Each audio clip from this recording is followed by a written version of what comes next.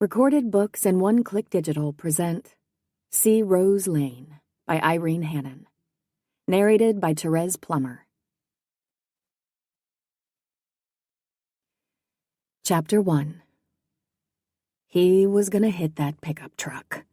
As the vehicle in front of him screeched to a halt, Eric Nash flung his cell toward the passenger seat, clenched the wheel, and jammed the BMW's brake to the floor. Too late.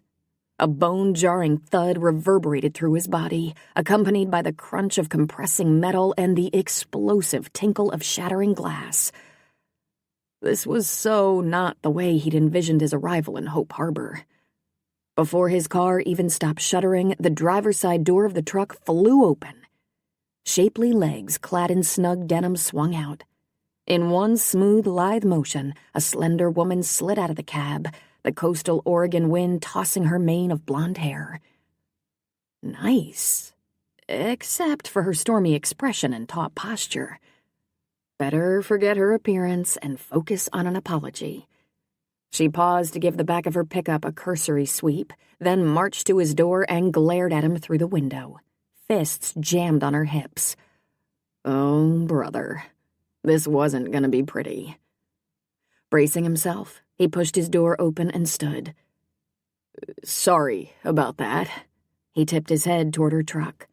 She slammed her arms across her chest, leaned sideways, and homed in on the phone resting on his front passenger seat. In case you didn't know, it's illegal to use a cell while driving in Oregon. Of course he knew that. He'd know it even if he wasn't an attorney. The controversial law had received a serious amount of press. But he was almost at his destination, and Hope Harbor wasn't exactly Portland. The only real traffic here was at lunchtime, if Charlie's was open, and if there was a run on his fish tacos. However, it wasn't yet noon, and he wasn't anywhere near the wharfside stand. I'm aware of the law, but making a quick call on a quiet back street should have been safe. It wasn't. Look, I said I was sorry. My insurance will cover any damage. Her eyes narrowed. Money doesn't fix every problem. Sheesh. Talk about an attitude with a capital A. It will fix your truck. He surveyed the muddy vehicle. Not that it'll be easy to tell what damage I caused versus what might already be under the dirt. If she could be nasty, so could he. She bristled, and tiny pieces of something drifted out of her hair. Squinting, he shaded his eyes against the late morning sun high in the sky on this early July day. Was that sawdust? It rains a lot here, okay? I have better uses for my time than washing a vehicle that will be muddy again tomorrow. And not that it's any of your business, but I prefer to spend my money on more important things than a hunk of metal. Obviously. He gave the truck another dubious once-over. With that pithy retort, she stalked back to the front of his car. He trailed after her. Why did you stop so suddenly anyway? A dog ran in front of me. I didn't see a dog. You didn't see me brake either. If you kept a few car lengths between us and been paying more attention to the road, you could have stopped in time. She bent to inspect her truck again. Lucky for me, this baby's sturdy. I don't see any serious damage. She shifted her attention to his car. Your wheels, however, are gonna need some work. For the first time, he gave the BMW his full attention. The left front fender was crinkled, the broken glass from the headlight glinting on the pavement. Great. Wasn't it enough that his career was in shambles and his future in limbo without adding a smashed-up car to his list of woes? He wiped a hand down his face. Some homecoming this was turning out to be. There's a body shop in Bandon. At least the woman's tone was a shade less hostile now. Yeah, I know. Marv's. So, you want me to call the police? File an accident report? The chief can get here fast. I passed her a few blocks back. And have Lexi read him the riot act, maybe even cite him for using his cell while driving? Not a chance. Why don't we just exchange contact information? I don't need yours. I won't be calling my insurance company. But I'll give you mine." She rummaged through her pockets, the faint hint of a southern accent lingering in the air. "I thought I had some business cards with me, but this'll work." She pulled out a dog-eared receipt and scribbled on the back with the stub of a pencil. Eric skimmed the slip after she handed it over. No name, just a phone number, with a local area code. "I take it you live around here?" "Yeah." She retreated a step and tucked her fingers in her front pockets. "You want to see if your car is drivable before I leave?" He examined the BMW again. It wasn't listing, and the tire was holding air. "I think the damage is mostly cosmetic. I don't have far to go. I'll be fine." "Suit yourself." She strode back to the cab of her truck, stopping at the door to skewer him with one final scowl. "And do yourself a favor. Ditch the cell while you're driving." Without waiting for a response, she swung up behind the wheel, started the engine, and drove off, spewing noxious fumes in her wake. Eric turned away from the billow of reeking exhaust, shoved the slip of paper with her number in the pocket of his jeans, and sighed. After psyching himself up during the 5-hour drive from Portland to share the bad news with his father, he'd been as ready as possible for that conversation when he drove past the Welcome to Hope Harbor sign. Had even tried to call his dad seconds before the fender bender to alert him of his approach. Softening the surprise of this unexpected visit with a few minutes' warning had seemed like the considerate thing to do. But since his dad hadn't answered, and since the accident had totally unpsyched him, why not take a walk on the beach, past the soaring sea stacks, before he headed home? The salt air and sea breeze had always given him a lift, helped clear his mind, calmed him when he needed it most. And he could use some calm about now. Trudging back to the driver's side door, he tried to look on the bright side. His life might be a wreck, but the car was fixable, and no one had been hurt. There was another plus, too. This day couldn't get any worse.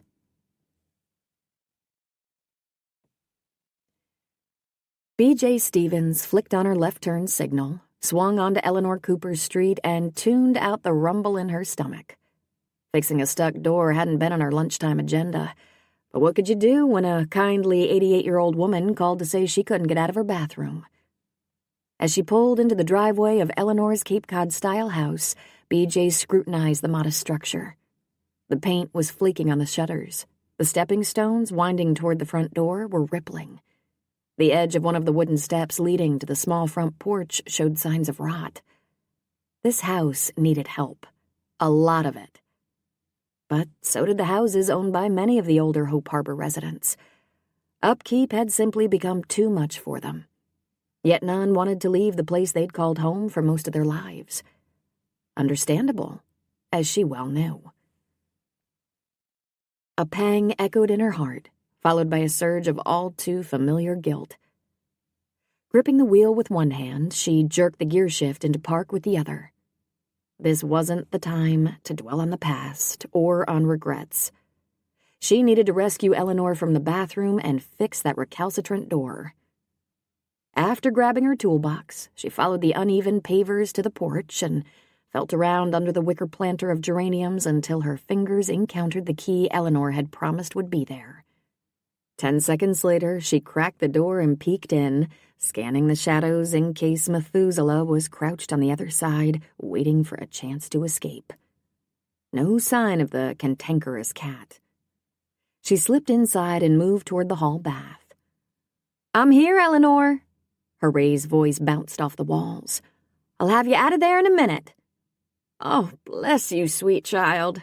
Relief infused the older woman's muffled words. "I'm sorry to bother you during the workday." "Don't worry about it. I was on my lunch hour." B.J. set her toolbox on the carpet beside the gold and black striped feline who'd taken up sentry duty outside the bathroom door. "Hi, Methuselah." She stroked his soft fur, earning her a mellow meow. "How long has the door been giving you trouble, Eleanor?" 6 or 8 weeks, I imagine. It's been getting worse, but I never thought it would trap me inside. A firm tug has always done the trick if it gets stubborn." BJ tested the door. Definitely stuck. "Let me give it a push. Can you back away from the door?" "Yes, I'm tucking myself into the corner now." "All set." BJ positioned her shoulder against the wood and shoved. The door shimmied but didn't release its hold on the frame. She tried again, putting more muscle into the effort. This time, it gave way. Instantly, Methuselah wove around her legs and disappeared into the bathroom. Once the door swung open, she turned her attention to Eleanor. The older woman's trademark neat chignon had loosened, releasing wisps of soft white hair. Her cheeks were flushed, and there was a bruise forming on the back of the hand she lifted to smooth down the wayward tendrils. "How long were you stuck in here?" BJ edged back to let Eleanor escape the confined space, Methuselah meowing at her heels. "About an hour. I tugged on the door, rested a bit, tugged on it some more. Thank goodness I had my phone with me. I thought about calling 911, but that seemed extreme." She paused in the hall to adjust her glasses and fuss with her hair, gripping her walker with one hand. "I imagine I look a sight." "No, but you do have a nasty bruise on your hand." BJ gently touched the aging skin. Eleanor flexed her fingers and studied the black and blue splotch. "I lost my grip on the knob during one attempt and banged my hand against the vanity. No harm done, though. This old skin bruises if you breathe on it. I'll be fine. Now what do you suppose is wrong with that door, aside from humidity?" BJ gave the hardware on the doorframe a quick inspection. "Humidity doesn't help, but some of the screws and the hinges are also loose. That can cause a door to sag." She pulled out a screwdriver and tried tightening a couple, but they were stripped. Of course. A simple fix would be too easy. She rooted among her tools, found a longer screw, and replaced the one closest to the center of the jamb, tightening until it dug into fresh wood. "Let's see if this helps." She straightened up and tried the door. It opened, but under protest. "That's a big improvement." Eleanor patted her arm encouragingly. "Not big enough. I don't want you getting stuck again." Once more, she dug around in her toolbox, withdrawing a few toothpicks and some wood glue. "What are you doing now?" Eleanor leaned closer to watch, while Methuselah nosed into the box. "I'm going to coat the toothpicks with glue and shove them into the screw holes. Once they dry, it'll be like new wood and I can reset the screws. That should fix the problem. But if not, I'll try shimming one or two of the hinge mortises." "My, you certainly know your stuff." BJ grinned. "You're easy to impress." "Not at all. I just recognize talent. LA's loss was Hope Harbor's gain when you moved here last year." "It was a positive change for me, too." BJ continued to work with quick efficiency as she spoke. If she finished fast, she might still be able to swing by Charlie's and grab an order of tacos on her way back to the job site. "You know, there's one thing I can't understand." Eleanor's tone grew thoughtful. "What's that?" If the older woman wanted a lesson in carpentry, BJ was happy to oblige. "With all your talent and beauty, plus your kind, caring heart, I can't believe some smart, handsome man hasn't wooed and won you by now." BJ's fingers spasmed on the glue bottle. A spurt of white paste shot out, coating the toothpick and her fingers before dripping onto the tile floor. And Methuselah. The cat yowled and sprang back. "Oh, mercy!" Eleanor's hand flew to her chest. "I must have distracted you.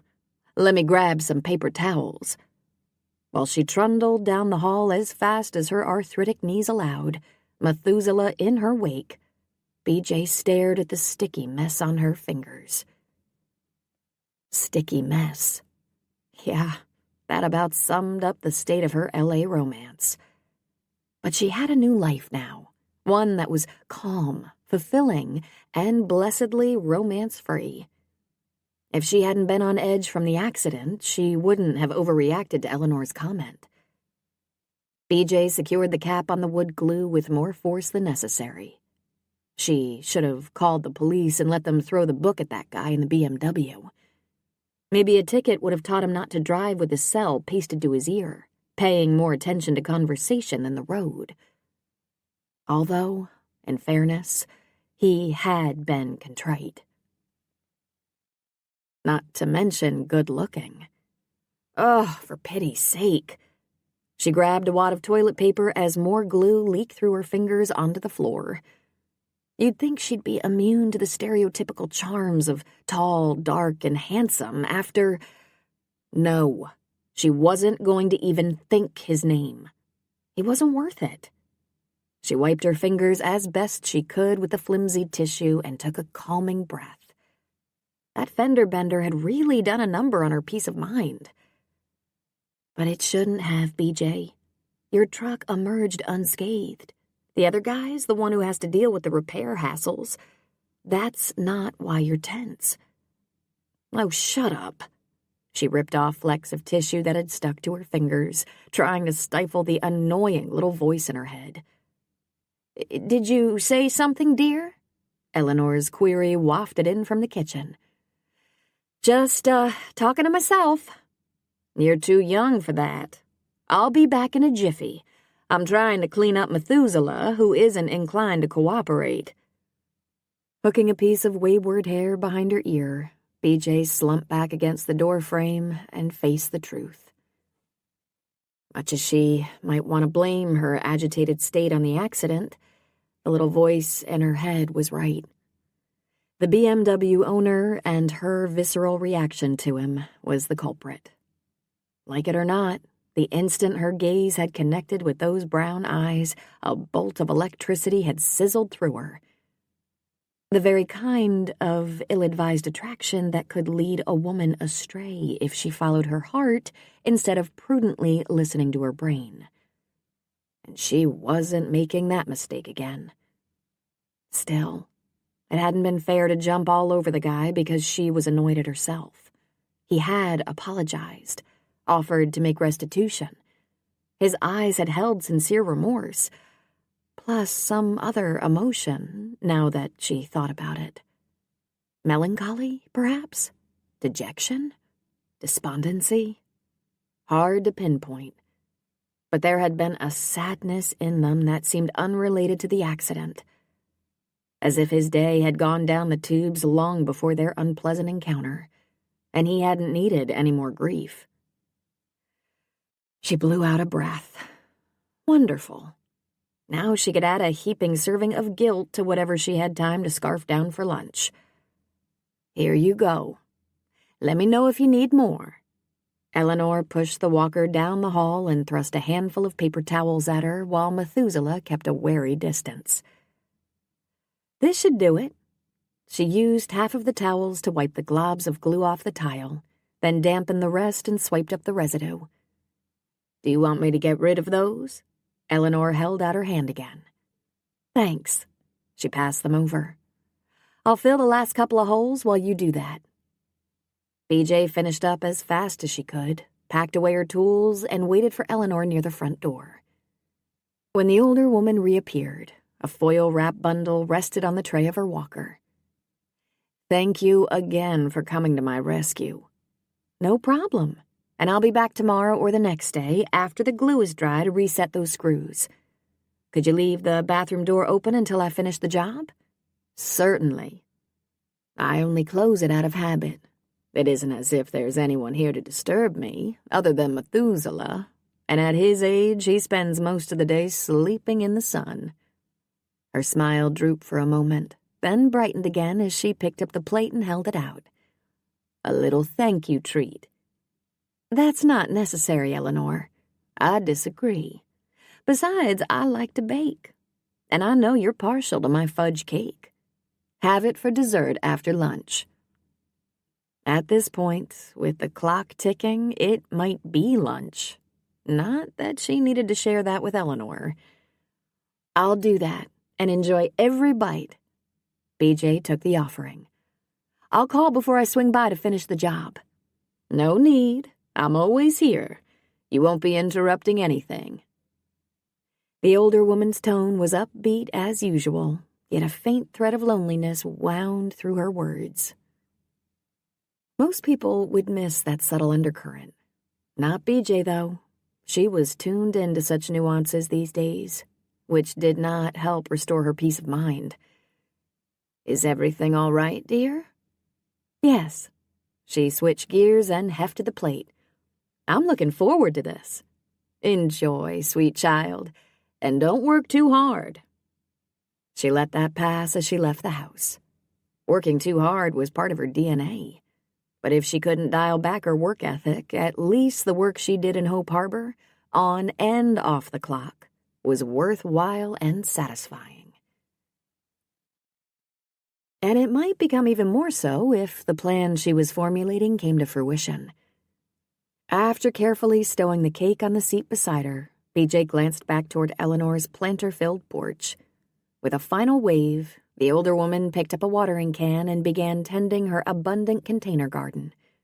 BJ put the truck in reverse and checked the clock on the dash. No time for a swing by Charlie's. But her appetite had disappeared anyway, thanks to the unsettling conversation with Eleanor about romance, and a disturbing encounter with a good-looking stranger, which was dumb.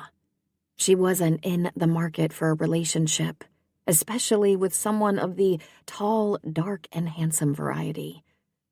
Maybe someday, some very distant day, far down the road, she'd entertain the notion of love again. Maybe.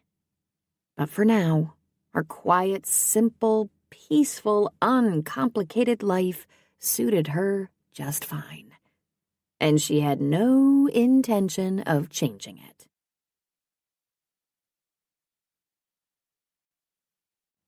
Chapter 2. His childhood home was a construction site.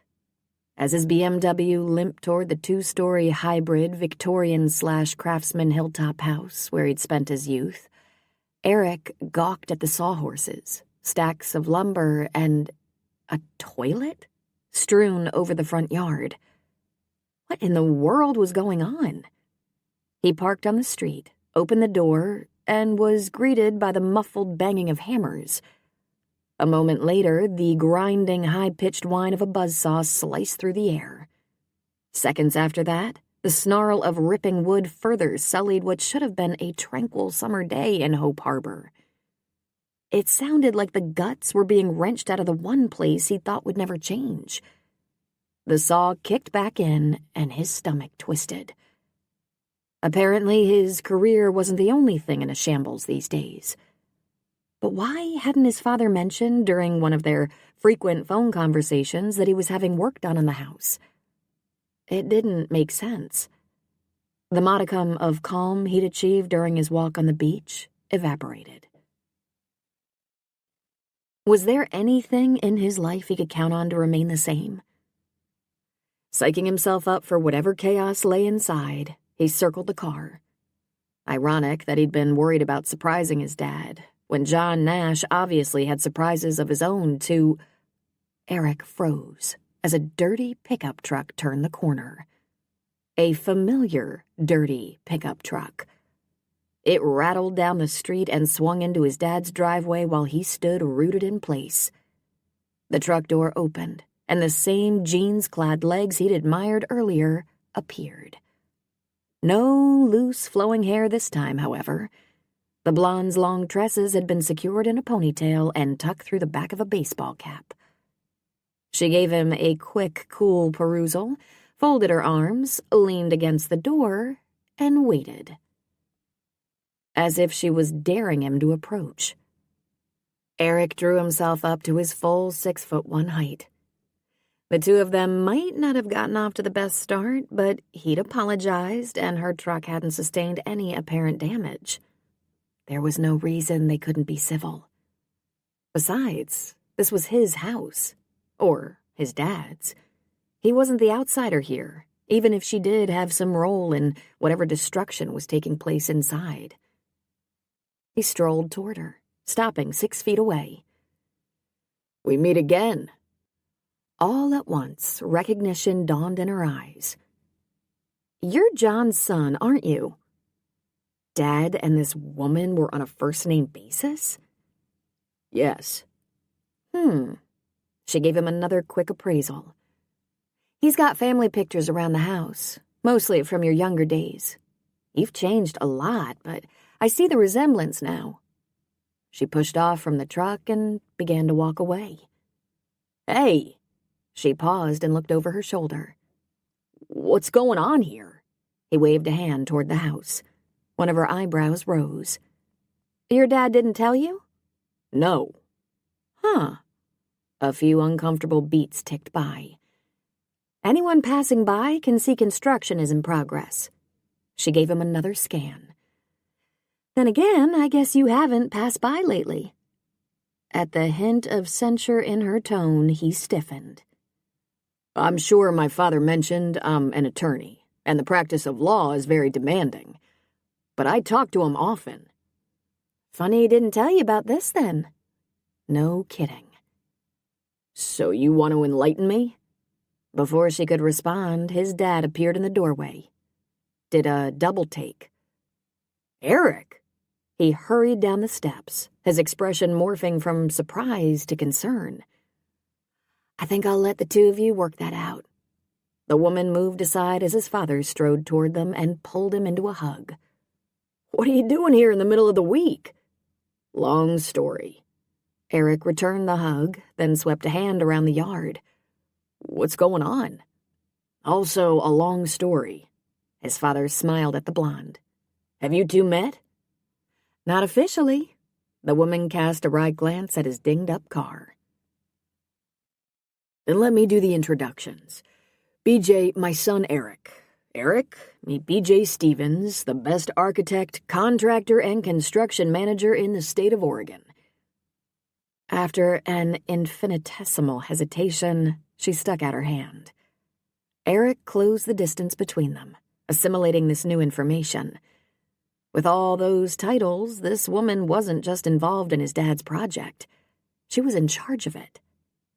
However, once he gripped her slender fingers, once he got an up-close view of her intelligent green eyes and the faint freckles dusting her pert nose, assimilation gave way to admiration. BJ Stevens might not be the warmest or friendliest female he'd ever met, but she was the prettiest, hands down. Even if her palms were calloused, her nails unpolished, and her face free of makeup.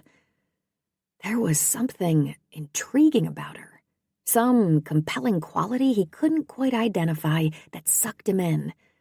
Strength, character, integrity. Whatever it was, it scored high on his appeal meter.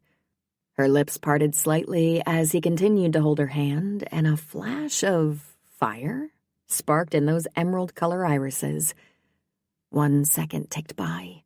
2, 3. All at once, a sizzle of electricity zipped through the air, so strong it...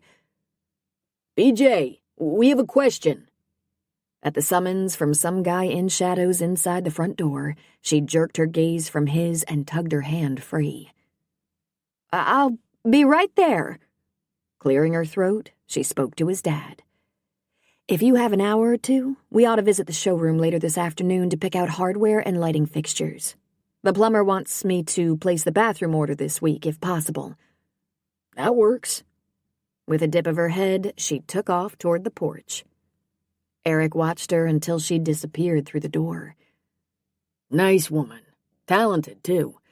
I was lucky to get her for this job. Smart and pretty is a winning combination, don't you think?" He turned to find his father watching him with amusement, and his neck warmed. Instead of responding, he asked a question of his own. "What job would that be?" His father had transferred his weight from one foot to the other, a distinct uneasiness replacing his amusement. "You're not gonna like it." Uh-oh. Eric shoved his hands in his pockets and clenched his fists. "Go ahead, lay it on me." "I'm converting the 4 bedrooms upstairs into 2 suites." Why? Because I'm going to open a B&B. A B&B. He tried to wrap his mind around the notion as he said the words. As in bed and breakfast? Yes. But why do you want to let strangers stay in our house? They won't be strangers once I meet them. His dad flashed him a quick smile, then grew more serious. It's a big house, Eric. Too big for me. But you and your mom and I made a lot of great memories here, and I didn't want to leave. So I figured, why not let other people make great memories here too? Plus, this'll give me a chance to put to use those culinary courses I took in Coos Bay after I retired. I'm gonna call it Seabird Inn. Great name, don't you think? The question registered on only a peripheral level, as Eric tried to picture his dad, a man who'd never prepared a full meal until his wife died 6 years ago, cooking a gourmet breakfast for strangers every morning. It wouldn't compute. I thought that you valued your privacy. You always said that much as you love people, your home was your sanctuary. It still will be. I added a small extension to the family room, and the whole back of the first floor will be innkeeper's quarters. My private domain if I want to escape my guests. But I plan to mingle a lot. He clasped his hands behind his back, and his tone grew melancholy. The truth is, since I retired, it's been a little lonesome around here, and too quiet. It would be nice to hear laughter ring through the rooms again. A sharp jab prodded Eric's conscience. If he'd carved time out of his schedule to come home more often, maybe his father wouldn't have decided to shake the foundations of his life. Literally. He exhaled. You wouldn't have done this if I'd been around more, would you? Hey.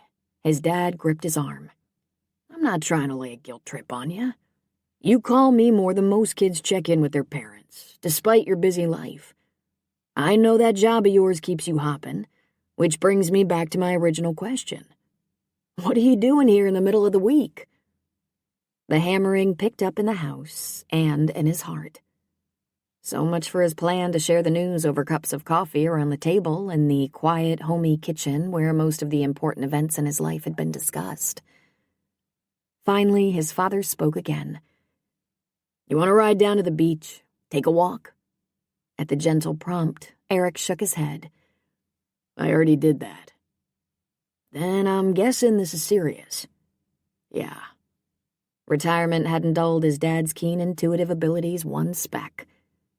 Silence fell between them as his father gave him space, waiting until he was ready to share his news. But he'd never be ready, and postponing the inevitable was pointless. Summoning up his courage, Eric spit out the foul-tasting words. I don't have a job anymore. His father stared at him. They fired you? Not according to my boss. That term isn't PC these days. Despite Eric's attempt to coax up the corners of his mouth, they refused to budge. He said we were being laid off as part of a strategic repositioning in a difficult economy. But a rose by any other name. I can't believe it. His father seemed as stunned as Eric had been yesterday afternoon when his boss dropped the bomb. Me neither. I knew a lot of law firms were struggling, that the market for high-end legal services was shrinking. Corporate clients are beefing up their in-house legal staffs, outsourcing routine work to less expensive contract lawyers, sending legal research overseas, and capping fees, but I thought we were doing okay. You should have been. Your firm is one of the largest in Portland. They have offices all over the country, all over the world. Ironic, isn't it? A touch of bitterness etched his words. I always assumed going with a large established firm was a guarantee of job security. I guess the joke's on me.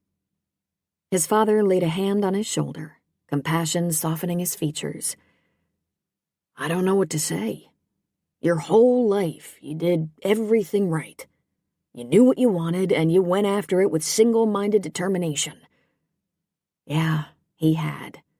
He'd excelled in high school, been accepted by a great college, attended a prestigious law school. graduated at the top of his class, and landed a job in a solid firm where he'd planned to become a partner and stay until he retired. And now, instead of realizing that dream, he was unemployed, his well-plotted career in ruins. Pressure built in his throat, and he blinked to clear his vision. Doesn't seem fair, does it? Not even close. His father drew in a lungful of air, let it out. Days like this can make you wonder what the good Lord is thinking. That's an understatement. In fact, Eric stopped. Someone with a rock-solid faith who prayed daily wouldn't take kindly to negative comments about the Almighty. Don't be mad at God, son. His father's tone was gentle. Mad? Hardly. He'd been too fixated on building his career to give God more than a passing thought over the past decade. Truth be told, the Almighty was so far off his radar he hadn't connected this whole fiasco with him until his father mentioned it. I'm not. It was an honest answer, if incomplete. Glad to hear it. Because bad as this whole situation smells now, I'm guessing he has a new direction in mind for you. That a better path lies ahead. It would be nice if he let me in on it. Eric didn't try to mask his skepticism. He will, in his own time, and you've come to the perfect place to hear his voice. There's nowhere better than Hope Harbor for clearing the mind. How long has it been since you had a real vacation? And I don't mean a long weekend. I can't remember.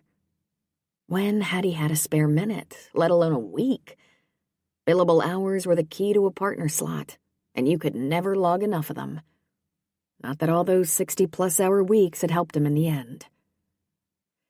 Then you need to stay a while, unless you have other plans. I don't have any plans, period. Which felt weird. He'd always operated from a meticulous game plan. You know, that might be for the best. His father's demeanor grew pensive. Sometimes good things come our way when we're open to new opportunities. That was possible, but there wasn't much chance any great opportunities would find him here. For all its charms, Hope Harbor didn't offer many career options for those with ambitious aspirations. Nevertheless, hanging around for 2 or 3 weeks couldn't hurt. With 6-month severance and benefits, he could afford to chill a bit. You certain you have room for me in that construction zone? He swept a hand toward the house. There'll always be room for you here. I can't offer you the plushest accommodations yet, but the sleeper sofa isn't bad. And I'll whip you up some gourmet breakfast to compensate for the makeshift bed. I've been honing my skills on the very appreciative work crew. You might be surprised what your old man can do with a few eggs and assorted other ingredients these days. Sold. I'll grab my bags from the car. He started to turn away, only to have his father once again take his arm. Can I tell you one more thing?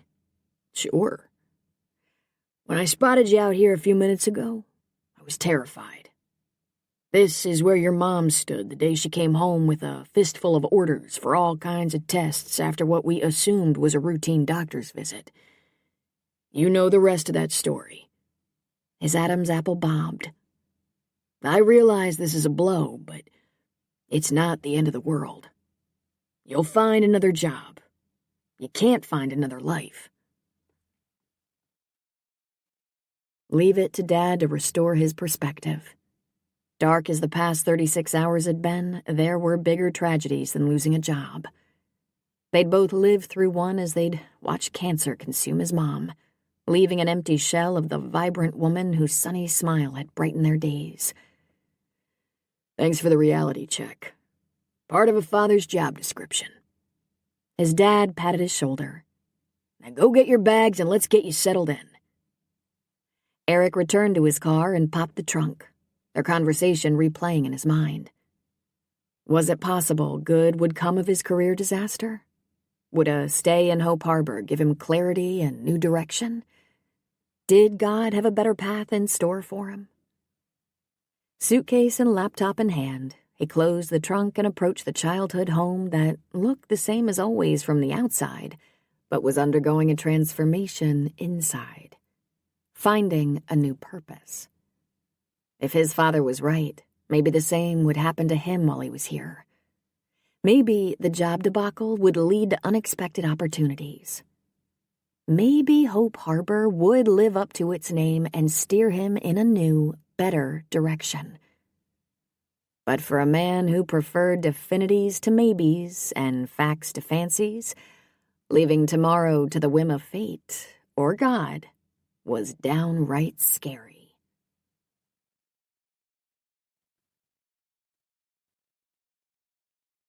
"I bet you're hungry, aren't you?" Eleanor spread a spoon of tuna salad on a piece of toast while Methuselah fixed his amber eyes on the bowl of chunks she'd set aside. He meowed, whiskers twitching. "My sandwich will be ready in a minute, then we can eat together. How's that?" Another meow, except this one sounded a bit cross. "Patience isn't your strong suit, my friend. You're becoming a grumpy old cat." He swished his tail and lifted his nose in the air. "See what I mean? But who am I to point fingers? I'm becoming an eccentric old woman who talks to cats." She finished making her sandwich, placed it and the tuna chunks on the tray of her walker, and shuffled over to the table. After setting her plate beside a glass of milk, she lowered the tabby's dish to the bench seat beside her that ran the length of the table. Methuselah gave her a doleful look. "Sorry, my friend. My bending down to the floor days are over." With a resigned snuffle, he slowly climbed up on the box she'd put there for his use and hauled himself up to the bench. His old arthritic joints must be as stiff as hers today. She lowered herself into her seat and twined her fingers together. "Thank you, Lord, for this food, for the flowers that brighten my days, and for my feline friend here. Thank you, too, for the kindness of people like BJ. Please keep me healthy enough to stay in this house until you call me home. Amen." As usual, Methuselah was halfway through his lunch by the time she finished the simple prayer. She knew the drill by now. Once he scarfed down the last morsel, he'd pad into the living room and claim his usual spot in the circle of afternoon sun streaming through the front window, leaving her alone to finish her meal. The tick of the old-fashioned clock over the sink was loud in the quiet house as she tackled her lunch. Perhaps this afternoon she'd give Rose or Anna a call and have a chat, or invite them to stop by and share a piece of fudge cake. No, that wouldn't work. Anna was busy with that cranberry cake business she'd gotten involved in, and since it was Wednesday, Rose would be tending the flowers in the planters along the wharf with her crew of volunteers. A crew Eleanor had been a part of until her knees gave out. The bite of sandwich lodged in her windpipe, and she took a long swallow of milk, but she couldn't dislodge the feeling of uselessness that plagued her these days. Methuselah finished the last of his tuna, licked his lips, and stretched. "I see you beat me again." In response, he hunkered down and slid to the floor, his leaping days long past, as were hers. All she could do was hobble along in an old lady shuffle behind that obnoxious walker. But after the dire warning her doctor had issued about broken hips following her little tumble in April, refusing to use it would have been foolish. Her crotchety companion disappeared through the door into the living room, and she pushed her plate aside, a wave of melancholy sweeping over her. Lord knew she tried to keep up a happy front in public. Complaining about your lot in life, dragging others down, was wrong. And she did an excellent job presenting a cheery facade to the world. Not a soul in Hope Harbor would guess that sweet old Eleanor Cooper, with her perennially sunny smile, waged a fight against darkness every day. One that grew harder to win with every passing week. It was the evil one at work, no doubt about it. He was always on the lookout for weaknesses to exploit. This, however, was one battle he wouldn't win. Her faith was strong. She might not see much purpose in her life anymore, but God must, or he'd have called her home long ago. Hadn't Reverend Baker said last Sunday it was easy to row a boat toward shore in calm water, but much more difficult to stay the course when seas got rough. No one knew that better than her. Shoulders slumping, she pushed herself to her feet, waited until her unreliable body adjusted to the new position, trundled the walker over to the fridge and slid her half-eaten sandwich inside. Once it was stowed, she lingered over the photos secured to the door with magnets. Most were old and yellow now, crinkled around the edges, showing signs of their age, just as she was. But the memories they brought back were still sweet and fresh. Stan and her at the Eiffel Tower on their 25th anniversary. The two of them stacking canned goods in the food pantry at church. On stage at the awards banquet where she'd been honored for her behind-the-scenes volunteer work with Birthright. Hosting a party for friends from church who were leaving for Africa on a mission trip. If there were no children in the photos, well, that had been God's design too. But he'd blessed them in many other ways, mitigating that deep sadness. She reset the magnet on a photo that was slipping. No, she had no complaints about her past. For the most part, her days had been happy and rewarding. She'd made a difference. Her life had mattered. Not anymore, though. Now she was a taker instead of a giver, relying on the kindness of others to keep her in her house, get her to church, do her grocery shopping, even liberate her from her own bathroom. A film of moisture further blurred her diminished vision. Maybe it was time to admit defeat and move to that senior living center in Coos Bay. She'd had the brochure for months, and they called on a regular basis. A friendly young woman had even picked her up, taken her on a tour, and treated her to lunch in the dining room. It was a pleasant place, but it wasn't home. She examined the cozy kitchen. This might not be the house near the harbor where she'd been raised, or the spacious 2-story she and Stan had shared in Seattle for most of the 39 years of marriage God had granted them. But it had been home for the 23 years since she'd returned to the town that held all her cherished early memories. How could she leave? Hope Harbor and this house were her world. Her knees began to ache, and she turned away from the photos. Better get to her recliner before one of the joints gave out. Methuselah was in his favorite spot in the living room, curled up in a sunbeam, satisfied and happy, when she plodded past. Too bad she couldn't find contentment as easily. She lowered herself into her chair and picked up the large print book BJ had retrieved for her from the library. The suspense novel by one of her favorite authors would help her pass a few hours of the long, empty afternoon stretching ahead. Perhaps she'd nap a bit, too, like Methuselah, and pray that God would give her the strength to endure until he called her home.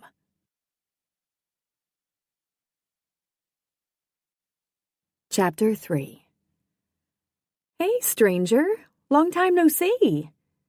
Shading her eyes against the sun, BJ pulled the nozzle out of her gas tank as an older model Civic drew up at the pump across from her. Tracy Campbell, no, Hunter now, waved at her through the driver's side window. Oops. I know I owe you an update on the house plans, but a few delays with the B&B project put me a little behind schedule on your job. She stuck the nozzle back in the pump while Tracy climbed out of the car. That, plus doing home repairs for lots of the older folks in town who call helping hands for assistance. And that's not counting all you do for Eleanor. I don't mind volunteering my skills for charity. Of course, Tracy would know about the stuff she did through Helping Hands. Her husband was director of the charitable organization, and she was active in the group herself when Cranberry Farm duties allowed. But who'd clued her in about Methuselah's owner? As for Eleanor, I don't do that much for her. That's not what I hear. From who? Tracy swiped her credit card in the pump and grinned. It's a small town, remember? Everybody knows everything and is only too happy to share news. However, in this case, my scoop came from the source. I took her a loaf of cranberry nut cake last week, and she sang your praises during my visit. I'm feeling a tad displaced. Don't be.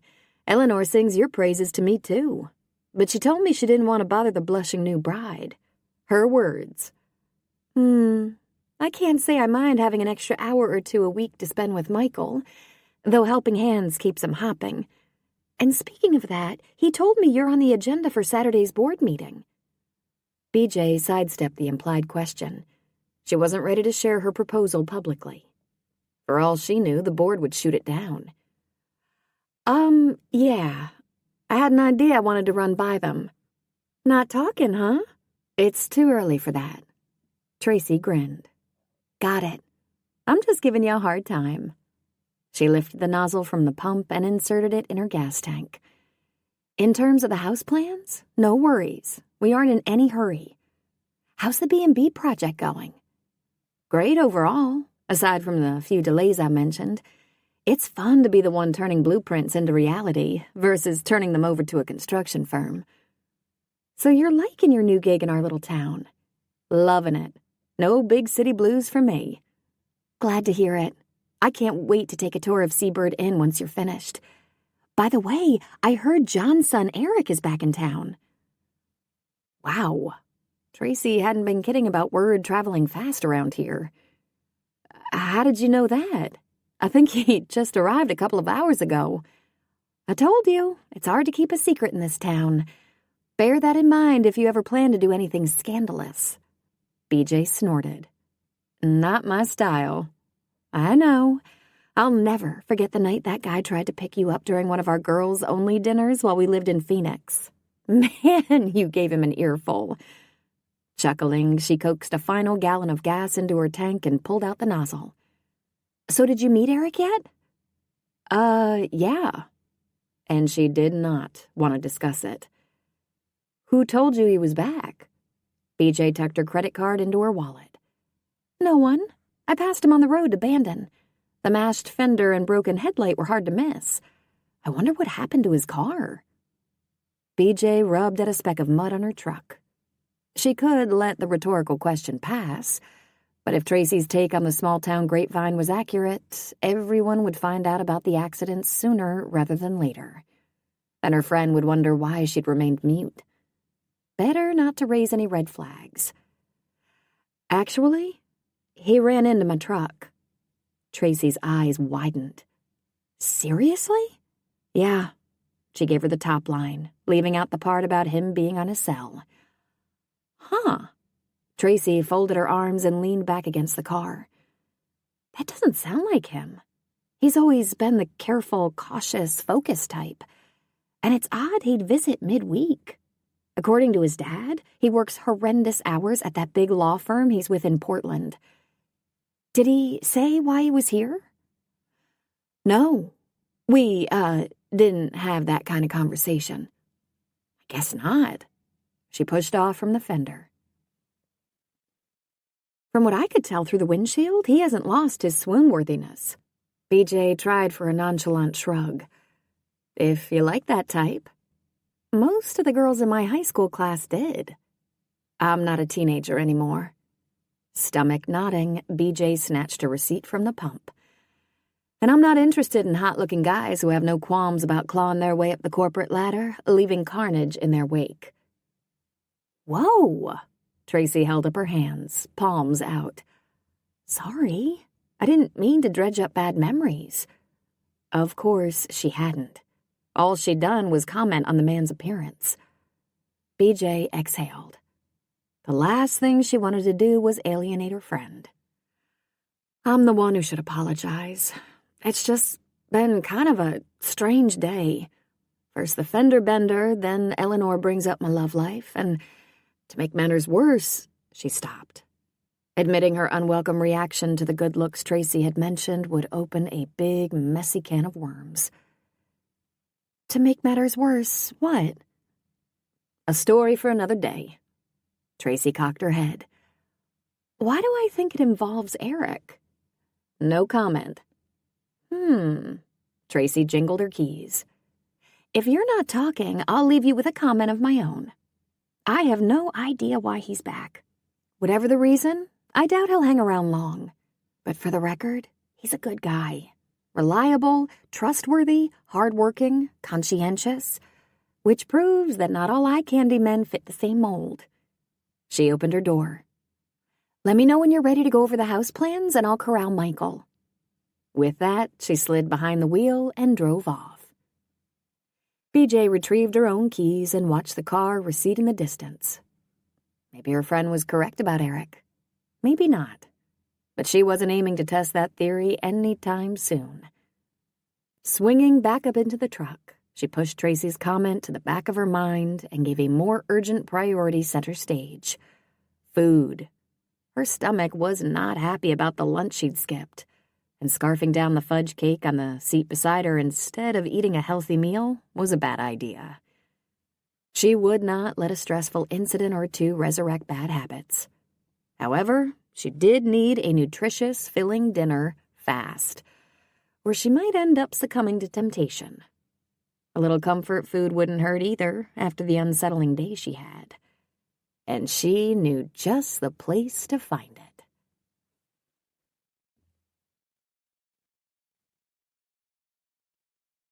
Eric parallel parked his rental car on Dockside Drive and did a slow sweep of the marina across the street.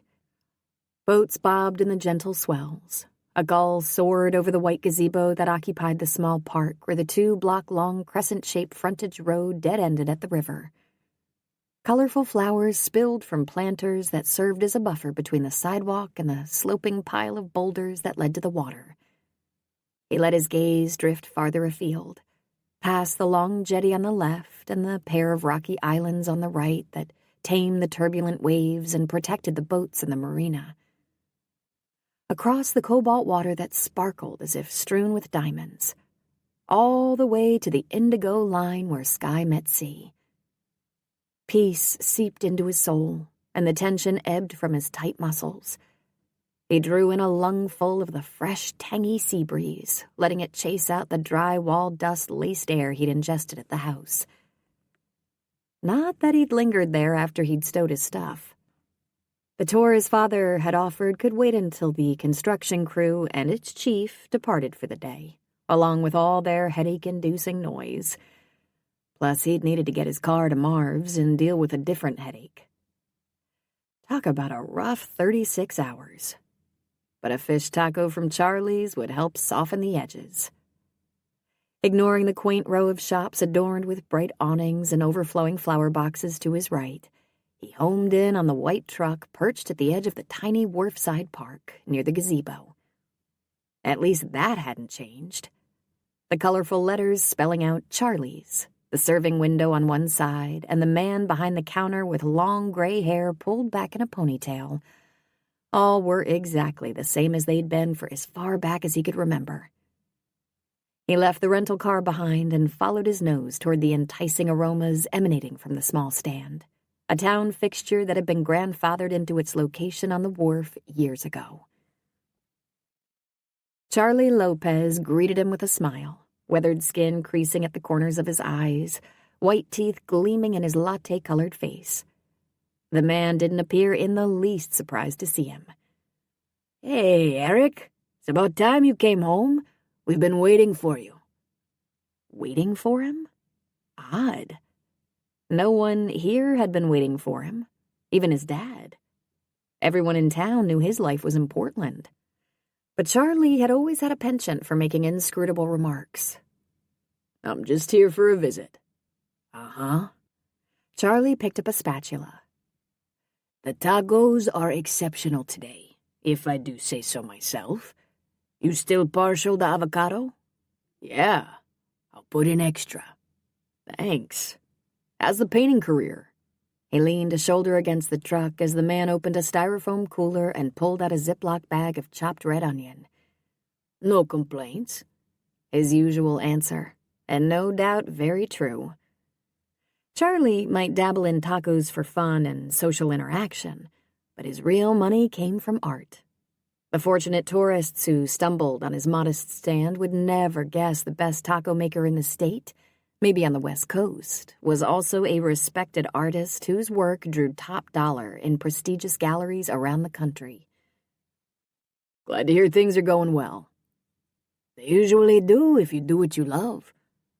"Not necessarily." Eric swallowed past the sudden thickness in his throat and remained silent.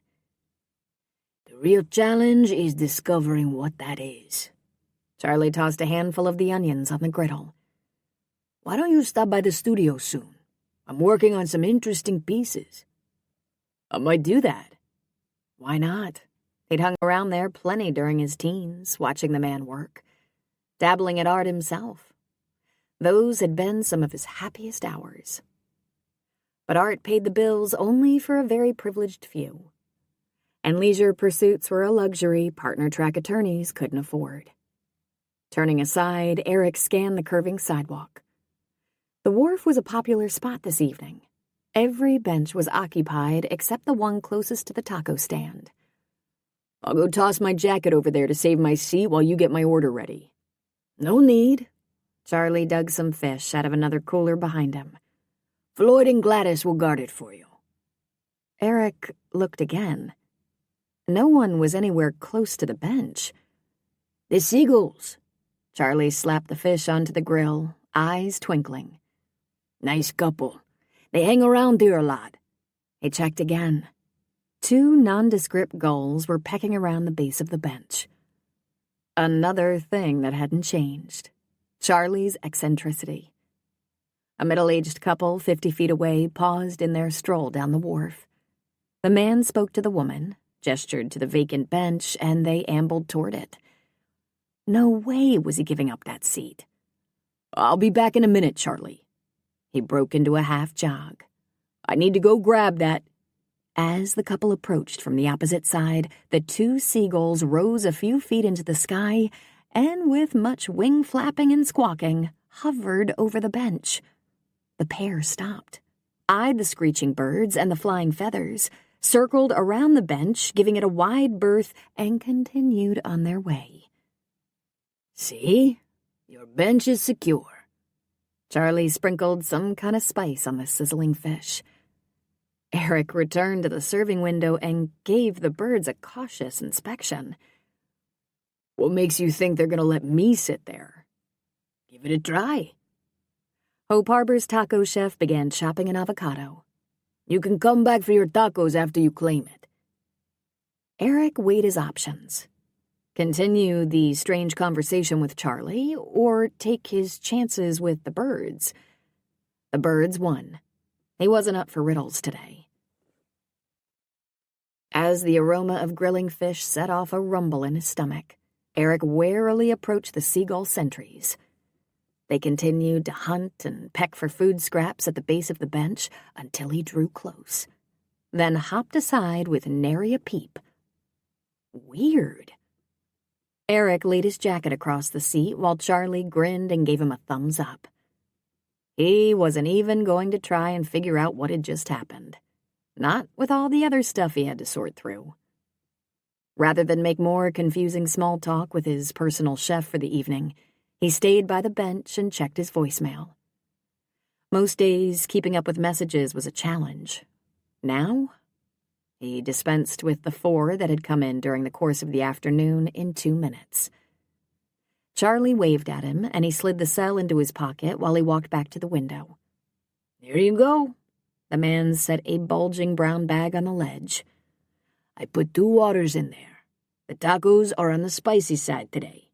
I like spicy. Eric pulled out his wallet. I don't suppose you're taking credit cards now? Nope. You ever put in Wi-Fi at the house? Nope. Eric counted out some bills. Tell me you finally got cable. Nope. I'd rather watch live action from here. Hope Harbor has it all, you know. Better than any TV show. Drama, comedy, joy, sorrow, laughter, tears, love. This town is full of stories. He passed over some change.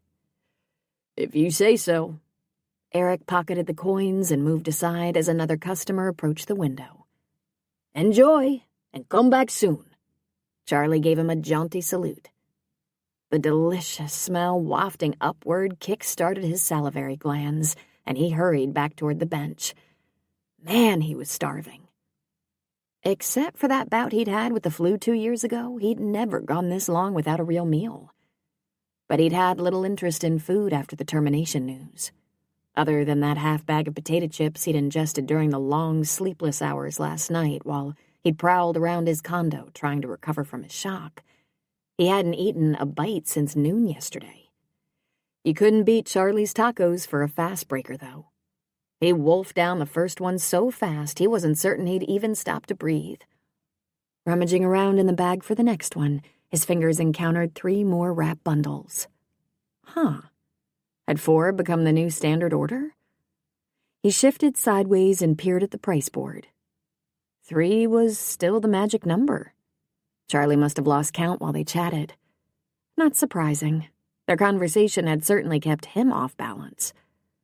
Whatever the reason for the bonus taco, he needed to pay for it. Eric rose, just as Charlie rolled down the aluminum window on the serving counter. He hustled over and caught Charlie as he emerged from the door in the back. "You gave me one too many tacos, Charlie. Let me pay you for the extra one." The man dismissed the offer with a flip of his hand. "Consider it a welcome home present. Save it for later if you don't want it now, or share it with someone." The man began to walk away. "Are you closing already? It's dinner time." "No, it's painting time. My muse is calling." He lifted a hand in farewell. "See you soon." Shaking his head, Eric watched the tall, thin man fade into the distance. Same old Charlie, letting the weather, the catch of the day, his mood, the current painting project in his studio, and who knew what else, set the always unpredictable hours for the taco stand. Good thing he hadn't dallied at the house, or he'd have had to wait another day to get his taco fix. He settled back onto the bench, dug out the second taco, and dived in. Halfway through, his hunger somewhat appeased, he slowed his pace and gave his surroundings some attention. The scene was nothing like his usual setting for dinner in Portland. There, he typically grabbed a to-go order from the cafe on the corner and ate dinner alone at his desk in the sleek, ultra-modern glass and chrome environs of the high-end firm where he'd spent most waking hours. This quaint harbor, with weathered boats gently rocking in their slips and gulls cavorting on the rough boulders that sloped down to the water's edge, was about as far from sleek and modern as you could get. He wasn't alone, though. Floyd and Gladys continued to lurk nearby. They weren't much on conversation, but their antics were amusing. Picking up his taco again, he took a deep breath, exhaled. More tension seeped out of his wired body. Maybe his dad was right. Spending 2 or 3 weeks in Hope Harbor might be smart. If he gave himself a chance to clear his mind, relax, it was possible A familiar dark blue pickup truck swung onto Dockside Drive farther up the street. Oh, no. Sinking down on the bench, he averted his head and angled away. B.J. Stevens might be pretty and appealing and the kind of woman he'd like to get to know better under different circumstances, but given their rocky start, she wasn't likely to be thrilled to cross paths with him again today, and he wasn't up for another sparring match. After a minute, he risked a peek over his shoulder. If he was lucky, the truck would be gone. But luck wasn't on his side today. Not only was the truck still on Dockside Drive, it was parked directly behind his rental car. Even worse, his father's architect was dashing across the street toward Charlie's shuttered taco stand. As she drew closer, however, she slowed, stopped, shoulders drooping. She pulled off her baseball cap and massaged her forehead, her posture spelling disappointment in capital letters. The savory aroma of the taco in his hand tickled his nose, reminding him he had an extra one in the sack on his lap. "Save it for later, or share it with someone." Charlie's words echoed in his brain, nudging his conscience. He crimped the bag closed and shut out the man's voice. He was not going another round with the willowy blonde today. The breeze picked up, ruffling her ponytail, and she put her cap back on. After one last sweep of Charlie's stand, she turned away. Yes, he was safe. Yet as she trudged away, clearly tired and hungry and let down, unbidden words tumbled out of his mouth. "Would you like to share mine?" She halted and swung toward him, looking as surprised as he felt. A few silent seconds passed before she spoke. "Thanks, but I can't take your dinner." Reprieved. No matter what had prompted him to make that foolish offer, she'd refused. Now he could enjoy the rest of his meal in peace. "I have extra." Charlie miscounted. His fingers crumpled the edge of the bag again. What was he, a ventriloquist's dummy? His lips were moving, but someone else seemed to be speaking. Again, she hesitated. More alien words bubbled up and spilled out. "I have an extra water, too. And there's plenty of room on the bench, unless Floyd and Gladys claim the other half." Faint furrows dented her brow as she glanced around the area and gave him a quizzical look. "The seagulls." He indicated the two birds pecking away at crumbs a few yards away. "You have pet seagulls?" "No. Charlie introduced us earlier. They're friends of his, apparently." Her brow smoothed and one side of her mouth quirked up. "That I can believe." She wiped her palms down her jeans. "I did have my heart set on a fish taco, so if you're sure..." He was in too deep to back out now. Resigned, he scooted over to give her extra room. She approached him as cautiously as he'd approached the seagulls earlier and perched on the far edge of the bench. He passed her the extra bottle of water and one of the remaining butcher paper wrap bundles from the bag. "They're great tonight." Charlie's tacos are always amazing. She set the water beside her and began unwrapping the white paper. "You eat here often?" "Uh-huh." "Not into cooking?" "Not much time for it." Silence fell between them. He took a few swigs of water while BJ put a healthy dent in her taco.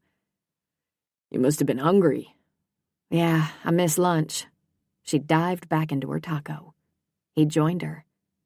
As he polished his off, his taut muscles began to ease again. The woman beside him seemed more inclined to eat than snipe tonight. That could change once her stomach was full, however. He gave her a surreptitious glance. Some sauce leaked out of her taco onto the corner of her mouth. His gaze strayed there and got stuck on her full, soft lips. "Close for the night?" With an effort, he tuned back into the conversation. "Sorry, I got distracted for a minute. Floyd and Gladys are, leaving." He motioned toward the two seagulls waddling away. Lame excuse, but it was the best he could do. "What did you ask me?" "When did Charlie close for the night?" "Oh." He pulled a napkin out of the bag. "A few minutes before you arrived." He held out the white square and tapped the corner of his mouth with his free hand. Too risky to look at hers again. "Some of Charlie's secret sauce escaped." She dabbed at it, then wiped her hands. Though she continued to hug the edge of the bench, her posture had relaxed a hair. "Thanks, that was perfect." "Do you want to split the last one?" "You're probably still hungry."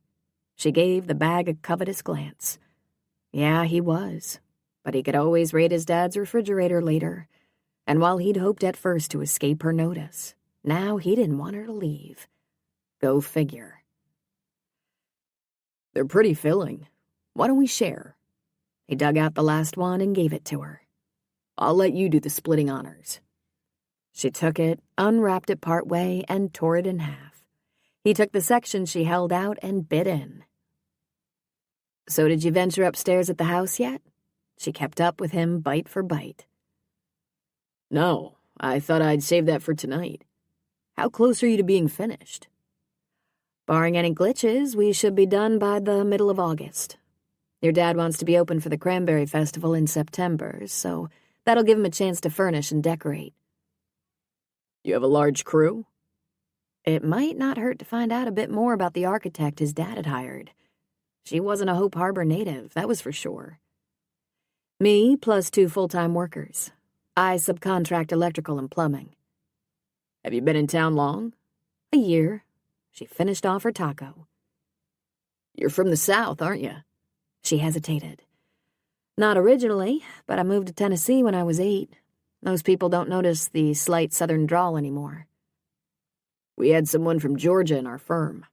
Her accent was similar to yours. You're a long way from home.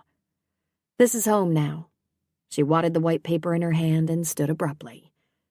Thanks for sharing your tacos. You don't have to eat and run. He adopted a teasing tone, but he wouldn't mind if she stuck around for a few more minutes. Yes, I do. I've got another commitment tonight. I'll see you around your dad's while you're here, I guess. That would be a safe bet. Well, she squeezed the crumpled paper into a tight ball. Have a nice evening. Without waiting for him to respond, she swiveled around, tossed her trash in one of the receptacles along the wharf, and strode back to her truck. Prickly thing. And not too anxious to talk about personal stuff, apparently. Why? He watched her climb into her truck, put it in gear, and pull away.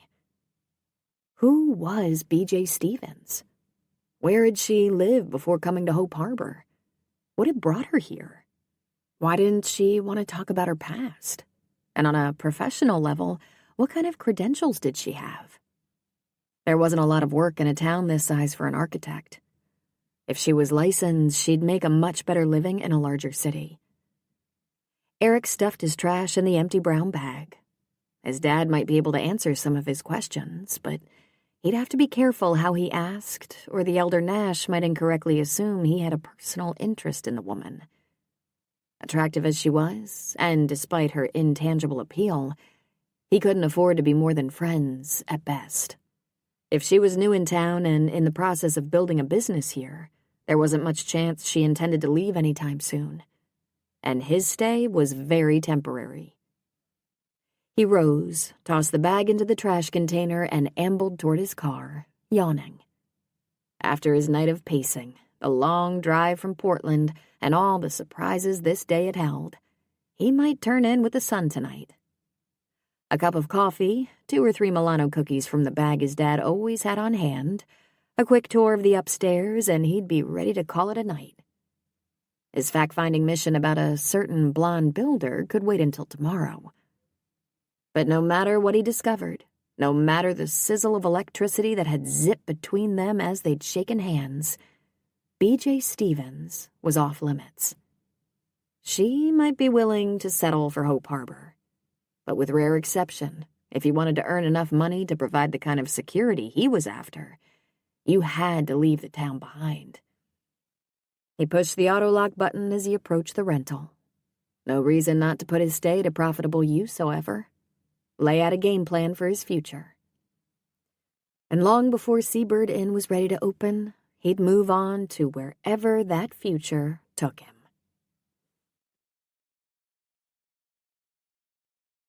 Chapter 4. BJ lifted her mug of Java, inhaled the fragrant aroma, and took a sip. A perfect way to start a day. Or it would be perfect in less than 30 seconds. Balancing her brimming mug in one hand, she pushed through the back door, strolled across her small patio, and gave the sea a slow sweep. Sea Rose Lane might not be in Hope Harbor's toniest neighborhood, but the setting? World class. You couldn't beat a double lot that abutted the sea and offered an unobstructed view of open water, vast sky, and Little Gull Island. She might be mere minutes from the heart of Hope Harbor, but this spot felt a world removed from civilization. She drew in a lungful of the fresh, briny air, so different from the smog-laced L.A. haze she'd breathed for 7 years, and had expected to breathe for the rest of her life. Yet just shy of her 1-year anniversary here, this last tiny rental cottage on this tiny dead-end street in this tiny town felt more like home than L.A. ever had. Best of all, very little these days could resurrect the tension she'd shed over the past few months. Eric Nash, however, had managed to accomplish that feat. Drat him. Thanks to the distracting attorney, for the first time in weeks she'd spent a night tossing into the wee hours. Steam tickling her nose, she took a fortifying sip of coffee and skimmed the rocky shore of Little Gull Island, searching for the mottled silver-white harbor seal that had taken up residence a few weeks ago. No matter her worries, the playful little fellow always managed to distract her. She spotted him tucked into a crevice, his impish face turned toward her. "Morning, Casper." She cupped her free hand around her mouth and aimed the greeting his direction. At 6:30, it was too early to yell at full force across the water and risk waking her neighbors. As usual, he flapped a flipper. The corners of her lips rose. There wasn't much chance his response was directed at her, but whatever the reason for it, he exhibited the same behavior every morning, as reliable as the sun that crested the hill behind her. It was nice when life unfolded in a predictable pattern. Unfortunately, it sometimes threw curves, like Eric Nash. Her smile faded. So much for distraction. As if Casper realized she'd lost interest in him, he bounced over to the edge of the ledge, dived into the water, and disappeared. Too bad she couldn't make thoughts of the Portland lawyer vanish as easily. But it was going to be a whole lot tougher to do that after her dumb decision to share a cozy dinner with him on the wharf last night. She took another sip of coffee, gripping the mug with both hands while a tufted puffin, its orange parrot-like bill a beacon in the morning sun, dived for his breakfast. The little guy must be hungry, as she'd been last night. Could she blame her appetite, plus her craving for Charlie's tacos, on her ill-advised lapse in judgment? Only if you're trying to fool yourself. She sighed. No sense denying the truth. She'd known when she accepted Eric's invitation that no matter how much distance she kept between them on the bench, sparks would fly. On her end, anyway. And that was bad news. Because while Tracy might praise his integrity and reliability, Eric Nash wasn't going to hang around Hope Harbor. And getting involved with a man who was passing through would be foolish. She took a gulp of her coffee, then waved a hand in front of her mouth as the hot liquid burned a trail down her throat. Just the way she could get burned if she let herself fall under the spell of another good-looking guy. Not happening. Turning away from the wildlife show, she marched back inside. It was going to be hard to avoid him, since she was spending her days at his father's house. But if fate was kind, his visit would be brief. Based on what Tracy had said, his firm wasn't likely to grant long vacations. She drained her coffee, rinsed the mug, and eyed the remaining half-piece of fudge cake from Eleanor. She ought to save it for tonight. A bowl of oatmeal would be much more nutritious. But for once, she broke all her rules about healthy eating. Quashing the red alert strobing across her mind, she grabbed a fork, ripped off the aluminum foil, and scarfed down the decadent cake. Yum! Yet the instant she finished, even before the last bit of rich chocolate flavor dissolved on her tongue, regret left a sour taste in her mouth. And once again, John Nash's son was to blame. She wadded up the foil, rinsed off the fork, and tried to sustain her annoyance. Holding him responsible for her own decision to eat the cake might not be fair, but it was less disconcerting than admitting she could still be vulnerable to dark good looks and impromptu invitations from smooth-talking men. The sooner he returned to his briefs and depositions and court dates in Portland, the better. Except, try as she might, she couldn't muster much enthusiasm for that verdict. Huffing out a breath, she grabbed her keys and stomped toward the door. She did not need this disruption in her life. She'd come to Hope Harbor for a new beginning, one that didn't include romance or even attraction. She had a business to build and people to help. Those were her priorities for the foreseeable future. So if Eric Nash wanted to organize any more cozy taco parties with his seagull friends, he'd better look elsewhere for female companionship. Because from now on, she intended to keep her distance. Bang, bang, bang, bang, bang. At the sudden hammering above him, Eric jerked awake, squinted at his watch, and pulled the covers on the sleeper sofa over his head. The flimsy cloth barrier didn't muffle the obnoxious din one iota. He groaned. Much as he hated the shrill, piercing beep of his alarm clock in Portland, ear-splitting pounding was a far worse wake-up call. Besides, it was too early to have to endure noise this high on the decibel meter. Giving up any hope of further shut-eye, he threw the sheet back and peered at his watch again. Oh, it was 7, not 6, and most days he rose at 5:30. He'd zoned out for 9 hours? His sleepless night on Tuesday had to be the culprit. A faint haze of drywall dust hung in the air, the motes drifting lazily in the ray of sun peeking around the window shade, and his nose began to tickle. A sneeze was coming. Or 2, or 3. Once he finished odd chewing, he swung his feet to the floor and stood. Sleeping in was obviously not going to be an option during his stay.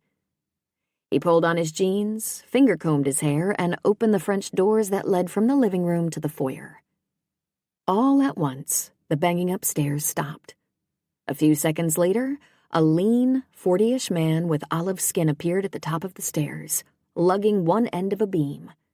As he descended, a skinny 30-something guy, sporting the bad boy stubble popular in Hollywood these days and wearing a black bandana around his longish hair, emerged from the shadows behind him, holding the other end. Neither gave him more than a cursory glance as they passed. Where on earth had BJ found this motley crew? And were they qualified to be ripping his dad's house apart? Better find out. He watched them disappear through the front door, then padded barefoot toward the kitchen in the back of the house, following the rattle of clattering pots. His father turned from the stove as he pushed through the hall door into the kitchen. "Good morning. I didn't realize you were planning to sleep late, or I'd have warned you last night about the early reveille around here." "That's okay." He surveyed the pots on the burners, the pan of English muffins on the counter, the eggs in a bowl. "What are you making?" "Eggs Benedict. This is the hollandaise sauce." His dad tapped the pot he was stirring. "I haven't mastered it yet, but I'm getting closer. Want to give it a try in a few minutes?" "Sure, I guess." He edged closer and lowered his voice.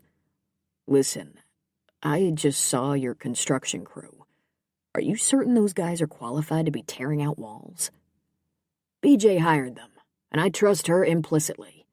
From what I've observed, Louise is very competent. Stone's younger and less experienced, but he's a hard worker." Eric narrowed his eyes as his father removed the sauce from the stove and put a lid on it. Stone or stoned? The long-haired guy looked like a refugee from Hell's Angels. His father opened a cabinet, gave it a swift scan, and hustled toward the dining room. "I need to grab some placemats." Eric trailed after him as the two-man crew traipsed back upstairs to wreak further destruction. "Dad," he followed his father across the room. "Does your architect have liability insurance?" "Yes." "Did you get a lien waiver?" "Yes." The banging resumed, and he increased his volume. "What about the Hispanic guy? Is he a citizen?" "Calm down, Eric. Everything's fine." "Dad, you have to be careful about hiring illegal aliens. If he's from Mexico, he needs to have a green card or work permit." "He's not Mexican." Eric swung around. BJ stood at the foot of the stairs, fire shooting from her green irises. And it wasn't the pleasant kind he'd seen yesterday during their introductory handshake in the front yard. "He also has a green card." She shifted toward the stairs. "Louise!" His father darted him a disgruntled look before he addressed the architect. "That's not necessary, BJ." She strafed Eric with her gaze, and he tried not to squirm. "I wouldn't want your son to have any doubts about the legality of my operation, him being an attorney and all." The 40-ish man came back down the stairs, gave the assembled group a quick sweep, and froze. BJ crossed to him and touched his arm. "Louise, John's son would like to see your green card. Would you show it to him, please?" Gone was her snippy manner, replaced by a conversational, dismissive tone, as if she wanted to assure this man he had nothing to worry about. The fear tightening his features didn't diminish, however. He groped in his pocket for the requested document, pulled it out, and passed it to BJ with quivering fingers. She stalked over and thrust it at Eric, resting her other hand atop the lethal-looking hammer hanging on her tool belt. Eric wanted to sink through the floor. I didn't mean to make a big deal out of this. I can understand why an attorney would want to be certain all the I's are dotted and the T's crossed. Her voice was pleasant. Her expression wasn't. But only he could see her face from this angle. He took the card. 2 things registered at once. The man's full name was Luis Dominguez, and he was Cuban, not Mexican. As far as he could tell, the document was authentic. Thank you. He handed it back. BJ dug around in her own pocket and pulled out a business card. If you have any other questions or concerns when I'm not around, feel free to call my cell. In other words, don't bother her crew. Message received, loud and clear. I'm making Eggs Benedict this morning. I need some taste testers. His father's tone was a tad too upbeat, as if he was trying to atone for the younger Nash's gaffe. Luis, I hope you and Stone are up for the job. You too, BJ. No mention of his son joining them, despite the invitation a few minutes ago in the kitchen. BJ planted herself next to Luis. We, have a lot of work to do this morning. Eric caught her quick, venomous glance. Interpretation? Him being part of the breakfast party was a deal-breaker. Since he was the cause of all the tension in the room, there was only one honorable course of action. Dad, if you could put a serving in the oven for me, I'd like to take a walk on the beach before I eat. Excellent idea. Some fresh sea air might clear your head. His father gave him the look, the one he'd used during Eric's teen years to express his displeasure over some transgression that disappointed him. It had as powerful an impact now as it had then. He exited as fast as he could, closed the French doors to the living room behind him, and rubbed his temple, where an ache was beginning to throb. Barely 7 o'clock, and this day had already bottomed out. And if things didn't improve quickly, this might end up being a much shorter visit than he'd expected, even if the thought of returning to his noise and dust-free condo in Portland held zero appeal. All fixed, Eleanor. BJ gave the bathroom door one final test swing, tucked her screwdriver back in the toolbox on the floor, and stood. Bless you, child. I'm sorry to be such a bother. BJ stroked Methuselah and hefted the toolbox. You're not a bother. I'm happy to help. Well, the least I can do is offer you dinner. I have enough pot roast left from last night for both of us. Would you like to join me? BJ hesitated. She could see the yearning for companionship in the woman's eyes, and Methuselah wasn't much of a conversationalist. But she couldn't swing it tonight. Her schedule was too tight. I wish I could, but I promised to work on sets tonight for that fundraising show for Helping Hands. My goodness, Eleanor tut-tutted. Do you ever have a free moment? When I'm sleeping. BJ winked at her and moved toward the front door, dodging Methuselah. I have a feeling that's not a joke. I like being busy. That B&B project you're working on seems like it would keep you plenty busy. Which reminds me, have you met John's son Eric yet? Eleanor trundled after her down the hall. BJ kept her expression neutral. Yes. Nice young man, from what I recall. Not in her experience. BJ's fingers tightened on the toolbox as this morning's encounter replayed in her mind. Who was he to question the legitimacy of her work crew? This was his father's project, not his, and the elder Nash had been satisfied with their credentials. However, it might have been better to handle the situation with more discretion. Luis had clearly been upset, and none of her reassurances later had erased his distress. She should have reined in her temper and left him out of it. Still, if Mr. Big Shot Attorney wanted proof her employees were legal, that had been the best and fastest way to provide it. On the plus side, the incident had dimmed the luster of Eric Nash's appeal. The only electricity she'd felt this morning had been a charge of anger. If this kept up, she wouldn't have to worry about trying to avoid him while... Lost his job.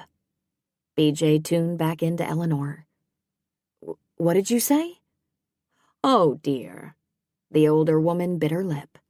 I don't mean to be talking out of school. I thought you already knew, working at the house and all. Knew what? About Eric losing his job. The legal eagle had been fired? What happened? The question popped out before she could stop it. Well, Eleanor adjusted her grip on the walker. I don't know the details. Rose ran into him in town. He mentioned downsizing and changed the subject. I'm guessing he got caught in one of those corporate realignments that are all over the news. Poor boy. That must have been quite a blow. He was always such a conscientious, hard-working young man. The same words Tracy had used to describe him. BJ's stomach twisted. No wonder he'd seemed dejected when they met. And he had to be stressed out. To make matters worse, his homecoming had been less than placid. And she'd played a big role in that. Do you have a headache, dear? Yeah, she did. But not the kind the older woman meant. No, it's just been a long day. And it's not over yet. I don't want to delay you, but why don't you let me fix you a plate to go? You could warm it up later at home. BJ grasped the doorknob. To tell you the truth, I'm not that hungry. John was in a cooking mood today. We had eggs Benedict for breakfast and chicken crepes for lunch. He's spoiling us for every future job. Most people don't offer coffee, let alone food. Rumor is he's becoming quite the chef. He gets high marks in my book, that's for sure. She pulled the door open, keeping tabs on Methuselah. She didn't have time to go chasing after an escaped feline. If you get a chance, give Eric my best, would you? And tell him I'm praying for him. Not that he'll remember me after all these years, but perhaps it'll help to know others care. It must be a terrible blow to lose your dream job, and starting over is never easy. No, it wasn't. I'll pass that on if I run into him, and I'll take a rain check on dinner too, if I may. She pushed through the door. Any time, sweet child. It's always a pleasure to see you. BJ strode down the path, hopscotching over the uneven stepping stones.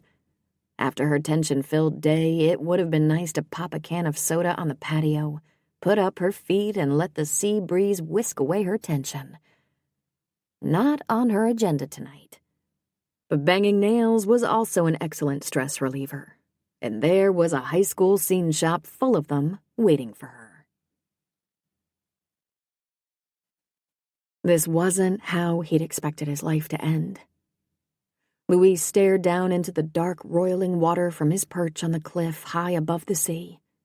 The tide was in, the crash of the surf against the huge, irregular sea stacks booming through the night under the three-quarter moon. His gaze lingered on the luminous orb. Elena had loved the moon. Pressure built behind his eyes, and the distant dark horizon blurred. Yet no tears came. He had none left to shed. Curling his fingers around the rosary he'd carried since the day he set out on the hope-filled journey that ended in tragedy, he fingered the familiar beads. Praying had always been part of his life, but it was hard now. The words were dry, empty, rote. Often it felt as if the Lord had tuned him out, leaving him to fend for himself in this foreign place. Like today. Despite BJ's assurances that there was no reason to worry, the lawyer's suspicions said otherwise. Although he'd seemed embarrassed about creating a scene, it was clear he had doubts about having a Cuban working under his father's roof, and men like him had power. Louise's fingers sought the crucifix that dangled at the end of the rosary, held on tight. Despite the green card bearing his name, one misstep and he'd be sent back to the land he'd paid such a steep price to escape. Even if this man didn't cause him trouble, others might. And he was tired of living in fear. Tired of living in a place where he didn't feel welcome. Tired of living alone. Gripping the cross, he dropped his head into his hands. Father Murphy wouldn't approve of what he was about to do, but the priest had no idea what it was like to be a stranger in a strange land, with a burden of grief that sucked the life out of you day after day. There was nothing for him here. He needed to be with Elena again. And if this was a sin, as his faith taught, he'd have to trust that God, in his mercy and wisdom, would understand and forgive a desperate choice driven by desolation and loneliness and despair. Louise folded his hands into the classic position of supplication, rosary twined through his fingers, raised his face toward the heavens, and began his final prayer. "Oh my God, I am heartily sorry for having offended thee."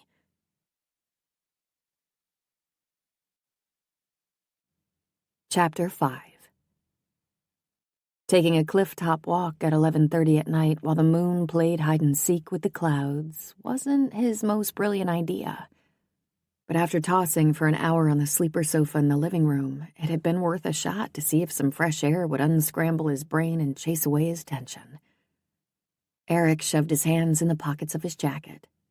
So far, the trek was a bust. In fact, listening to the thunderous waves booming in the blackness below was more unsettling than relaxing, as was the litany of messes from this disaster of a day that continued to loop through his mind. The estimate on the BMW repair, an expense that would eat up the entire high deductible he'd taken a chance on after compiling a flawless driving record that was now toast. His father's annoyance. The elder Nash hadn't brought up this morning's incident again before heading to some church committee meeting tonight. But he'd left Eric to forage through the fridge for his dinner, meaning he remained miffed. The evil eye BJ had directed his way every time their paths crossed. Stone's animosity. The guy had looked as if he'd like to use a crowbar to administer some corporal punishment as payback for hurting his buddy's feelings. A brisk breeze whipped past, and Eric flipped up the collar on his jacket. Tomorrow had to be better, because if he got much lower, he'd be down there with the worms in his father's garden. An analogy he suspected BJ would deem apt. A movement to his left caught his eye, and he slowed, angled toward the horizon. Was that? Yes, it was a person, standing close to the edge of the cliff. Too close. He veered off onto the spur path that led toward the edge of the rocky outcropping high above the sea, gaze riveted on the figure. The person's jacket flapped in the wind again, but the body remained deathly still. Eric suppressed a shiver. No one should be standing alone on the brink of an abyss this late at night. Pulse picking up, he followed the path for a couple dozen yards. Though the person was turned away, the build suggested it was a man. His head was tilted back, his hands clasped, his body rigid. When he dipped his chin and swayed toward the void, the air whooshed out of Eric's lungs. Every angle of the man's posture, every vibe radiating from him, telegraphed his intent. He was planning to jump. Eric lurched forward again, erasing the distance between them as fast as he could. And the closer he got, the more certain he was that he hadn't misread the situation. The man teetering on the edge of the cliff didn't intend to see another day. Eric continued forward, any noise from his footfalls masked by the crash of the waves below. 10 feet away, he halted. Now what? If he got close enough to make a grab for the guy before he spoke, he might frighten him. The man could lose his balance, fall over the edge. Yet if he stayed back, quietly alerted him to his presence, the guy might jump anyway. If only there was time to call 911. Those people were trained to handle situations like this.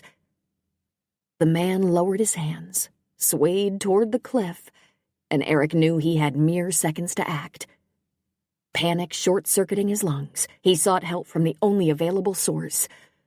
God, please give me the words that will keep this son of yours safe.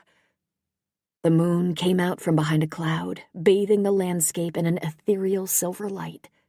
The jumper noticed it too.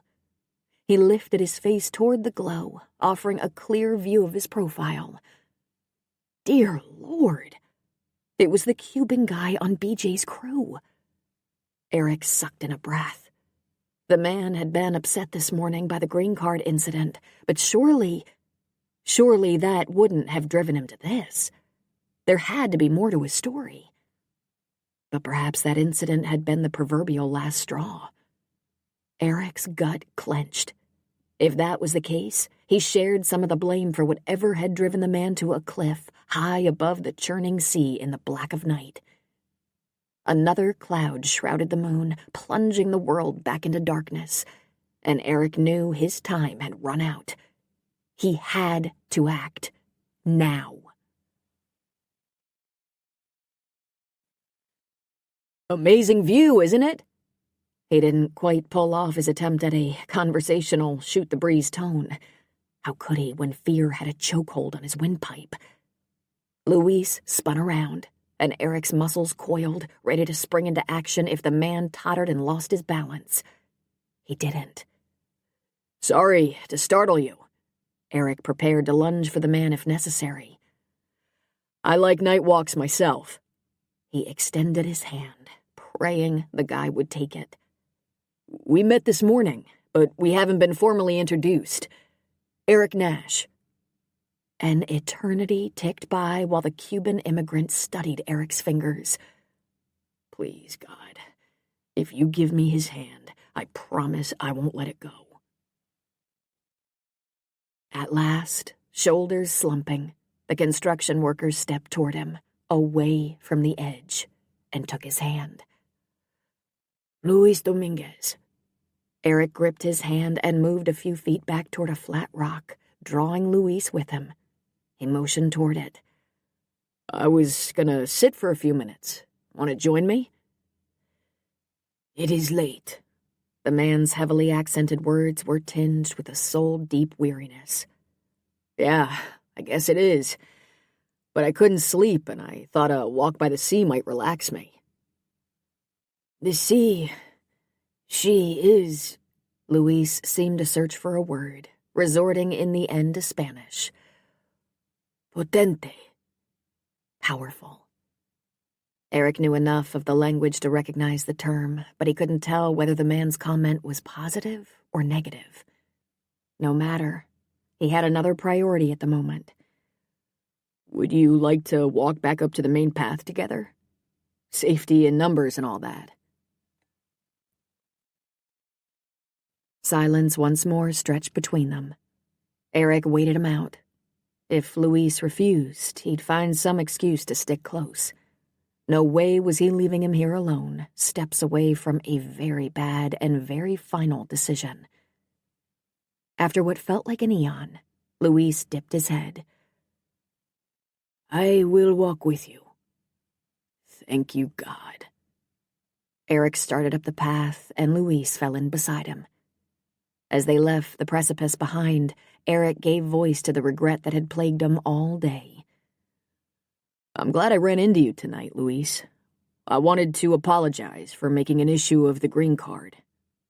He felt the man glance over at him, but kept talking. I should have known my father would verify everything was legal. It was none of my business. I'm sorry for embarrassing you. Eric thought he heard Luis sigh, but he couldn't be certain in the brisk wind. You did only what many others have done. There was a world of hurt and pain in his words, of resignation and deep sadness. Bad things happen. They are part of life. Yes, they were. But bad was too mild a word for what this man must have endured if it had propelled him to the edge of a cliff. Whatever the reasons for that decision, however, the key goal now was to ensure he didn't follow through on it later. When the spur trail intersected the main path, Eric stopped. "Did you park around here somewhere?" No, I walked. "Do you live close?" Not far. Outside of town." He mentioned the area. Eric frowned. That was on the other side of town, a very long walk. Though maybe not so long if you weren't planning to make a return trip. "Look, why don't I give you a lift home? I parked in the lot at the top of the hill." The man eased back. "Thank you, but I can walk." Perhaps back out to the cliff. Not happening on his watch. "I have a feeling it might rain any minute. You'll be soaked before you get home."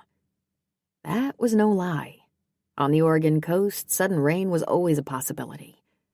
"I do not mind getting wet." The man turned and began to walk away. "Louise." There was a hint of desperation in his voice, but he didn't care. The man halted, angled back. "Please let me do this. Consider it an apology for what happened this morning." Louise hesitated, cast one final look at the cliff top, exhaled.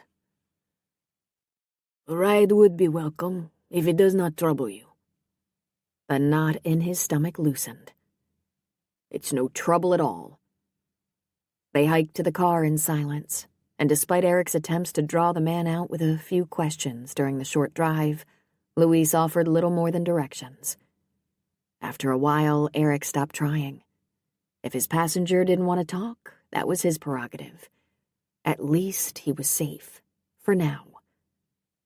Once on the other side of town, Eric followed the rutted drive Louise directed him to and pulled up in front of an apartment building that had once been a low-end motel. The one-story kind, with access to the units through flimsy exterior doors. The kind where rooms had often been rented by the hour rather than the night. It was hard to tell, given the lack of exterior lighting, but unless the place had been seriously spruced up since he'd last ventured down this road a few years ago, it was a total dump. Why the county hadn't condemned the eyesore long ago was beyond him. Living in a rat hole like this would almost be sufficient reason in itself to take desperate action. "Thank you for the ride." Louise reached for the door handle as Eric slowed across from the entrance to the original motel office. "Do you want me to drop you in front of your unit?" "No, it is near." He waved a hand to his right and opened the door. "Wait." Louise shifted back toward him. What to say now? The truth. That he was afraid to abandon him in such an awful place where the shadow of desperation would no doubt swallow him up again. Wouldn't do. "Will you, be at the house tomorrow?" Inane, but it was the first thing that popped into his mind. "Yes, there is much work left to do." "That's true." He gripped the wheel. "Listen, is this place... Are you okay here?" Louise gave the ramshackle structure a slow scan. "It is not what I hope for in America, but I have slept in much worse spaces.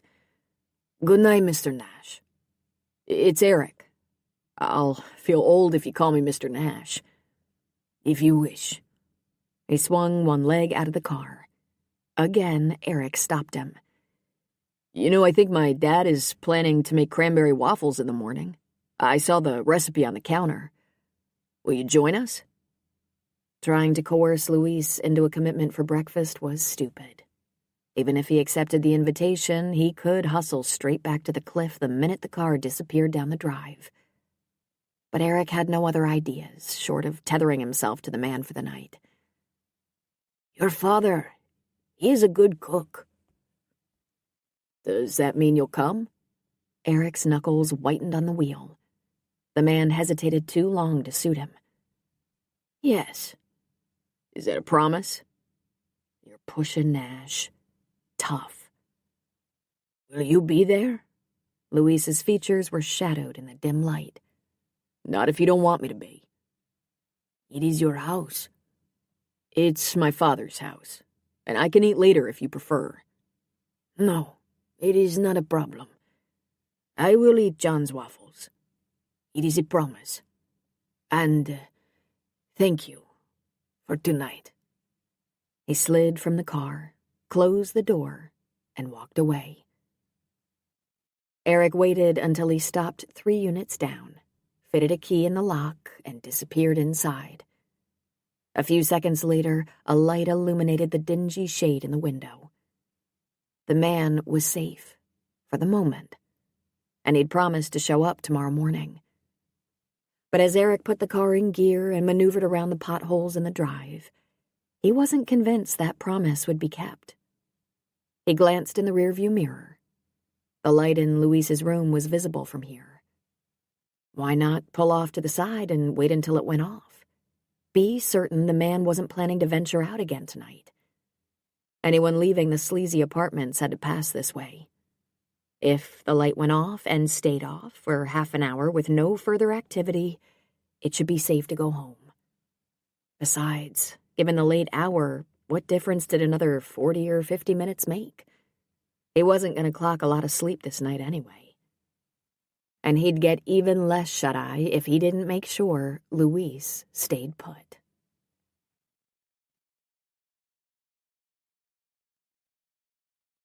Why was he still alive?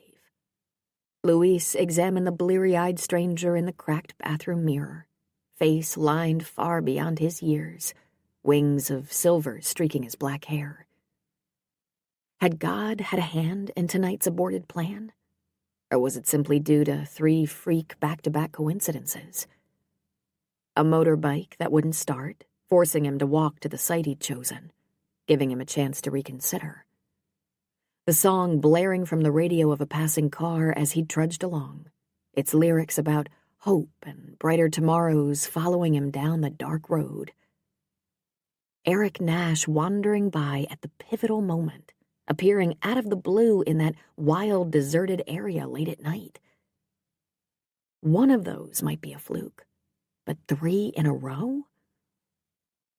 Hard to believe they were all due to chance. He turned away from the mirror, wandered over to the lumpy bed in the furnished unit, and sat. The place was a dive, yet he and Elena hadn't expected 5-star accommodations. They'd been too old for starry-eyed dreams, had known it would be a struggle to get established, to learn the language and the ways of this country. But freedom and opportunity, those were worth every sacrifice and hardship. Hand in hand, they'd been ready to face whatever challenges their new life threw at them. Facing those challenges alone, however, much more difficult.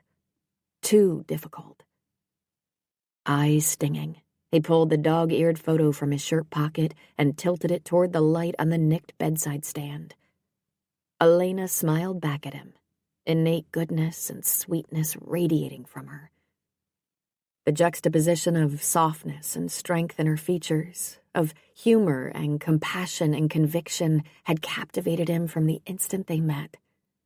Theirs had truly been a match made in heaven, as his grandmother had predicted early on in their relationship.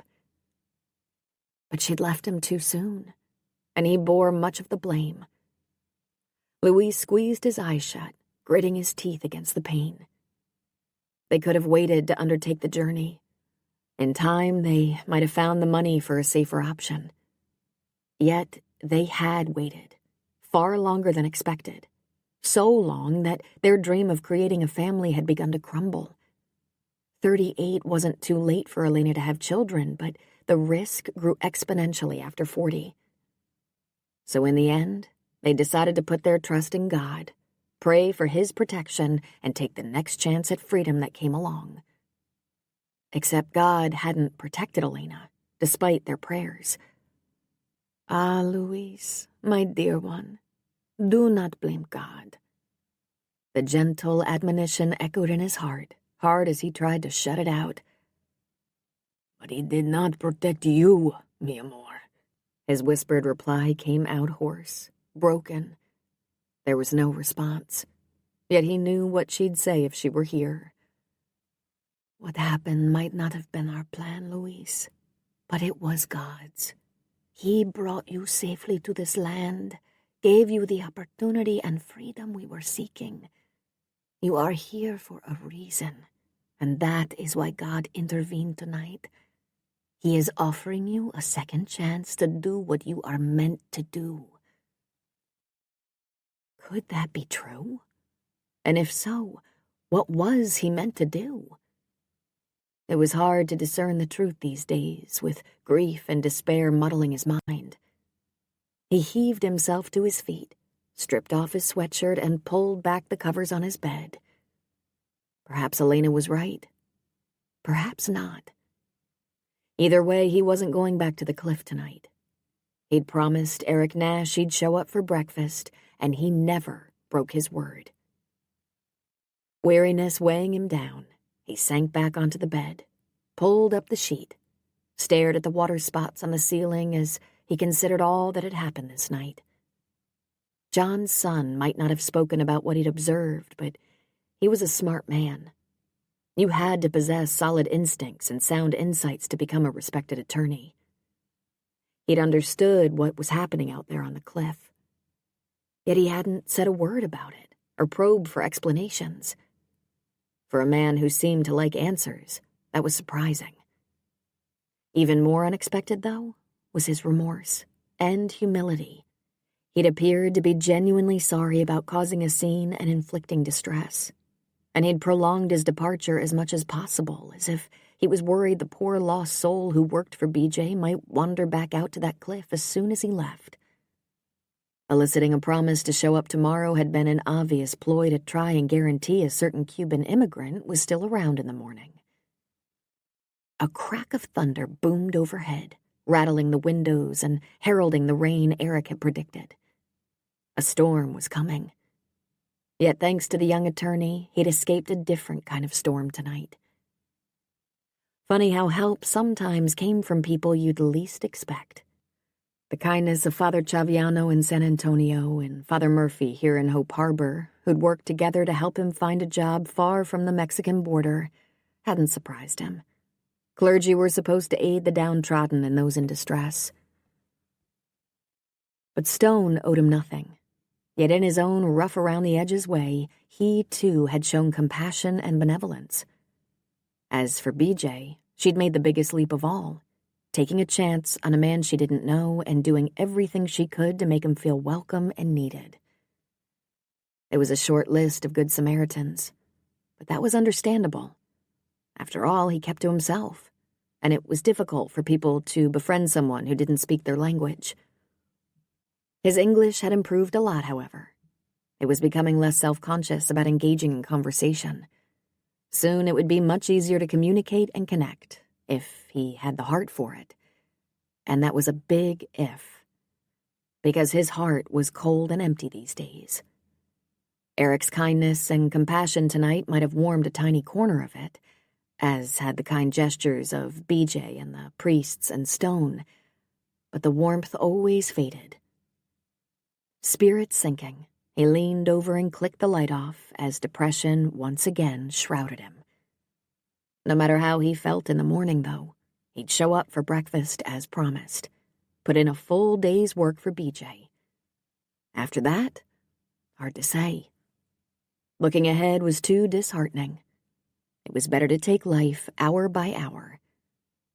But if the days to come were as bereft of laughter and love and hope as the ones he'd already endured in this new country, the cliff remained a very real option.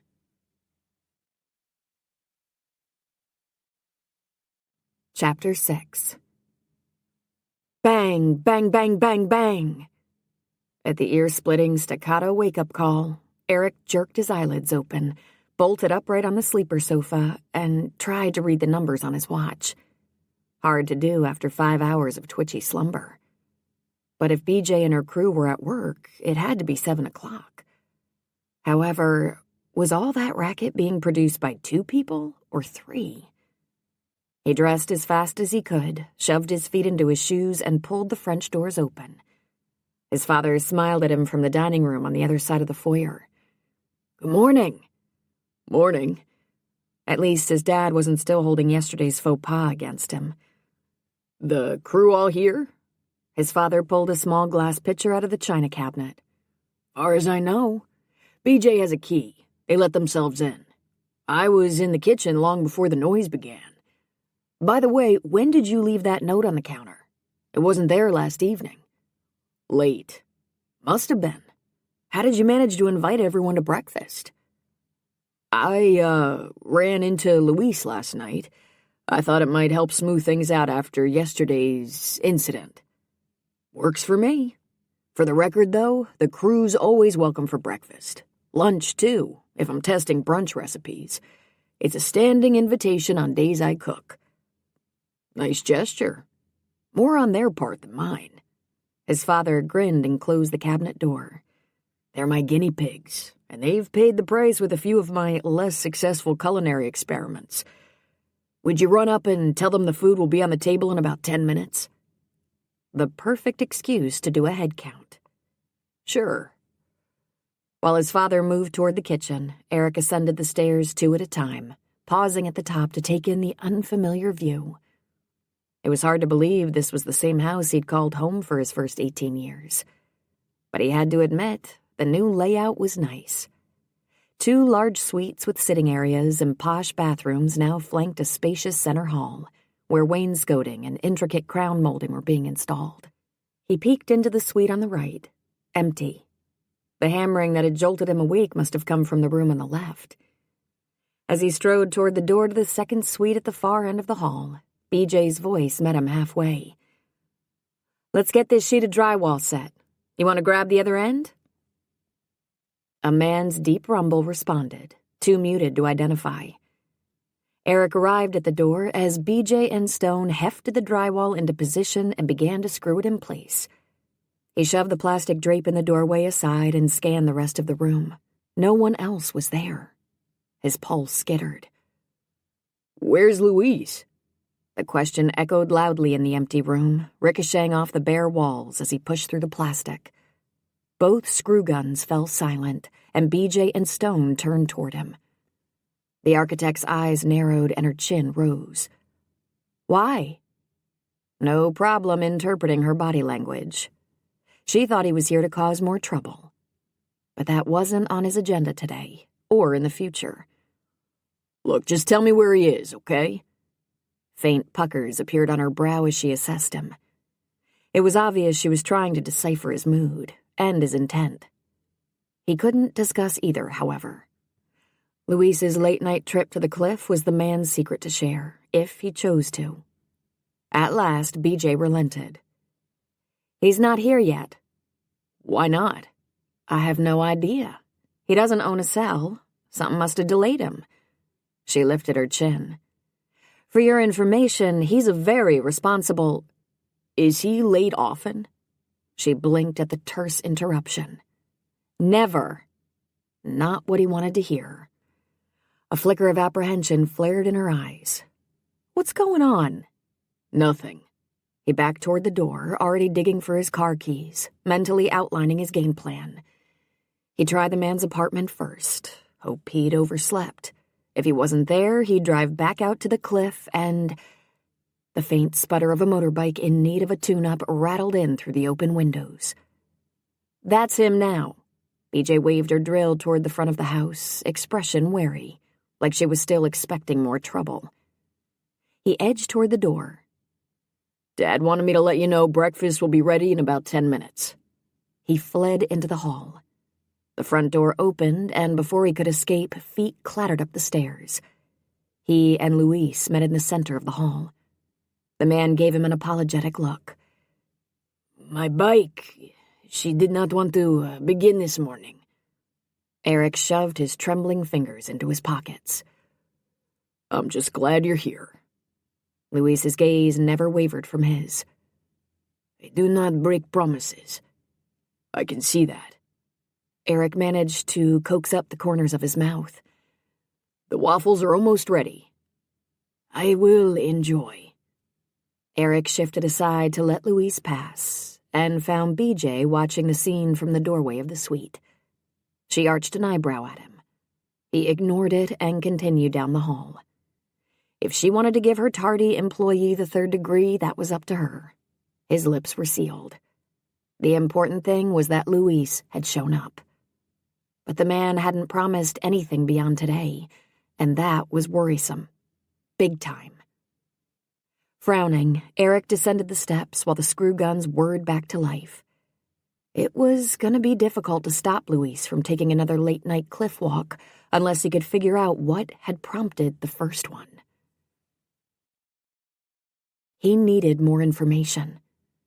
Unfortunately, Luis didn't seem inclined to enlighten him. But BJ might know some details about his background. She'd come to his defense yesterday, hadn't she?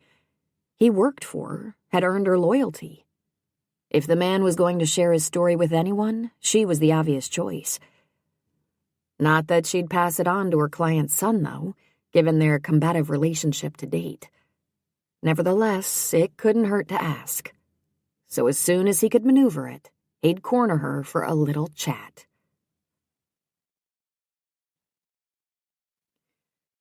BJ pulled the knife along the drywall tape she'd secured to the seam, smoothing it out from the center, going through the familiar routine by rote as she pondered the question that had been on her mind all morning. What was up with Eric? He turned on the charm at breakfast, even managing to coax a smile from taciturn Stone. Then he'd offered to tinker with Luis's motorbike, see if he could get it running better. And he might succeed despite its decrepit state. According to his dad, he'd always had a knack for mechanics. Finally, he and Luis appeared to have made their peace, though when that might have occurred, she couldn't fathom. In any case, this wasn't the same man who'd blundered into town 2 days ago. She finished her seam, closed up the joint compound, and checked on her crew. Across the room, Luis was concentrating on his own drywall seam, Stone assisting. "Lunch break." "Is John cooking today?" Stone gave her a hopeful look. "Not that I've heard." "Bummer." She grinned and dropped her drywall knife into a bucket of water. "Hey, we hit the jackpot on this job with food. Count your blessings." She picked up a damp cloth. "I have to run to the hardware store over lunch. You guys want me to pick up some food for you?" "No, thanks." Stone took a swig of the sludge he lugged to work from home every day, which he claimed was coffee. "I brought lunch." "Luis?" No, the waffles, they fooled me up." Meaning he was going to skip the noonday meal again, because every spare dime he could eke out went back to his ailing father-in-law in Cuba. "You can have my extra sandwich, Luis." Stone finished his coffee. "No way I can eat 2 after that breakfast, and I don't want to throw it out." She telegraphed him a silent thank you. They both knew how tight money was for their coworker, but Luis refused to take anything he deemed charity, even the government assistance that was available to Cuban refugees. Wasting food is bad. If you cannot eat, I will take it. "You'll be doing me a favor." BJ wiped her hands on the rag. "Now that we've settled our lunch plans, I'm off. I'll see you guys in about an hour." She pulled off her baseball cap, tossed it next to the bucket, and headed out. Her errand at the hardware store went faster than she'd expected, and she tooled around the block to see if Charlie's was open. No luck today. The window was rolled down. Bummer, as Stone would say. Takeout from the cafe around the corner would have to do, but chowing down on the Myrtle's Friday stir-fry special wouldn't be a hardship. For a tiny town, Hope Harbor had more than its share of excellent culinary options. She circled the block, pulled into an empty parking place, and slid out from behind the driver's seat. A Nissan Sentra pulled in behind her, and she gave it no more than a passing glance, until the driver emerged. Eric Nash? Very suspicious. She crossed her arms tight over her chest. "Did you follow me?" "Yes. Are you eating here?" He motioned toward the cafe. "I'm getting takeout. What's with the tail?" "I'd like to ask you a few questions." Sheesh. Did all attorneys have a third-degree gene, or just him? About what? "Not here. After you get your food, would you meet me back at the wharf? I spotted a couple of empty benches as we passed. I won't delay you long, but it's important." Must be, if he'd been following her around town. The notion of sharing a bench with him again set off a red alert, but the intensity in his brown irises overrode it. "Fine, give me 10 minutes. Takeouts usually come up fast." "I'll save a bench." He retreated to his car. BJ propped her hands on her hips and watched his taillights disappear down the street. What could he possibly want to talk with her about? Hard as she racked her brain, not a single topic came to mind. But for sure, she'd have to watch her step around this kinder, gentler Eric, because the new and improved version could be very, very dangerous. Had she stood him up? From the wharfside bench she'd claimed, Eric watched the corner where BJ's truck should have appeared. She ought to be here by now. Considering the stupid stunts he'd pulled since his arrival, though, he couldn't blame her if she'd hightailed it in the opposite direction. But he hoped she showed. He needed information. Another minute ticked by. 2, 3. This wasn't promising. As 2 seagulls waddled over in search of a handout, Eric stood. No sense lingering. BJ had said 10 minutes. 20 had passed. She wasn't coming. The birds edged closer. "Sorry, guys. No food today." He started to circle the bench, and all at once the 2 gulls rose into the air, squawking and flapping their wings, like Floyd and Gladys had done the other day. Could these be the same 2 gulls? Hard to tell. They all looked alike to him. He tried again to circle around them. Feathers flew, driving him back toward the bench. This was ridiculous. Jaw clenched, he glared at the gulls. He wasn't going to be held prisoner by 2 wacko birds. He feinted toward them, then dodged around the other side of the bench toward freedom, just as BJ's truck came around the corner. The birds fluttered back onto the pavement and wandered away. Odd. Eric glanced toward the taco stand. No sign of Charlie, but the man's seagull friends had saved his bench for him the other day. Today it was as if they'd been trying to delay him so he wouldn't miss. He cut off that line of thought. How nuts was that? Besides, he had more important issues to deal with.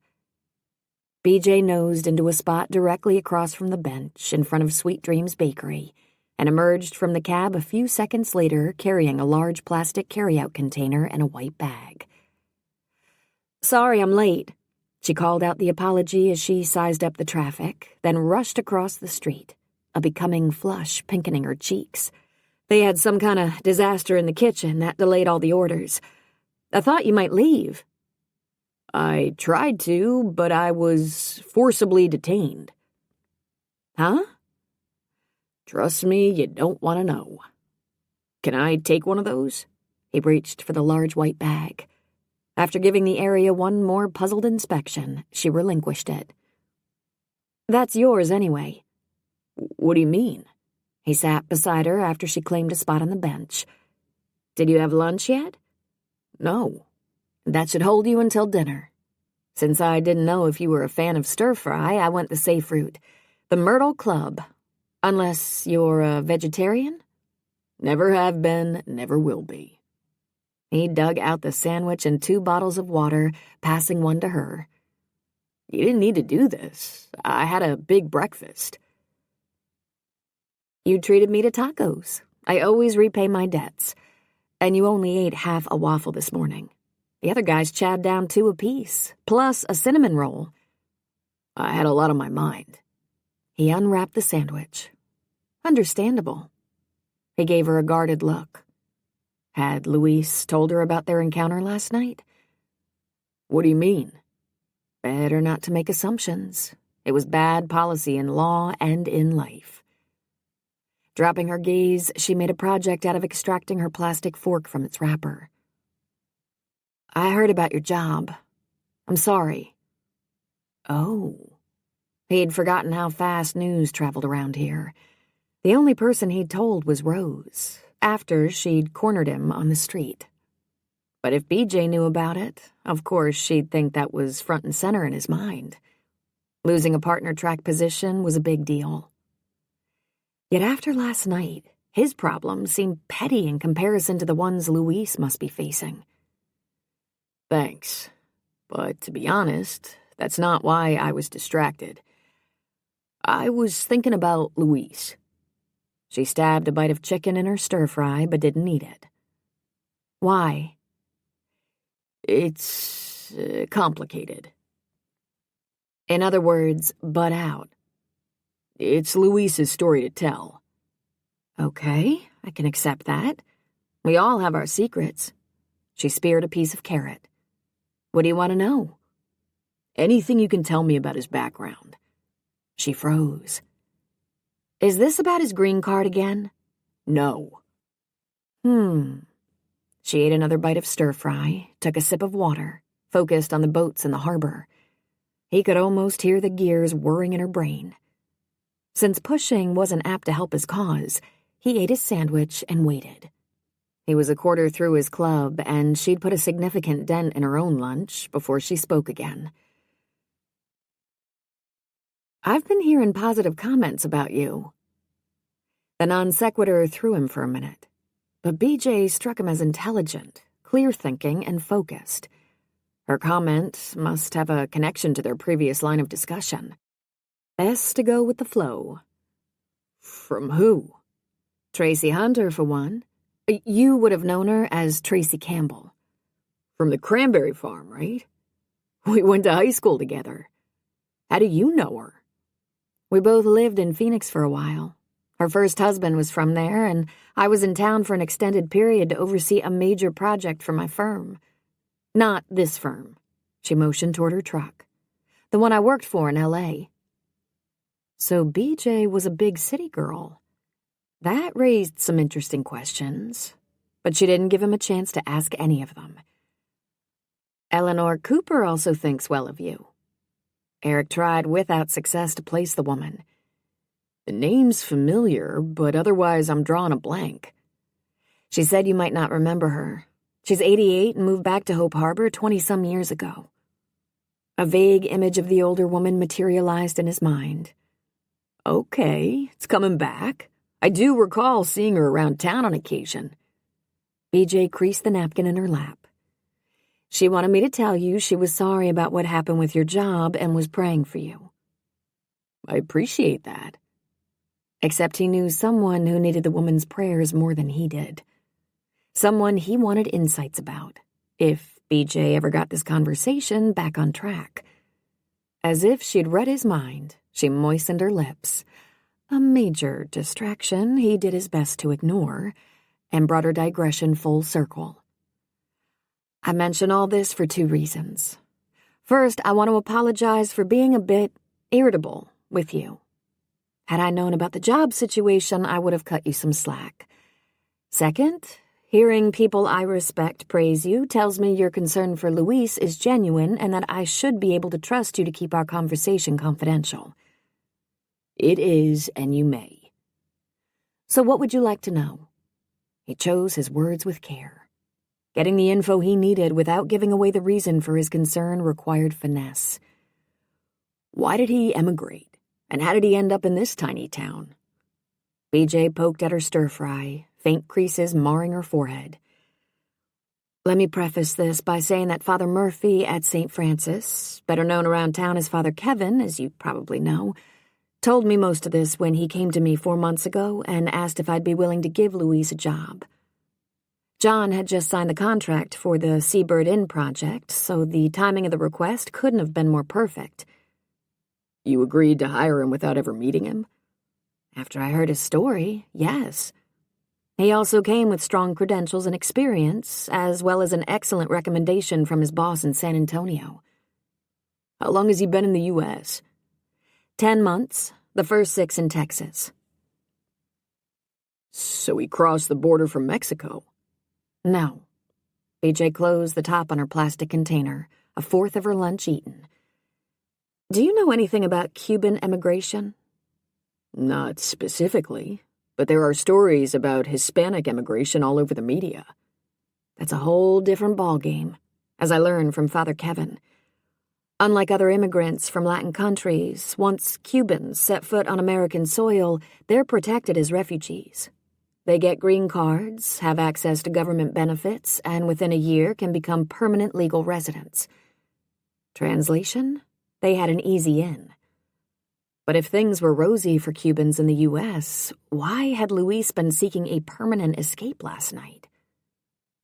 You seem confused. BJ took a sip of water. Processing. He wrapped up what was left of his sandwich and tucked it back in the bag to finish later.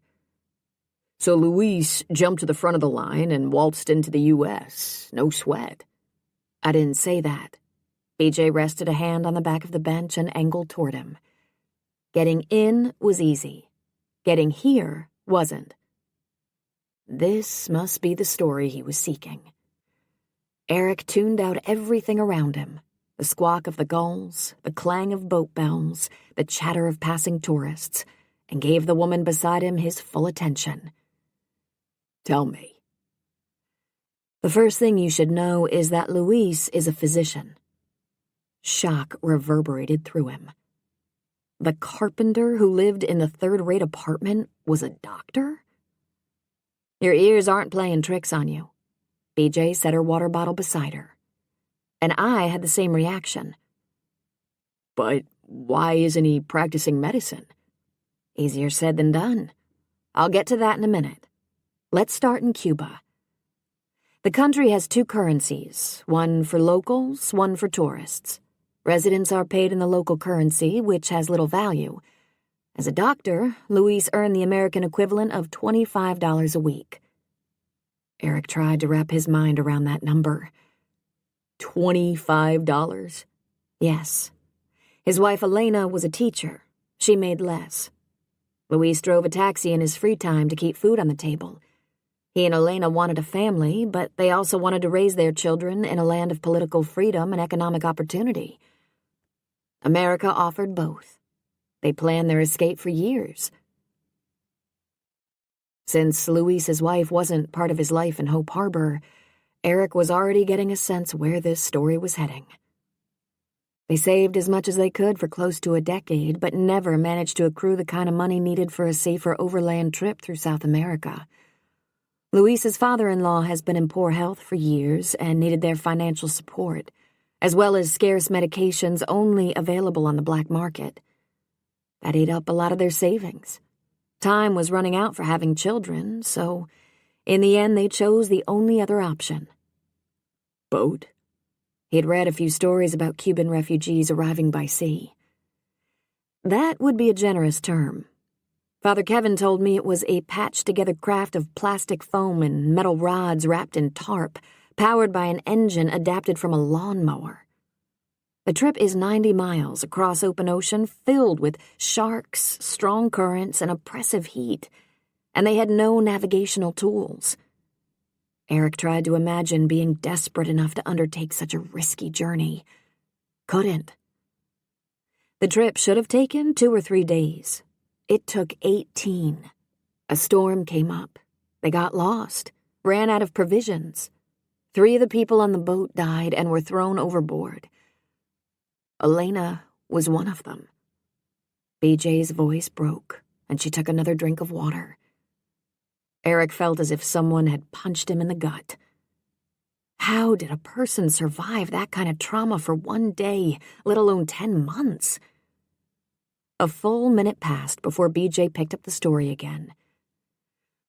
Once they landed near Key West, Luis was processed and got on a bus for San Antonio. A Cuban he knew worked for a construction company there and had promised to help him get a job if he ever escaped. Why didn't he stay there? He was uncomfortable. As you might imagine, due to their favored status, Cubans aren't all that popular with other immigrants. There can be lots of friction, even though Luis didn't take any of the government aid available. He talked to his priest, and Father Chaviano contacted Father Kevin. The 2 of them had met at a retreat and kept in touch. Father Kevin told me the story. I offered Luis a job. He came, and now you know as much as I do." Although his mind was struggling to absorb all BJ had told him, there were some obvious gaps. "But if Luis is a doctor, why choose a hammer over a scalpel?"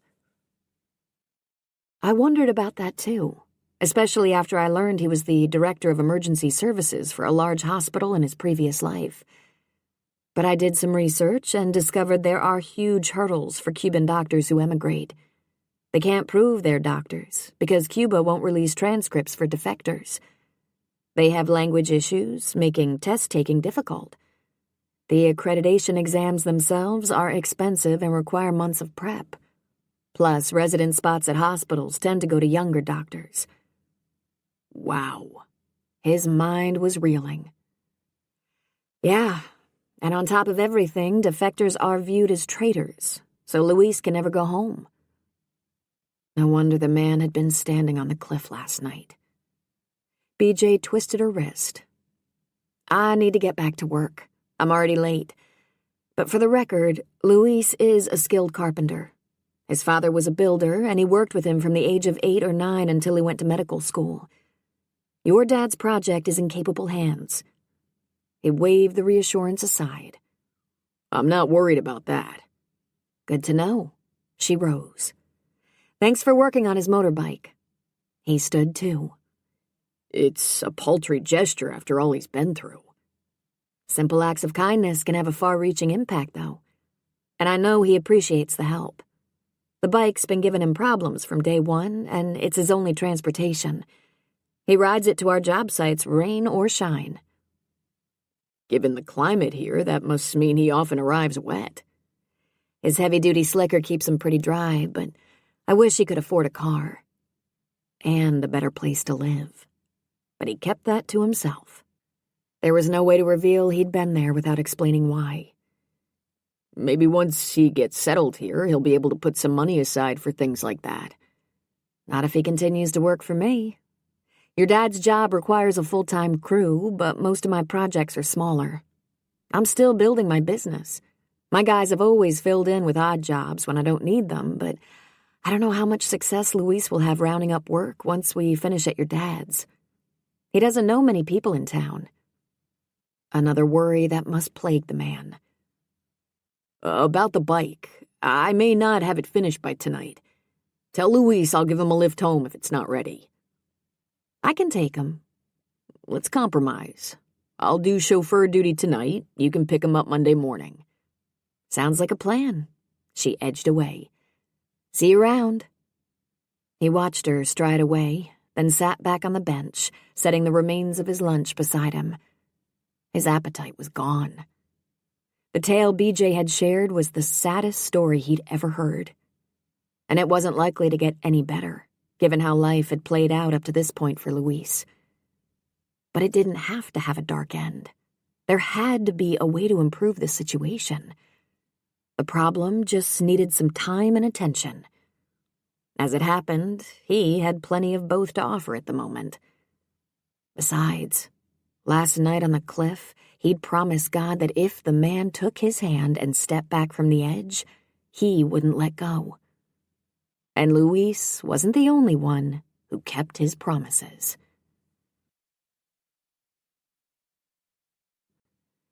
Chapter 7.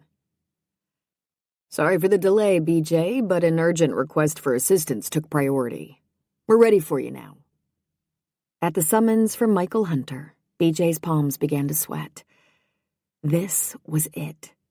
Based on the verdict of the Helping Hands board members awaiting her presentation, the proposal that was near and dear to her heart was either going to soar or crash and burn. Please, God, let it soar, in memory of Graham. Gripping her small portfolio, she followed Michael into St. Francis's conference room. Many of the faces around the table were familiar, and most were smiling, despite the early hour on this Saturday morning. She hoped that was a positive omen. After Michael introduced her, she accepted a water and took the seat he indicated at one end of the long table.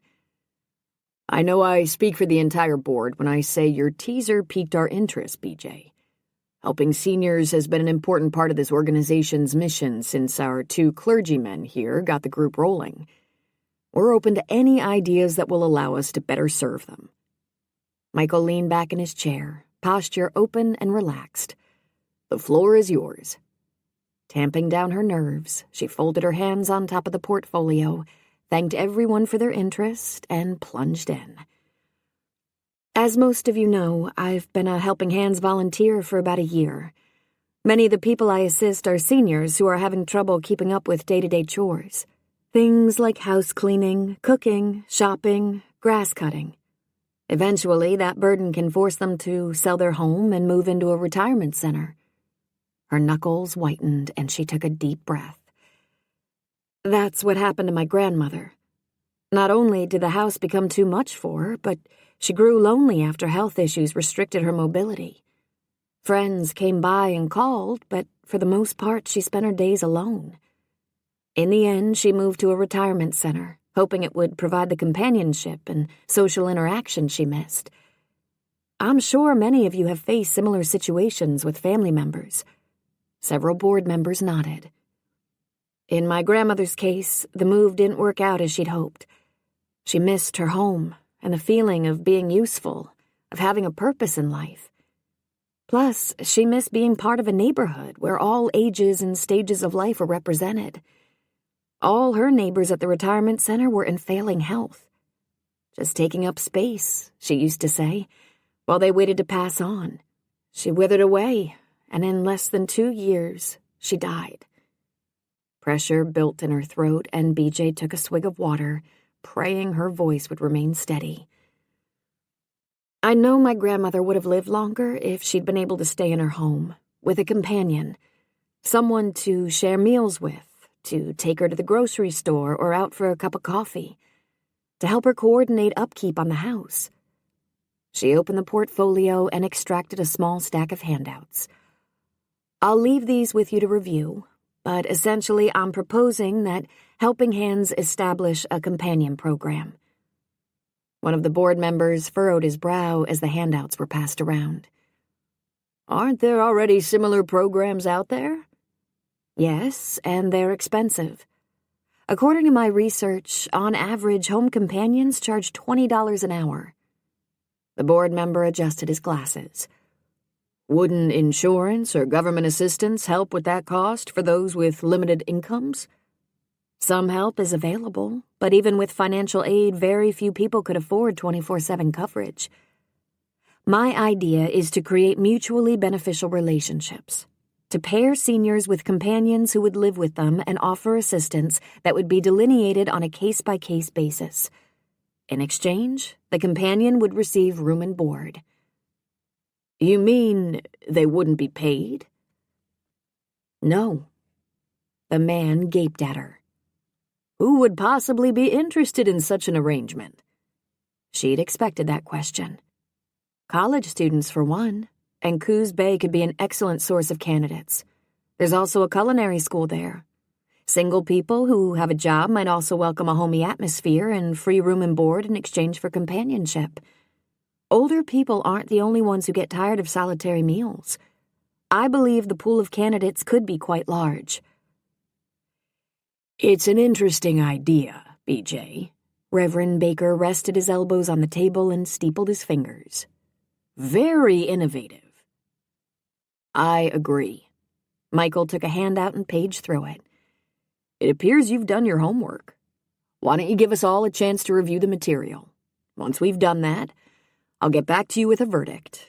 Or we might reconvene if there are questions that need further discussion. Sound reasonable?" "Yes." BJ zipped her portfolio closed. "As far as you know, has this ever been tried anywhere?" Another question from the crank. He could be a problem. "Not that I could find in terms of an official program." She did her best to maintain a pleasant professional tone. "However, I expect people have worked out similar arrangements on their own. But that takes a great deal of effort and carries a bit more risk for both parties. The beauty of this is that Helping Hands would screen both the older residents and the candidates and do all the coordination. I'm not certain how many residents might be interested in a program like this, but I don't think we'd be dealing with an unwieldy number. Anna Williams set up something along these lines last summer. Reverend Baker tapped a finger on the table. It worked out splendidly. She might have gotten lucky. More negatives from the grump. And I heard that arrangement was only for a week or two. This is much more complicated. The doom-monger seemed determined to quash the idea before he even read her proposal. How had such a wet blanket gotten on the Helping Hands board? It might be best if we defer further discussion until we've all reviewed the material. I have a feeling many of the questions and concerns being raised are addressed. Michael leaned forward. Is there anything else you'd like to add, BJ? Just a request that y'all give this careful, prayerful consideration. I know it will require administrative time and there will be minor costs involved, but it could make a huge difference in the quality of life for some of our seniors. Thank you, BJ. Michael rose and gave her another encouraging smile. So did the clergymen and most of the board members. A couple didn't, and it took no more than one or two naysayers to deep-six an idea like this. Holding tight to the portfolio, she stood and walked out the door, closed it behind her, sagged against the wall. At least she'd given it her best shot. The polished professional written proposal represented hours of research and thought. Her verbal presentation had been fine, too.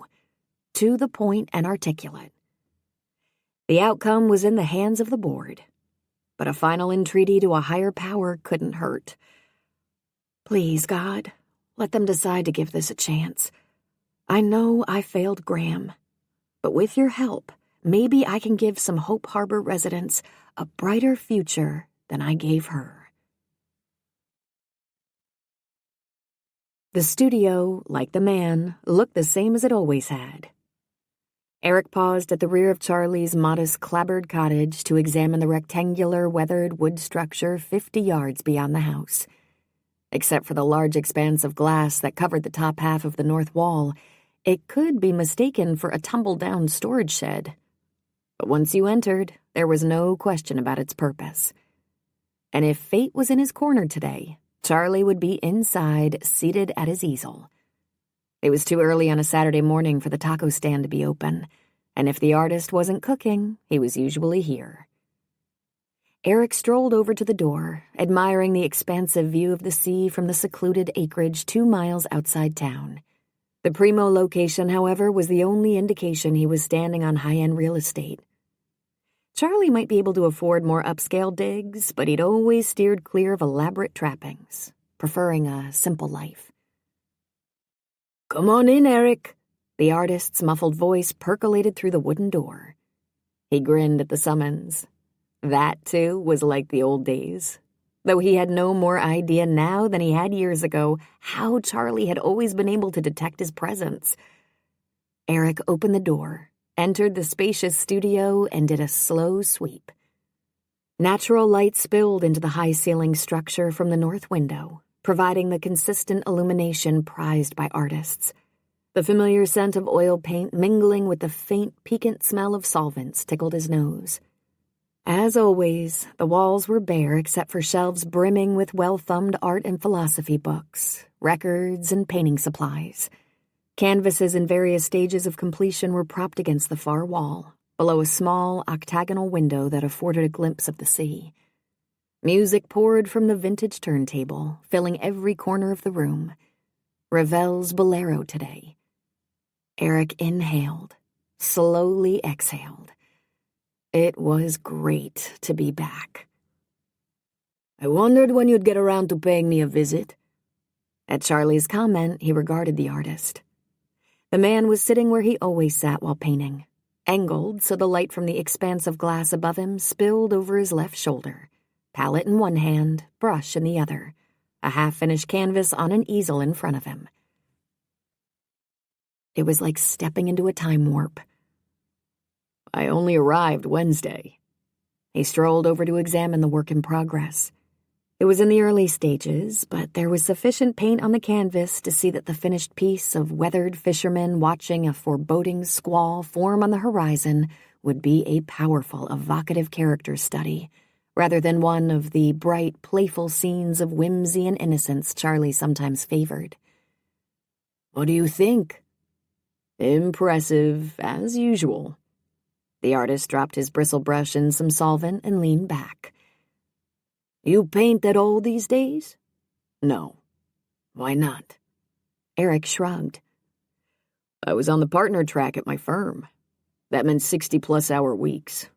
A schedule like that doesn't leave much time or energy for anything else. Charlie stood. Want a soda? Sure. He trailed after him to a small refrigerator near the bookshelf. In the old days, Charlie had always kept a few Dr. Peppers on hand for him, though the artist's preference was Coke. Let's see what's in here. The man bent down to rummage through the contents. Whatever you have will be... Charlie swiveled around and held out a Dr. Pepper. I didn't think you liked these. Eric took the cold can. I don't, but you do. You were that certain I'd come by? It never hurts to be prepared. He ambled over to the record player and lifted the arm from the vinyl disc. Silence descended. You know, technology has advanced beyond that. Eric waved his can toward the turntable. Newer doesn't necessarily mean better. The man popped the tab on his drink. Take Coke. After 100 years, some genius decided he could improve the taste. Disaster ensued, and the classic formula was resurrected. Moral of the story? Never tinker with perfection. A pall crept over Eric as the events of the past few days looped through his mind. He took a swig of soda and tried to shake it off. Very few things in life are perfect. Was your job one of them? Where had that come from? Is any job perfect? Some are closer than others. Naturally, he'd say that, given how life had worked out for him. That's true, but most people don't get to follow their passion, like you did. Why do you think that is? Charlie strolled back to his work in progress. The man's tone was curious rather than confrontational. Yet for some reason, Eric's defenses kicked in. Because people need to eat. It can be hard to earn a living doing what you love. There are ways to make it work, though. If your paintings sell for thousands of dollars. Charlie studied the canvas, then turned to Eric. Mine didn't always bring in big bucks. The early years were lean, although running a taco stand did keep me from being a starving artist. One side of his mouth hitched up. The man's attempt at humor didn't alleviate the sudden tension knotting Eric's shoulders. But your work eventually caught the attention of the right people. You were lucky. Or blessed. Eric took another drink of his soda. Odd. While Charlie had always struck him as a spiritual person, they'd never discussed faith. Nor did the man attend church, as far as he knew. You attribute your success to God? Charlie finished off his Coke. What do you attribute it to? I've never really thought about it. Talent, I suppose, which was given to me by God. Charlie didn't say the words, but the implication was clear. Strange that he'd never talked of this in all the hours they'd spent together in the studio. But how did you know in the beginning that you were gifted enough to paint for a living? Eric swirled the liquid in his can. I didn't. That's where trust comes in. Besides, while my art provides a comfortable living, I am not rich by most people's vaulted definition of that term. That was news to Eric. In that case, don't you ever worry about tomorrow? What if people stop buying your paintings? What would you do? Sell more tacos. He offered a gentle smile. There are always options. One lesson I've learned, worry doesn't change tomorrow. It only robs today of its joy." He sat back on his stool. "Why don't you take a few supplies with you? Dabble a little. You enjoyed playing with paints as a teenager." Eric finished his soda and crumpled the empty can in his fingers. "I'm too old to play." "No one's ever too old to play. I do it every day. It refreshes the soul and opens the mind to creative possibilities. For artists, maybe. For everyone." He retrieved a sable brush from the container of solvent. "I always hoped you'd finish that." Charlie pointed the brush toward the far corner. Eric stared at the canvas angled slightly away from them. It had been more than a decade since he'd seen it, but he had no problem recognizing the seascape. The water was bathed in the rosy hue of sunrise, one lone gull soaring overhead, a solitary figure in the distance looking toward the horizon. The colors, the composition, the perspective, all spoke of hope and joy and bright tomorrows. It was the last painting he'd dived into the summer before he'd left for college, and he'd never completed it. How had he not noticed it during his initial scan of the room? "You've kept that all these years?" "It showed great promise. I always hoped you'd finish it one day." "Not likely." "A pity." Charlie picked up his brush. "Would you start the music again as you leave?" He was being dismissed. In silence, Eric crossed the room, tossed his can in the recycle bin, and set the needle back on the vinyl disc. Once again, Ravel's powerful bolero filled the lofty space. At the door, Eric looked back. Charlie was already absorbed in his work, his attention riveted on the figures coming to life on his canvas. If he realized his visitor was still there, he gave no indication of it. Eric slipped outside. The sun had vanished, and a spatter of rain struck his cheek as he wandered back to his car. Appropriate. The dreary skies fit his mood. Yet this wasn't at all how he'd expected to feel after his visit.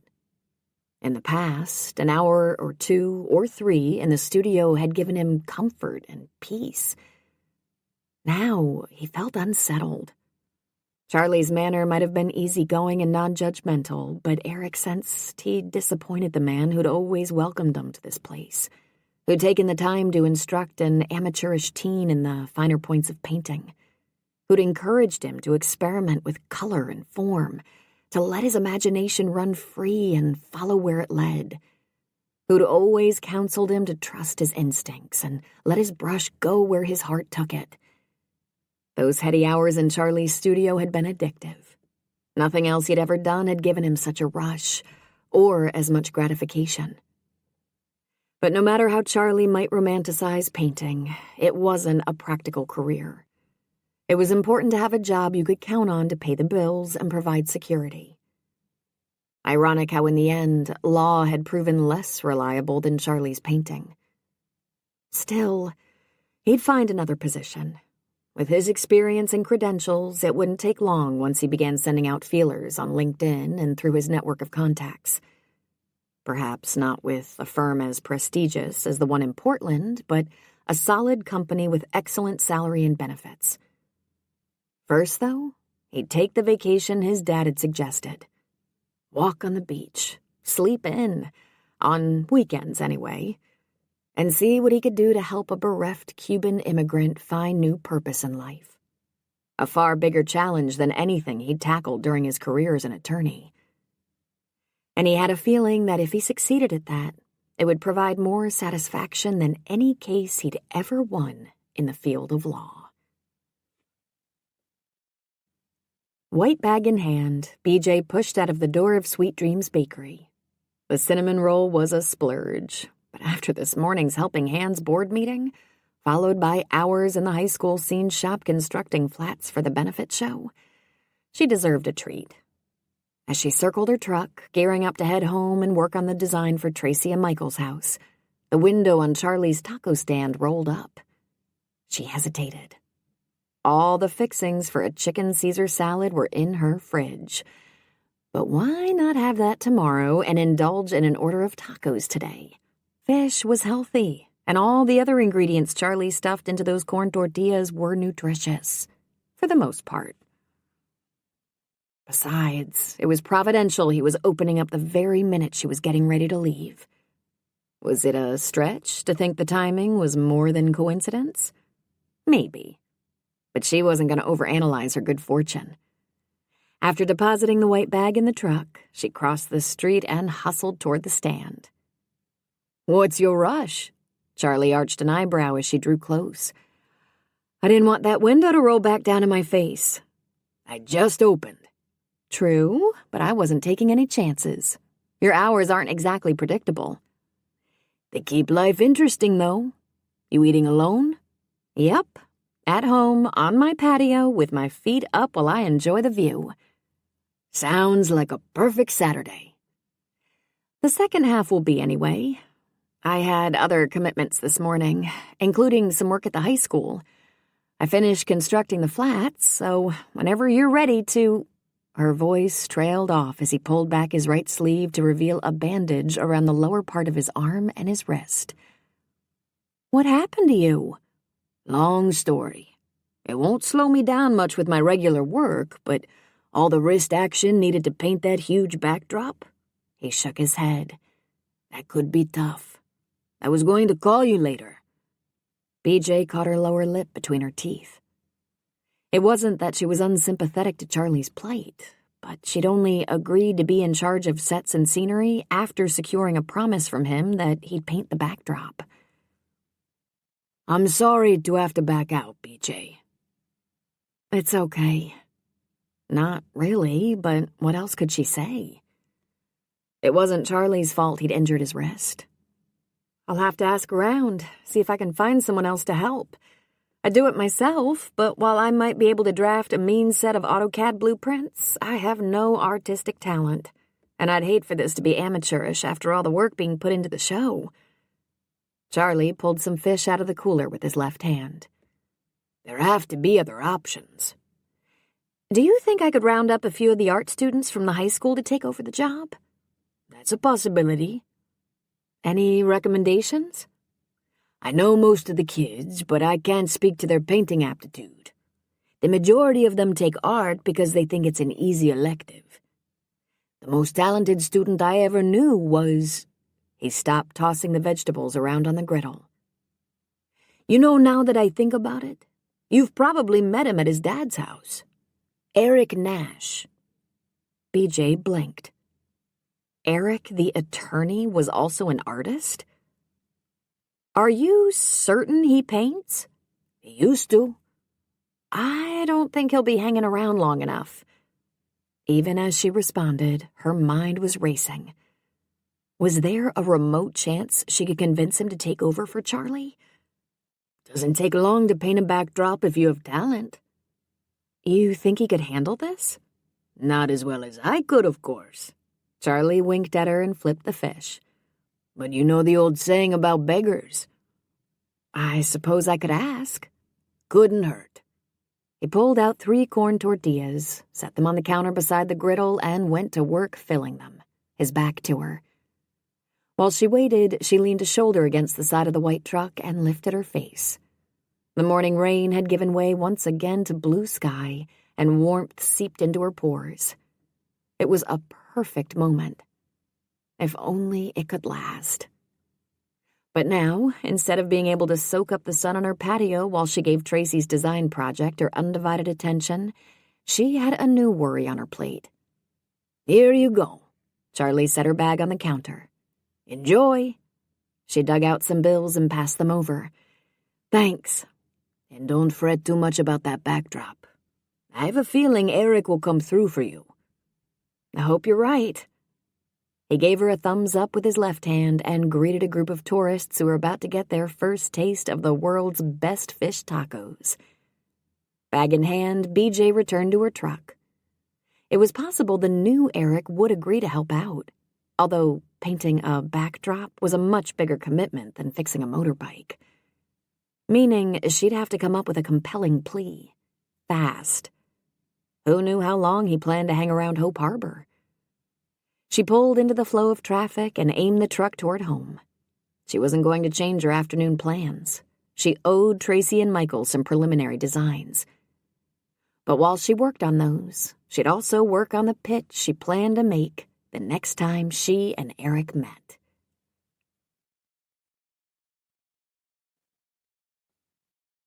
Chapter 8. Was that BJ? Eric tried not to stare as he and his father slipped into a pew at Grace Christian for the Sunday service, but it was hard not to. The woman seated 3 pews ahead of them on the other side of the aisle was stunning. He craned his neck. Yep, it was BJ. Except the worn jeans, t-shirt, tool belt, and baseball cap had been replaced by a silky dress that draped oh so nicely over her slender curves. Gone, too, was her customary ponytail. Today her hair hung full and loose, the blonde strands shimmering in the rays of sun peeking through the windows that lined the walls. When she shifted in her seat to greet a new arrival, he also caught a touch of lipstick and whisper of blush. Boy, did she clean up nice. Eric. At his father's nudge, he retracted his neck like a turtle. What? Would you hand me a hymnal? Oh, sure. He fumbled for one of the books at the end of the pew and passed it over as the organ struck up the opening song. Aren't you going to join in? Yeah, I guess. He picked up a book for himself and opened it to the correct page, but the melody was unfamiliar. Some new song that must have been introduced in the past few years, after he stopped attending services. No matter. He'd just move his lips and keep peeking at BJ. Halfway through the hymn, almost as if she could sense his scrutiny, she looked over her shoulder. A sizzle of electricity zipped between them, supercharging the air. Her eyes widened, and her head whipped back to the front. Eric's fingers crimped the edge of the hymnal. Wow. Potent was the only word to describe that searing whoosh of attraction. And that was not an appropriate thought during Sunday service. Exerting every ounce of his willpower, he transferred his attention to the sanctuary, and for the next hour and 15 minutes tried as hard as he could to pay attention to the scripture readings, Reverend Baker's sermon, and the music. It was a monumental struggle. So once the organ finally launched into the last chorus of the closing hymn, he conceded the fight and moved on to his next priority. Figuring out how to finagle a few minutes in the company of this spit-and-polished BJ. As it turned out, no finagling was necessary. She approached them as his father joined him in the aisle. Morning, BJ. His dad smiled at the architect. Good morning. She transferred her attention to Eric. I was hoping to talk with you if you can spare 5 minutes. His dad looked between the two of them. No problem from my end. It's Donut Sunday, and I'm in the mood for a sugared jelly. You can find me in the church hall, Eric. Without waiting for a response, he dived into the throng surging toward the door. Let's get out of the line of traffic. Eric gestured to an empty pew. She eased past, close enough for him to catch a whiff of some fresh, pleasing fragrance. He wrapped his fingers around the edge of the pew and held on tight. This won't take long. She sat, leaving a large gap between them. No problem. The sole item on my afternoon agenda is a motorbike repair. He claimed the corner of the pew. Is this about Louise? Maybe she had a few more pieces of information to add to the story she'd shared during their impromptu lunch. Why else would she waylay him? No. So much for that theory. She smoothed a hand down the silky fabric of her dress, tucked her hair behind her ear, moistened her lips. His gaze dropped to them and got stuck. Look up, Nash. Forget her mouth.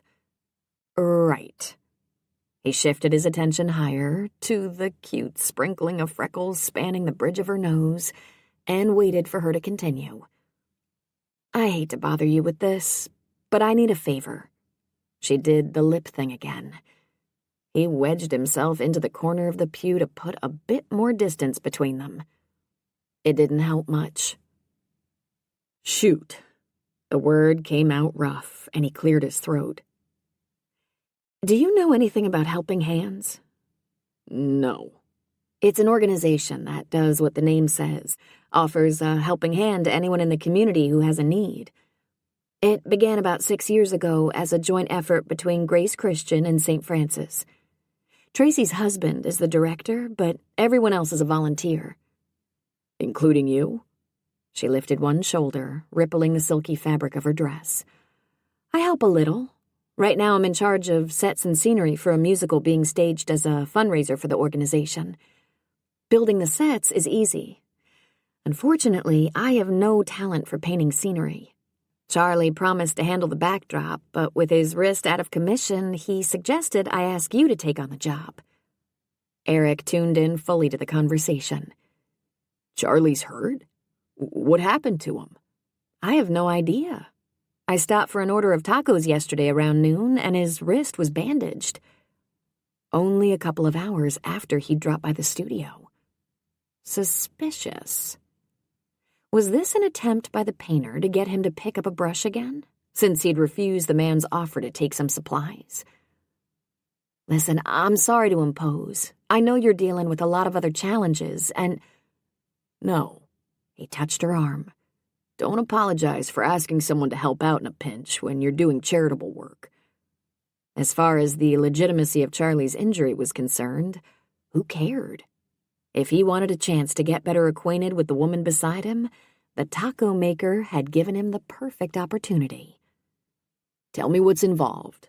I haven't done any painting in years."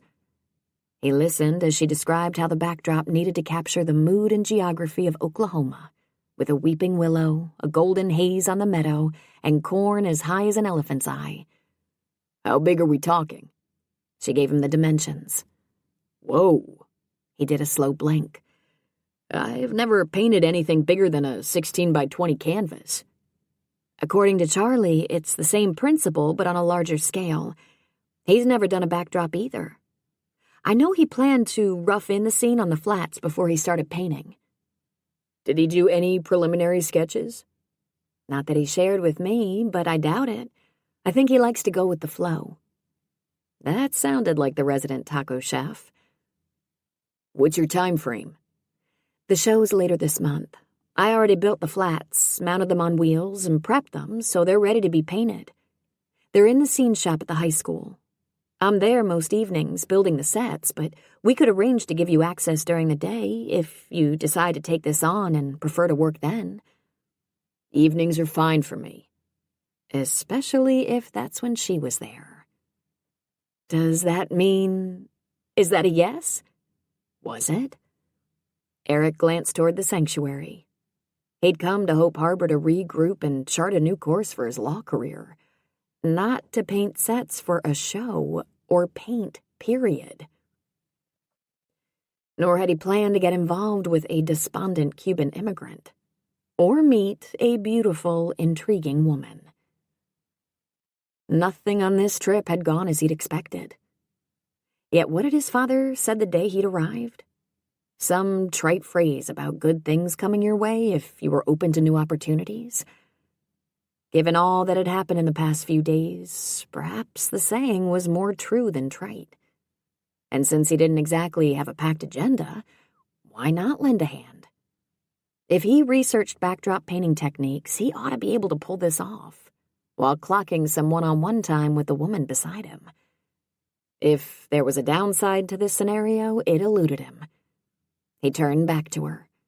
"It's a yes, but I'm no Charlie. Don't expect miracles." It's miracle enough there's someone else in town who's willing and able to tackle this job. Her eyes lit up, illuminating her face and enhancing her already considerable beauty. And I trust Charlie. He wouldn't have recommended you if he didn't think you could handle the job. Let's hope he's right. The church had grown quiet, and he swept a hand around the empty pews. We appear to be the laggards here. Everyone else made a beeline for the donuts. Can I interest you in one? No thanks. I have some errands to run, and I try to avoid high-fat food. It's bad for the arteries and the waistline. He gave her a swift perusal. You don't look as if you need to worry about the latter. That's because I do. She rose, leaving him no choice but to do the same. I'd like to see the flats ASAP, get a visual sense of the scale. No problem. I'll be diving back into the sets this afternoon about 2, if you want to swing by. That works. She followed him out of the pew and struck off for the back door. Hard as he tried, he couldn't think of a single reason to delay her departure. I'll see you this afternoon. She kept walking as they emerged to a fine mist and a sky more gray than blue. It seemed the clouds had won in their earlier game of hide-and-seek with the sun. Count on it. After flashing him a quick smile, she hurried down the steps and veered off toward the parking lot. Once she disappeared from view, Eric wandered toward the church hall. There might be a few of the sugared confections left. He was in the mood for a sweet treat. Of course, that would be waiting for him later at the high school if he missed out here. Grinning, he ducked back inside to escape the mist. Pretty certain BJ would not appreciate that thought. As for the ambitious project he'd agreed to take on, his grin faded and his pace slowed. The town's resident artist might think he could pull off a backdrop, but he doubted the finished product would be up to the professional standards of a Charlie original. Whatever talent he might once have had could have decayed from years of neglect. Too late now to back out, however. He stopped by the door to the sanctuary, debated for a moment, then slipped back inside to ask the Almighty for a little assistance, and pray he wasn't getting in way over his head. It felt odd to skip Sunday Mass, and Elena would be disappointed in him. But how could a man who was still considering taking a walk off a cliff go to church and face God? Luis lowered himself to the edge of the lumpy bed where he spent more nights tossing than sleeping, wiped a hand down his face. He'd kept his promise to Eric Nash, shown up for work on Friday, eaten the breakfast John had prepared. There was no reason he couldn't follow through on his interrupted plans from Thursday night. He'd be undisturbed in rainy weather like this. Except Eric had spent all day Friday, and probably a large part of his weekend, working on the motorbike, going out of his way to atone for the green card incident, to show kindness to a stranger. If Luis followed through on his plan now, would the man wonder if the green card incident had been the catalyst for disaster? Perhaps. And guilt was a terrible burden to bear. Stomach twisting, he touched the photo of Elena he'd set on the nightstand. He knew all about guilt. Adding grief and despair and hopelessness, who could be expected to persevere in the face of all that? Even God seemed to have deserted him. Pressure built behind his eyes, and moisture seeped out the corners. Wrong as it might be, when only an empty future stretched before you, escape tempted with a seductive, powerful appeal. Swiping away the dampness with the back of his hand, he stood. It was time to take a walk.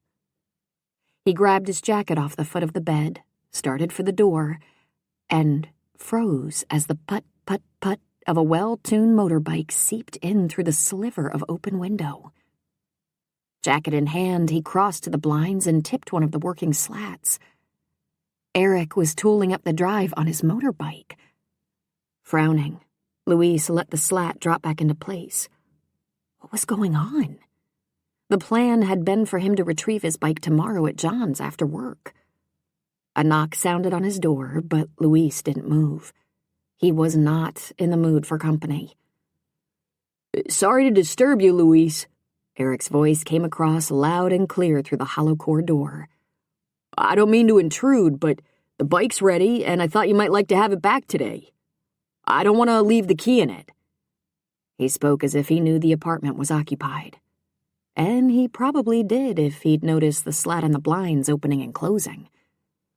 Sighing, Luis raked his fingers through his hair. It was stupid to ignore the man. He could get rid of him fast. How long would it take to say thanks and accept the key? He trudged to the door, flipped the lock, and twisted the knob. I apologize for showing up unannounced. Eric smiled and held out the key. I finished the bike and did a test run. I don't think it'll give you any more trouble. I was afraid it might be the carburetor or your fuel injection pump, but she just had a blown fuse and some fouled spark plugs. I cleaned all the plugs, replaced one of them, and put in a new fuse. You're good to go. Luis tried to follow the explanation, but stumbled over all the unfamiliar words. One thing he did understand, though. This repair had cost some money. New parts weren't free. He reached for his wallet. Thank you. How much is the cost? No charge. I enjoyed tinkering with the bike, and the body shop that's repairing my car gave me the parts I needed while I was there yesterday getting an update. They give you the parts. Would a business be that generous? For what my repair is costing, they can afford to throw in a few freebies. A gust of wind whipped past, and he angled away from the billow of mist that enveloped him. I'd suggest you take a spin, but given the weather, you might want to wait until later. All at once, Eric's damp state registered. A sheen of moisture had glossed his hair, and his t-shirt was clinging to his chest. Did you ride here in the rain? It wasn't raining when I left. He shrugged, and one side of his mouth hiked up. That's the Oregon coast for you. Luis scanned the deserted parking lot. Are you walking back to town? No. My dad's gonna swing by in about 10 minutes to pick me up. A second wave of mist surged toward the door, and Eric. If this kept up, he'd be drenched long before John arrived. Luis expelled a breath. He didn't want to invite the man into his room, but what other choice did he have? After all Eric had done, it would be wrong to leave him standing in the rain. Stepping back, he pulled the door wide. You can wait in here until he comes. Thanks. Eric entered at once and moved to the center of the room, giving it a quick but thorough scrutiny. Although his expression remained neutral, Luis knew what he was thinking. The efficiency apartment might be neat and as clean as possible, but the place was a dump. And his unexpected visitor's conclusion was spot on. Not that he had to live in a place like this. He could afford a slight upgrade if he didn't send as much money to his father-in-law. But as long as there was breath in his body, he'd honor his promise to Elena, the one that had erased the final stumbling block to their escape. The one he now regretted making. Pressure built in his throat again. Perhaps if he'd balked at her request, she would have refused to leave. They might not have realized their dream of creating a new life in America, but they'd still have a life together. Reining in his emotions, he indicated the sole upholstered chair. You will sit. Eric eyed it, then crossed to the straight-back chair beside the bed. This is fine. He dropped into it, glancing at the photo on the nightstand. He didn't speak, but Luis heard the implied question. That was my wife, Elena. He perched on the edge of the bed. She died 10 months ago, while we come to America. I'm sorry. The words were rote, but they were laced with compassion. Luis gently picked up the photo and cradled it in his hand. It has been hard. His words rasped. Too hard at times, I imagine. At Eric's soft comment, Luis sighed. No sense denying what they both knew. This man had stood beside him on the cliff. Yes. Eric clasped his hands together and leaned forward. America is a great place, Luis, and Hope Harbor is special. People here care about one another. They watch out for each other. You'll make friends. Life will get better.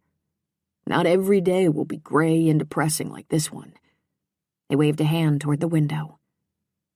Ah, Now he understood why Eric had delivered the motorbike in such dicey weather instead of waiting until tomorrow. Their client's son had been afraid today's dreariness would induce BJ's Cuban carpenter to finish the job he'd begun that night on the cliff. Luis looked down at his clasped hands.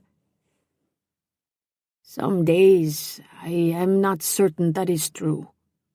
The soft admission, never before spoken, hung heavy in the somber room. I know. It was clear they were both through pretending. But I don't want you to have any more of those days.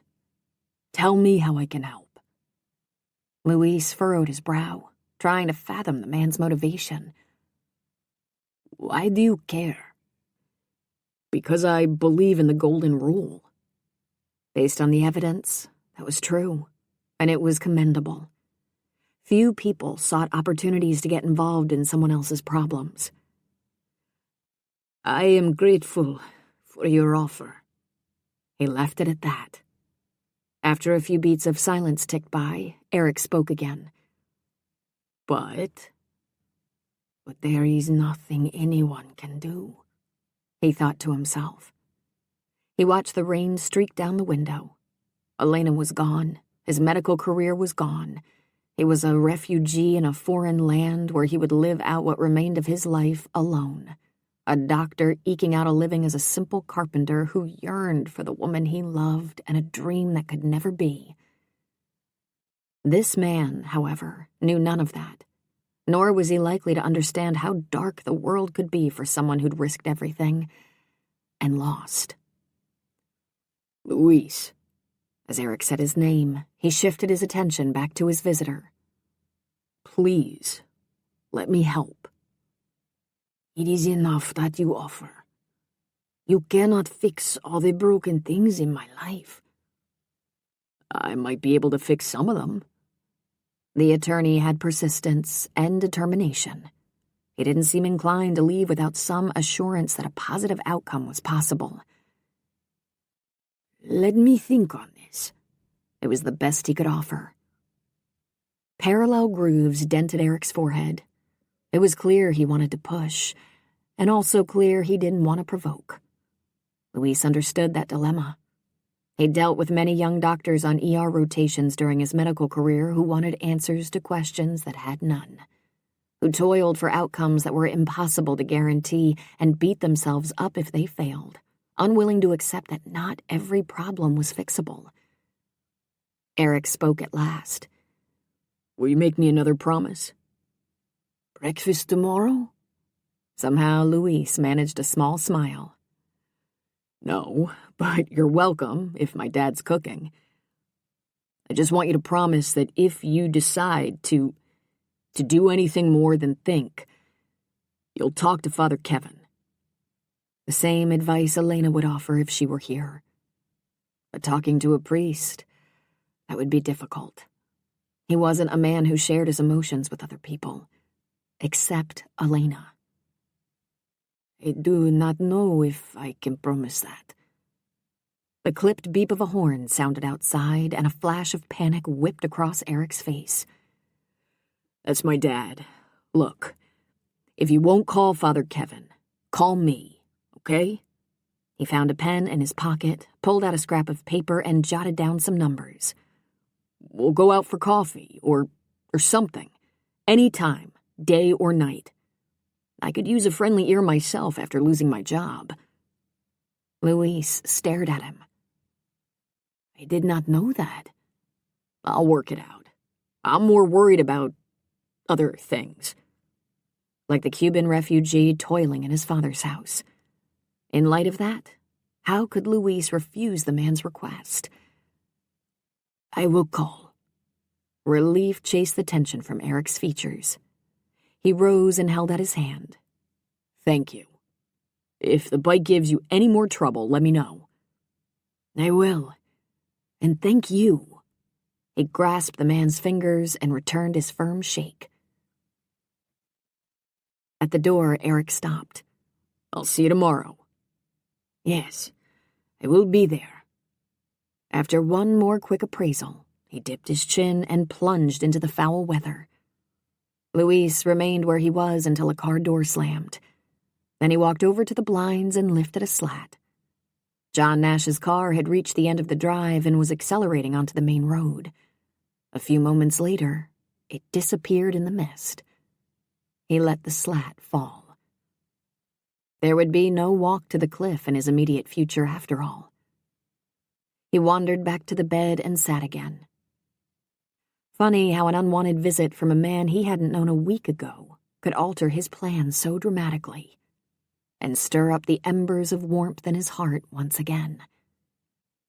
And for some strange reason, he had a feeling that maybe, just maybe, the warmth might linger this time.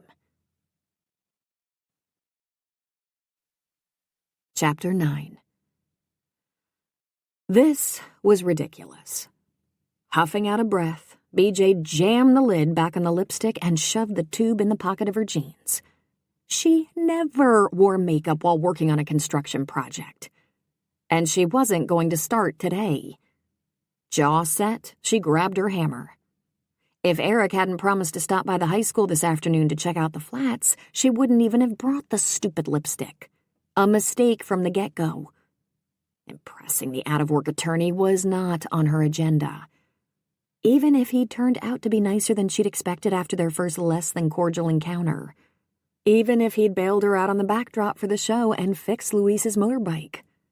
Even if sparks had been flying this morning in that pew faster than a puffin diving for dinner. Not all tall, dark, and handsome men were cast from the same mold as her L.A. beau, of course. But it was too early in the game to be certain about Eric. And the ace attorney, who'd been on a partner track, wasn't going to hang around a town the size of Hope Harbor long enough for her to get a solid read on his character. Yet another reason to walk a wide circle around him. Getting involved with someone who was just passing through would be a disaster, and she was done with disasters. She pounded a nail into the farmhouse facade and kept pounding until she heard the door behind her open 15 minutes later. Her hammer missed its mark and barely missed her thumb. Squeezing the handle, she kept her back to the door and closed her eyes. Chill out, BJ. Play it cool. In 5 or 10 minutes, he'll be out of here and you can get back to work without any distractions. But when she swiveled around, one honking big distraction wearing worn jeans, a chest-hugging t-shirt, and a killer smile was walking her way. Oh, mercy. She restrained the urge to fan herself. Hi. He skirted some sawhorses, dodged an unpainted set of shutters, circled a crude table and stool that were destined for one of the set pieces, and stopped a few feet away. Hi. Her greeting came out in a squeak, and she swiveled around to wave toward the flats for the backdrop, and hide the surge of warmth on her cheeks. There's your canvas. I knew the dimensions, but seeing it in person is intimidating. He strolled over to the blank backdrop. She stayed where she was. Distance was good. A backdrop doesn't have to have a lot of fine detail. No one in the audience will be closer to it than 20-25 feet. She wiped the damp palm of her free hand down her jeans. If you'll put together a list of supplies, I'll pick them up for you. The high school said we could use the drama department's tarps to protect the floor. I can get what I need. He continued to examine the expanse of white, his back to her. Okay, but keep your receipts. Helping Hands will reimburse you. Paint and brushes don't cost a lot. Consider it my contribution. Your contribution is your talent. Are you handing in all your receipts? He pivoted toward her. He would ask that. I have lots of spare stuff from jobs. That's what I figured. He ambled over to inspect her work in progress. What are you building? The facade of a farmhouse. Also the interior of a smokehouse. She motioned toward another large set piece. Are you doing this alone? Stone stops by if I need extra muscle. Other than that, it's a one-person job, and I enjoy working by myself. He held up a sketch pad she hadn't noticed until now. I might be inspired if I sit in front of that vast empty expanse for a few minutes. I don't want to disturb you, but would it be okay if I hung around for a while and did some doodling? Having him nearby would disturb her plenty, but that wasn't a thought she cared to share, and there was no other reason to deny his request. As long as hammering and sawing won't bother you. I'm getting used to that after living in a construction zone. An engaging dimple dented his cheek, spiking her pulse again. She took a step back and swept a hand toward the flats. Then have at it. There are some folding chairs stacked in the corner if you want to sit. I'll be fine. With that, he retreated to the canvas and dropped onto the floor to sit cross-legged. PJ watched him for a moment, then continued assembling the porch on the front of the farmhouse, although twice in the next 5 minutes she gave him a quick peek over her shoulder. Both times his head was bent, his arm moving. At least one of them was engaged in the job at hand. To eliminate the temptation to steal any more glimpses, she released the brakes on the rolling scenery wagon and rotated it, blocking her view of the man on the floor. Better. She reset the brakes and went back to work. 45 minutes later, he peeked around the side of the house. I thought I'd lost you. She pushed her safety goggles to the top of her head. I swivel sometimes to get the best light. True, but not in this case. Want to see what I have? He held up the sketch pad. Sure. She stowed her drill under a sawhorse. I set up 2 folding chairs by the flats. Without waiting for her to respond, he disappeared around the farmhouse. She held back. A cozy tete-a-tete sitting shoulder to shoulder might give her legs a break, but it was going to play havoc with her respiration. Still, what choice did she have? Bracing herself, she followed. He'd already reached the chairs and picked up a can of soda. There was one resting on the seat of the other chair, too. Where'd you get these? She bent and picked up a Diet Sprite. A machine in the cafeteria. They must keep it stocked through the summer. I hope that's all right. He tapped the side of her soda. I noticed you always seem to have some of these on hand at Dad's. The man paid attention to her preferences? Another mark in his positive column. Todd had never been able to remember from date to date whether she liked her lattes with or without whip, and she frowned. That was peculiar. For months she'd been blocking the jerk's name from her mind. Why had it popped up now, and with nary a blip on her stress meter? If you'd prefer a different kind, I can... No, this is fine. She released the tab. Thank you. Then on to the unveiling. He circled his own chair while she sat. First requirement, though, if these sketches stink, you have to tell me straight up. Agreed? Her lips twitched at his bluntness. I doubt they're gonna stink. They might, and you won't hurt my feelings. I've been away from art for years, and I'll be happy to start over if these aren't what you envisioned. Are you happy with what you have? He lifted one shoulder. Artists aren't always the best judge of their own work. I think these are on the right track, but they're rough. So are those. She lifted her can toward the 3-dimensional set pieces. I don't mind rough. I may not be able to draw, but I can visualize. An aptitude that will come in handy with these. He jiggled the pad, a twinkle sparking in his coffee-colored eyes as he sat. Whew! This guy was seriously hot. She wrapped her fingers around the cold can, hoping she didn't overheat the contents. I have a feeling you're underselling your skills. Don't bet on that. He set his soda on the floor, flipped back the cover of the sketch pad, and positioned the page so both of them could see it. At first glance, she concurred with his assessment. The drawing was rough, but it did contain all the requisite elements they'd discussed. The willow, the suggestion of a haze, the fields of tall corn. The closer she examined it, however, the more she saw. A weathered split-rail fence, fluffy clouds, a small pond in the distance, some grazing cattle, the hint of another outbuilding. All his enhancements added to the charm of the scene. And despite the sketchiness of the drawing, it was clear the man had talent. The perspective, scale, shadows, all were spot on. It's not what you were expecting, is it? Eric's teasing tone was at odds with the hint of uncertainty rippling through his words. Her stand-in backdrop painter honestly didn't realize how talented he was. BJ turned to him. No, it's 1,000% better. Don't tell Charlie I said this, but no way could he have beat this.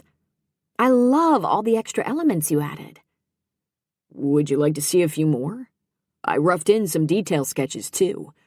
A lot of audience members won't catch the smaller touches, but those who do will get a kick out of them. Absolutely. He flipped through the next few pages in silence, and BJ found herself smiling at his whimsical embellishments. A scarecrow in the distance wearing a Helping Hands t-shirt stuffed with straw.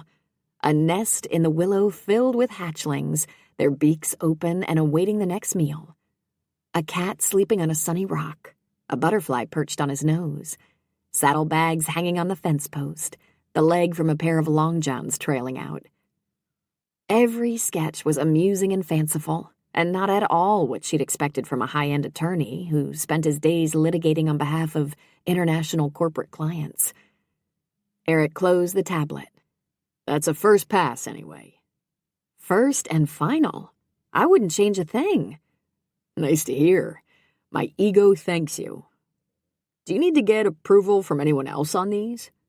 No, but I'd like to share them with the director. I know he'll be as thrilled as I am. May I keep them until tomorrow? Sure. He handed her the sketchbook. And speaking of tomorrow, you don't need to pick up Luis in the morning. I finished his motorbike and delivered it this afternoon. Another nice gesture. The man was full of surprises these past few days. You didn't have to do that. I didn't mind. It's not far. He stood. I better let you get back to work. Assuming your director doesn't have any issues with my sketches, I'd like to dive into the flats tomorrow evening. Will you be here? That's the plan. She stood, too. The cast needs the set pieces for dress rehearsal week, so I'll be here every night until they're finished. What time? No later than 7, unless I get delayed. I can verify that tomorrow before I leave your dad's. That works. In the meantime, I'll round up some supplies. Finished with that? He reached for her can. Yes, thanks. Good luck with those. He tipped his head toward the 2 large set pieces. Better you than me on that project. I might be able to simulate 3 dimensions on canvas, but creating real 3 dimensions? Not my talent. In that case, we should make a great team. His eyes warmed, darkened. I think you might be right. Her heart skipped a beat. He was talking about creating theatrical sets, wasn't he? Of course he was. They'd only met 5 days ago, for crying out loud. And they were both too old to allow a little electricity to short-circuit common sense. Well, she eased away. Back to work for me. Until tomorrow. He hefted one of the empty cans in salute and headed for the exit. She waited until he disappeared, then sagged against the smokehouse. It shifted behind her, and she scrambled to maintain her balance. Her own fault. She must have forgotten to set the brake on the wagon. And that was a prudent reminder. Because unless she put the brakes on the magnetic attraction she felt for Eric Nash, she could very well lose her balance and fall flat on her face. Again. Squaring her shoulders, she leaned down and locked the brakes on the wagon with more force than necessary. There would be no more starry-eyed disasters for her. If she ever decided to dip her toes in the waters of romance again, she would take it slow and cautious. So until she got a better handle on the real Eric Nash and his plans for the future, she'd stay a safe distance away from the appealing attorney. Strange how quickly a person could be forgotten. Eric rested his elbow on the kitchen table and scanned the screen on his laptop. Not a single new email. True, it was Sunday, yet in Portland, dozens of messages had come in each day, including Christmas. For partner track attorneys, every day was a workday. But he wasn't a partner track attorney anymore. Tamping down a surge of melancholy, he closed his email and Googled scenic backdrops. Perhaps some research would distract him and chase away the blues. Am I interrupting anything? His dad entered and retrieved a mug from the cabinet. Nope, I'm just Googling. Before that, I was checking email. I bet that takes a while. His dad shook some coffee into a filter. Not anymore. My inbox was empty, which is different. I used to be drowning in messages. 90% of them tagged urgent. Were they? Depends on your perspective, I guess. His dad held up the bag of coffee. Want me to add some for you? It's decaf if you're worried about sleeping. Sure. He rose and got a mug for himself. How's your perspective now that you've been home for a few days? His father poured water into the coffee maker. I'm still too wired to give that a fair answer. I expect it'll take some time for you to decompress. His father leaned against the counter and folded his arms. You know, I have to confess, I've been worried about you these past couple of years. You've been so intent on making partner, I was afraid the rest of life was passing you by. Eric opened the fridge and removed the half and half. It was, but that's par for the course if you're on the partner track. Well, maybe you'll have a chance to do a few different things while you're here. Broaden your perspective. Funny you should say that. I've already been sucked into a painting project, thanks to your architect. I was researching it when you came in. He gave his dad a quick overview. Now that sounds like fun and right up your alley. You've loved art since you were a tyke. I thought you might even pursue it as a career. You sure spent a lot of hours in Charlie's studio as a teen. For fun, not to pay the bills. Law is a much more stable career. Or so I assumed. The coffee began to sputter, and his dad held out a hand for his mug. It should have been, but medicine should be too, and look where Luis ended up. I don't know that it's common knowledge, but he was a doctor in Cuba. I heard. From who? His dad filled the mug and gave it back, curiosity etched on his features. Uh-oh. BJ told me. But I'd appreciate if you'd keep that to yourself. It was shared in confidence. Is that right? His dad filled his own mug, eyes glinting with interest. I didn't know you two had gotten chummy enough to be sharing confidences. Backpedal, Nash. We haven't. I wanted some history on Luis, and she provided it. You're not still stuck in that green card rut, are you? His dad's tone suggested he better not be. No, I had another reason for wanting to know. He busied himself diluting his coffee with the half and half. How did you find out about Luis's background? He told me. I ran into him in town one Saturday and introduced him to Charlie's Tacos. We had a long chat on a bench by the wharf. He's had some tough breaks. I know. It appears BJ told you quite a lot about our Cuban friend. He passed the half and half to his dad. Enough to know he's been through a lot. Time to get this conversation back on track. Speaking of Charlie, I dropped by the studio yesterday. I didn't think it would take you long to wander out there. Are you planning to do any painting while you're here, other than the backdrop? No. What's the point? You have talent, and you enjoy it. Once I connect with a new law firm, I'll be back on the 60-hour-a-week schedule. No sense starting something I can't continue. His dad added a smidgen of sugar to his coffee. How do you feel about returning to that grind? He shrugged. It's what I do. That's not an answer. Eric mulled over the question while he took a sip from his mug. He'd never thought much about his brutal schedule. Long hours were expected, so he clocked them. Yet all at once, the notion of diving back into a whirlwind of activity that left no time for anything, or anyone, didn't hold a lot of appeal. not an insight he was ready to admit to his father, or perhaps even to himself. It is what it is, Dad. Law is what I do. It doesn't have to be all-consuming, does it? If I want to be a partner somewhere, yes. And I've been working toward that goal since the day I entered law school. A goal is different than a dream. Dreams don't put food on the table. Always practical and prudent. His dad gave him a gentle smile. You know, sometimes you sound just like your mother. Is that bad? Not at all. The world needs practical, prudent people to balance the dreamers, as does every marriage. Are you suggesting Mom was the practical one in your marriage?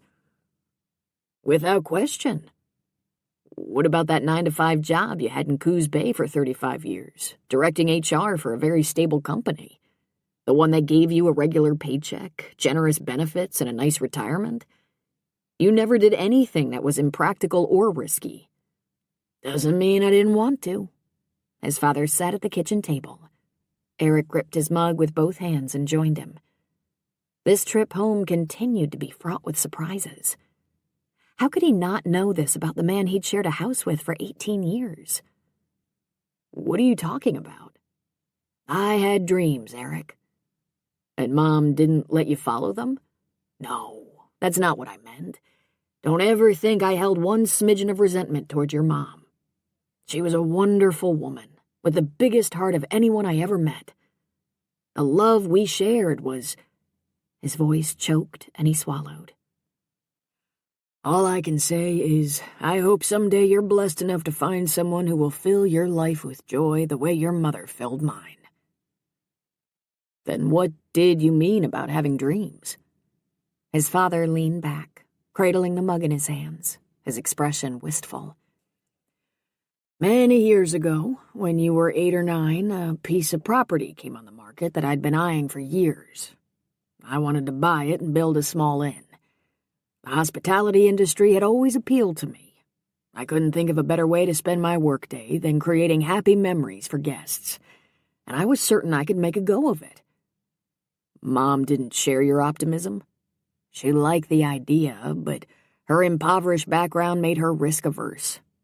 Security was important to her. To pull off my dream, we would have had to cash in the nest egg we've been building as a cushion for our retirement. She was afraid to take such a speculative chance, and she was right. I had a wife and a young son and a mortgage and bills to pay. Those needed to be my first priorities. The dream was fine. The timing was wrong. But now it wasn't. Suddenly, the impetus behind the B&B project became clear. I'm glad you're finally getting to realize a piece of it. His dad smiled. So am I. He finished his coffee and stood.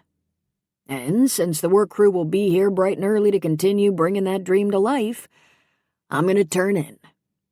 I won't be far behind you. You want me to rinse out the pot, or would you like another cup?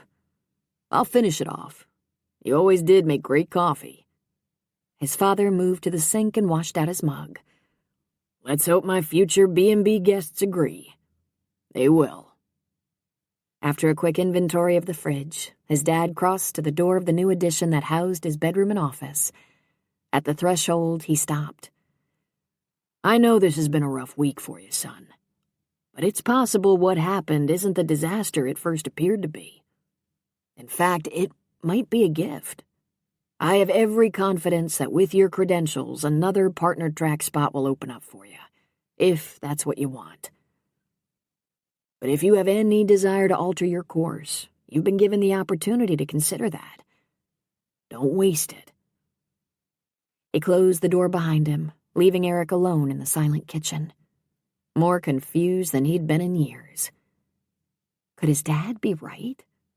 Was this an opportunity rather than a disaster?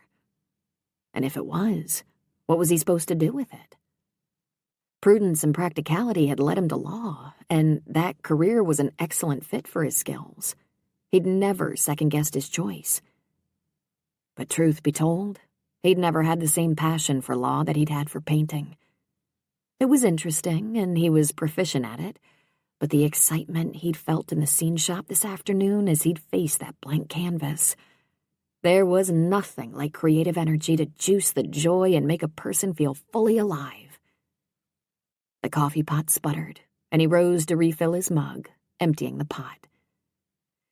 Too bad he couldn't channel that creative energy into a career. And too bad he didn't have his father's adventurous spirit.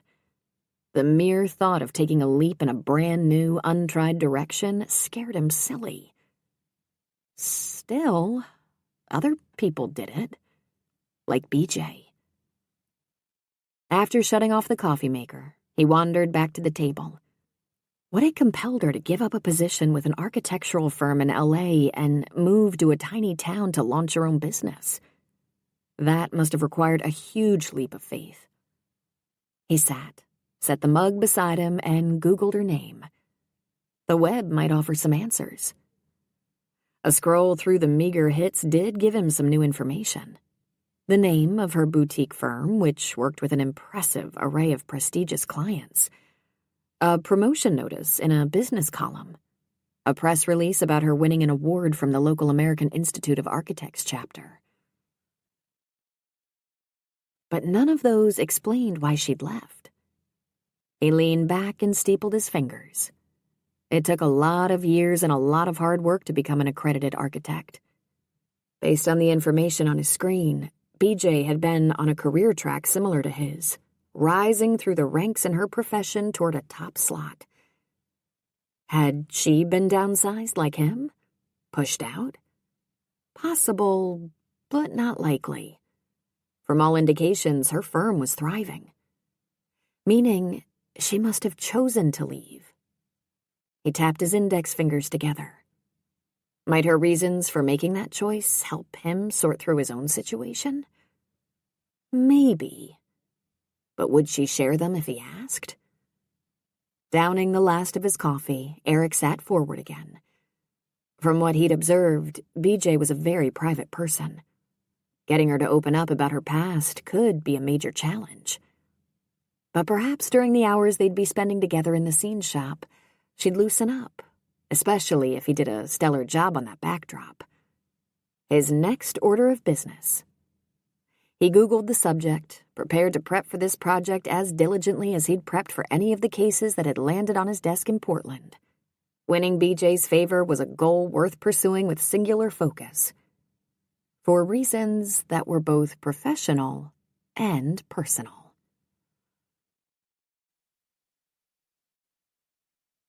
Chapter 10. BJ picked up the last piece of gingerbread trim for the porch of the farmhouse, positioned it in place, and felt around in the pouch on her belt for another screw. Empty. Expelling a breath, she clumped down the ladder and scrounged around in her toolbox. This had not been her most productive session, thanks to the man on the other side of the set piece, who was roughing in the scene he was going to paint on the flats. It should have been easy to forget about the charming attorney. She couldn't see him. She couldn't hear him. She couldn't smell that sophisticated aftershave he wore, with its subtle hint of sandalwood. But boy, could she sense his presence. It was almost palpable, and heady enough to be illegal. Her fingers closed over a screw, and she stood, resisting the urge to check on his progress. Getting an eyeful of him would only rattle her more. Instead, she ascended the ladder and squeezed the trigger on her screw gun to secure the trim. Done. At least one unit was ready for painting. And if all went well in the next couple of hours, she'd make decent headway on the smokehouse before this Monday ended. She descended the ladder and eased toward the edge of the house. Could she cross the open territory between here and the other unit without Eric noticing her and flashing that killer dimple of his? Better get the lay of the land before sneaking out, even at the risk of elevating her heart rate. She peeked around the farmhouse. Not bad for a first foray into backdrop painting. In the 2 hours since they'd arrived, he'd roughed in about half the scene. As for him noticing her, unlikely. He appeared to be engrossed in his work. She gathered up a few tools and tiptoed toward the smokehouse, only to have her phone trail halfway across the expanse. Drat. Eric turned toward her at once. Double drat. Sorry to disturb your concentration. She set the tools on the floor and pulled out her cell. Michael Hunter's name was on her screen. Could this be a verdict from the Helping Hands board already? Pulse accelerating, she strode toward the far corner of the scene shop and put the phone to her ear as they exchanged greetings. Please, God, let this be good news. Michael got straight to business. I heard from all the board members about your proposal. Do you have a few minutes? Sure. She rested a hand on the edge of the faux stone bridge that had been used in the high school's production of Brigadoon, and prayed her dream wasn't about to vanish like that mythical Scottish town. Everyone liked the concept and agreed it has a lot of merit. We all know a number of seniors in town who might be interested in a program like this. The words were positive. The subtle undercurrent wasn't. Her stomach kinked, and she squeezed the cell. I sense a but coming. There were some concerns. No doubt instigated by that grump who'd been such a naysayer the day she'd made her presentation. Serious ones? Serious enough. There was general concern about liability for the organization if Helping Hands facilitates a match that goes south. What happens if there's a theft, for example, or an accident with injuries? Background checks would have to be part of the screening process, as I noted in my proposal, and both parties would have to verify their insurance policies were up to date. I agree background checks would be mandatory, but unfortunately, they don't guarantee a person's character. In terms of liability issues, insurance, as well as the contract you recommended, could cover some of those. But the board also raised issues of administrative time and costs, including legal fees. She couldn't argue with the admin issue. The program would require management. As for costs, background checks were inexpensive. But if the board wanted an attorney to not only develop the basic contract, but review the section that would be personalized for each pairing, that could get pricey. Unless we might be able to find a lawyer who would be willing to develop the boilerplate contract and review individual contracts gratis. She sent a speculative glance toward Eric and found him watching her. He turned away immediately and went back to work. She swiveled around too. What a dumb idea. The man was a short-timer in town. Did you have someone in mind? Michael sounded hopeful. If only. No. No one on the board could come up with a candidate either. Rick Jensen was a competent lawyer, and he might have been willing to volunteer for the job if he hadn't gone to live with his daughter in Utah after he retired. The closest attorneys now are in Coos Bay, and they have no vested interest in Hope Harbor. It may be hard to find a volunteer unless they have a connection to the town. She gave her scene shop neighbor another surreptitious scan.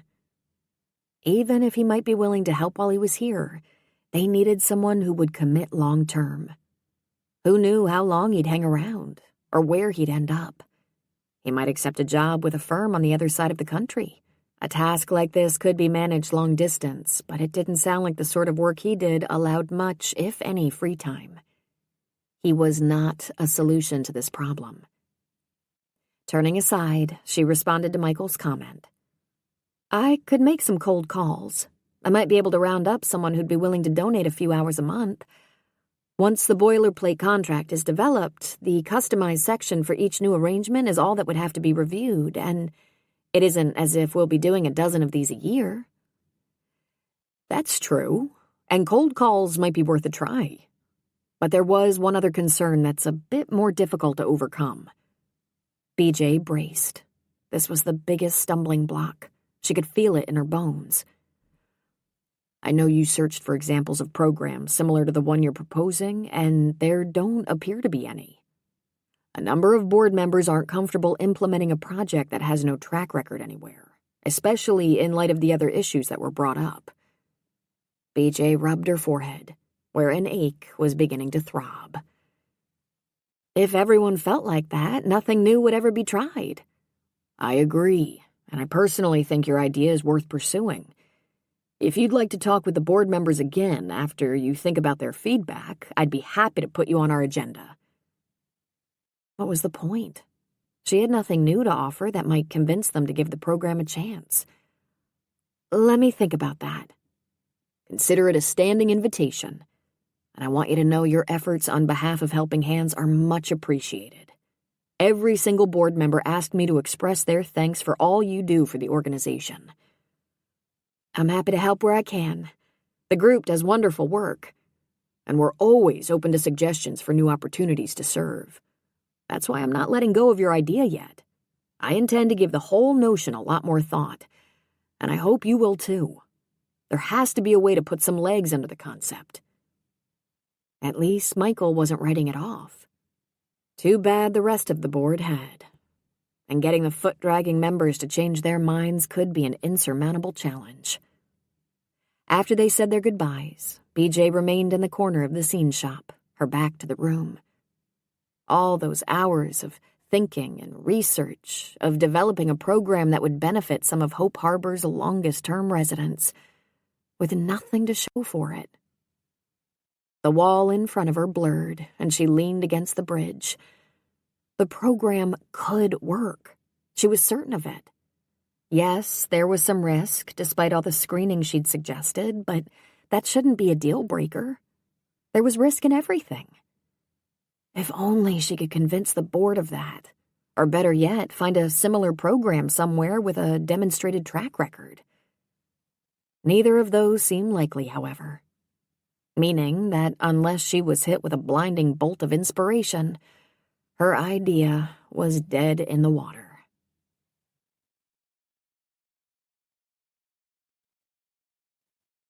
It looked like her call was over, and BJ was not a happy camper. Eric roughed in another stalk of corn, keeping one eye on the architect. Gone was the feisty woman who'd confronted him the day he'd hit her truck, and who'd taken him to task for badgering Luis. On those occasions, sparks and spunk had been pinging off her. Now, every angle of her wilted posture suggested defeat. Whatever news she'd received must have been very bad. He added some leaves to the stalk with a few long strokes, keeping her in sight. Should he ignore her obvious distress, or step in and risk a rebuff? As he debated that question, she turned toward him, and once he caught the shimmer in her eyes, the decision was a no-brainer. He wiped his hands on a rag and moved toward her, stopping a few feet away. "You okay?" "Yeah." That was a lie. She looked as if someone had kicked her in the stomach. "I don't think I'm buying that." She dipped her chin and tucked her phone back in its pouch on her tool belt. "I'll be fine. Listen, if you're getting tired, you don't have to hang around. It's been a long night." Was she being considerate or trying to ditch him? "You've got to be more tired than I am." He kept his tone conversational, trying to gauge her intent. "You put in a full day of physical labor. All I did was go to the paint store and take a walk on the beach." She lifted one shoulder. "I'm used to it. The stuff I'm doing here is easy." She ran her fingers over the faux stone on the bridge. "To be honest, though, I'm kind of beat. I usually hang around until about 10, but I think I'm going to call it a night. Can you be ready to leave in about 5 minutes? I need to lock up." "No problem. Sketching doesn't generate a mess to clean up like painting does." She started to walk away, but this was not how he wanted their conversation to end. Throwing caution aside, he touched her arm as she brushed past. "Look, I don't want to overstep, but I have a feeling that phone call was bad news." He left it at that. No question, just an open-ended comment. If she blew him off, he wasn't going to push and risk raising her ire.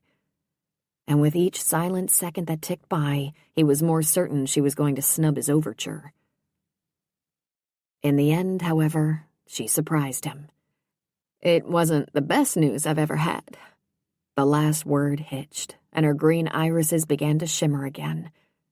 His gut clenched, and he had a sudden, totally inappropriate urge to wrap her in his arms, hold her tight, and promise he'd do whatever he could to fix the problem. Instead, he shoved his hands in his pockets to keep them out of trouble. Do you want to talk about it? Talking won't change anything. Maybe not, but it can make you feel better, or even spark ideas. I learned that over many a conversation with my dad at our kitchen table through the years. Like the one last night that continued to replay in his mind, though that exchange had unsettled more than clarified. It's a long story.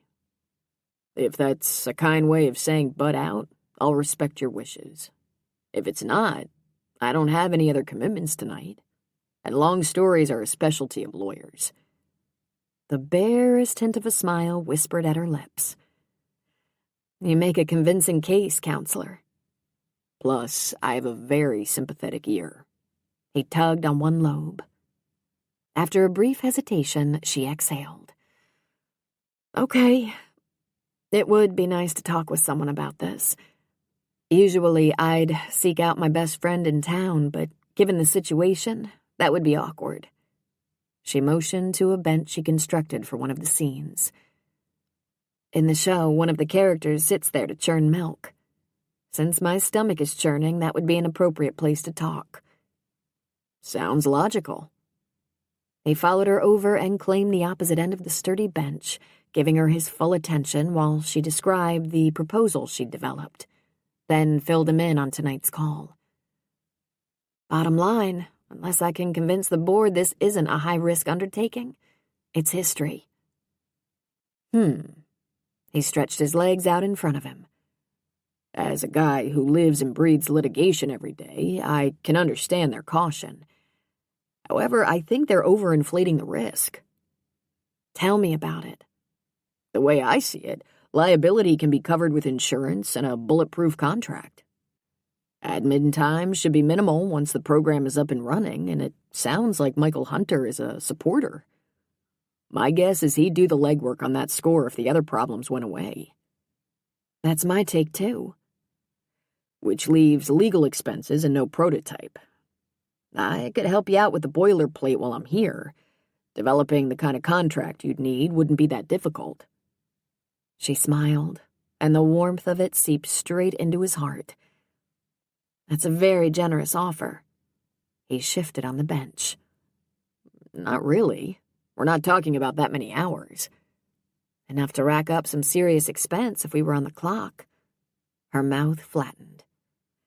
But the board thinks we need ongoing legal support for the customized section of each contract. And you won't be here forever. You might even end up out of state. That was true. Is it, Eric? He thought to himself. He frowned. Where had that disconcerting little question come from? My plans are in flux at the moment. Strange. The words that came out weren't the definitive answer he'd intended to give. I could always cold call a few attorneys in Coos Bay. Someone might be willing to take this on pro bono. I may be able to help with that. One of the guys in our office was from there. He might know of a few local attorneys. I'll reach out to him. And if that didn't work, he could always consider volunteering himself. In the age of instant communication, distance was inconsequential. Time, however, different story. A partner-track position at a new firm would be even more demanding for the foreseeable future than the familiar job he'd left behind. That would be great. Thank you. Her smile reappeared for an instant, fading again as she towed a piece of scrapwood. That leaves the lack of a model program with demonstrated success. Well, solving 3 out of 4 problems isn't a bad start for a Monday. Why don't we both think about this for a few days? Maybe one of us will have a brainstorm. She didn't look optimistic.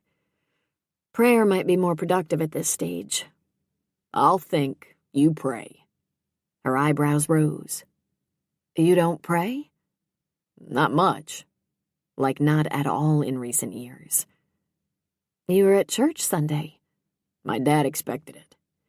To be honest, once I left Hope Harbor, life got too busy for church and stuff. Like God? There was no good answer to that question. I haven't stopped believing or anything. His response came out more defensive than he'd intended, and he took a deep breath. Keep it light, Nash. Inject a touch of humor. It's been so long since he's heard from me, I doubt he'd recognize my voice. The shepherd always knows his sheep. Her tone was gentle, yet the words stung. He stiffened. Are you suggesting I'm lost? Contrition etched her features. No, I'm sorry. I didn't mean to preach. I just can't imagine how a person survives big setbacks without relying on God for strength and guidance. The hint of fervor in her words suggested that was more than a platitude. It sounds as if you're speaking from experience. Her toe stopped playing with the wood, and she went very still. I've had some challenges, but nothing like the troubles other people have had, including some of the older folks in town who would benefit from a program like the one I proposed. She was shifting the conversation back to an impersonal topic. Or was she? He did the math. A strong, tearful reaction to the thumbs down, plus a churning stomach, plus a poignant sadness in the depths of her eyes. That didn't add up to mere disappointment over a charitable program gone south. It added up to a stymied personal agenda. There was a backstory to her proposal, and he wasn't going to let her off the hook without one more attempt to ferret it out. Where did the idea for that come from anyway? He put a touch of casual curiosity in his inflection, keeping the query as non-threatening as possible. A flicker of pain whipped across her face so fast, he wondered if he'd imagined it. I volunteer for helping hands beyond this. She waved a hand around the scene shop. A lot of people I assist are older and struggling to remain independent, like Eleanor Cooper. I mentioned her to you the other day. I remember. But you've only been in town a year. I would think you'd be too busy settling in, launching your business, to have much time to volunteer for anything, let alone develop an ambitious program. BJ bent down to retie her shoelace, hiding her face from his view. You can always find time to do things that are important to you. He waited until she sat up again so he could watch her while he made his next comment. You know, I get the feeling you have a personal stake in the outcome of your proposal. Shock flattened her features. Bullseye. Why would you think that? He restrained the impulse to twine his fingers with hers. I'm used to dealing with people in depositions and courtrooms, watching reactions, tuning into vibes. And the disappointment I'm picking up from you is out of the normal range for this kind of situation. Her breath hitched, and when she brushed back a stray strand of hair, the subtle quiver in her fingers validated his conclusion even before she confirmed it. You're right. I do have... Her phone rang again, and he stifled a groan. Could the timing be any worse? She fumbled for it and skimmed the screen. This is Reverend Baker. I need to take it. Excuse me for a minute. She sprang to her feet and darted away, ending their conversation. Would she pick it up again after she returned, or succumb to cold feet? He hoped it was the former. Because the more he hung around BJ, the more he wanted to know what made her tick.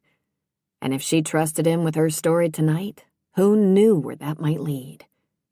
He was ready to find out. But was she? Chapter 11. Tomorrow's fine, Reverend Baker. BJ angled sideways and peeked at Eric. He was watching her, probably waiting for her to come back to the bench and finish the admission she'd had no intention of making. Her stomach clenched. She'd never told anyone about the burden she carried over Graham's situation, including a close friend like Tracy. It made no sense to even consider sharing her secret with a man she'd known less than a week. If that works for you. Uh-oh. She'd totally lost the thread of her conversation with the minister. I'm sorry. I missed part of that.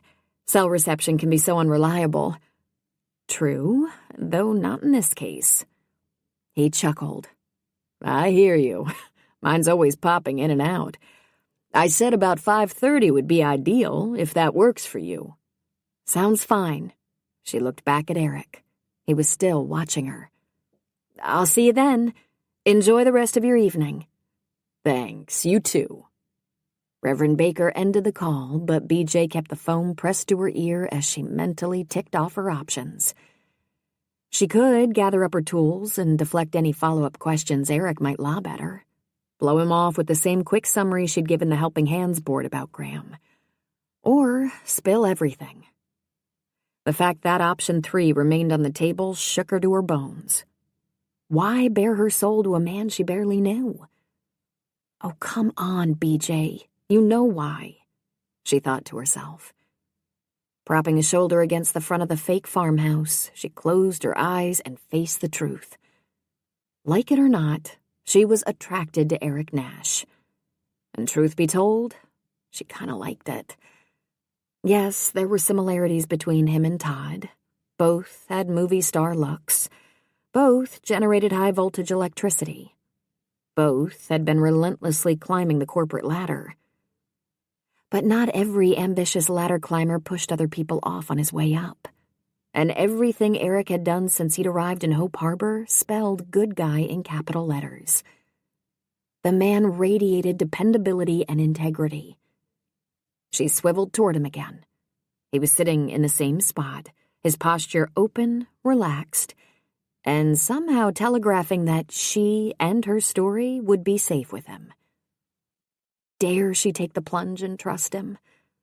The temptation was strong, and keeping all her emotions bottled up inside wasn't healthy. Perhaps a fresh perspective might help her find the elusive closure that kept her awake more nights than she cared to count. Yes or no? Slowly, she lowered the phone and tucked it back in the pouch on her tool belt. Go for it, BJ. If you change your mind partway into the story, you can always back off and keep the rest to yourself. That was true. Plus, she could ease in, test the waters with a few questions, see how he reacted to the first part of the story.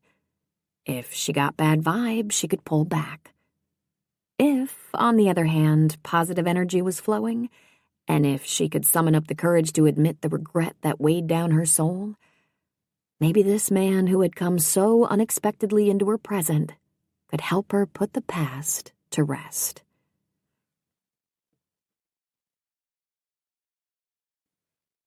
She was going to talk to him. Eric could see the resolve on her face as she returned to the bench. And she wasn't going to regret that decision. Guaranteed. Sorry to keep you waiting. She sat beside him. Grace Christian is thinking about remodeling the offices, and we were setting up a bid appointment. Her words came out fast and choppy. The lady was very nervous. Don't push, Nash. Let her take this at her own pace, he thought to himself. Sounds like business is booming. It is. She wrapped her fingers around the edge of the bench and locked gazes with him. You said before my call that you had a feeling I might have a personal stake in the outcome of my Helping Hands proposal. I do. And there's a story behind it, if you'd like to hear it. I would. Why? The direct question threw him for a moment, but it fit the personality of this no-nonsense woman. You want me to be honest or coy? If she preferred to play this exchange straight, he was game. Honesty is always best. But not always comfortable. Agreed.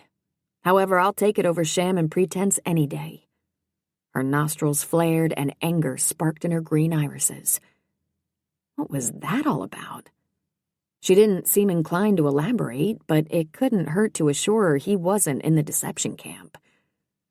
For the record, I don't do sham or pretense. The tension in her features relaxed a tad. Nice to know. And the answer to your question is simple. I want to know more about you because I think you're an interesting woman, and I'm attracted to you. She blinked. Too candid? No. She cleared her throat. But we barely know each other. We may be new acquaintances, but I like what I've seen so far. And the electricity is potent, on my end anyway." She blinked again. He grinned. "Shall I call back the candor?" "No, I'm not used to guys being that straightforward. Maybe you've been hanging around with the wrong guys." If he hadn't been watching her closely, her tiny flinch at his teasing remark would have escaped his notice. He frowned. "I think I hit a nerve." Her expression shifted into neutral. "No problem. It's history." Not ancient history, though. Her reaction felt too fresh. He fisted his hands and came to the obvious conclusion. Some guy had hurt her in the not-too-distant past. That did not sit well. "Look," she fidgeted on the bench. "I thought you wanted to hear the background on my helping hands proposal." Frustration coiled in his gut. He did, but he also wanted to hear the background on the jerk who'd hurt her. However, BJ's stiff posture, narrowed eyes, and crimped fingers were sending a clear back-off message. If he pushed, she could shut down and leave him in the dark about both the helping hands proposal and her love life.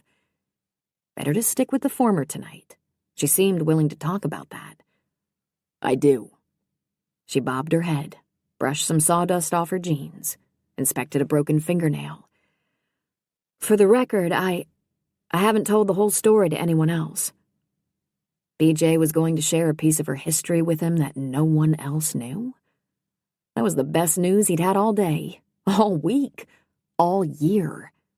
And it wouldn't hurt to reassure her that her trust wasn't misplaced.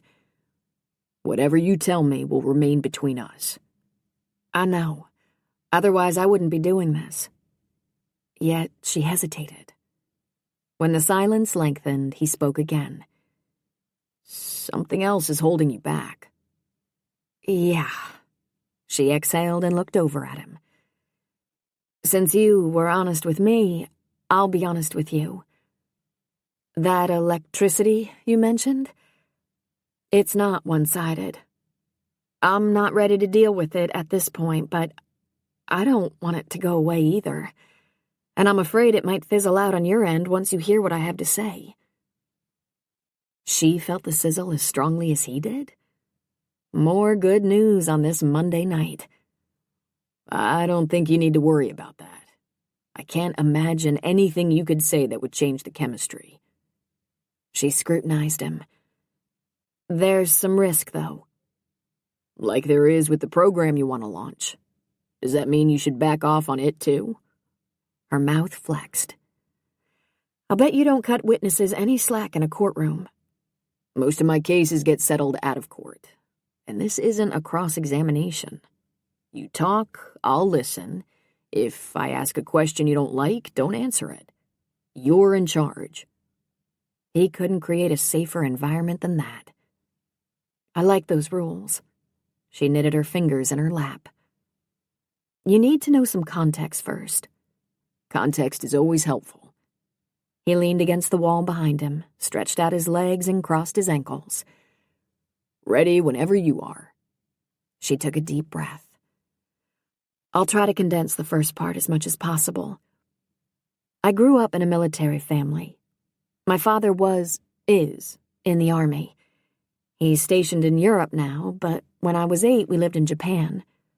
My mom died not long after he was transferred there, and my dad didn't feel equipped to raise an 8-year-old girl alone." "No other siblings?" "One brother, 10 years older, who was away at college. We went through a series of nannies the first few weeks after we lost Mom, none of whom worked out for various reasons. Dad finally sent me to live with my maternal grandparents near Memphis. His rationale was that he wanted me to grow up in a more normal environment. The man had shipped a grieving 8-year-old halfway around the world to live with virtual strangers? How could a father do that? Being overwhelmed in the beginning was understandable, but couldn't he have adjusted to the new normal instead of ceding his parental duties? He toned down that reaction, though, keeping his inflection sympathetic and non-judgmental. "That transition had to be tough." You know, it wasn't after the first couple of weeks. Of course, I missed Mom and grieved for her for months. Dad, not as much. I didn't see a lot of him anyway. An Army career isn't always conducive to family life. And Graham and Gramps wrapped me in love. To say they were the salt of the earth would be a gross understatement. Were. Past tense. Are they both gone? He gentled his voice. Yeah. Her breath hitched and she swallowed. Gramps died 8 years ago. I lost Graham 2 years ago. I'm sorry. He touched her knee. She inspected his hand resting on the worn denim of her jeans, and for a fraction of a second, he thought she might lay hers on top. Instead, her knuckles whitened and she slid her twined fingers an inch farther away. Thank you. It's still hard after all these months. I email my father and brother, who lives in London with his wife, and talk to them on occasion, but Graham and Gramps were my family. She shot him a quick glance. I'm getting to the hardest part. Take your time. He left his hand on her knee, giving her his full attention while she told him how her grandmother had suffered a broken hip that left her with a bad limp and kept her housebound. As she recounted the older woman's struggle to remain independent, it was obvious the situation had been hard on both of them. He and BJ might be new acquaintances, but there was no doubt in his mind that she'd fretted constantly over the state of affairs back in Tennessee. When she paused, he massaged her knee through the sturdy denim. Being far away must have been hard for you. It was. She focused on the flats he'd been working on, where a pleasing, peaceful landscape was taking shape on the blank canvas. I stayed with her for 2 weeks after her surgery and squeezed in as many quick weekend trips back as I could manage. I also tried to convince her to relocate to L.A., but Tennessee had always been her home and she didn't want to leave. She ended up selling the house and moving to a retirement center, which was a disaster, as I told the Helping Hands board. He listened as she repeated the story she'd shared with the board. So that experience gave you the idea for the Helping Hands program. Since you couldn't help your grandmother, you're trying to help some of the older residents here avoid her fate. Yes. She leaned forward, every muscle taut. But you're missing the key point. It wasn't that I couldn't help Graham. I chose not to. He furrowed his brow. You went home for her surgery. You made weekend trips back. I'm sure you talked with her often. What more could you have done from the West Coast? That's just it. I didn't have to stay on the West Coast. Memphis might not be as glitzy as L.A., but there are architectural firms there. I could have moved back in with Graham and gotten a job at one of those. It would have only been a 45-minute commute to the city. Or I could have done what I ended up doing here in Hope Harbor, started my own business. But I was too enamored with my life in L.A. and making a name for myself in a prestigious big city firm to consider that possibility. He stared at her.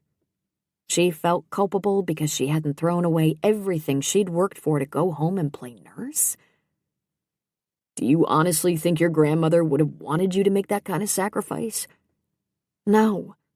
There wasn't a selfish bone in her body. But the point is, it shouldn't have been a sacrifice. Graham and Gramps took me in when I needed a stable, loving home. They put me first, always. No parent could have lavished more love on a child. Yet in Graham's hour of need, I wasn't there for her. If I had been, I know she'd be here today. She blamed herself for her grandmother's death? Whoa. That was heavy. But as far as he was concerned, her guilt was misplaced. BJ, I think you're being way too hard on yourself. You'd invested years building your career. Walking away from that would have been the right thing to do. That wasn't what I was going to say. It's true, though, especially since I ended up leaving L.A. and starting over in a small town less than a year after she died anyway. I could have done that a couple of years sooner and been there for Graham. So coming to Hope Harbor had nothing to do with her situation? Not directly.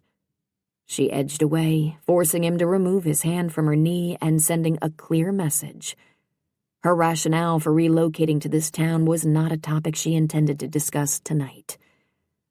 One more missing piece in the intriguing puzzle that was B.J. Stevens, and he wanted that piece too. Let it go for now, Nash. Tomorrow's another day, and another set construction session. Prudent advice, even if it taxed his patience. I still think you expected more of yourself than anyone else would. But I do admire how much you cared for your grandparents. I also understand why this program is important to you, and I have to believe there's a way to get it off the ground. Her posture relaxed a hair. Smart choice to leave a discussion about the reasons behind her relocation for another day. So what I told you about failing Graham, it didn't change how you... There's still electricity? An anxious note crept into her voice. Oh, yeah, he smiled. Lots of it. But, she searched his face. But what? Good question. You're different than anyone I've ever met. He chose each word with care. I never expected to find a woman like you living in Hope Harbor. To be honest, it's kind of knocked me off balance. My plan was to spend 2-3 weeks here regrouping, then plunge back into the legal fray. Now, you're confused? To put it mildly. That's why I want to go slow and easy. You're in the midst of getting your business established here, and I don't want to barge into your life, make a connection, and leave. Until I know where I'm headed, it's safer if we play this hands-off while we get to know each other. I could end up taking a position on the other side of the country, and I don't want either of us to get hurt. Her eyes began to glisten again, and she dipped her chin to fiddle with a pouch on her tool belt. Thank you for being honest and considerate. She didn't have to say it for him to know the last guy she'd been involved with hadn't been either, and this woman deserved better. Can I make you a promise? She lifted her chin. What kind of promise? A simple one. No matter where I end up, we'll still be friends. Even if ignoring the electricity between them killed him, which it might. Holding back when every instinct in his body was urging him to pull BJ into his arms was taxing his self-control to the limit. But loving and leaving wasn't the path to friendship. Thank you for that. She laid her fingers on his hand. It means a lot to me. Their warmth seeped into his skin, up to his arm, and into his heart. You're welcome. But don't tempt me, okay? He flicked a glance at her hand. She snatched it back. Sorry. Don't be. I liked it. However, while I have great discipline, I'm not Superman. He rose and took a step back from temptation. You ready to close up? Yes. She stood too. Let me gather up my stuff. I'll meet you at the door. He crossed to the light switch, waited until she joined him, and plunged the room into darkness. Outside, the last lingering rays of sun faintly illuminated the western sky. I guess I'll see you tomorrow at your dad's. BJ stopped beside her truck. Yeah, and here again tomorrow night. He shoved his hands in his pockets. Listen, I want you to know how much I appreciate you trusting me with your story. And I'm going to give your Helping Hands program some serious thought. There has to be a solution. He hitched up one side of his mouth. I may even say a few prayers. It couldn't hurt. Where 2 or 3 and all that? She reached for her door, but he beat her to it. You aren't going to slug me if I try to use the manners my mom taught me, are you? Some women are insulted by niceties these days. No. She climbed up into the cab. I appreciate courtesy. See you tomorrow. He waited until she backed up and pulled out of the high school parking lot, then ambled over to his rental car. It was far too early to go to bed, and his dad was having dinner with a friend tonight. The house would be empty and quiet and lonely.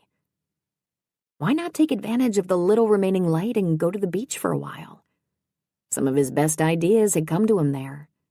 It was possible a solution for BJ's problem would pop into his mind as he contemplated the towering sea stacks that had been shaped by ferocious storms but had never succumbed to them. Besides, if nothing else, some beach time would give him a chance to unwind after the last turbocharged half hour. And if watching the waves crash against the sturdy stacks didn't help him regain his equilibrium, a dip in the chilly water should cool him down and clear his head. At least until the next time he found himself in the presence of the most attractive architect on the Oregon coast.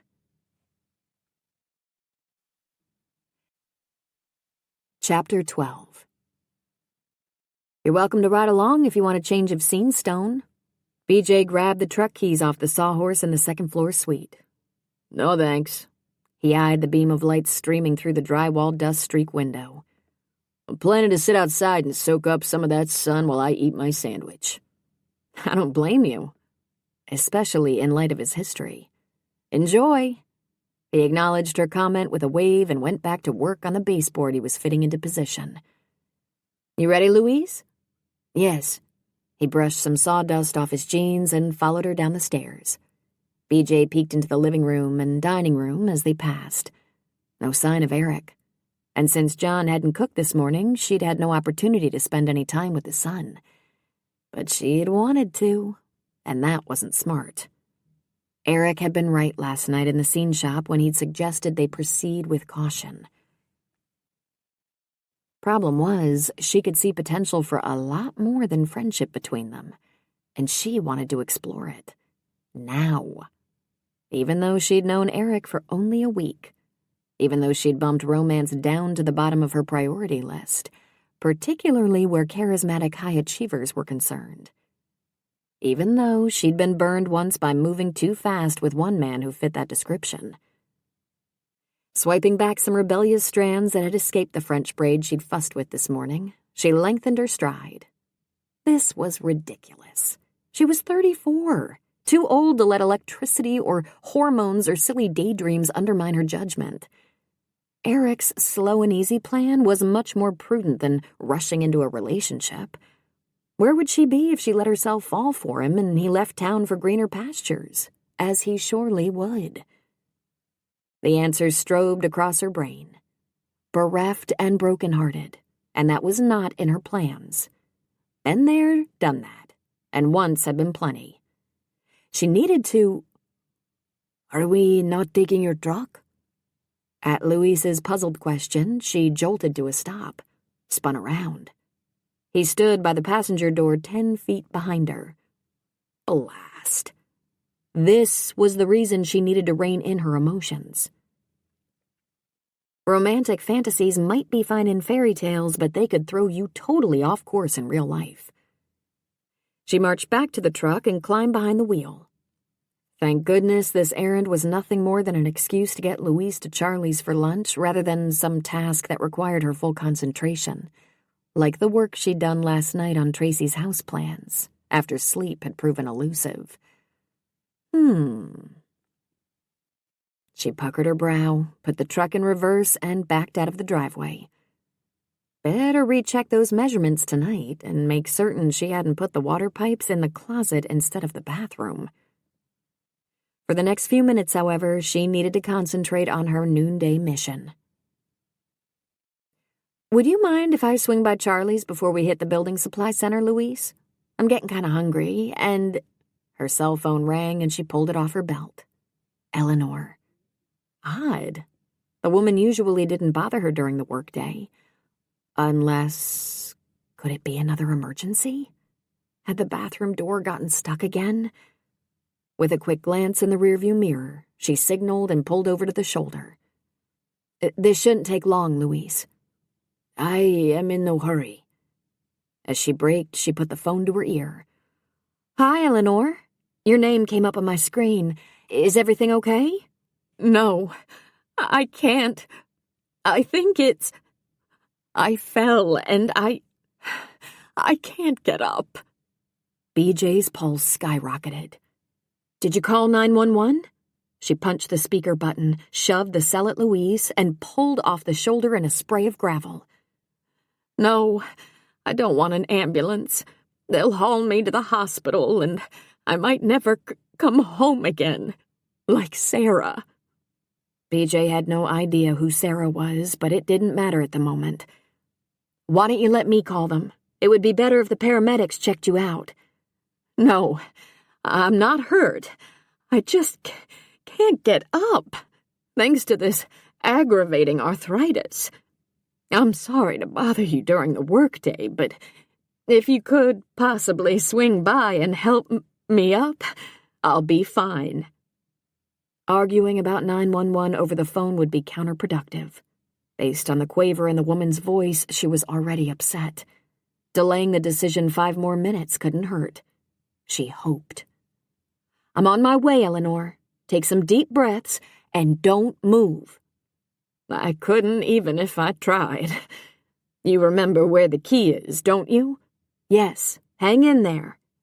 There's not much else I can do. The line went dead. Louise returned the phone. Who is this Eleanor? Zooming around a motorist with an out-of-state license plate who seemed to be more interested in taking in the sights than reaching a destination, BJ gave him the basics. Falls are bad. Does she take a medicine to thin the blood? I have no idea. Why? In a woman her age, a break here, he indicated his hip, is possible. They can cause bleeding inside if the blood is thin.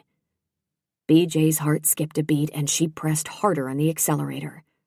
4 minutes later, she pulled into the driveway, slammed on the brakes, and sprinted for the planter filled with geraniums. Once she had the key in hand, she opened the door and strode toward the living room, where the 2 occupants of the house spent most of their waking hours. On the threshold, she paused. Eleanor was sitting on the floor, eyes closed, her back propped against her recliner. She was a bit paler than usual, but otherwise appeared to be in decent shape. Methuselah was curled up beside her, chin resting on her leg while she stroked his fur. I'm here, Eleanor, she spoke softly. The woman didn't need someone startling her after all the trauma she'd already been through. The older woman opened her eyes. My, you must have flown.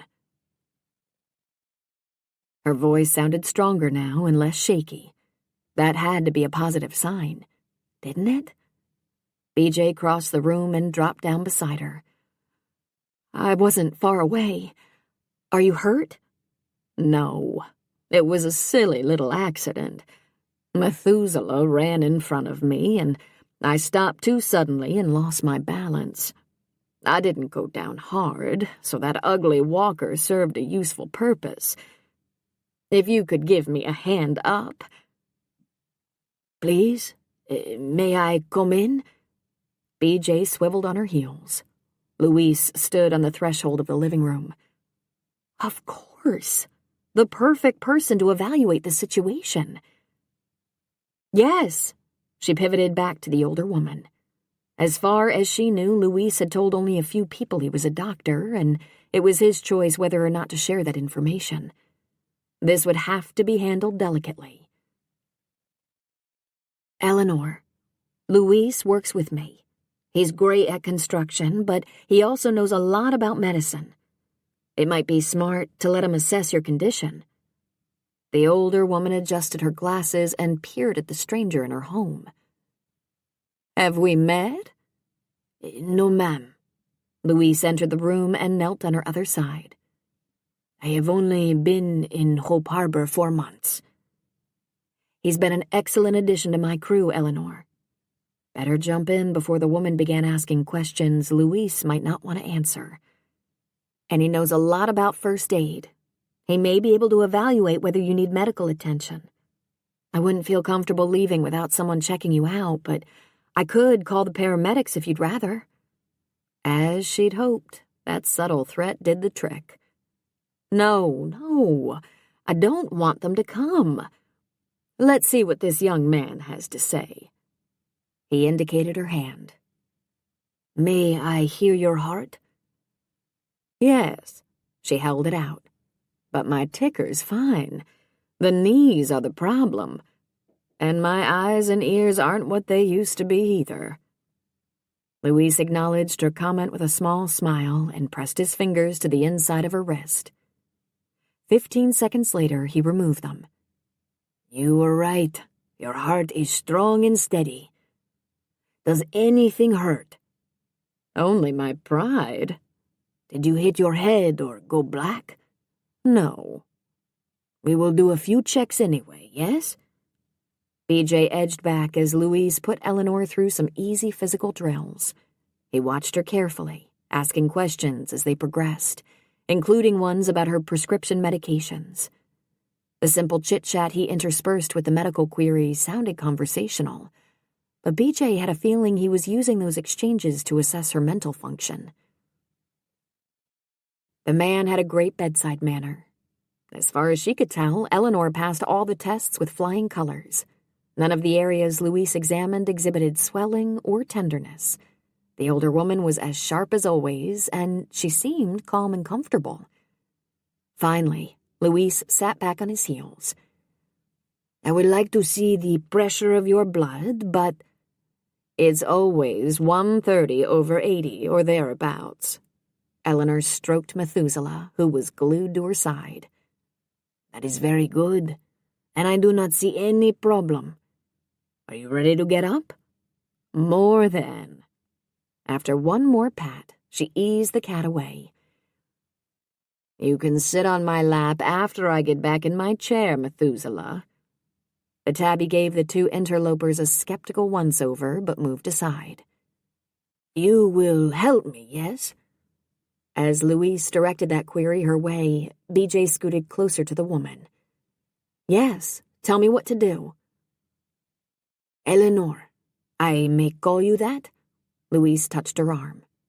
Merciful heavens, yes. I'm very grateful to you, young man. I am happy to help. Please to bend your knees as much as you can and put your feet flat on the floor. I will go behind and lift from under your arms. BJ, if you will hold her feet so they do not slip, that will smooth the lifting. After she is up, we will help her to her chair. She followed his instructions, and on the count of 3, Eleanor was on her feet. BJ rose, and with their assistance, the older woman was able to use her walker to get to her chair and sit. My! That was enough excitement for a month of Sundays. She leaned down toward Methuselah, who was meowing at her feet, but Louise bent and picked up the cat, gently depositing him in her lap. You have not fallen before, have you? Louise dropped down on his haunches beside her chair. Never. Do you ever get, he faltered, then circled his finger in the air. Dizzy? No. Methuselah is 100% to blame for this unfortunate incident. He meowed loudly, and she stroked his fur. All right, I'll take some of the blame, too. I should have been paying more attention to where you were. She directed her next comment to Luis. Don't worry about me, young man. I'm not a faller. This won't happen again. But I'm very grateful for your assistance. I did not do much. You saved me from a trip to the hospital. I know how those paramedics work. They'll trundle you off to the ER at the slightest opportunity, and I do not need to be in a hospital. BJ, I baked a chocolate fudge cake yesterday. Please cut a nice big piece for yourself and Louise. It's not much of a thank you, but I hope you'll both enjoy it. That's a given. BJ smiled at Louise. Eleanor's fudge cake is the best in the world. She touched the older woman's shoulder. Can I bring you anything from the kitchen while I'm out there? A glass of water would be nice, dear. Thank you. I will help. Louise stood and followed her to the sunny room at the back of the house. Once out of the older woman's earshot, she turned to him. Is she really all right? I think so, but without tools, it is hard to be sure. Should we try to convince her to go to the ER? She does not want to do that. I know, but do you think it's safe for her to stay here alone? Could someone be with her for a few hours? A friend, maybe. I could ask her to call Rose. That would be good. Let's see if we can convince her of that. BJ cut the cake while Louise filled a glass with water. But when they returned, Eleanor shook her head at their suggestion. I'm fine. I wouldn't think of asking anyone to come babysit an old woman on a fine day like this. She waved a hand toward the sunny window, then tapped the cell phone on the table beside her. I'll keep this within reaching distance and call for help if I begin to feel poorly. But that's not going to happen. The stubborn tilt of the woman's chin told BJ that winning this argument was a lost cause. She looked over at Louise and lifted her shoulder in a, "What can you do?" shrug. In that case, I'll stop in after work. She held up her hand as Eleanor started to protest. You're on my route. It's not an imposition, and I'll only stay 3 minutes. You drive a hard bargain. The health of my cake supplier is a top priority. She winked and hefted the fudgy treat. Don't worry. I expect a lot more cakes will be coming out of that kitchen. But if you want to stop, that's fine. I do appreciate your concern, BJ. And yours too, young man. Louise gave a slight bow. You're quite knowledgeable about medicine. Eleanor regarded him. How did you learn so much?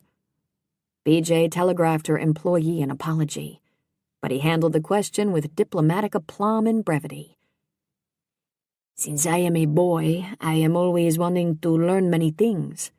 How to build houses, how to take care of sickness, how to fish in the sea. It is important to never stop learning, yes? But now, we must get back to work. Yes, Stone will be waiting for us. BJ took his cue and walked toward the door. I'll put the key back in its place. Thank you, my dear. I'll look forward to your quick visit later.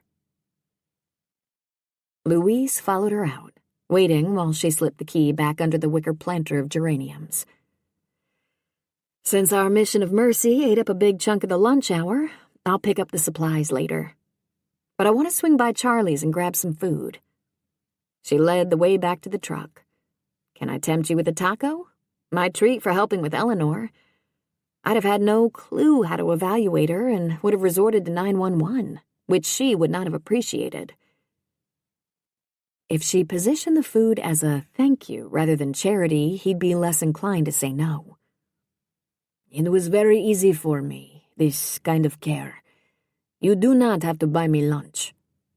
She pointed the truck toward the wharf. But I hate to eat alone. Yes, I understand. He sighed and nodded. I will eat some tacos with you.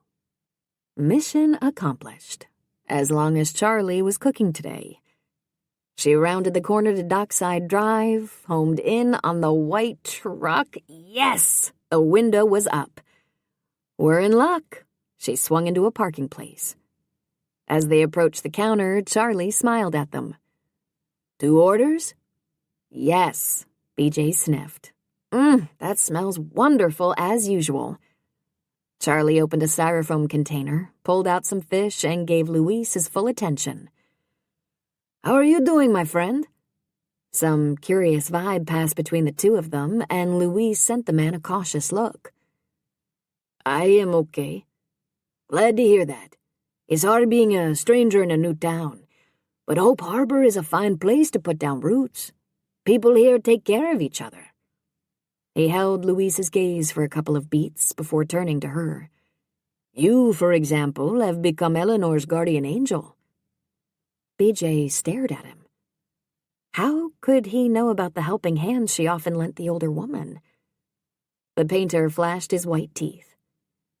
People talk, I listen. You learn much more by opening your ears rather than your mouth. How is she doing these days? Funny you should ask that. Or was it? The man always seemed to have a sixth sense about unusual activities in the town. Is there a problem? He swiped at a speck of sauce on the counter. BJ gave him a top-line recap of the emergency run to the woman's house. That's too bad. She's a nice lady. Charlie tossed some red peppers on the sizzling griddle. It's a shame there aren't any children in the picture who could help care for her. Except having children or grandchildren was no guarantee of assistance, as she well knew. Her appetite faded. That would be ideal. But I do what I can. I know. Charlie spread out some corn tortillas on the counter and flipped the fish. That's what I mean about Hope Harbor.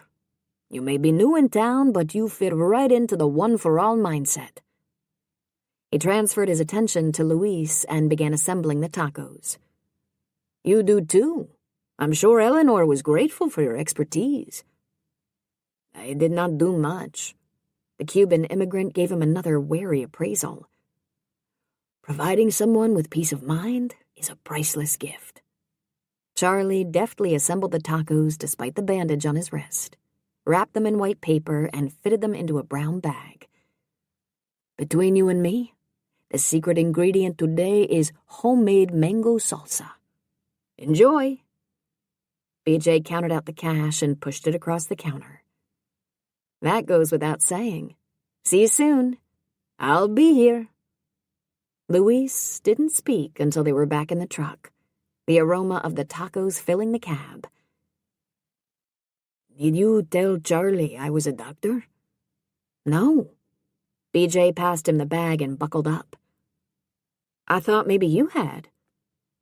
I have told no one except you and John and Stone. How does Charlie know about my medical skill? Maybe Stone or John mentioned it. She pulled into traffic and aimed the truck toward the B&B in the making. Then again, Charlie's always had uncanny intuition. It's like he can sense things about people. Don't ask me to explain it because I haven't a clue how he does it, and from what I've heard, he's always been like that. It is a special gift. Mysterious was more like it, as far as she was concerned. But every town had a few eccentric characters, and if Charlie was Hope Harbor's, his quirkiness was more than offset by a heart of gold. They finished the short drive in silence and found Stone still soaking up Breeze in the side yard. He rose as they walked toward him, but BJ waved him back down. We'll join you for a few minutes. We just grabbed these and ran. I'll get us some water. I can do that, Luis offered. No, I've already usurped too much of your lunch hour. Go ahead and dig in. She gave him the bag and escaped to the house. Once inside, she leaned a shoulder against the wall and took a slow, deep breath. But it didn't produce the hoped-for calm. The incident with Eleanor had hit far too close to home. How many times during her final months in the house had Graham needed help, as Eleanor had today? And who had she called? BJ's throat thickened and she pinched the bridge of her nose. It was fruitless to keep asking those kinds of questions. What was done was done. It was too late to help Graham, and she needed to accept that. It wasn't too late to help people like Eleanor, however, and she didn't have to accept the Helping Hands Board's decision as final.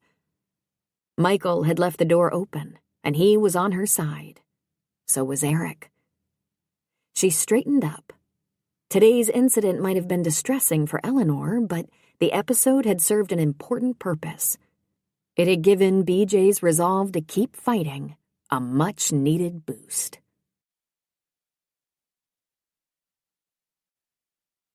Chapter 13. I don't understand why I'm still here, God. Methuselah meowed, and Eleanor gave him a pat. Had she spoken out loud? It was possible. Some old people did that. She never had, as far as she knew. But things were changing, and not for the better. She shifted in her recliner, wincing at the tenderness in her hindquarters. There must be a doozy of a bruise back there. Nothing was broken, though. All the parts moved, even if they were creaky and slow. She was just sore from that stupid tumble. Thank heaven she hadn't been injured and carted off to the hospital, and then to one of those rehab places, never to emerge again. That day, however, might be coming. A suffocating dread filled her, and she sucked in air, trying to fill her lungs. Lucky that young man who'd come with BJ wasn't here now, and able to monitor her blood pressure. It had to be well over 130 and climbing. She stroked the cat's soft fur. Usually the rhythmic motion calmed and soothed, but today it was working better for Methuselah than for her, based on his contented purr. At least one living creature was glad she was around. But cat petter wasn't exactly a vital job. It didn't contribute to the world, or even to Hope Harbor. Neither did baking an occasional cake, as much as BJ might enjoy them. Why, oh why didn't the good Lord call her home to join Stan in heaven? What was he thinking, letting her languish here, serving no useful purpose? For my thoughts are not your thoughts, nor are your ways my ways, says the Lord. As high as the heavens are above the earth, so high are my ways above your ways, and my thoughts above your thoughts. As the verse from Isaiah echoed in her mind, she sighed. Scripture had an answer for most every question. Whatever God's reason for leaving her alone in this quiet house with only a cat for a companion and no worthwhile role to play was beyond her, and always would be, as far as she could see.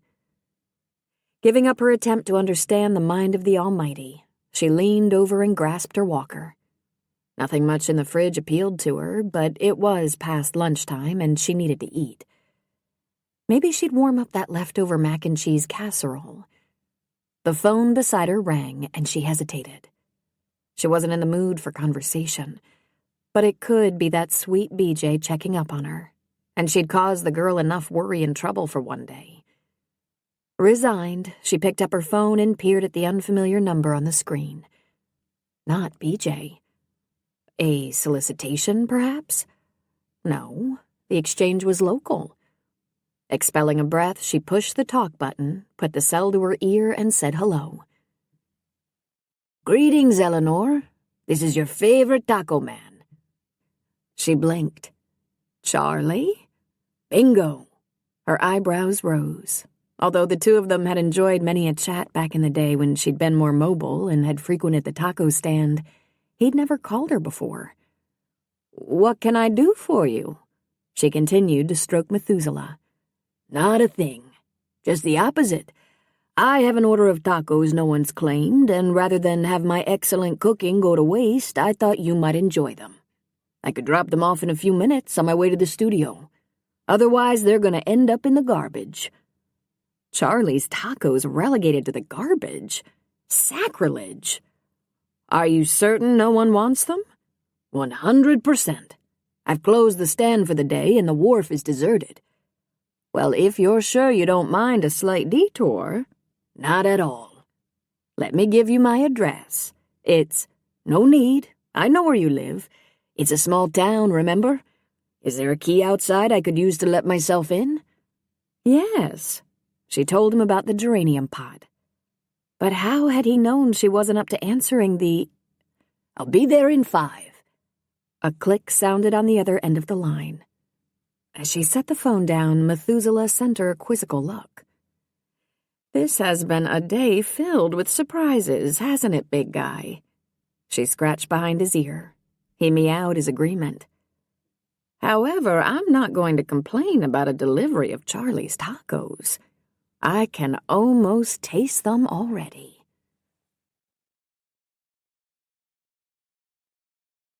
By the time the key turned in the lock 4 minutes later, Her appetite had come roaring back. A fresh fish taco was much more enticing than reheated mac and cheese. "It's me, Eleanor." His voice sounded muffled. "I'm in the living room, Charlie. On your right." The man appeared in the doorway a few seconds later, brown bag in one hand, a tall cup in the other. He hefted the beverage as he moved toward her, illuminating the room with one of his wide smiles. "The lemonade you always used to order. And the tacos today. One of my better batches, if I do say so myself." "I've never had a bad taco from your place." She inhaled. "They smell wonderful." Even Methuselah had perked up and was sniffing the savory aroma wafting across the room. He set the bag on the table beside her and pulled out a handful of napkins. "My word, what did you do to your arm?" She inspected the gauze dressing that covered the upper part of his hand and continued halfway to his elbow. "A long, boring story. Short version, accidents happen." He handed her the napkins. "Would you like me to get you a plate from the kitchen? My tacos may be tasty, but they're on the messy side." "That would be wonderful. Thank you." While he was gone, she arranged several napkins in her lap as insurance. On more than one occasion in the past, she'd come home from a trip to the stand wearing the sauce of the day. When he returned, he unwrapped one of the tacos and set it on the plate. "Enjoy." She secured her lunch in her lap, took a bite of the taco, chewed slowly. Ah, heaven. And that was the perfect word to describe Charlie's tacos. They were food worthy of celestial beings. "This is spectacular, Charlie. I'm glad you like it.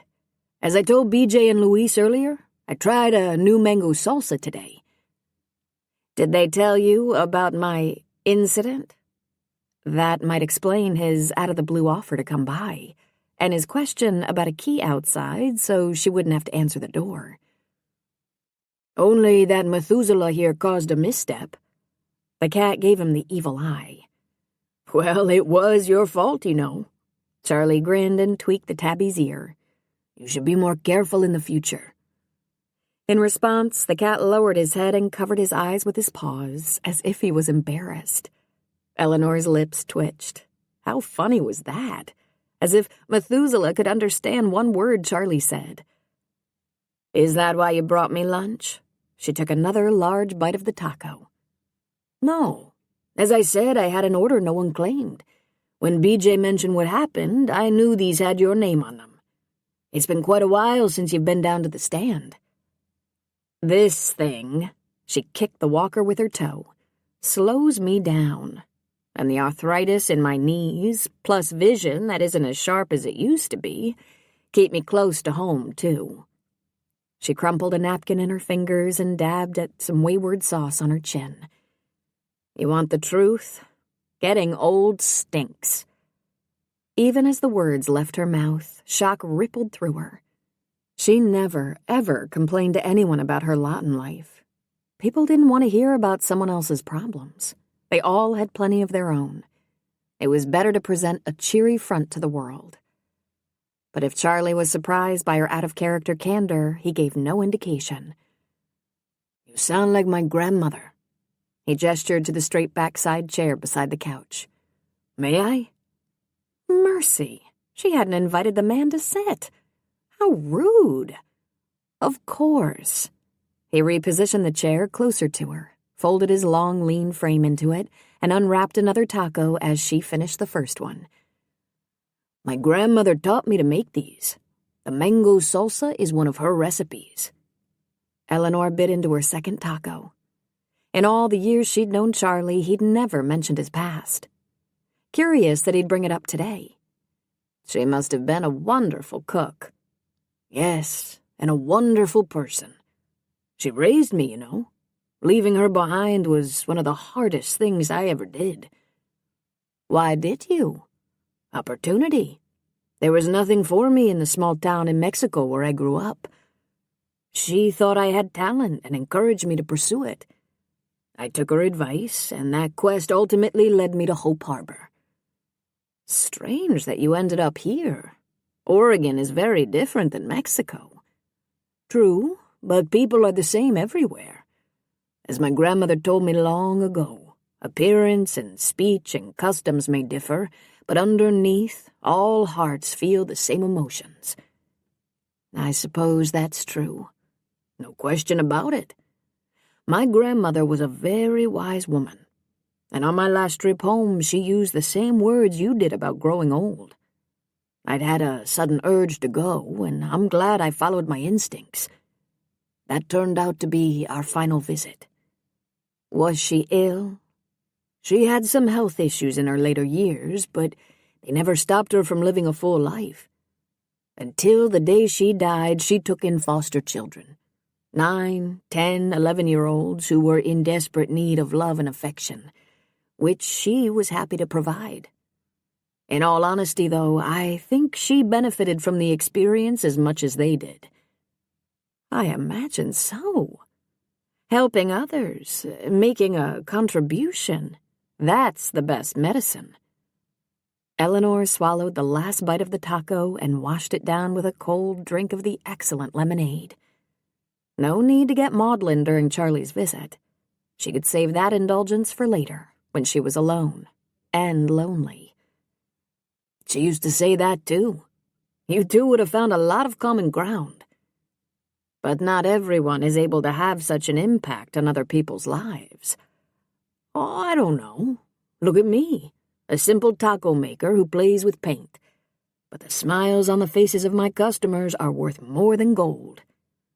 Changing a life for the better is a wonderful deed, but brightening someone's day, adding a touch of joy when a person might need it most, that too has great merit, and everyone can do that. Eleanor carefully wiped her fingers on one of the napkins. Assuming you have contact with other people, that is. Or make contact. She peeked at him. Was he suggesting she be proactive about changing her isolated life? But what was she supposed to do, with poor vision that kept her from driving and bad knees that wouldn't carry her even as far as her neighbor's house? There's another one in the bag. Charlie held up the sack. Shall I unwrap it or put it in the fridge for a snack later? The fridge, thank you. I'm too full to eat another bite. Silence fell while he retreated to the kitchen, and Methuselah climbed onto her lap with an assist. Charlie returned less than a minute later and paused in the middle of the room. Is there anything I can do for you before I leave? No, you've done more than enough. I enjoyed your company as much as your food, and that's saying a lot. His eyes twinkled. In that case, we might have to do this again soon. In the meantime, take care.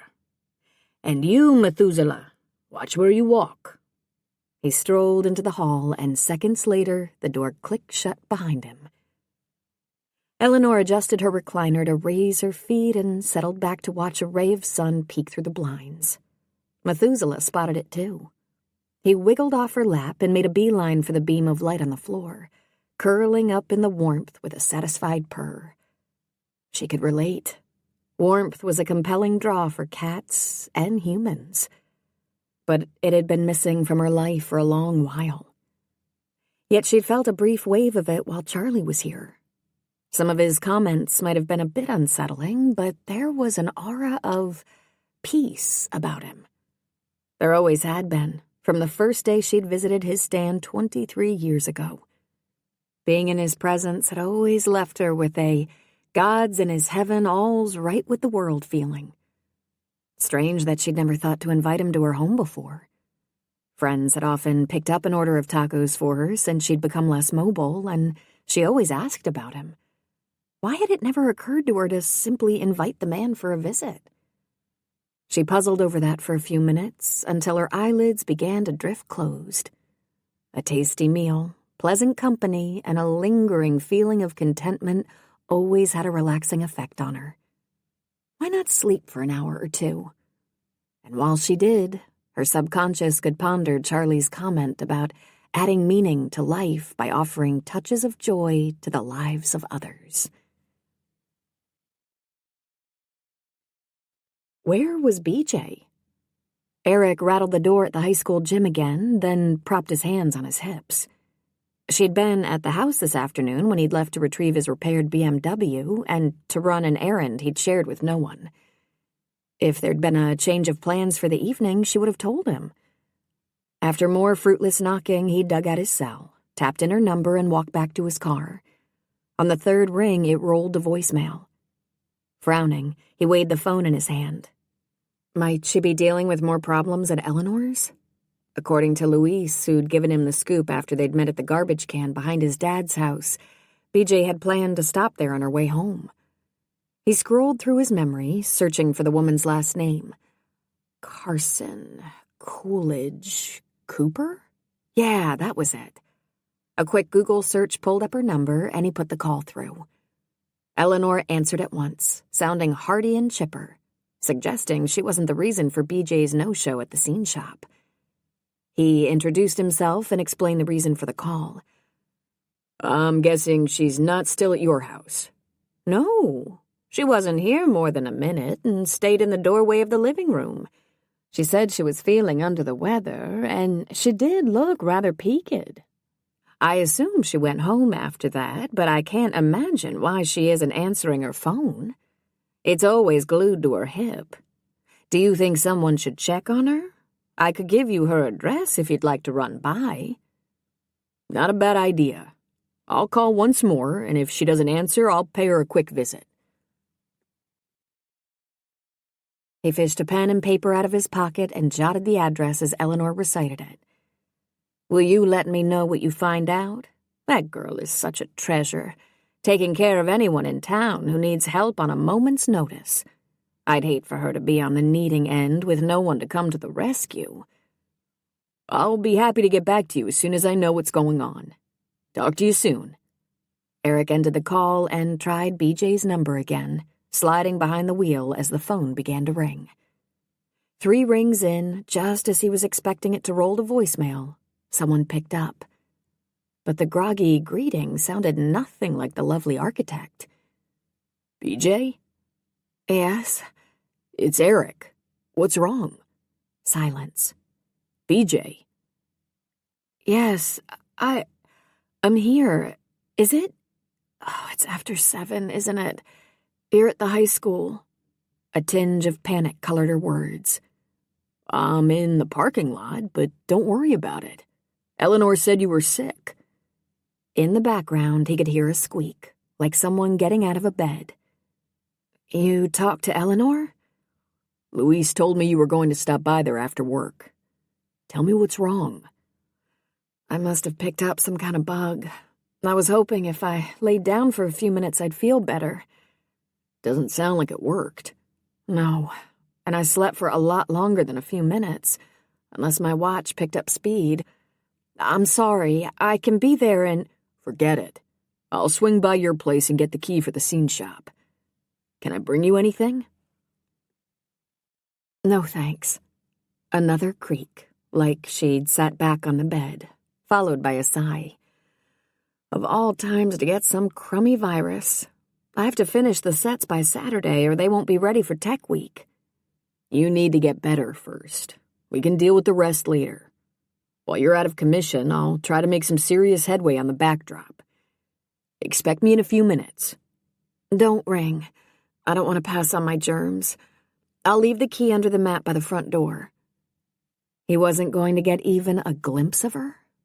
Bummer. I don't mind taking my chances with a few germs. I wouldn't wish this on my worst enemy, let alone... Her words trailed off. His lips curved up. She might not be ready to say the words, but it didn't take a genius to know where she'd been headed with that statement. I'll assume that was going to be a compliment. It was, but I'm usually more circumspect about my feelings. I'll attribute the lapse to this nasty bug. You could attribute it to my charm. I wouldn't want to give you a swelled head. Humor lurked in her voice, until she suddenly started coughing. Eric's mouth flattened. Go ahead and put the key out and get back into bed, and stay there until you feel better. I'll tell Dad you probably won't be at the house tomorrow. Stone and Luis will be, though. They're familiar with the plans and know what they're supposed to do. Good. That means you can afford to take a day or two off and get better. We'll see. Cut yourself some slack, BJ. Not my style. No kidding. Well, change your style for the next couple of days. Besides, I doubt Stone or Luis or my dad would appreciate you filling the house with germs. That's a hard argument to counter. She coughed again. Don't try. I'll be there soon. He cut off the call so she wouldn't have to attempt to converse between coughs. Once behind the wheel, he Googled directions, and in short order he was turning down Sea Rose Lane. The street at the far edge of town wasn't one he'd frequented during his growing-up years, and he scanned the small, slightly worn-around-the-edges cottages that lined the dead-end lane. Nothing impressive here, and BJ's house was no exception. In fact, the white clapboard with the tiny front porch was the smallest house on the block. Odd that an architect with her credentials would choose to live in such a nondescript place. At least it was better than the squat bungalow on the left with a pitch-corrugated roof, a porch suffering from scoliosis, and a for rent sign stuck in the front yard. He pulled into the gravel driveway and parked behind her truck. The house she called home might not be much to look at, but the unobstructed view of the sea and Little Gull Island was world-class. Was that what had drawn her to this property? Tucking the question aside for another day, he strode to the porch and lifted all four corners of the mat. No key. He straightened up and rubbed the back of his neck. This was weird. He'd talked to her less than 10 minutes ago, and she didn't strike him as the unreliable type. Was it possible she hadn't followed through because she was a lot sicker than she'd let on? Pulse accelerating, he knocked on the door. She might not want to see him, but he needed to see her. Besides, without the key, no work would get done on the backdrop. 15 seconds passed. He tried again. Finally, a lock clicked on the other side. He drew a relieved breath, only to have it jam in his windpipe after she cracked the door and regarded him with bleary eyes, her usual neat braid askew, cheeks flushed, a sheen of perspiration on her forehead. She was really sick. "Sorry," the words scratched past her throat as she extended a key, grasping one end gingerly with a tissue. To protect him from germs, no doubt. "I must have fallen asleep again the instant we hung up." "You look terrible." He had a feeling the grimace she gave him was supposed to be a smile. "Gee, you sure know how to feed a girl's ego." "What's your temperature?" "Higher than normal. You want to take the key?" No. If he did, she might close the door in his face. "How much higher?" She swallowed, an exercise that appeared to be painful. 102. It's just a bug. A 24-hour one, I hope. I'll rest and drink plenty of fluids and take aspirin. Do you want the key or not?" "I'll take it as soon as you promise to call my cell if you get any worse or need anything before morning." He dug a card out of his wallet and held it out. "The number's on here. Trade ya." "I won't need anything. Besides, I'm used to being on my own." He didn't doubt that, with an absentee father and a brother who was no more than an acquaintance, and both a continent away. "I know that, but you don't have to be while I'm around." Her fingers tightened around the edge of the door and her eyes got watery. From emotion or the virus? "You don't have to take responsibility for me." No, he didn't, but he wanted to. And he'd never felt like that about any other woman. Too soon to share that, though. He didn't want to spook BJ, and based on the little he'd learned about her last romance, it would behoove him to tread carefully. "Friends take care of friends. Promise you'll call if you need anything. Then I'll take the key. The longer we stand here talking, the less work I'll get done on that backdrop." She swiped her damp upper lip with the back of her wrist.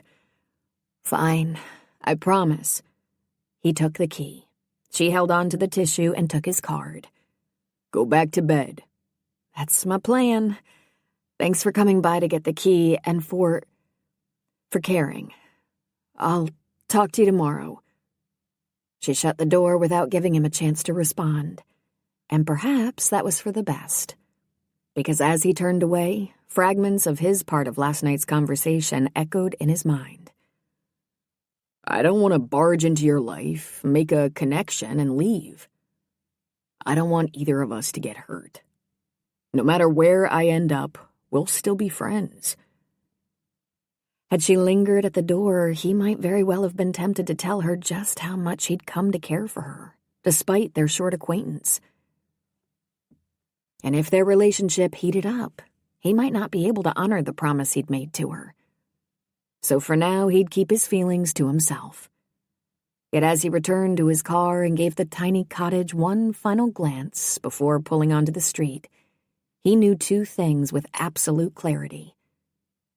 He might be able to rein in his feelings enough to protect BJ from hurt if he left, but he wasn't going to be able to protect himself. And with each day that passed, he was liking the notion of leaving Hope Harbor less and less.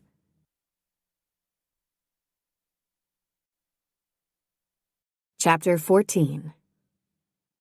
Was someone knocking on her door? BJ forced her eyelids open and squinted against the late afternoon sun slanting across the water.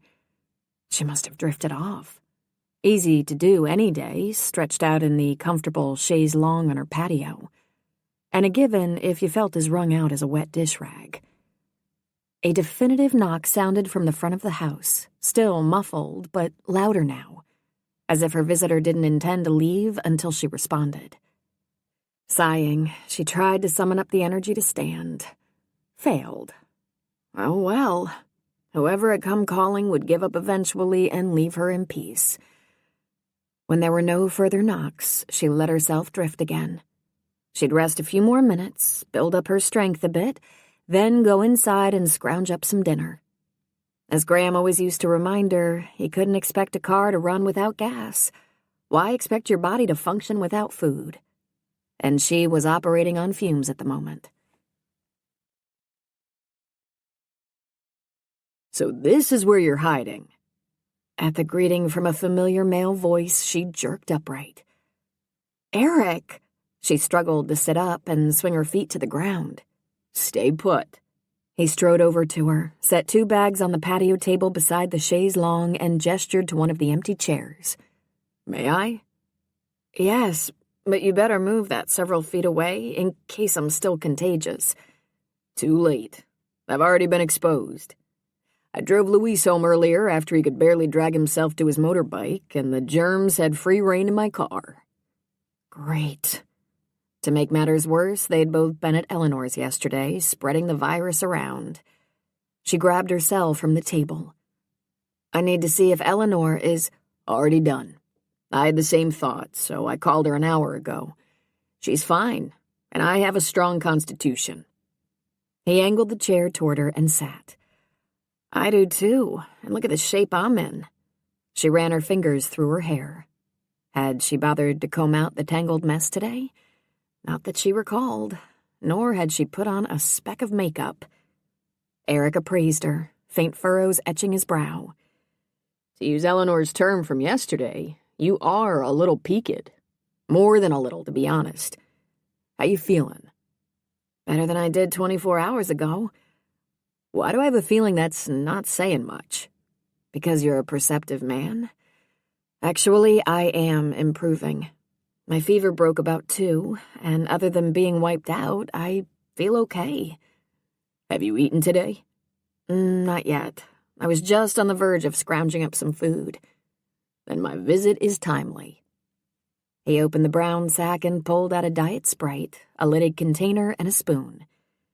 The cafe had chicken noodle soup on the menu today. Are you up for that? Her stomach rumbled and warmth flooded her cheeks. I guess that's your answer. Grinning, he removed the lid from the container and handed it over. Dig in. What's in the white bag? She nodded toward it while she dipped the spoon in the hearty soup. Dessert. He popped the tab on the soda for her. Stone asked me to tell you not to worry about anything at the house. He said he'll muscle through on his own tomorrow. He's not showing any signs of getting sick, is he? She took another spoonful of soup. Not yet, but he may be next. My mom always said extra meat on the bones gave a person resistance, and skinny would be a generous term for him. He's a lot stronger and more resilient than he looks. I guess spending time behind bars either breaks or hardens a person. Eric's face went blank. Whoops. She'd never told him about Stone's background. He doesn't like to talk about it, but he served 5 years for second-degree robbery. Reverend Baker led a Bible study at the prison and recommended him to me. They have a carpentry program at the facility, and he aced it. For the record, your dad knows his history. Okay. He linked his fingers over his stomach, his expression guarded. How long has he been with you? 9 months, and he's a very hard, reliable worker. A note of defensiveness crept into her tone. He held up his hands, palms out. I'm not questioning that. I trust your judgment.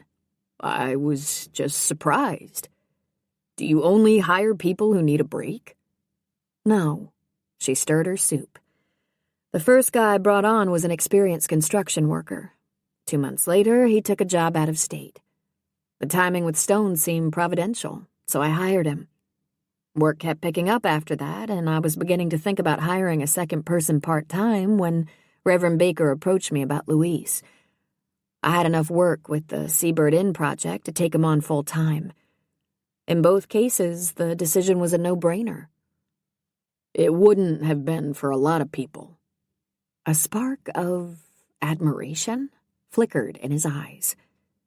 Instead of responding, she continued to eat, the silence broken only by the gentle lap of the waves at the far edge of her yard.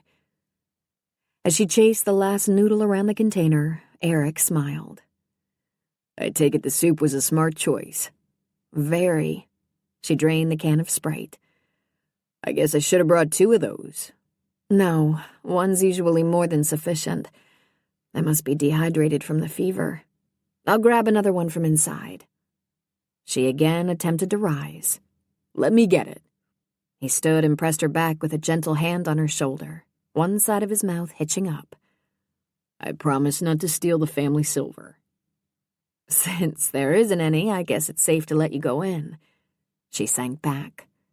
There are several cans in the door of the fridge. Thanks. My pleasure. I'll be right back.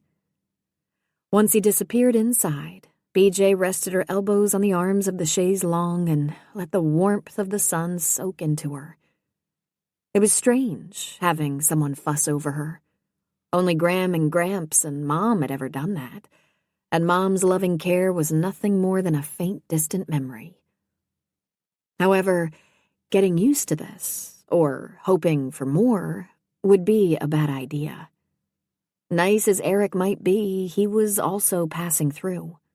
In another week or 2 or 3, he'd be gone.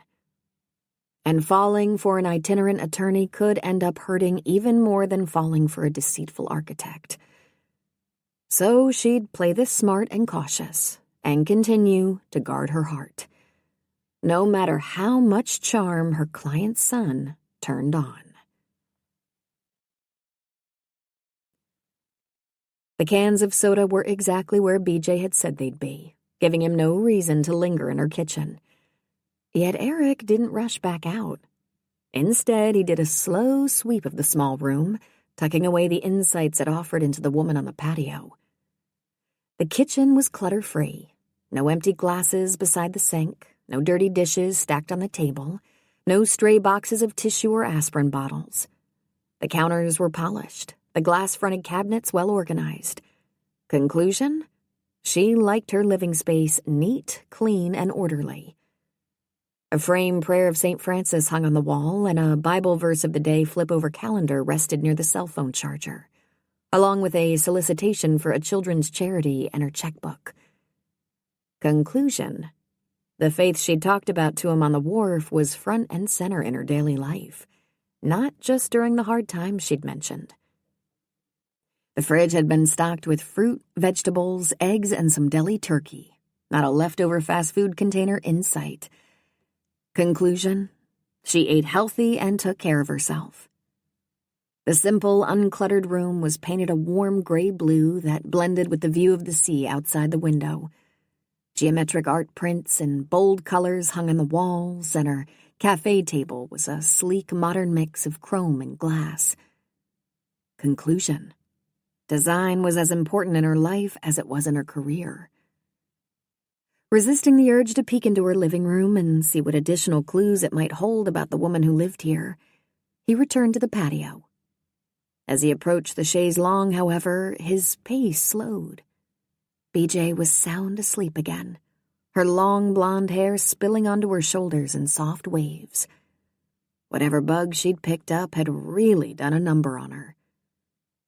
He stopped a few feet away, taking advantage of this rare chance to study her unobserved. Her head was tipped back, and the descending sun cast a golden glow on her skin. In repose, the charged energy that always radiated from her was gone, and the sometimes taut angles of her face had softened. Flexing his free hand, he took a slow, deep breath. In this unguarded moment, her defenses down, BJ transcended beautiful. She was stunning, exquisite, and oh so appealing.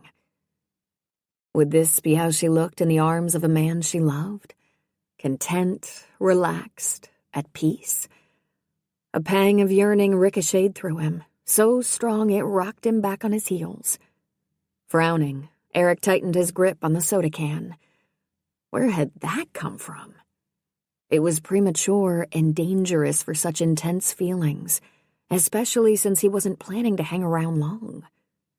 Much as he cherished his childhood in Hope Harbor, living here again wasn't in the cards if he wanted to make partner at a prestigious law firm. And he did. Right? His frown deepened. Yes, of course he did. Hadn't he gone after that goal relentlessly since college? After all the years and effort he'd invested, why would he... BJ's eyes flickered open, forcing him to set aside those troubling thoughts. For now. Soda delivery. He held up the can and crossed to her. Did I fall asleep again? She scooted up in the lounger as she took the can.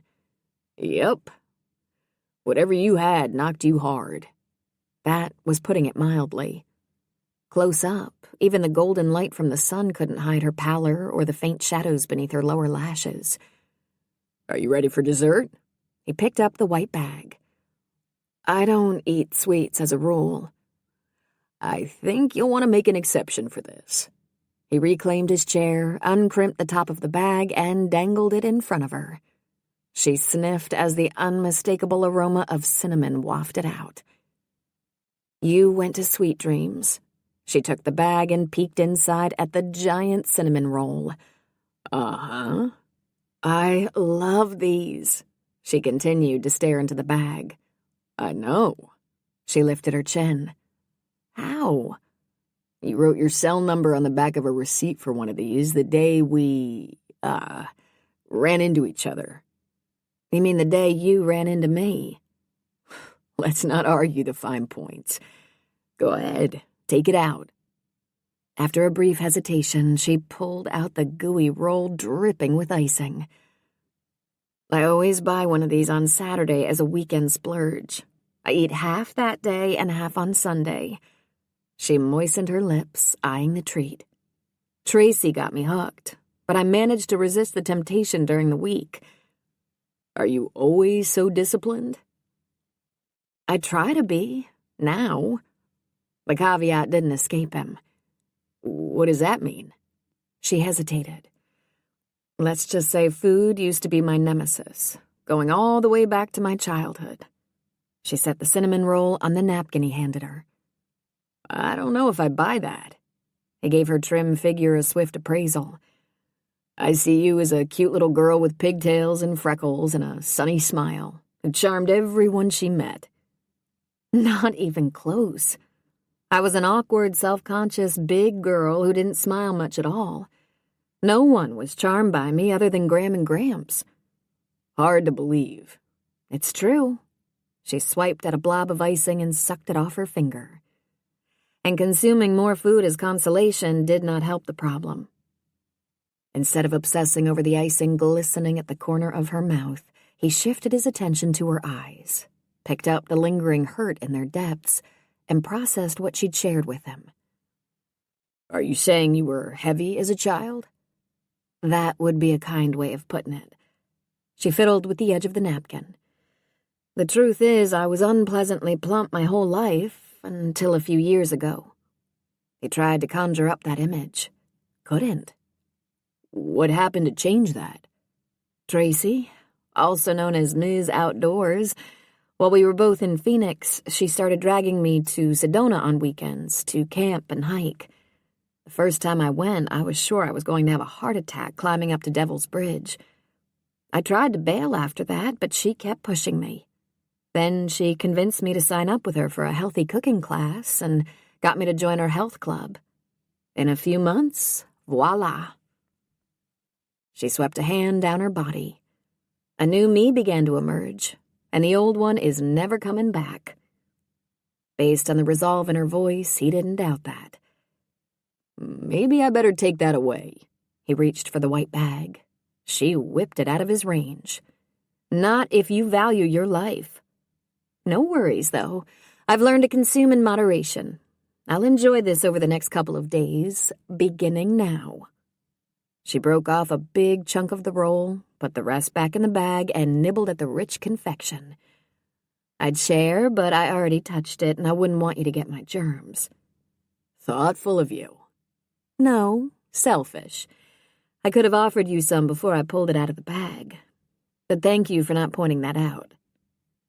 She washed down the bite with a swig of soda.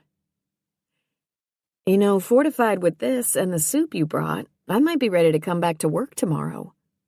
I don't know about that. If you felt half as bad as Luis looked, you'll need more than 36 hours to get your strength back. I'll see how I am in the morning. He folded his arms. Did anyone ever tell you you're stubborn? I prefer to think of myself as tenacious. That too. Listen, I'll make a deal with you. Why don't you rest tomorrow and stop by the scene shop in the evening if you feel up to it? Between the two of us, we ought to be able to get the smokehouse ready for the tech rehearsals. I thought you were working on the backdrop. I am. I was there last night and today, and I'm going back after I leave here. It's coming along. Twin creases dented her forehead. I didn't expect you to put those kind of long hours into the project. I don't have any other pressing obligations. And to tell you the truth, it's been kind of fun. He tapped her soda can. Need another one before I leave? A flicker of some emotion. Disappointment, perhaps, clouded her eyes. Nice to know she might be sorry to see him go. No, I'm set. Thanks a lot for stopping by and for giving Luis a lift home. Not a problem. I'll call you in the morning to see how you're doing. I might show up for work. Don't push it, BJ. If you work all day, you won't be in any shape to go to the scene shop. And if I attempt to work on that set piece without someone directing my every move, it could end up resembling a lopsided outhouse rather than a smokehouse. She gave him a disgruntled look. I bet you aced every logic course you took in college and law school. Does that mean you'll rest tomorrow during the day? Yes. Good. Silence fell between them. He should go, except he didn't want to. Working on the backdrop was fun, but it was a lot more fun when he had company. However, there was no reason to prolong this visit. BJ was tired, and he'd completed his mission of mercy. Well, he dug out his keys. Take it easy for the rest of the day. I will. She leaned toward him and touched his arm, her features softening. And thank you again, for everything. His heart skipped a beat as the warmth from her fingers seeped into his skin. She was close enough for him to see the amber flecks in her green irises. Close enough for him to hear her shallow, unsteady breathing. Close enough for him to reach out trace the gentle sweep of her jaw, and claim those... A loud belch broke the charged silence between them, instantly dispelling the romantic mood. BJ blinked once, again, then removed her hand and turned toward the sea. Casper must have eaten something that didn't agree with him. Her words sounded as shaky as he felt. Backing off a few inches, he groped for the edge of the table to steady himself. Casper? The friendly neighborhood seal. She motioned toward Little Gull Island. He redirected his attention to the 1-acre outcrop of rock a short distance offshore. A silver-white harbor seal stared back at him. What an inopportune case of indigestion! Or was it? Without that rude interruption, he might have been tempted to overstep the bounds he'd set for himself with this woman. An inch closer to breaking the promise he'd made to her about remaining friends. Clearing his throat, he stood. The backdrop awaits. I'll talk to you soon. He hustled toward the front of the house without waiting for a response. Only after he turned the corner and she was out of sight did he slow his pace, fill his lungs with some fresh salt air, and give his pulse a chance to drop back into the normal range. Strange how being in BJ's presence always left him feeling unsettled, in a pleasant, almost addictive way. Some of that was due to attraction and electricity, of course, but he'd experienced that kind of fleeting magnetism in the past with a few of the women he dated. And this reaction far transcended that. Why? You know why, Nash. BJ is nice and smart and talented and compassionate and beautiful and hardworking, just to name a few of her attributes. She's the whole package. You might never have bothered to catalog the traits you'd want in a spouse, but she has all the ones that would end up on your list, he thought to himself. He kicked at a loose rock. Yeah, that was true. And in another time and place, BJ might have been the one for him. But letting things progress and expecting her to upend her life again to follow him wherever he ended up if they got serious was unfair. And staying in Hope Harbor wasn't an option if he wanted to pursue the career he'd carefully plotted. What a mess. As if to confirm that conclusion, Casper let loose with another loud belch. Eric swiveled toward the island. With a doleful look in his direction, the seal wriggled clumsily toward the rock ledge and dived into the water. A few moments later, he bobbed to the surface, frolicking with ease. Funny how seals could be awkward on land, yet nimble and graceful once they were in an environment that played to their strengths. Kind of like people. Shoving his hands in his pockets, Eric trudged toward his car. It was a nice analogy, except unlike seals, who simply followed their natural instincts, people had to figure out where they belonged. And he thought he had. Yet as he slid behind the wheel of the BMW, he couldn't help wondering if the goal he'd pursued with such single-minded determination was the path God would have chosen for him, if he'd asked. In terms of what that meant for his future, he had no idea. All he knew with absolute certainty was that this visit home, intended to be a relaxing chance to regroup before charging back into the fray of a big firm partnership track, was beginning to nudge him in a different direction. One that didn't fit the blueprint he'd laid out for his life. Fingers not quite steady, he inserted the key, backed out of BJ's driveway, and sent a silent plea heavenward as he rolled down Sea Rose Lane. I have no idea what you want from me, Lord, so a clue or two would be appreciated. Because for the first time in my life, I'm confused about where I'm supposed to be going. Not the most eloquent prayer he'd ever said, but it had come straight from his heart. And he hoped he got an answer, soon. Before he made choices about his future, he could live to regret. Chapter 15. The worst might be over, he hoped. Luis groaned as he tried in vain to find a more comfortable position in the lumpy bed. How long had it been since he'd been this sick? Maybe 10 years? Yes, after working back-to-back shifts in the ER during the island flu epidemic, subsisting on snack foods grabbed on the fly and relying on adrenaline to keep him going, he'd succumbed himself. He'd felt so bad he'd wanted to die. This bout had been a close second. Whatever virus BJ had passed on to him was wicked, or else it had hit him harder because he was in his 40s instead of his 30s. A decade could make a difference in how a person's body reacted to illness, as could stress and grief. On a positive note, however, his fever was gone. He twisted his head toward the nightstand and reached for the glass of water. Empty. Again. He exhaled. That meant he had to get up if he wanted more, and he needed fluids. His gaze lingered on Elena's photo. She would have taken care of him if she were here. Her nurturing heart had always gone out to those in need, especially family members. Throat clogging, he swung his feet to the floor. It served no purpose to belabor what was lost, and dwelling on the past was dangerous. It might tempt him to take another walk to the cliff. Not today, though. He could barely totter to the bathroom, let alone hike to the other side of town. And with his motorbike parked at John's house, he was stuck here for now. Down the road, however, the cliff was still a possibility.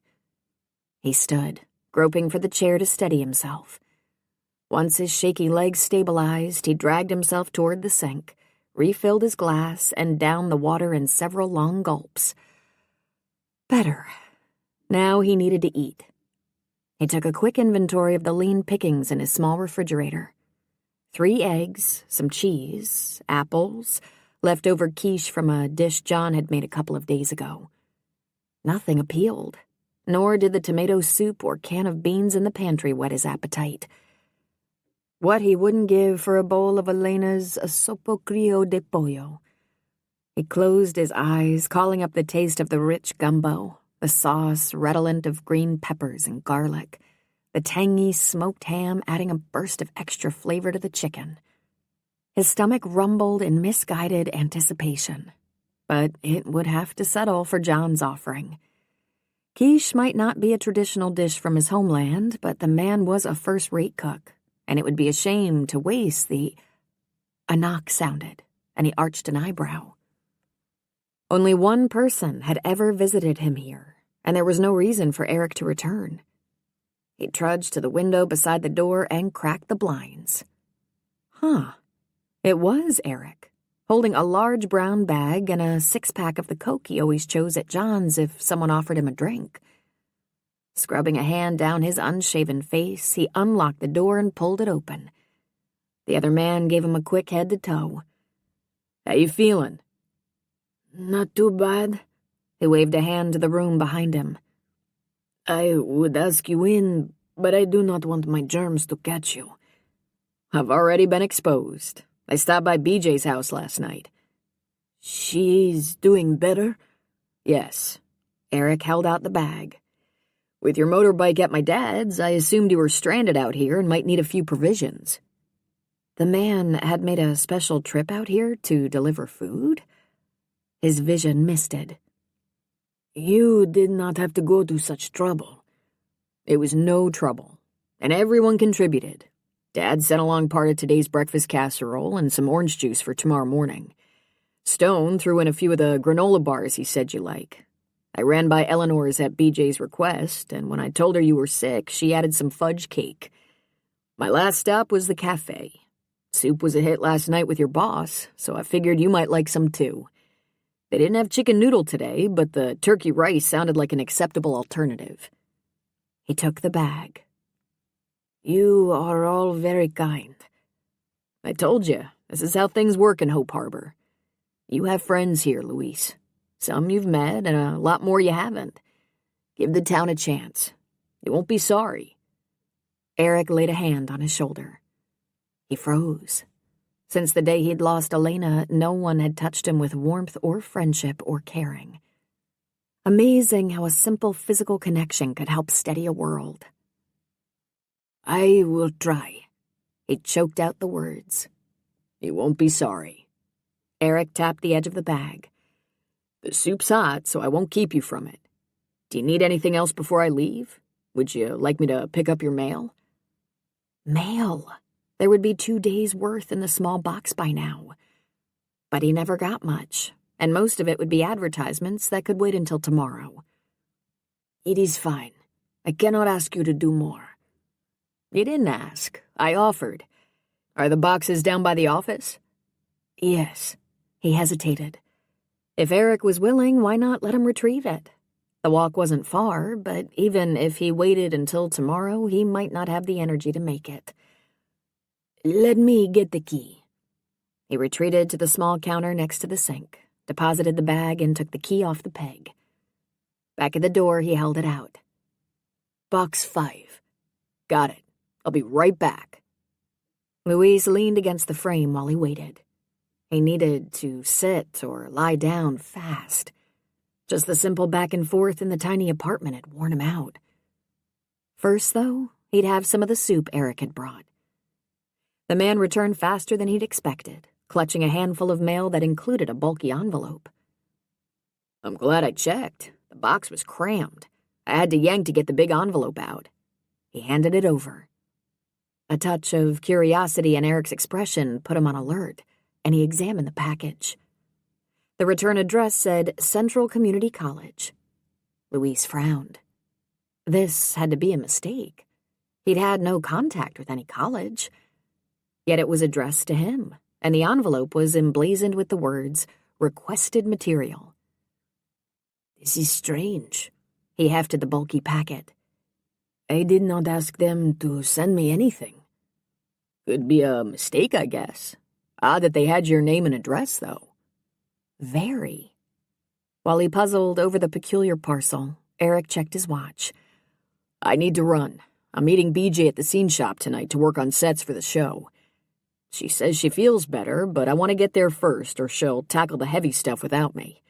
And I doubt she's got the energy for that. Yes, she pushes on herself too hard. Thank you again for the food. No problem. Take care, and let me know if you need anything else. He lifted a hand in farewell and jogged back to his car. Louise waited until the BMW picked up speed, then closed the door.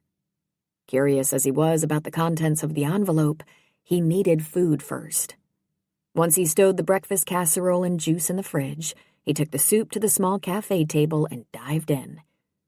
Halfway through, as his energy began to rebound, he opened the envelope from the college and tipped the contents onto the table.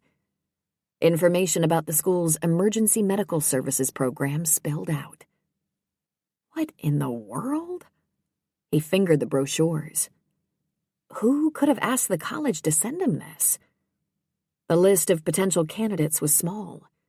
He told only John, Stone, BJ, and Father Murphy about his medical background. Perhaps Eric knew too, now that he and BJ had become friends. But the man had appeared to be as surprised by the envelope as he was. Besides, none of those people were the type to resort to clandestine suggestions. He continued to sip his soup, skimming through the material while he ate. His English reading vocabulary was limited, but he could pick up the gist, and as he read, a tingle of excitement zipped through him. Being an EMT or paramedic wasn't what he'd hoped for in America, but given the certification hurdles Cuban doctors faced, there was no chance he'd ever practice medicine here. As a paramedic, though, he'd be able to use the skills he'd spent years honing. His enthusiasm continued to build until he got to the sheet detailing the cost. The instant the numbers registered, his budding hope withered. While the sum wasn't astronomical, it was more than he would be able to accumulate. What extra funds he had went back to Cuba. Even if the time came when Elena's father didn't need the money, he had to work full-time to pay his living expenses. He couldn't afford the time or money to be a student. Spirits sinking, Louise gathered up the material and slid it back in the envelope. Why would someone send him this when he didn't have the funds to take advantage of the program? The whole thing was beginning to feel like a cruel prank. He pushed himself to his feet, picked up the envelope, and walked over to the trash can next to the counter. Grasping the lid, he glanced at the bag of food sent by Hope Harbor residents and delivered by a man he'd initially thought might be an enemy. He'd been wrong about Eric. Instead of ruining what was left of his life, John's son had saved it and seemed committed to watching over him and bolstering his spirits. Give the town a chance, he'd advised today. And on Sunday, here in this room, he'd promised life would get better, had suggested Hope Harbor would live up to its name. Louise fingered the envelope. Perhaps Eric was right about this town. In time, it was possible he'd make friends, build a new life, find, if not happiness, at least a sense of peace. But putting his medical skills into practice, that was too much to hope for. He lifted the lid of the trash can and positioned the bulky envelope over it. Let it go, Louise. This is a dream that can never come true. Sensible advice. Yet try as he might, he couldn't unclench his fingers from around the envelope. For a full 30 seconds, he vacillated. But in the end, much to his disgust, he gave up and retracted his hand. Keeping the material was foolish. It would be a continual source of heartache. And of hope, Louise. Don't forget hope. No. He shook his head to dislodge that idea. This wasn't an outcome he could allow himself to wish for. It was possible whoever had requested the college to send the material had good intentions, but it was like dangling a lifeline inches away from the grasp of a drowning man. It tantalized, built up hope, but it didn't change the end result.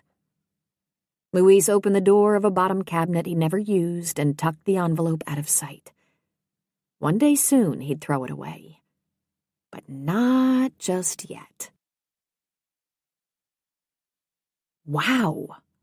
BJ came to a dead stop in the doorway of the scene shop. The backdrop was done, and it was spectacular. All the elements Eric had sketched out leapt from the canvas in life-size living color. The finished product was even more striking than she'd anticipated. What do you think? He emerged from behind the farmhouse set, wiping his hands on a rag. I think you missed your calling. She approached the flat slowly, soaking up the pastoral peace of the scene and his touches of whimsy. I can almost feel the breeze, smell the fresh air. You've captured the oh, what a beautiful morning mood perfectly. She stopped 15 feet away and propped her hands on her hips. The audience is going to love it. He grinned and tossed the rag onto a folding chair. I have to admit, it turned out better than I expected. I have a few finishing touches to add, but I can wrap it up in an hour or two tomorrow. Tonight, let's work on the smokehouse, assuming you're game for that. Game or not, the clock's ticking. But I do feel better. Staying home today helped. She angled toward him. I called Luis before I came and told him to do the same tomorrow. He said you dropped off some food. That was very thoughtful. He shrugged off her compliment. He doesn't have anyone else, and I still feel bad about jumping all over him the first day. So, if you're ready to direct me, I'm ready to wield a hammer and saw. A man who didn't like to dwell on his good deeds. Another checkmark in his positive column. I'm not an invalid. I can do my share. She started forward, only to have Eric snag her arm as she tried to pass. Let me do most of the heavy lifting tonight, okay? If you're planning to put in a full day at the house tomorrow, wearing yourself out tonight could jinx that. He was right. Again. Fine. I'll direct and do some of the less strenuous tasks. Let's get rolling. For the next hour, the sound of hammering and sawing filled the scene shop. Eric took direction well, and with both of them working, they made significant progress. One more night like this, and she'd have only a few final details to deal with on Saturday. However, despite the fact that Eric was doing the bulk of the manual labor, she was beginning to fade. Ready for a soda? He descended the ladder, set his hammer on one of the rungs, and scrutinized her. Or, on second thought, why don't we call it a night? You've lost some color. I'm fine, but I won't veto a short break. He hesitated, as if debating whether to push for an early evening, then capitulated. I'll run over to the vending machine and... Welcome home, stranger. At the female voice, they both turned. Lexi Graham stood silhouetted in the doorway, the setting sun adding a luster to her dark hair. Even the genderless police uniform couldn't disguise her womanly curves. BJ sneaked a peek at Eric. Based on the appreciative perusal he was giving the new arrival, he'd noticed her attributes. Hey, Lexi. He gave her a warm, welcoming smile. What brings you here? I heard you were working on the backdrop for the show. I was passing by on patrol and decided to drop in and say hello since you haven't bothered to come by the station. She strolled toward them. I've been busy. I can see that. The woman's lips twitched, and BJ shifted her weight as Lexi flicked her a glance. Anyway, it's nice to have you back. She crossed to Eric and gave him a hug, which he returned with enthusiasm. A strange little twinge of some nebulous emotion rippled through BJ. Could it be jealousy? Know each other? She tuned back into the conversation and found Eric watching her, waiting for an answer to his question. No. That is, we've never met formally. She wiped her palm on her jeans and held out her hand. BJ Stevens, nice to meet you. The woman took her hand in a strong grip. Lexi Graham. Also known as the Chief of Police. Who'd have guessed that's where you'd end up back in our days of playing cops and robbers as kids? Eric grinned at her. Yeah, funny how our lives can take directions we never expected. A shadow flitted across her eyes, so fast BJ couldn't be certain if it had been real or a mere play of light. I heard about your job. I'm sorry. It happens. Everyone's downsizing these days. The chief cocked her head. You don't seem nearly as bothered about it as I expected. You had your sights set on a law partnership as far back as I can remember. Meaning these two had a long history together. Another piece of bad news, for reasons BJ didn't care to examine. I was a lot more upset a week ago, but Hope Harbor is a way of restoring perspective. No argument there. She rested her hand on the pistol on her belt and scanned the backdrop. Nice work.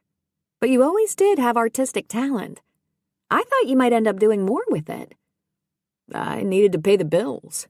I hear ya. Well, I don't want to hold up your progress. Back to patrol for me. Can't police chiefs delegate that duty? Not in a small town. Our department is lean, and if one officer is out, guess who fills in? But I don't mind. Keeps me in touch with the street. Nice to meet you, BJ. Thanks, you too. Eric watched the chief stroll out, then turned back to her. Where were we? Soda. Right. Give me a minute. While he was gone, BJ set up 2 folding chairs and sank into one. No way was she going to admit she was more than ready to cave, especially after the appearance of the dynamic chief who radiated vim and vigor. Maybe the soda would give her a burst of energy. Plus, she could use the break to ask a few questions about the ringless woman who knew Eric very well. Yeah, she'd noticed the bare 4th finger on her left hand. What woman wouldn't if she was with a guy who could set off bells and whistles without trying, even if he was off limits? It was a normal female reaction that meant nothing. Liar, liar, she thought to herself. A diet Sprite for the lady.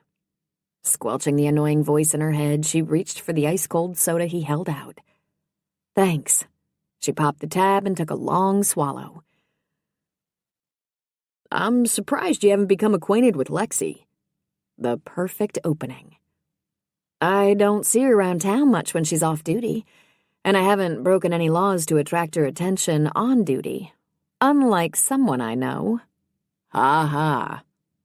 It's not too late to report your cell phone transgression to the chief, but I have a feeling she'd let you off. Smirking, he swirled his can. She might. We have a history. That was what she'd been afraid of. I take it you've known her your whole life? Yep. Comes with living in a small town. How come you two haven't gotten acquainted? Don't you see her at church? No. I thought she might go to St. Francis. Not when we were kids. His expression grew pensive. I wonder if she stopped going after she got back from the Middle East. BJ blinked. She was in the Middle East? Yeah, a diplomatic security job with the State Department. Apparently she had a rough stretch at the end. According to town scuttlebutt, she got married over there, only to have her husband killed a few weeks later in an attack that left her with some serious injuries. She came back here 3 years ago with a baby in tow. So Lexi was a widow with a young child and a traumatic past. I wonder if that's why she keeps to herself. Could be, but back in the day, she was the outgoing life-of-the-party type. We had some happy times as kids. In fact, she was my date for the senior prom. Her stomach nodded. But he didn't go to see her after he got back, BJ. She had to look him up. That means there aren't any lingering feelings on his part, she thought. Or maybe he simply hadn't gotten around to dropping by the station yet. And there was no reason they couldn't pick up where they'd left off. The chief appeared to be open to the idea. Why else would she seek him out? And it was obvious Eric liked her. Her spirits nosedived. Of their prom date, don't you think? Uh-oh. She'd lost the thread of the conversation. Sorry, what? She wrapped both hands around her soda. I said most people have fond memories of their date for the senior prom, don't you think? A sore subject, and not one she wanted to discuss. I don't know. She drained the can and stood. Ready to go back to work? He rose slowly, searching her with that intent, probing look of his, the one that seemed capable of delving deep into her soul. She snatched his empty can. I'll get rid of these in the cafeteria. He grabbed her arm before she could flee. You didn't go to the prom, did you? Pressure built in her throat at his soft, sympathetic question, and her vision blurred. Good grief! How stupid was this? She was over the prom debacle. Had been for years. Why in heaven's name would she get weepy about some dumb dance for teenagers? BJ. At his soft summons, she lifted her lashes. His eyes were gentle, caring, encouraging. Answer the man's question, BJ. Just spit it out and be done with it. It's old news, she thought to herself. No. The word came out shaky and she swallowed. A friend set me up with her cousin, but he called that afternoon and canceled. He said he was sick. Said he was sick? A flash of anger hardened his eyes. I saw him the next day in town with some buddies. She gave a stiff shrug. He just didn't want to go with the fat girl. No one did. Let me ditch these and we can get back to work. She pulled free of his grasp and dashed toward the doorway, praying he wouldn't follow. He didn't. Once she reached the privacy of the hall, she slumped against the hard concrete block wall, tears streaming down her cheeks. Why should a discussion about ancient history set off a deluge of tears? And why hadn't she left her answer at a simple no instead of sharing the whole humiliating explanation? It made no sense. And now she had to go back in and face Eric. Dread congealed in her stomach. But hiding in the hall wasn't going to change reality, and they had a set to finish. Straightening up, BJ lifted her chin and continued toward the cafeteria to dispose of the empty cans. She'd get her unruly emotions under control, wipe away her tears, and shore up her defenses. Because after that dramatic exit, she had a feeling Eric might ask a lot more questions. And if those warm brown eyes of his could coax her to share the story of her disastrous prom date, It was very possible they could also tempt her to reveal the much more recent and far more crushing episode that had been the catalyst for her flight from LA. And if a discussion about the prom could induce tears, talking about LA might trigger a complete meltdown. On the other hand, it could be healing and liberating. Sighing, she tossed the cans in the recycle bin. Who knew how this might play out? Maybe Eric would make it easy and drop the subject. But if he didn't, she'd just have to follow her heart and hope for the best. Chapter 16. Great job, Nash. Making the lady cry is going to earn you a whole lot of brownie points, he thought. Gut twisting, Eric stared at the doorway BJ had fled through moments ago. He shouldn't have pushed about the prom. Shouldn't have pressed her to tell him the painful, humiliating story. The whole high school social event of the year scene might not have been a big deal for him, but stuff like that meant a lot to most girls, especially ones who didn't go on a lot of dates or have a steady boyfriend. Like BJ. Inhaling a lungful of the fresh paint and sawdust-laden air, he began to pace. Could he have been any more insensitive? She'd probably spent hours shopping for a dress, maybe gotten her hair done, had a manicure, purchased new makeup, and spent hours practicing with it. Then that lowlife had ruined her magical night. She must have been devastated. And still was, based on the shimmer of tears he'd spotted while she'd relayed the sad story in a few choppy, stilted sentences before fleeing. If only he could replay that last scene, change the ending. But this was real life, not theater. He couldn't rewrite the script. His only recourse was damage control, assuming he could come up with a plan. Unfortunately, she returned before he'd gotten past the first step. Ready to get back to work? She stopped several feet away, her too bright smile at odds with the shadows lurking in her eyes. Yes, but first, I want to apologize. Step one accomplished. He'd have to wing the rest. Her fake smile seemed as painted on as the images filling the backdrop behind her. Not necessary. I overreacted. Who cares about what happened 16 years ago?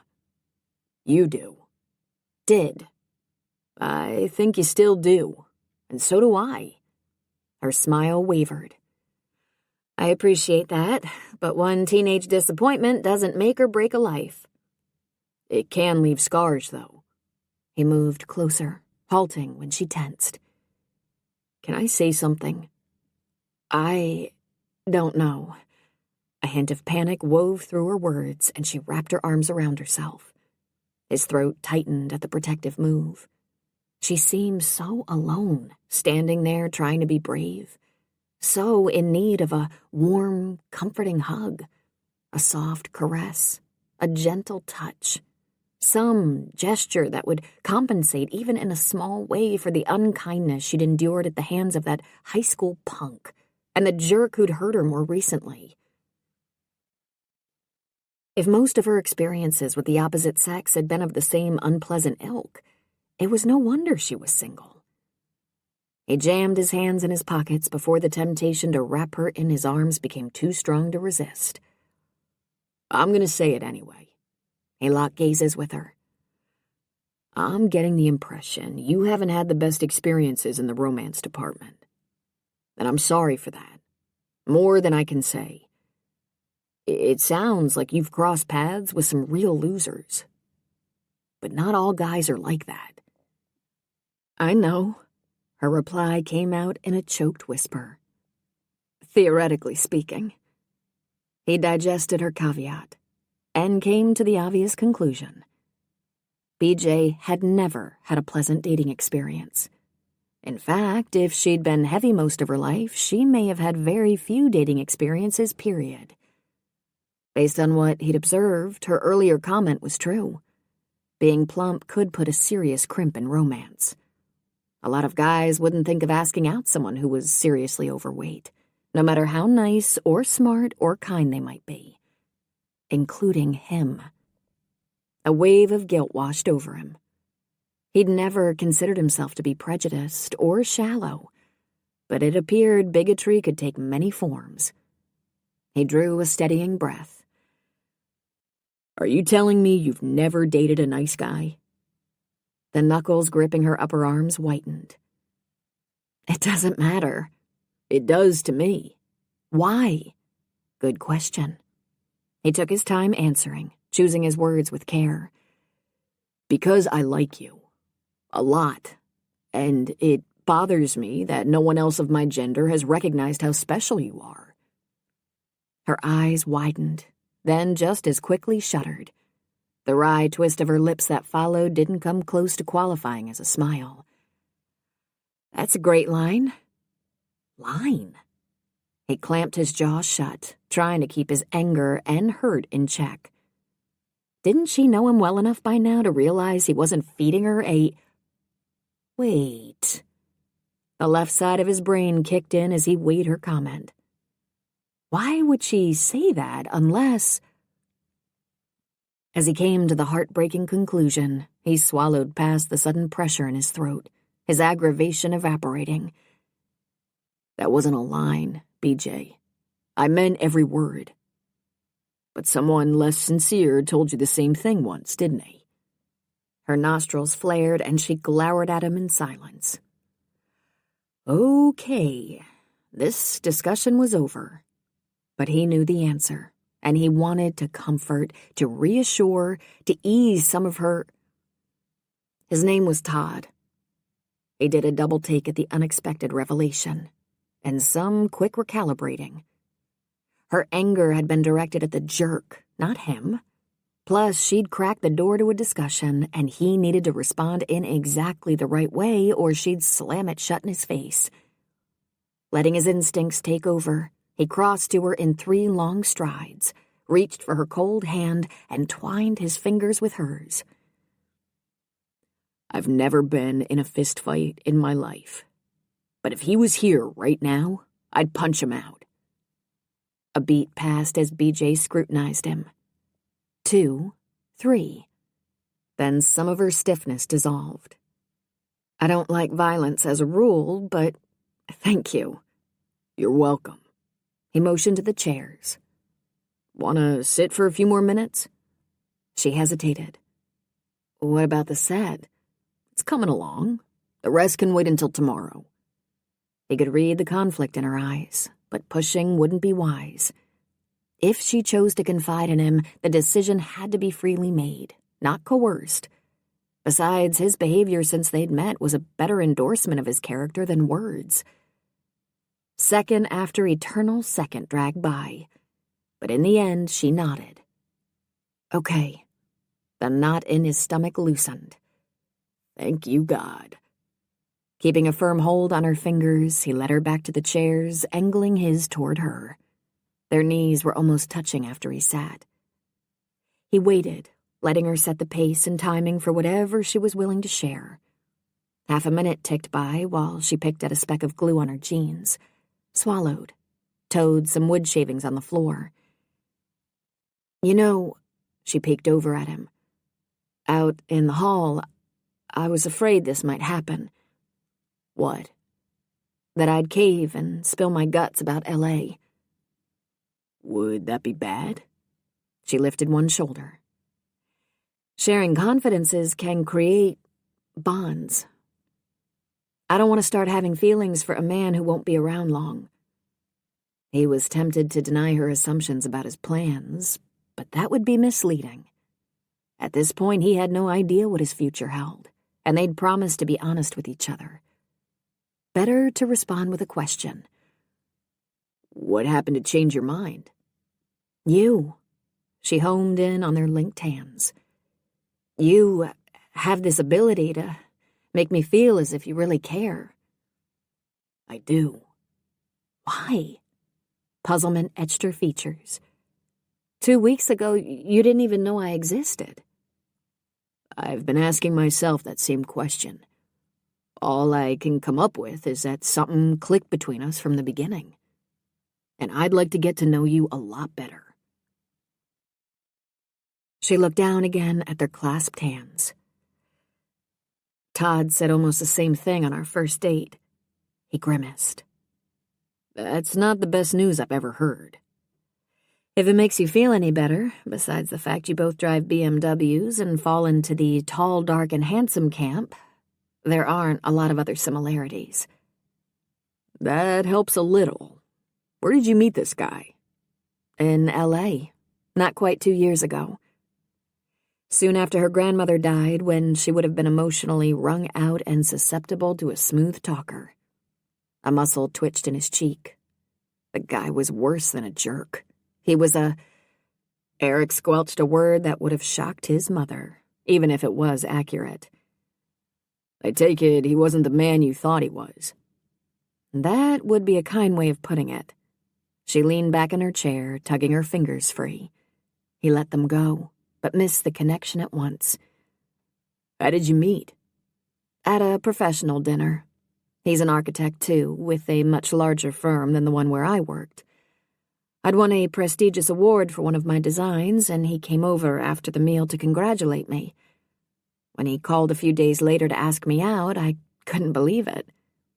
He was attractive, personable, suave. In other words, miles out of my league. You're selling yourself short. No, telling the truth. I'd just reached my ideal weight and was still trying to work up the courage to enter the dating scene. I had 0 experience with men, and even less confidence. But the timing seemed almost like destiny. I was lonely, missing Graham, wondering if I'd ever meet anyone who might be the one when, out of the blue, he appeared. It seemed too good to be true. And as it turned out, it was. All at once, Eric had a feeling he knew where this was heading, and it wasn't sitting well. Did he take advantage of you? He forced the question past gritted teeth, the folding chair squeaking beneath him as he leaned forward. Her mouth twisted again. Not in the way you mean. He wasn't after that. He had far more ambitious goals. Not the answer he'd expected. What do you mean? She laced her fingers together in her lap. He was new in town and new at his firm.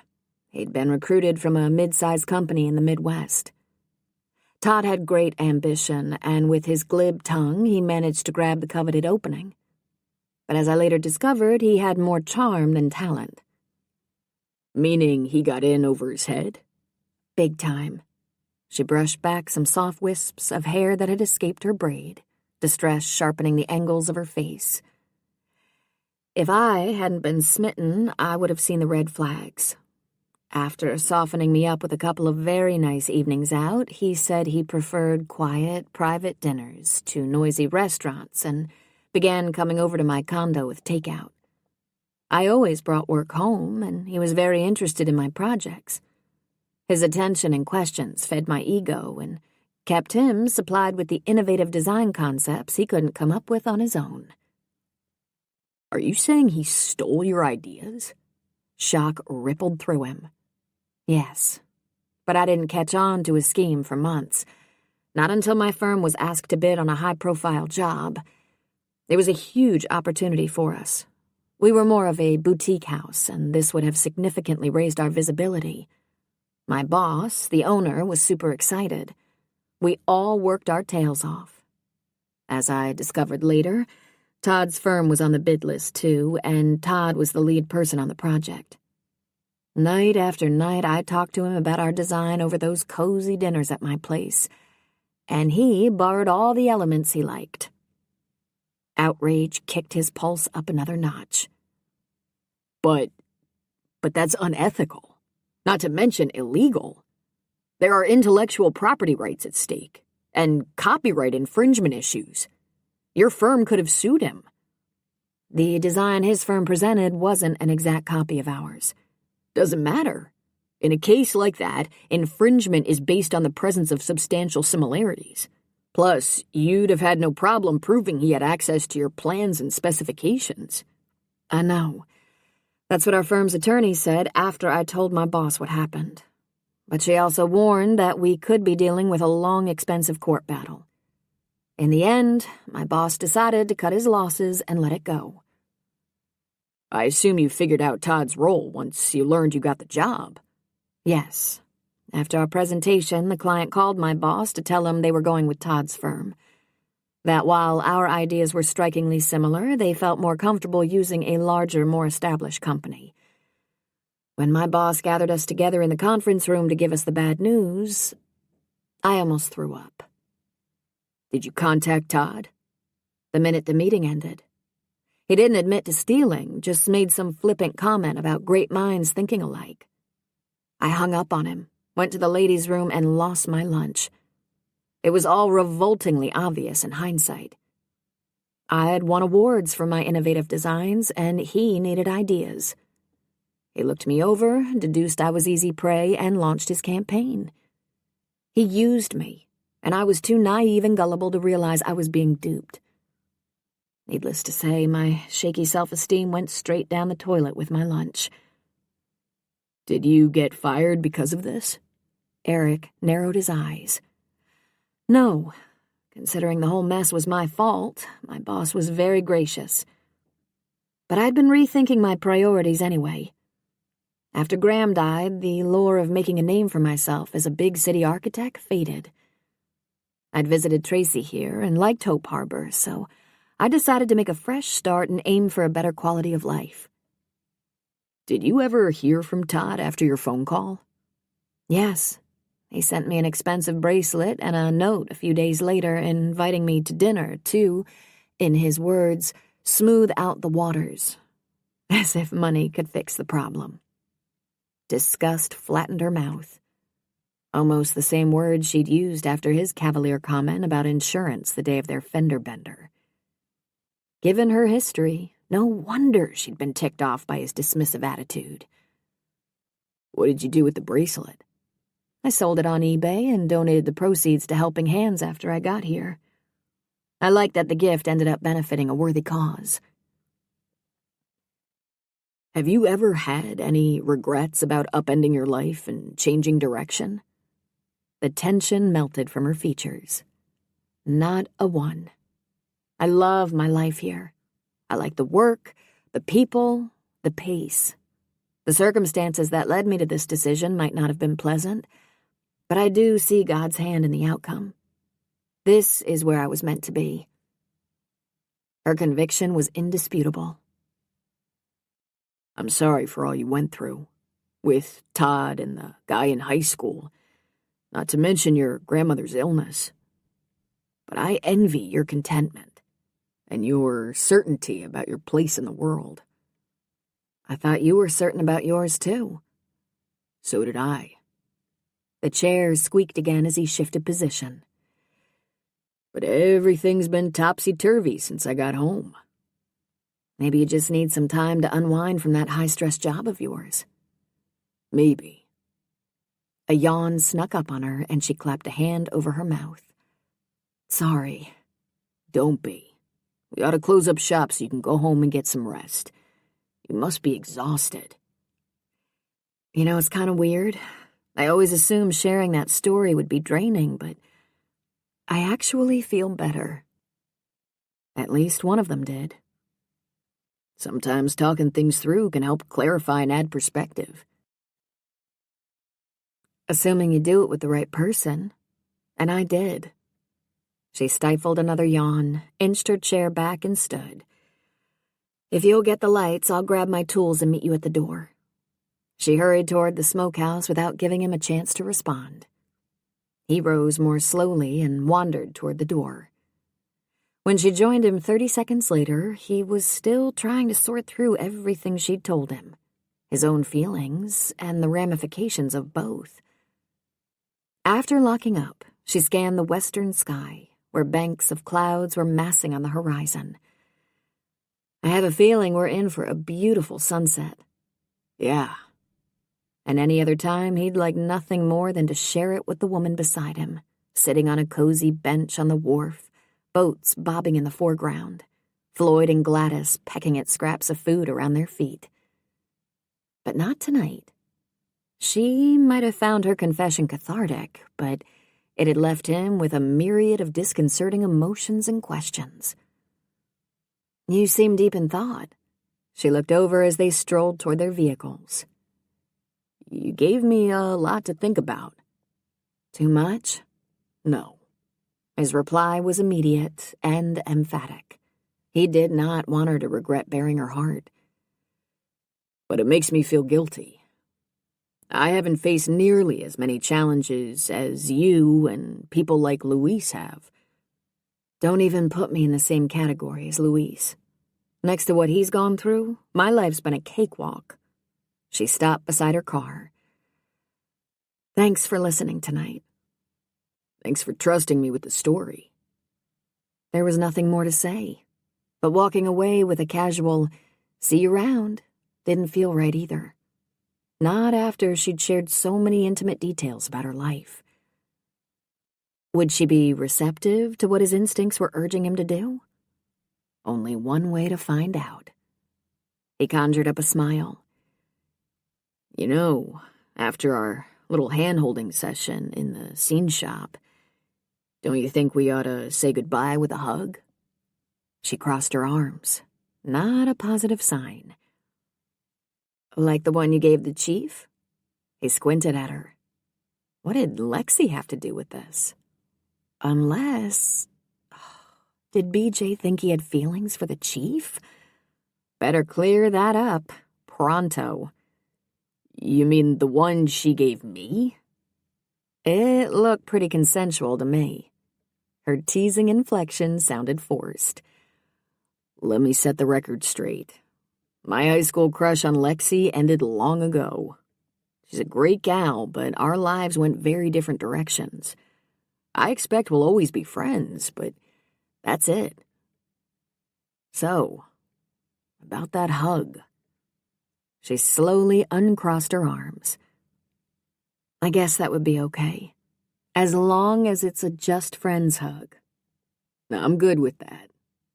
For now." Scrubbing her hands on her thighs, she stepped toward him. He met her halfway. "Keep it simple, supportive, straightforward," he thought. He let that mantra loop through his mind, but when she lifted her chin to look up at him, the air whooshed out of his lungs. Her jade irises, that faint sprinkling of freckles across her nose, the graceful curve of her cheek, those lush, perfectly shaped lips. Her breath hitched. Uh-oh. She must have realized he didn't have friendship on his mind. "Watch it, Nash, or you're gonna blow this." Before she could back off, he pulled her into his arms. She stiffened, but when he did nothing more than hold her, she began to relax, her soft curves melting against him. He gave her a tentative squeeze, and she squeezed back, the silky strands of hair that had worked free of her soft braid brushing his jaw. She felt perfect in his arms, so perfect he wished he could hold her for hours, until the sun set over the sea and stars lit the night sky. But the instant she made a move to pull back, he let her go. Well, her respiration seemed as ragged as his while she groped for her keys, dropped them. He bent to retrieve them, but she beat him. After scooping them up, she turned aside to open the truck door, hiding her face from his view. "I'll see you tomorrow, I guess." "Count on it. I can pick up Luis in the morning if he's planning to come to work." "He is, but you've done enough. I'll swing by and get him." She put on a pair of sunglasses she didn't need and climbed behind the wheel. He waited while she put the truck in gear and pulled away with a final wave, then meandered back to his car. If BJ had felt so right in his arms during a mere hug, what would it be like to... No. He'd promised her friendship, and he'd keep that promise. Unless both of them decided to venture into deeper waters, no matter the compromises that might entail. However, he, for one, wasn't there yet. Keys in hand, he slid behind the wheel of the BMW. It was possible BJ might be thinking about exploring more than friendship, too. But even if she gave him the green light, he needed to make some decisions about his future before he got in too deep. He was not going to hurt this woman who'd already endured more than her share of trauma. She didn't need another broken romance, and he didn't need a broken heart. Which was exactly what he'd get if he let himself fall for the lovely architect, only to leave Hope Harbor and her behind in the end.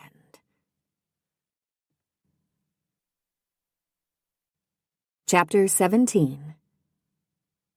Oh my word! This was where Louise lived? BJ gaped at the dilapidated motel-turned-apartment complex, her stomach roiling as she maneuvered around a rut in the crumbling asphalt drive. No one had told her the place was a dump, and she'd had no occasion to drive down this road.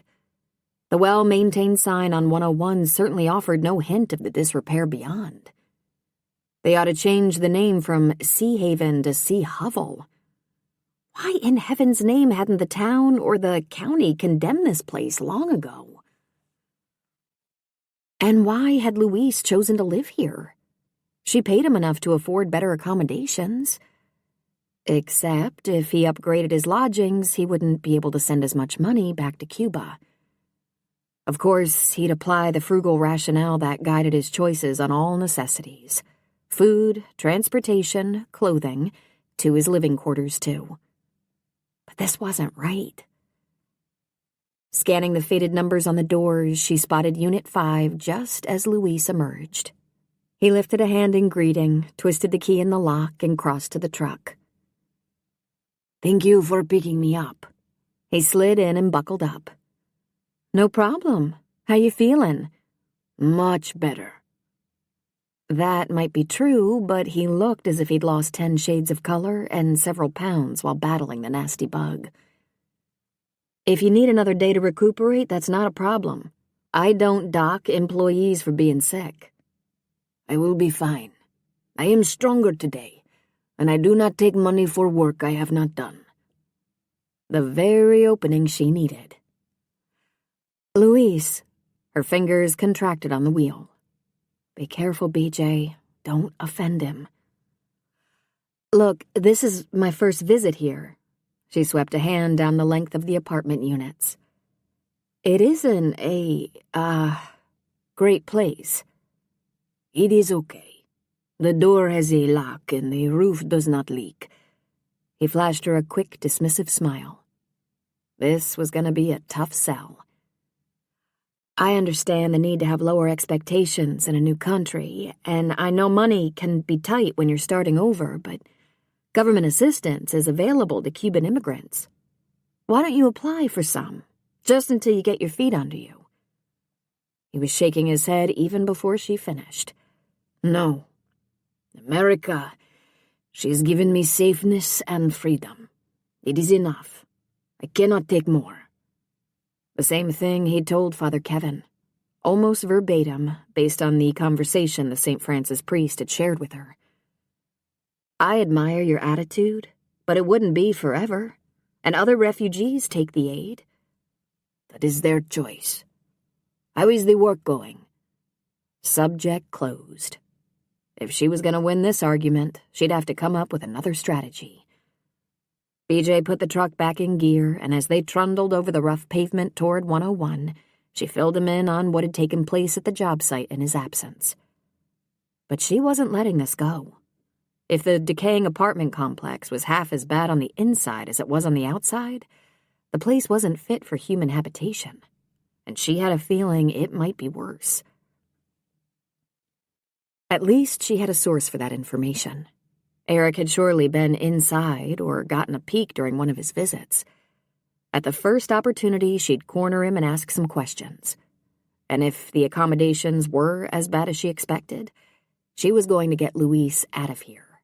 Fast. Whatever it took. Because a man who'd left everything he knew behind, who'd endured a harrowing sea voyage, who'd watched the woman he loved die a tragic death, and who'd traded his skilled career as a doctor for a life of freedom as a carpenter, deserved, at the very least, a decent place to rest his head at night. It was still here. Eric gripped the easel, gave it a yank, and released a cloud of dust from the pile of stuff stacked under the basement stairs. A sneeze tickled his nose, and he waved a hand in front of his face to clear the air. Obviously, his dad hadn't rummaged around down here in a while.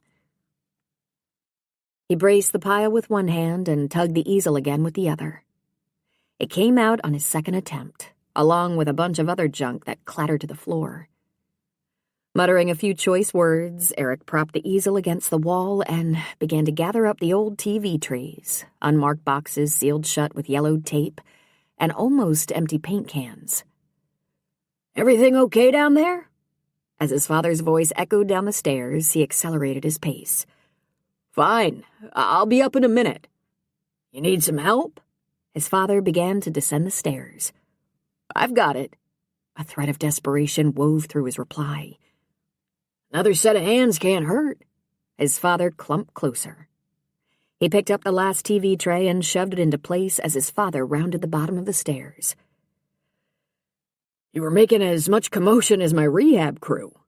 His dad swatted at the dust motes floating through the air. "Guess I ought to clean up down here every year or two." "Couldn't hurt."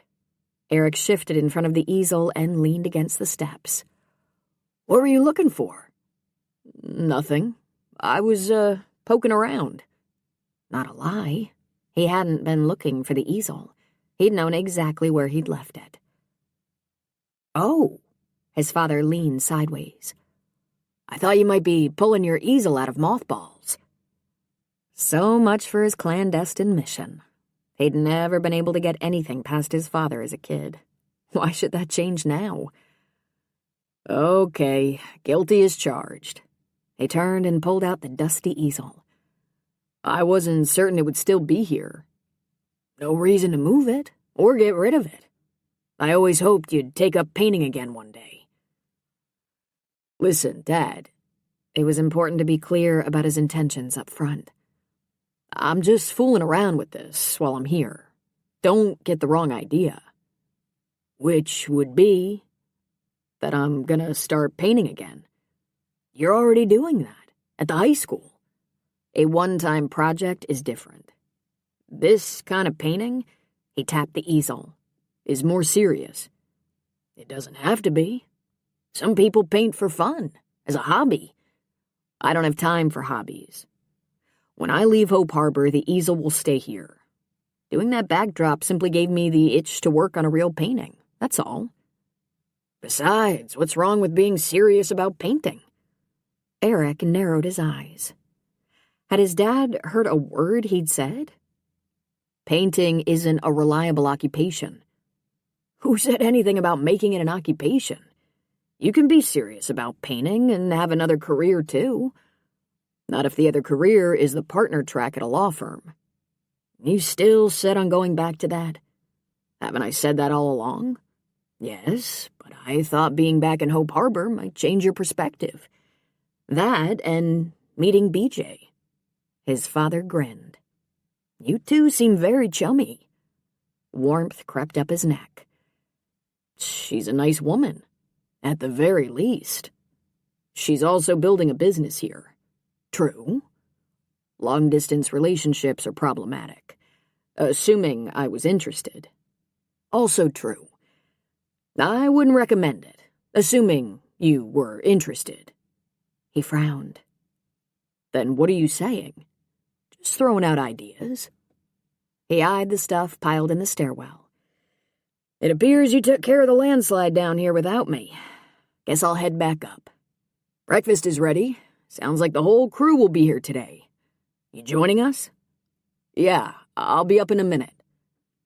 He waited while his father ascended the stairs, then grabbed a stray rag from a pile in the corner and dusted off the easel, his hands busy cleaning up one mess while his mind wrestled with a bunch of others. Why had almost every conversation since he'd arrived home left him with more questions than answers? How had he managed to get himself so involved in the life of this town and the lives of several of its citizens in less than 10 days? What was he supposed to do about BJ and his growing feelings for her? Should he let all that had happened on his trip sway him from the path he'd laid out during his senior year of high school? Why, after all these years, were those 60-plus-hour weeks beginning to lose their appeal? He wadded up the grimy rag and hurled it back into the corner as the questions strobed across his brain. Flexing his fingers, he forced the taut muscles in his shoulders to relax. Chill, Nash. You're getting too worked up about this. There's no rush here. No lives or major court cases are hanging in the balance. All that was true. He'd allotted himself 3 weeks of downtime before diving into an intensive job search. And he wasn't even at the halfway point of that. So why not take one day at a time and pray the answers he needed would come? Preferably sooner rather than later. BJ swung the hammer, secured a nail in the smokehouse set, and glanced toward the scene shop door. Again. Of all nights for Eric to be late. Huffing out a breath, she picked up another nail. Ever since her visit to that cruddy apartment complex this morning, she'd been chomping at the bit to talk to him about Luis. How frustrating to sit right across from him at breakfast and have to remain mute on the subject. But with Luis on her left, there'd been no other option. Besides, Eric had seemed distracted, and once the meal wrapped up, he'd disappeared for the entire day. There'd been no opportunity for a discreet discussion. Her only direct communication from him had been a text message telling her he'd be here tonight. But he wasn't. Yet. If he'd been delayed or was going to cancel, why hadn't he... Sorry I'm late. She swiveled around as he pushed through the doorway, relief coursing through her. I was about to give up on you. No excuses. I lost track of time this afternoon and got home late for dinner. He picked up the other hammer from the bench and canvassed the set. You've made some progress without me. A little. You must have been seriously distracted if you forgot about dinner. Yeah. What would you like me to tackle here? He didn't want to discuss his day. Fine. She had other subjects to talk about anyway. We're down to the details. I need that stuff over there tacked to the inside walls. The director left a diagram of where it all should go. But first, I have a question. Have you been inside Luis's apartment? Yes. Why? He picked up the diagram. Is it as bad inside as it is outside? He hiked up an eyebrow. Haven't you ever been there? No, I've never had a reason to drop by. The outside is awful. Eric's face grew grim. The inside's no better. That's what I was afraid of. She shoved the nail back in the pouch on her tool belt and exhaled. He can't stay there. Are there any other nearby options that offer better value for the price? I doubt it. I called the manager today to ask about the rent. It's dirt cheap, validating the old adage that you get what you pay for. If that's the least expensive housing around, how do you propose we get him to move? I don't know. She began to pace, tapping the hammer against her palm. But he deserves better. Eric set the layout down. Did you discuss this with him? I tried, but he wasn't receptive. He said the place was acceptable. I suggested he apply for government assistance, but that went over like a lead balloon. Do you think Father Kevin might be able to intercede? He's already tried. The problem is, Luis is adamant about not taking anything he views as charity. I have a feeling he won't even let me pay him for the sick days he... Her phone began to vibrate and she pulled it out, skimmed the screen. Give me a minute. She tapped the talk button and walked a few feet away. Hi, Eleanor. Hello, dear. I'm not interrupting anything, am I? Nothing that can't wait a few minutes. Eric and I are working on the set for the Helping Hands benefit. How nice. He's a delightful young man. We had a nice conversation when he dropped by while you were sick. I gave him some fudge cake, and I sent some to your friend Luis, too. Eric told me he'd caught the same bug you had. I wanted to see how you both were doing. BJ stared at the nest of hungry hatchlings Eric had painted in the willow tree, so in need of loving care, her mind whirring as several seemingly unrelated pieces of information began to connect. Eleanor needed someone to help her with daily chores. Luis needed to escape from the rat hole he called home. They were both alone and lonely. And she needed a test case for helping hands before the board would approve her companion program. It was a heaven-sent opportunity, but could she convince both parties to give it a shot? BJ, are you there? Yes, I'm here. She tried to tamp down her growing excitement. Luis and I are both much better. How are you doing? Fine. None the worse for wear after my silly tumble. I won't keep you from your work, my dear, or from that fine young man. If you want to stop by in the next day or two, I saved you a piece of fudge cake. Methuselah and I are always happy to see you. I may do that. Wonderful. Take care and stay well until I see you. As Eleanor ended the call, BJ lowered the cell, mind racing.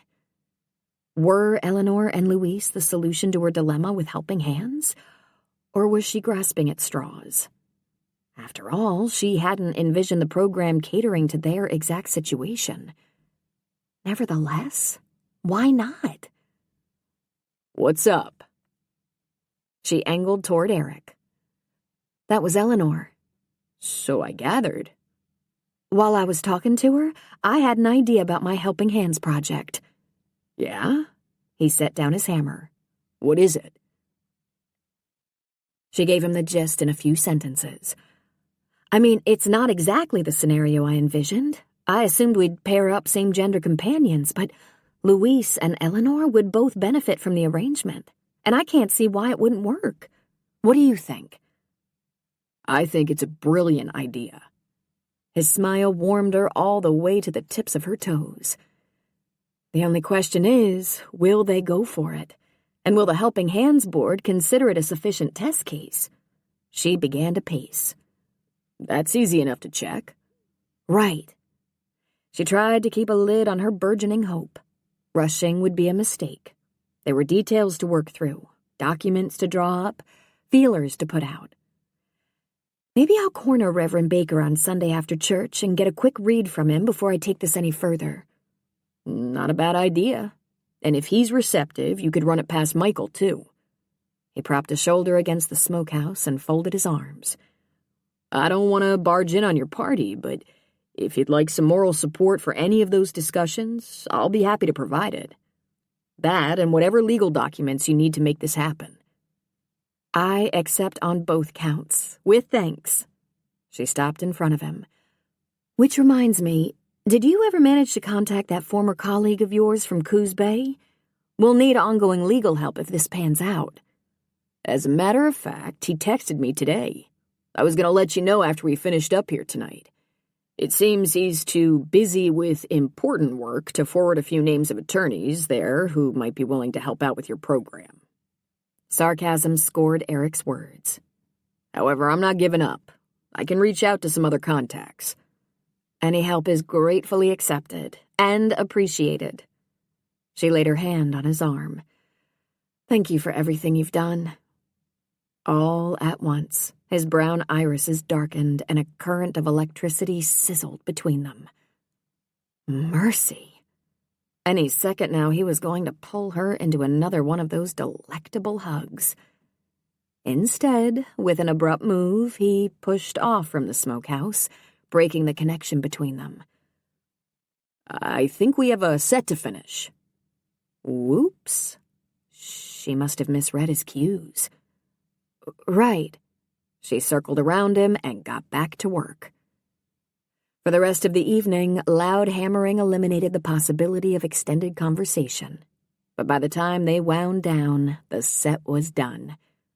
And although her mind had kept wandering to the man working at her side, she'd also managed to put together a mental checklist of all the issues that needed to be addressed before she could launch her test case. I think it's a wrap. Eric drew back a few feet from the smokehouse and sized it up. Is this what you envisioned? Exactly. She began to gather up her tools. And I'm glad it's over, aren't you? When he didn't respond, she looked over at him. To be honest, I kind of enjoyed working on it. I guess that makes sense from your perspective. She went back to collecting her tools. The project did give you a chance to use your artistic talent. True, but that's not the only reason I enjoyed it. She turned back to him, and her pulse stuttered at the appreciative gleam in his eyes. No question about it this time. The man was flirting with her. And if she responded to his cue, if he hugged her goodbye tonight, she had a feeling he'd have a lot more on his mind than a friendly squeeze. Scary thought, despite the delicious tingle that raced down her spine. Playful flirting was one thing. Flirting with danger was another. Remember your rule, BJ. Be cautious and prudent and measured. Your heart's at stake here, she thought to herself. Check. So, I'll meet you at the door, okay? Her words came out shaky. He hesitated for a moment, then nodded. She finished stowing her tools, keeping tabs on him in her peripheral vision, but he simply walked to the exit and waited. Getting to her car without a hug, however, could be tricky if he had a clinch on his mind. And if he did pull her into his arms, she wasn't certain she'd have the willpower to resist. After easing aside to let her precede him out the door, he pulled it firmly shut behind them and tested the lock. It rattled, but held. Our work is safe and secure. He dropped his hand from the knob. Good. We wouldn't want any scenery stealers to walk off with our masterpieces. She gripped her car keys in her hand and started for her truck, trying with limited success to match his teasing manner. He fell in beside her. The sun had set, and vast swaths of intense color spanned the horizon. It was a beautiful evening. The kind featured in a lot of happy ending type books. The kind that was conducive to hand-holding and hugs and romance. Stay strong, BJ, she thought. She picked up her pace. Eric did too. So what does BJ stand for? At the out-of-the-blue question, her step faltered. What? Your initials. What do they stand for? His tone was relaxed, conversational, chit-chatty. It was too dim to detect his expression, but from all indications he'd switched emotional gears. You won't laugh, will you? Why would I laugh? It's a very southern and old-fashioned name. My mom's choice. But it never fit. It seemed to belong to someone slender and graceful who'd look great wearing a hoop skirt. And that wasn't me. It is now. Thank you for that. However, I hated the name. After I went to live with Graham and Gramps, I asked them to call me BJ instead, and it stuck. Instead of what? He wasn't going to let her off the hook. She sighed. Belinda June. Belinda June. He said the name slowly, giving it a musical cadence. Pretty. I like it. Sorry, I'm BJ now, and for always. She stopped beside her truck. Will I, see you at church Sunday? Yep, Dad and I'll be there. I'll join you afterward, and we'll corner Reverend Baker. He pulled her door open for her. Drive safe. It appeared all her worries about a hug had been for naught. Quashing an inappropriate pang of disappointment, she slid behind the wheel. Have a nice Saturday, and thanks for lending your talent to the scenery and sets. My pleasure. He shut her door and stepped back. Well, that apparently was that. BJ rammed the key into the lock, started the engine, and drove away. When she glanced in the rearview mirror, he was already striding toward his own car. Had she imagined those romantic vibes wafting around the scene shop, or had he picked up her nervousness and gallantly backed off? Not that it mattered. The result had been what she'd sought, a clean escape with no emotional entanglements.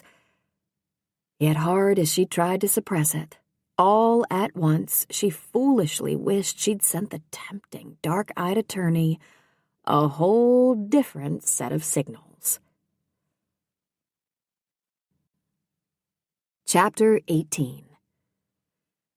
The waves lapped gently against the sand in the sheltered cove, while seals frolicked on the sea stack 100 yards offshore, and the sun shone in a cloudless blue sky. Best of all, he had a paintbrush in his hand and hours to kill. Eric gave a contented sigh. It was a perfect Saturday. Or as perfect as it could be when you were out of a job, trying to decide what to do with the rest of your life, and fantasizing about a beautiful architect who kept you tossing half the night. He rolled his shoulders and let out a slow breath. He'd come close yesterday at the scene shop to breaking every rule he'd made about BJ.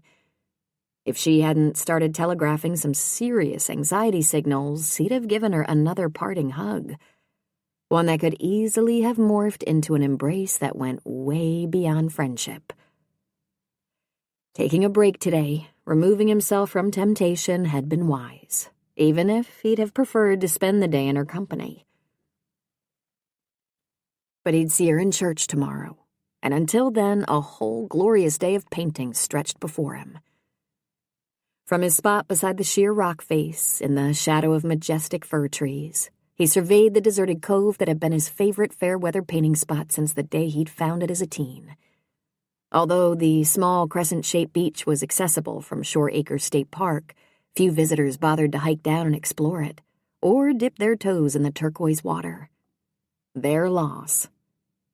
Shifting his attention to the easel, he examined the composition he'd roughed in yesterday with diluted burnt umber paint. The scene had nothing to do with this cove, which served as studio, not subject, and it was very sketchy.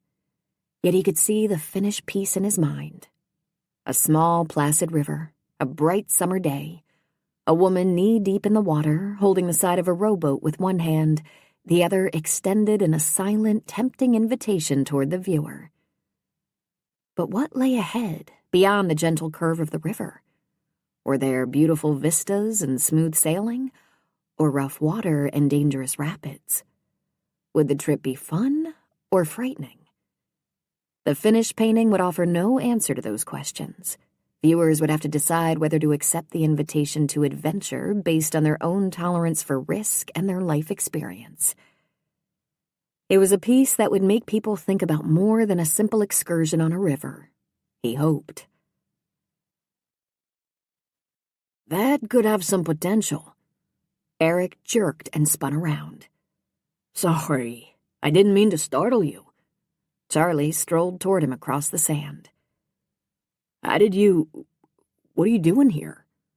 I like to visit the gardens in the park.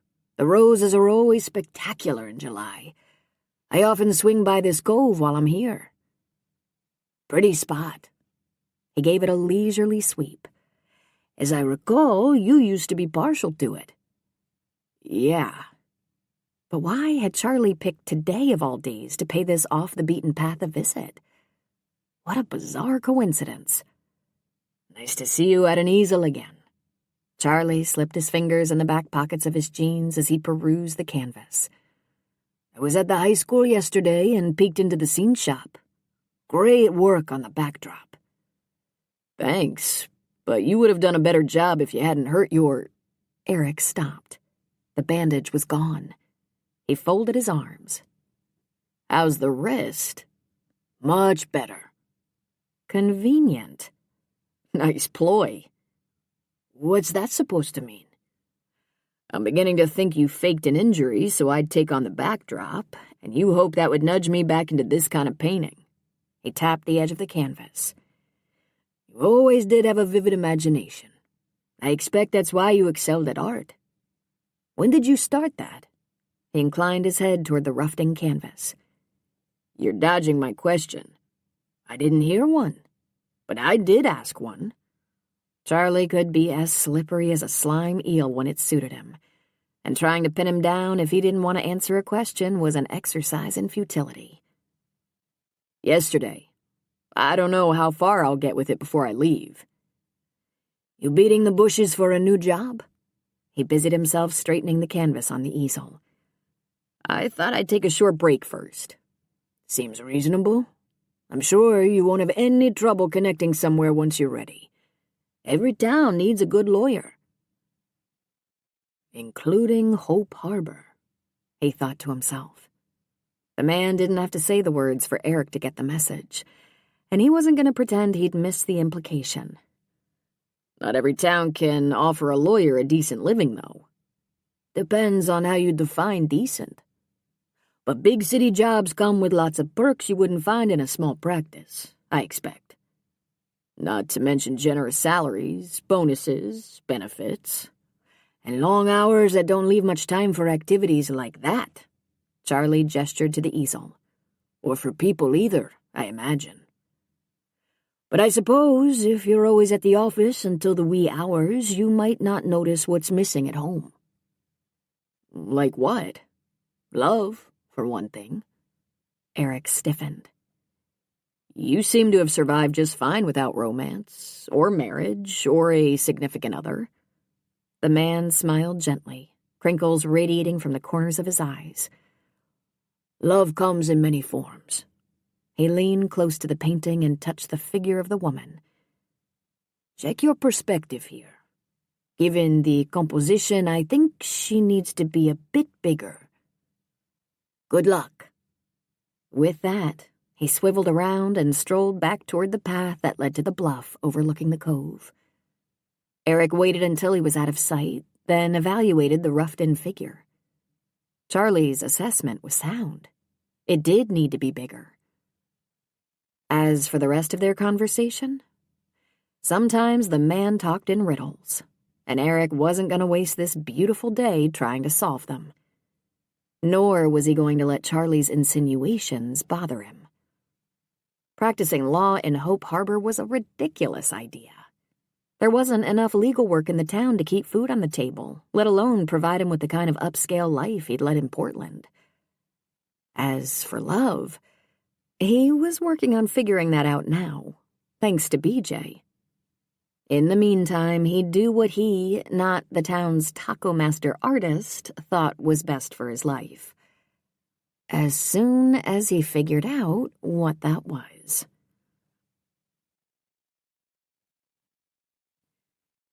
She had to make her move, with or without Eric. BJ rose from her pew and scanned the emptying church. He'd been here for services. She'd seen him and John enter, but there was no sign of either now. Had he forgotten his promise to provide moral support while she broached her test case idea to Reverend Baker? Tamping down her nerves, she brushed a hand down her skirt. No matter, it was her idea, and she didn't need a man to... Eric emerged from the shadows in the back of church, lifted a hand in greeting, and strode toward her. Sorry, Dad insisted on introducing me to a guy who's planning to open a business here. Between you and me, I think he wanted to mooch some free legal advice. He wrinkled his brow and scrutinized her. You weren't worried I'd stood you up, were you? I didn't think you were the type to do that. Warmth crept onto her cheeks at the obvious hedge. But once or twice burned, thrice shy. I understand. He touched her arm. And I'm sorry if my delay upset you. I hope you'll eventually realize I keep my word. Always. Now, are you ready to talk to Reverend Baker? He's still greeting people out front, but the line is dwindling. Everyone's making a beeline for the donuts. Ready as I'll ever be. I think he's going to be 100% on board with your idea. Eric stepped aside as she left the pew, then fell in beside her, his hand on the small of her back as they skirted a small cluster of congregants lingering in the aisle. She had to fight the temptation to lean back into his touch. A few gray clouds had gathered during the service, and the sun was hiding as they joined the end of the line to greet the minister. BJ, nice to see you. Reverend Baker cocooned her hand in a warm clasp when she drew close. You too, Eric. Are you enjoying your visit home? Yes, although it's been busier than I expected. I heard about the fine work you've done on the backdrop for our fundraising show. Helping Hands is grateful. It was my pleasure. Speaking of helping hands, BJ tried to quash the flutter in her stomach. If you have a minute, I'd like to run an idea by you related to the program I proposed. Of course. Let me greet these last few stragglers, and we'll go back inside. BJ eased out of the line of traffic while the minister shook a few more hands. But as he was wrapping up, Father Kevin pulled into the parking lot and got out of his car. He's early. Reverend Baker planted his hands on his hips. He may be tardy for meetings, but he never misses a tea time. I thought you two played golf on Thursdays. As the priest retrieved his clubs from the trunk, BJ returned Tracy's wave across the lawn, where members of the congregation were chatting in small groups.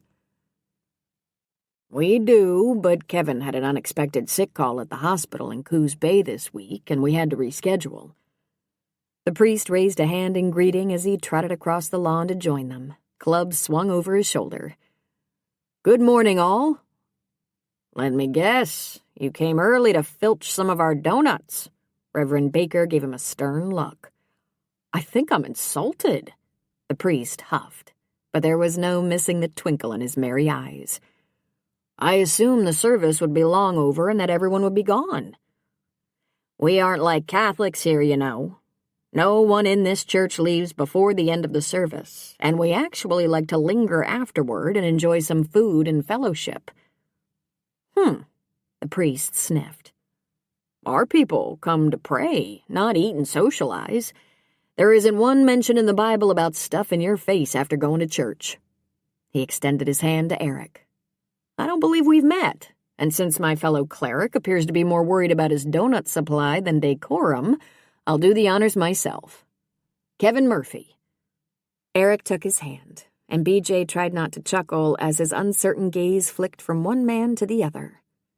No one must have clued him in to the notorious and good-natured jibing between the two clerics. Nice to meet you, Eric said. Given the early arrival of my golfing partner, Reverend Baker turned to her. Would you like to defer our discussion? BJ glanced back toward Tracy and Michael, who continued to chat on the lawn with another couple. As a matter of fact, if we can corral Michael, it might be better if all three of you heard this. Let me run over and see if he has a minute. I'll fill Kevin in on the reason for this impromptu meeting while you're gone.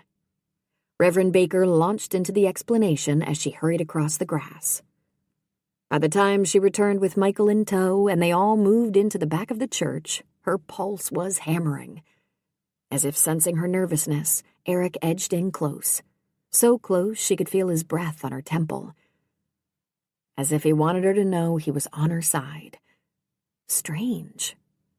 For a woman who'd always taken pride in standing on her own 2 feet and meeting every challenge without the need for hand-holding, it felt surprisingly nice to have Eric in her corner. She squeezed the strap of her purse and plunged in.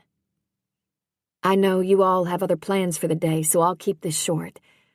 Michael passed on the board's concerns about my proposal, and I believe we can overcome quite a few of them. Eric has agreed to develop a boilerplate agreement while he's here and perhaps line us up with continuing legal assistance. One of the other major hurdles appears to be lack of a model program, but I think I may have a solution for that. As she laid out her plan, it was difficult to judge the reaction of the 3 men. They were attentive and their expressions were encouraging and receptive, but she wasn't going to draw any conclusions until they voiced their opinions. Once she wrapped up, Michael was the first to speak.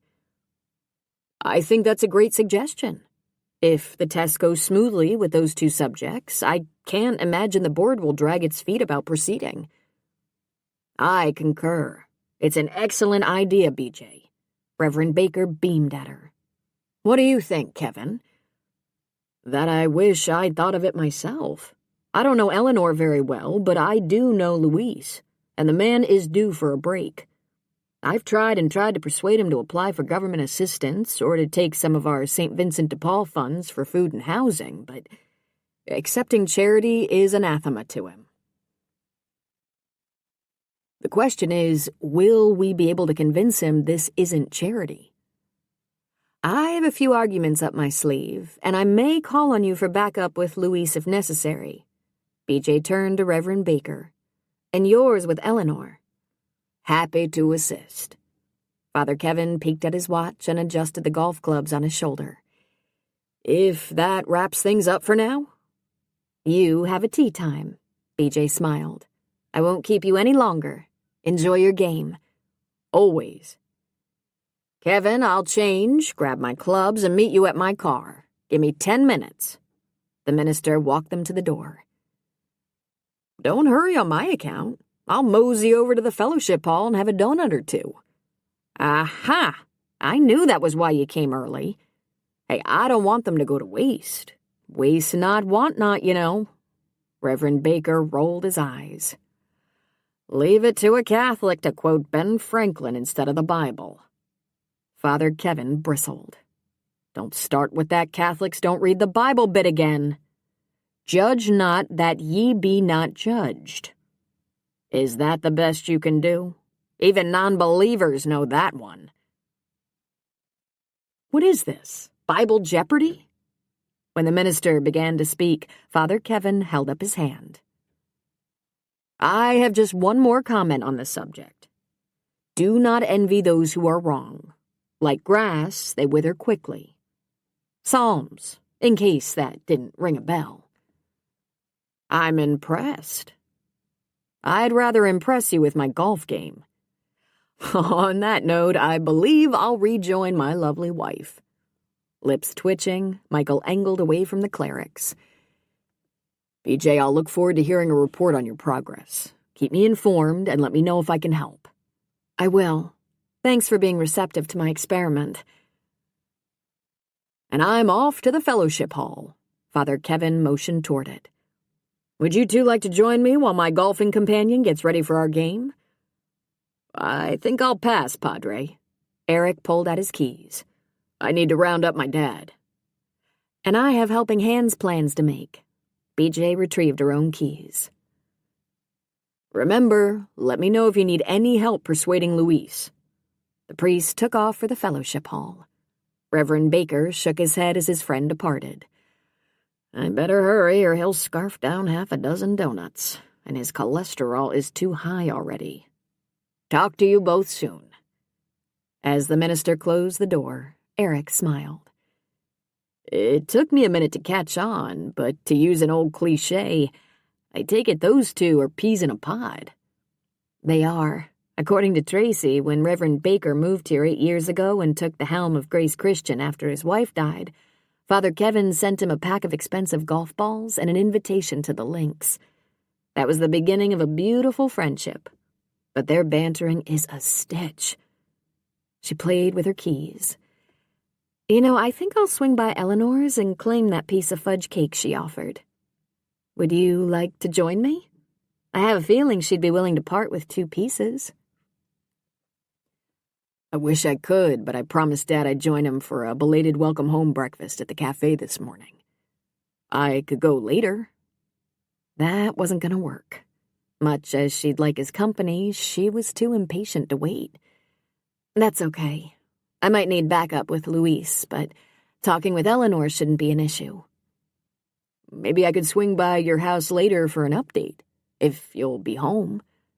Her spirits took a decided uptick. That would be great. For now, let me walk you to your truck at least. He rested his hand on the small of her back again and guided her toward the parking lot. So you think Eleanor will be an easy sell? Yes. She's such a kind, sweet, caring woman.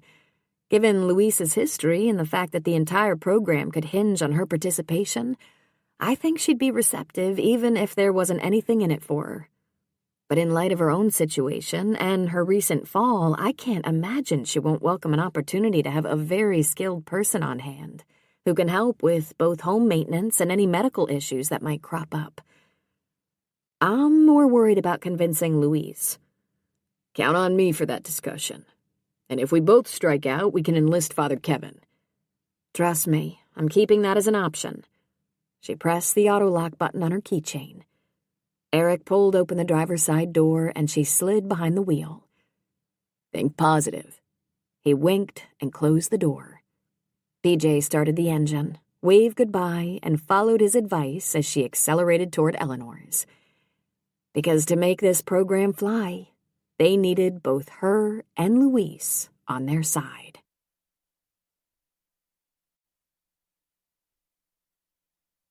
Chapter 19. BJ wanted her to let a stranger live in her house. A stranger from Cuba. A man who spoke with a foreign accent and was still adjusting to American customs. As Eleanor tried to grapple with the request her visitor had just dropped in her lap, she tightened her grip on Methuselah. The old feline let out a yowl of protest, wriggled out of her grasp, and scurried across the kitchen with a sulky glare. Mercy! Methuselah isn't in the best of moods today, is he? Her hand fluttered to her chest as she tried to summon up a smile for BJ, but her lips refused to cooperate. Creases appeared on the young woman's forehead. I think I might have thrown too much at you at once, Eleanor. She moved her half-eaten piece of fudge cake aside. This project has been near and dear to my heart for months, and I tend to assume everyone will jump on board the minute they hear about it. I probably ran through the details too fast. You must have a lot of questions. No, as a matter of fact, she didn't. She understood both the proposal and the benefits to herself and Louise. But despite the heartbreaking tale BJ had told her about the man's background, she knew little else about him, or the country he came from, or the culture that had shaped him, or his moral character. BJ and Father Kevin might think he was a fine person, but they weren't being asked to live under the same roof with him either. Heavens! Didn't they have drug smuggling and corruption and crime and communism down in Cuba? With those shady Castro brothers in charge? Living in an environment like that could have a negative effect even on a well-educated person like Louise. Couldn't it? However, suggesting that to the sweet girl sitting across the kitchen table from her, who, no doubt, believed the best of everyone, might not be appropriate. I can't think of a single question. You took me by surprise, my dear. My brain hasn't quite caught up. What does your friend Louise have to say about this? I haven't mentioned it to him yet. I thought it would be easier to talk with you first. She swallowed as if the fallacy of that assumption had left a bad taste in her mouth. He's opposed to taking charity of any kind, so I need to think about how to present it to him in a way he'll find acceptable. I see. BJ laced her fingers on the table, knuckles whitening as she leaned closer. Louise is very quiet and agreeable, Eleanor. I'm certain he'd be happy to abide by whatever parameters you set, assuming I can convince him to give the arrangement a try. And we could begin with a limited trial period, if you like. At that point, you could both reevaluate and decide whether you want to continue. Would any of this be in writing? Not that a contract would clear up her uneasiness, but extending the discussion would buy her a few minutes to come up with a response. Yes, I should have mentioned that up front. Eric is planning to draw up a legal agreement. Liability issues would be covered and responsibilities laid out. Also, since no cash will exchange hands, there aren't any tax implications. Eleanor touched a paper napkin to the corner of her mouth. Everything BJ had said made sense, and Lord knew she needed some help. Yet she couldn't summon up an ounce of enthusiasm for the idea. The hard knot of fear lodged in her chest got in the way. But why was she afraid? From what she'd seen and heard, Louise didn't appear to be a menace to anyone, and he'd endured more than his share of suffering and loss. If anyone deserved a second chance, it was him. Plus, he'd come to her aid in her moment of need. As far as she could see, her fear had no basis. Nevertheless, she couldn't shake it. And unless she managed to do that, she couldn't give this sweet girl the answer she wanted. I do appreciate all the effort you've put into this program, BJ. It's a fine idea, and I can see how it will benefit Hope Harbor residents.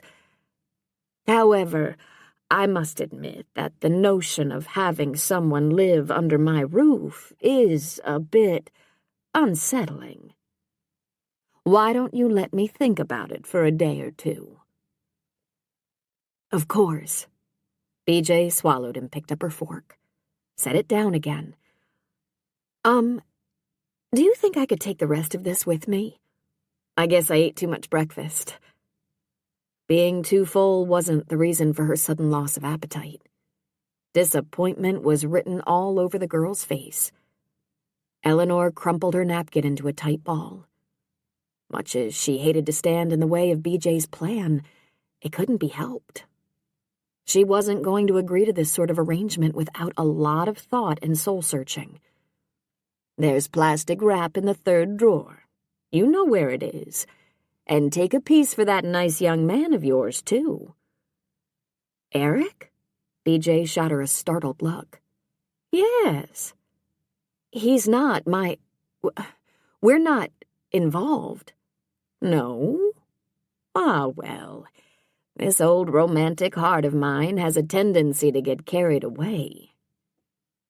In silence, BJ rose, wrapped up the remains of her treat and a piece for Eric, then offered a smile that seemed forced. If you have any questions as you think about this, don't hesitate to call. I won't. Eleanor started to rise, but BJ placed a gentle hand on her shoulder. Don't bother to get up. I'll see myself out. She sank back without protest. Give my best to that nice young man, and enjoy the rest of your day, my dear. Thanks. You too. BJ bent and gave her a quick hug. Half a minute later, the front door clicked shut. Eleanor eyed Methuselah, who continued to keep his distance. I won't squeeze you hard again, my friend. Want to come back and curl up in my lap? He sniffed and, nose in the air, stalked into the living room and his favorite sunny spot on the carpet. At least one of the occupants of this house had no ambiguity about his feelings. Eleanor pushed herself to her feet, giving her stiff knees a few seconds to loosen up while she placed her empty iced tea glass on the tray on the front of the walker. Once she got a refill, she'd settle into her chair in the living room and mull over BJ's proposal. At the refrigerator, she paused to examine her collage of photos as usual. Such happy memories. All those exciting trips with Stan by her side, plus the activities that had brought her fulfillment back in the days when she'd made a difference in the lives of others. Except, she frowned, her gaze skipping from photo to photo. Birthright, food pantry, church mission work. All worthwhile activities, but her work had been done at arm's length, from behind the scenes, insulated from those she was helping. Come to think of it, had she ever directly touched the life of someone in need, person to person? Hard as she tried, she couldn't come up with one instance where she had left her comfort zone to get personally involved. All her life she'd played it safe. In fact, the biggest risk she'd ever taken was marrying Stan and moving away from the town where she'd grown up. Yet once he died, she'd scurried back here as fast as she could, to the comfort of familiar surroundings. She examined the photos again, one by one. Was it possible she was being too hard on herself about her hands-off role? Wasn't it okay to support charities from a distance? After all, people who work behind the scenes, removed from the actual beneficiaries, produce lots of positive results. But if you were asked to help one person specifically, wasn't there an obligation to do so if you had the ability? Yes, Eleanor, there is. As the gentle chide echoed softly in her mind, fear bubbled up inside her again, along with denial. I can't do this, Lord. Most of the people I helped years ago, they weren't like me. They were a different color, or spoke a different language, or lived in a family situation, or a degree of poverty I can't begin to understand. We had nothing in common. Or did they? The lesson Charlie had passed on from his grandmother the day he'd brought her those tacos replayed in her mind. The notion that, while looks and language and traditions might differ, all hearts feel the same emotions. The woman might have lived thousands of miles away in a foreign country, but she'd been wise, as was her grandson. A man whose skin was a different color and who had come from a culture that was foreign to her. A man she'd known for 2 decades and had never once invited into her home, though she'd befriended other merchants in town. Truth be told, she'd often included people she knew far less well than Charlie on the guest list for the annual Christmas open house she'd held until her arthritis finally forced her to give up the tradition. Eleanor tightened her grip on the walker to steady herself as the truth smacked her in the face. She was prejudiced. Dear Lord. The whispered words reverberated in the silent kitchen as she locked onto the photo of herself mugging for the camera in the back room of the food pantry. She'd never dealt with the people lining up for the food because deep inside, she'd considered herself better than them. Her vision blurred, the photos on the refrigerator melding together in a sea of shame. She might have done worthwhile work, but always with a holier-than-thou attitude. Never had she reached out a hand directly to a stranger in need or made a personal investment in an individual life. But she had a chance to do that now, with Luis. If she could muster the courage to let go of fear and self-righteousness. Instead of refilling her glass, she trundled into the living room, lowered herself into her chair, and picked up the Bible from its place on the table beside her. Perhaps the good book and prayer would offer her guidance and answers. Yet she didn't open the dog-eared pages, because she already knew what she should do. She had the means to add a touch of joy and comfort to a life sorely in need of it, and to help ensure that BJ's worthwhile program was given a chance to succeed so others in her situation would be able to stay in the homes they loved. Eleanor leaned her head against the upholstered back of the chair, smoothing a finger over the worn cover on the book, the weight of it familiar and comforting in her hands. Forgive me, Lord, for being afraid of people who are different than me. Help me find the courage to do what the Good Samaritan did that day on the roadside. Give me grace and compassion to overcome my narrow-mindedness and bigotry. Help me drive out any feelings of superiority. Let me see everyone as an equal and a worthy brother and sister, and act accordingly. A soft meow sounded at her feet, and Methuselah put one paw on her leg. She leaned down to give him an assist into her lap, where the cat curled into a ball and turned those intelligent amber eyes on her. What would you think about having another person live here with us, my friend? She stroked his soft fur. He adjusted his position, one paw draped over the Bible, as if pointing her toward Scripture for her answer. Eleanor scratched behind his ear. Excellent advice. Easing the book from beneath his paw, she opened it. Some reading, some prayer, some thinking, some sleep. She'd do all those things before she made a decision. In all of her 88 years, no one had ever accused her of being rash, and she wasn't about to become impulsive at this late date. But no matter how long she deliberated or dragged her feet, she knew where the process would lead. The real question was, would she be brave enough in the end to follow the direction she received and take the leap into unknown and daunting territory?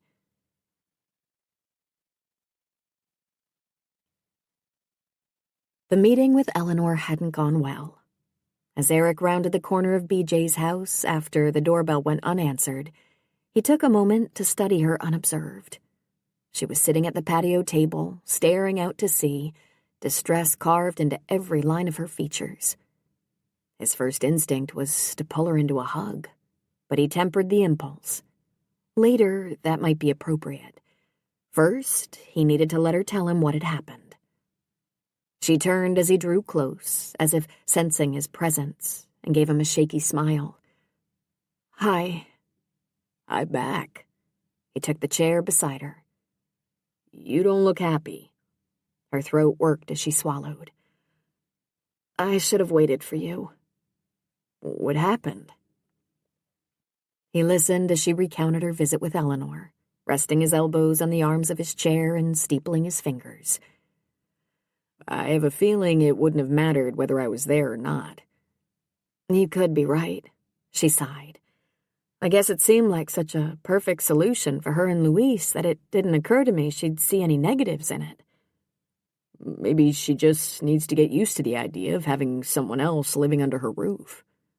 That would be a big adjustment for her." "I don't think that was the stumbling block. It was more like she was—" BJ shrugged. "I don't even know how to describe it. From the beginning, I got the feeling she was unreceptive." She kneaded the bridge of her nose. "I guess I totally misread this." "Did she say no?" "Not in words, but her body language spoke volumes. She asked for some time to think about it." "You want to pay her another visit tomorrow? I could go with you. Strength in numbers and all that." "I guess it might be worth a try. You made quite an impression on her, in case you didn't know." He flashed her a grin. "She must be easy to impress. I only paid her one very brief visit." "Sometimes it doesn't take long to discern a person's character." She locked gazes with him. He studied her. "Are we still talking about Eleanor?" "No." The soft breeze ruffled her hair, which was loose and full today.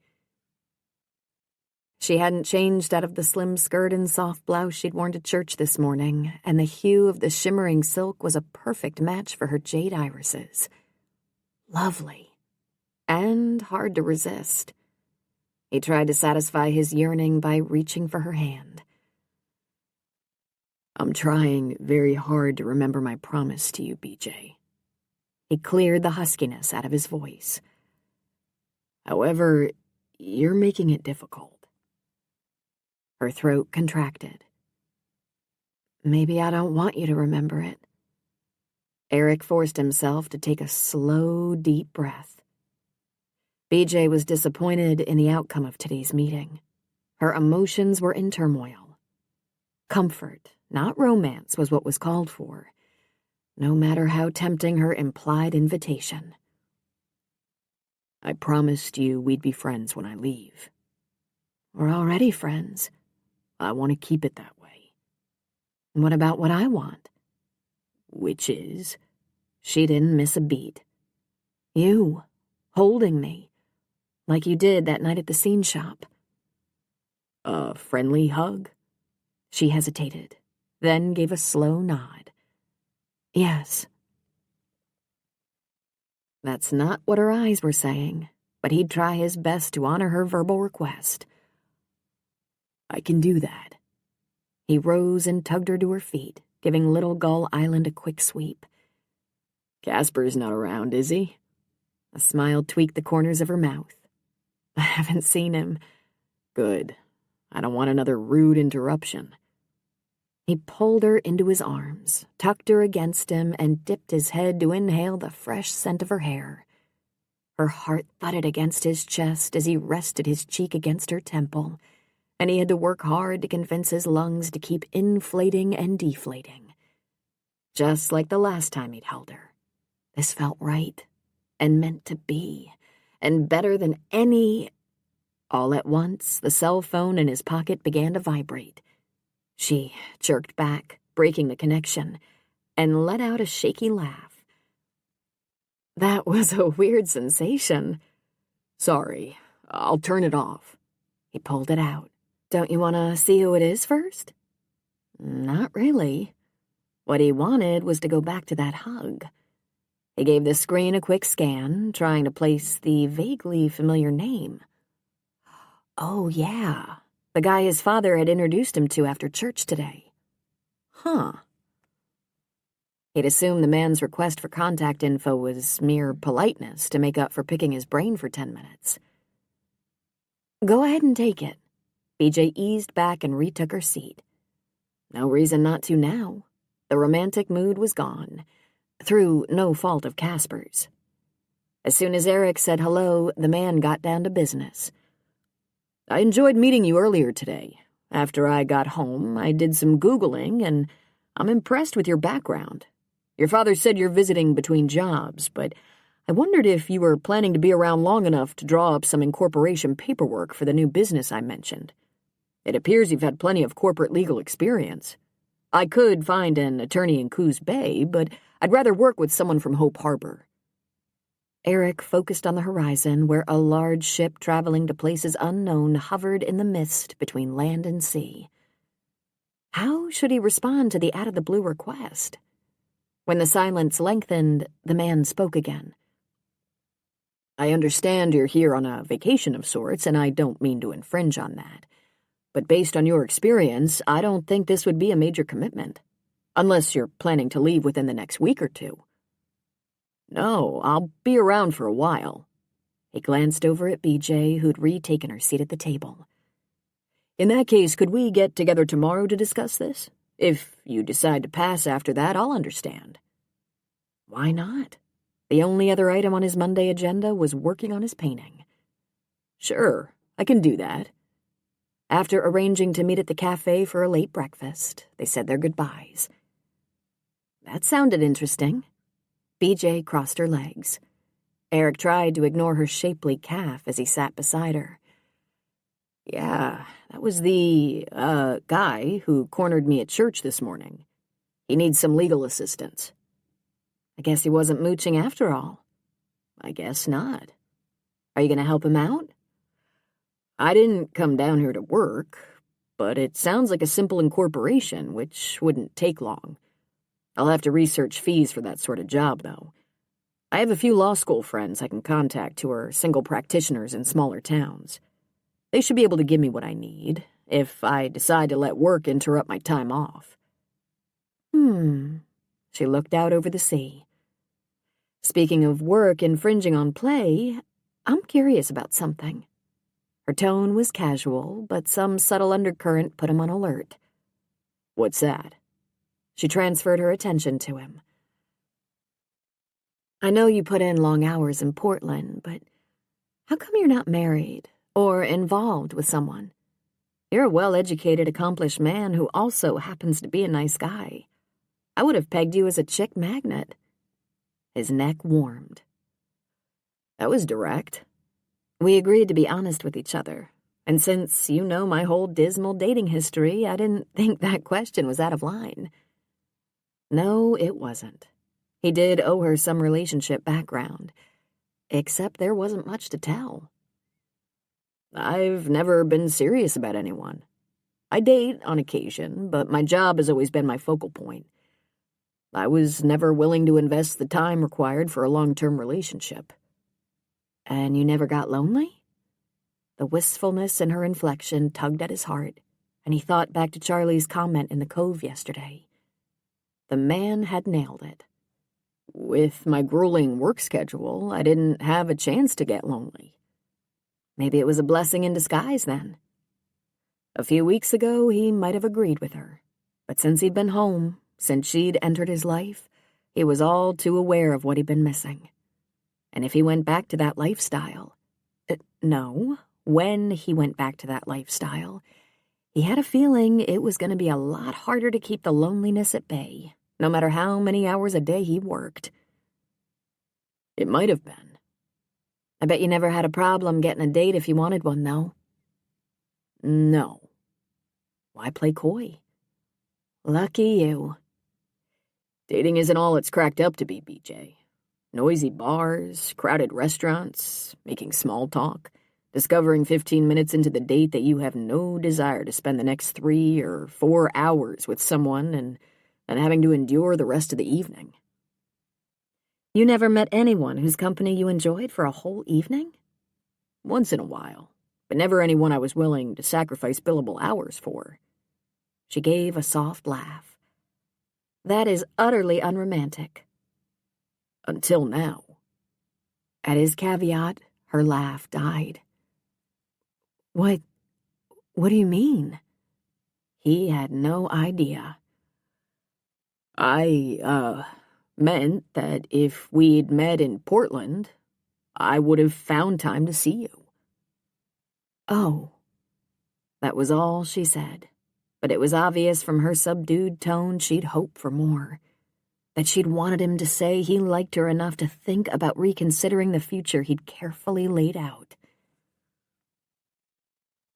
But he wasn't there yet. Might never be. Changing direction after the years of effort he'd plowed into his career was a decision that required a lot of careful thought. And until he was ready to make it, the wise course was to steer clear of the subject. So are you going to pay Eleanor another visit tomorrow? I could go with you after you finish at the house for the day, if you like. I think I'll wait until she gets back to me. If she says no, I can give it one more try. I, not we. She was pulling back. And who could blame her? She'd been very clear about her interest in him, and he hadn't responded the way she'd hoped. After all the hurt she'd endured in previous dating experiences, she was wise to protect herself. He needed to protect her too, by maintaining the just friend status quo until he knew what he wanted to do with the rest of his life. I guess I'll be going. He rose. Eleanor sent you some fudge cake. Let me get it for you.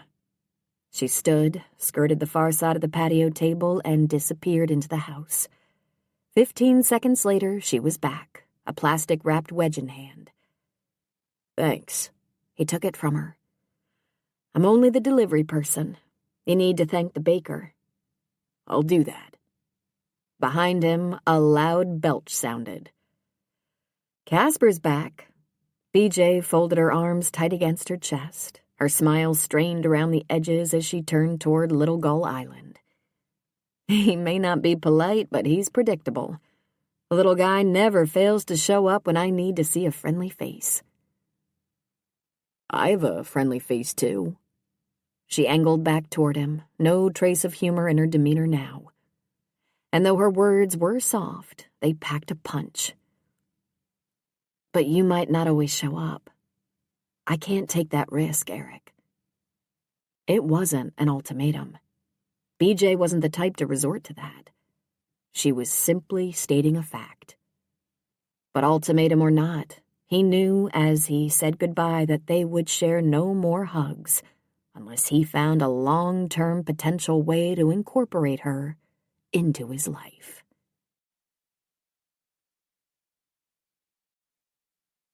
Chapter 20.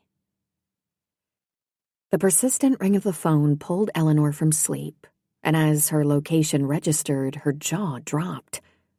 Good heavens! She'd spent the night in her recliner.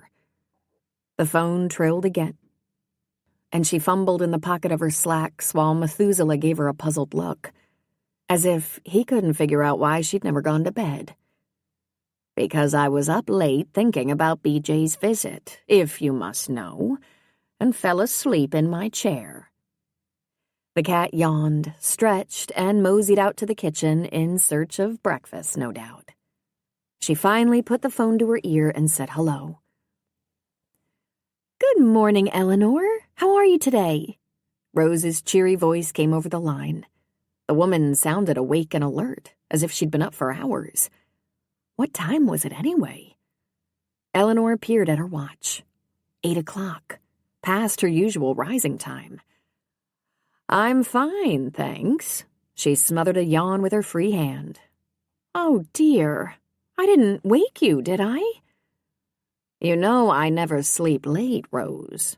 A true statement, even if today happened to be an exception to that rule. I know. That's why I didn't think you'd mind an early call. I heard you had a fall, and I wanted to see how you were doing. It wasn't a fall.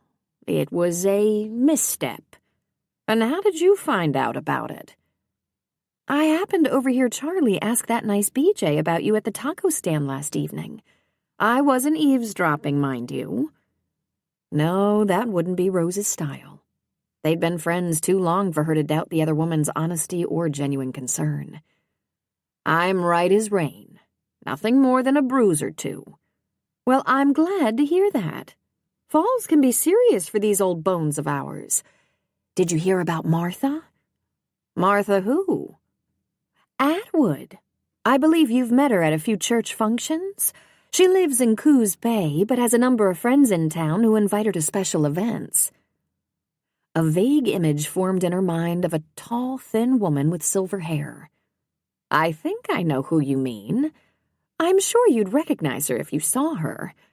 To make a long story short, she fell off a step stool in her kitchen while changing a light bulb, broke her pelvis and arm and a couple of ribs. Rose tut-tutted. Now she's in rehab and has had all kinds of complications. She lives alone, so there's some doubt about whether she'll be able to return home. It's such a shame. Yes, it is. A cloud of doom settled over her. That could be her future someday. Well, on to cheerier subjects. Besides checking on you, I was hoping to convince you to have lunch with me at the cafe tomorrow. We haven't done that in ages. And afterward, if you're up to it, we could stop in at the grocery store.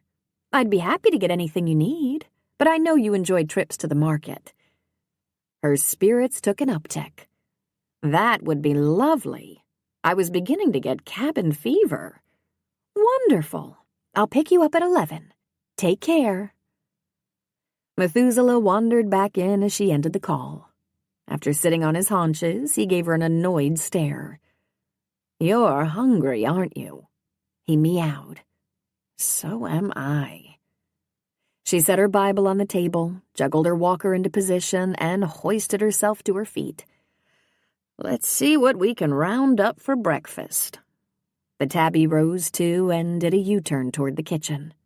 She followed, slowing as she passed the bulging rack of cookbooks. In the old days, she'd been a whiz in the kitchen. Stan had liked to brag about her skills to his friends. At least, in that one area of her life, she'd been bold and adventuresome.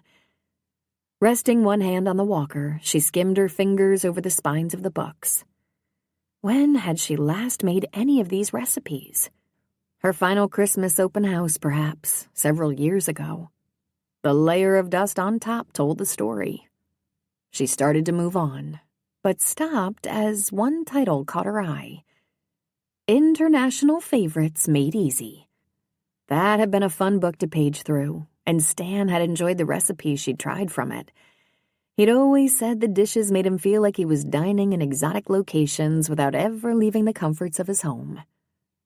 She touched the book as an idea began to take shape in her mind. She pulled it out, continued toward the table, and set it down. Reading material for breakfast. And potentially something more. Come on in out of the rain, Eric. Knuckles poised over the studio door. Eric froze. Once again, Charlie had somehow known not only that he had a visitor, but who the visitor was. The man must have some kind of security system he kept under wraps. Eric lowered his hand, twisted the knob, and ducked in out of the soupy weather. Charlie swiveled toward him on his painting stool as strains of Vivaldi filled the studio. What brings you all the way out here on such a dreary day? He gave the space a quick sweep. No visible security monitor, but that was meaningless. Knowing Charlie's aversion to all things electronic, he had it tucked in some unobtrusive... Eric? He snapped his head back to the artist. I was hoping to get in some painting today, but my favorite spot is out of the question in this weather, and the house is noisy and dusty. Besides, no one other than his dad and Charlie knew he'd started painting again, and he wanted to keep it that way for now. Your easel's still in the closet. Charlie went back to his work in progress. Help yourself, and let me know if you need any other supplies. The same greeting he used to give him in the old days. It was like rewinding the clock 20 years. After retrieving his painting gear from the car and getting situated, Eric went to work. Within minutes, he was lost in the creative process. Only when he paused to rotate the kinks out of his neck did Charlie speak. Want a soda? Yeah, thanks. He glanced at his watch, blinked. Where had the past 2 hours gone? Charlie sauntered over and handed him a Dr. Pepper, swigging his Coke as he examined the painting that was beginning to come to life. As the artist took his sweet time perusing it, sweat began to bead on both the can and Eric's forehead. When he couldn't stand it any longer, he popped the tab and spoke. Well? You haven't lost your talent. Charlie swirled his soda and scrutinized the painting. I see you fixed the proportion on the woman. Yeah, better. The hint of gray in the distant sky is a clever touch, too. Adds to the subtle tension, the sense of the unknown. A dash of permanent violet dark might enhance that mood. I have some if you need it. He wandered over to the turntable and changed out Vivaldi for Gershwin. Eric stood and stretched. You opening the taco stand today? Maybe later. The strains of Rhapsody in Blue filled the room. How'd your meeting at the diner go this morning? Eric almost choked on his soda. How did you know about that? I stopped in for an omelet and saw you. How come I didn't see you? Guess you were too engrossed in that intense discussion you were having. Seemed serious. Eric swigged his soda. It had been, and he had some decisions to make, but he'd forgotten all about them once he began painting. It was. The guy I was with wants me to do some legal work for him while I'm here. You interested? Charlie wandered back to his easel. I don't know. It's an easy job, and the pay's not bad. Better than he'd expected, actually, based on the fee schedules forwarded to him by his law school colleagues who'd gone into small-town practice. Sounds like a no-brainer. Eric retook his seat. You want the truth? I'd rather paint while I'm here. A person can't paint 16 hours a day, not without going crazy. Look what happened to poor Van Gogh. That's why I have the taco stand. Variety is the spice of life. Too much of anything can warp your viewpoint. I practiced law 16 hours a day in Portland. I rest my case. Very funny. Charlie drained his can of Coke and settled back on his stool. That wasn't a joke. How's life been since you left those kinds of hours behind? Better, happier, more interesting. But he kept that to himself. Different. You enjoying yourself? For the most part. Then why not work a little law back in? Sounds like this legal job would leave you plenty of time for other pursuits, and it would help keep your skills sharp. I'm considering it. Charlie picked up his paintbrush. Makes sense to me. As the other man went back to painting, Eric finished his own soda and set the empty can on the floor beside him. Charlie's advice about painting and life tended to be sound. Maybe he ought to take the job. If nothing else, it would ease him back into law, so returning to the rat race wouldn't be a total shock. Rat race. Bad choice of words. Partner track had a better ring to it. But as the driving beat of the Gershwin classic filled the room, he knew they were one and the same. And he was less and less certain that reaching the finish line he'd always planned to cross was going to bring him the kind of joy and satisfaction he'd expected.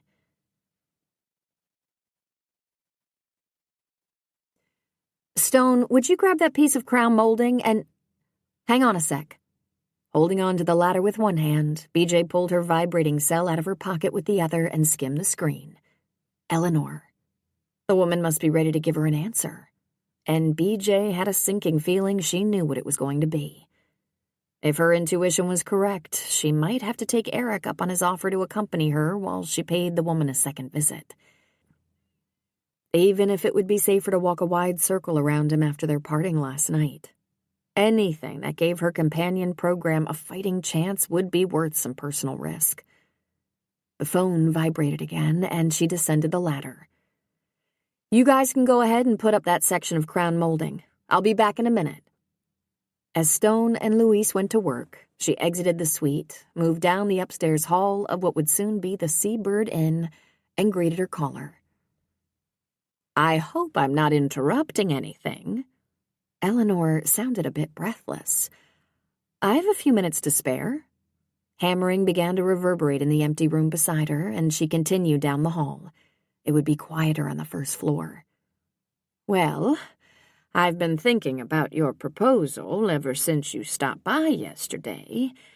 I have to admit the notion of having a stranger under my roof takes me outside my comfort zone.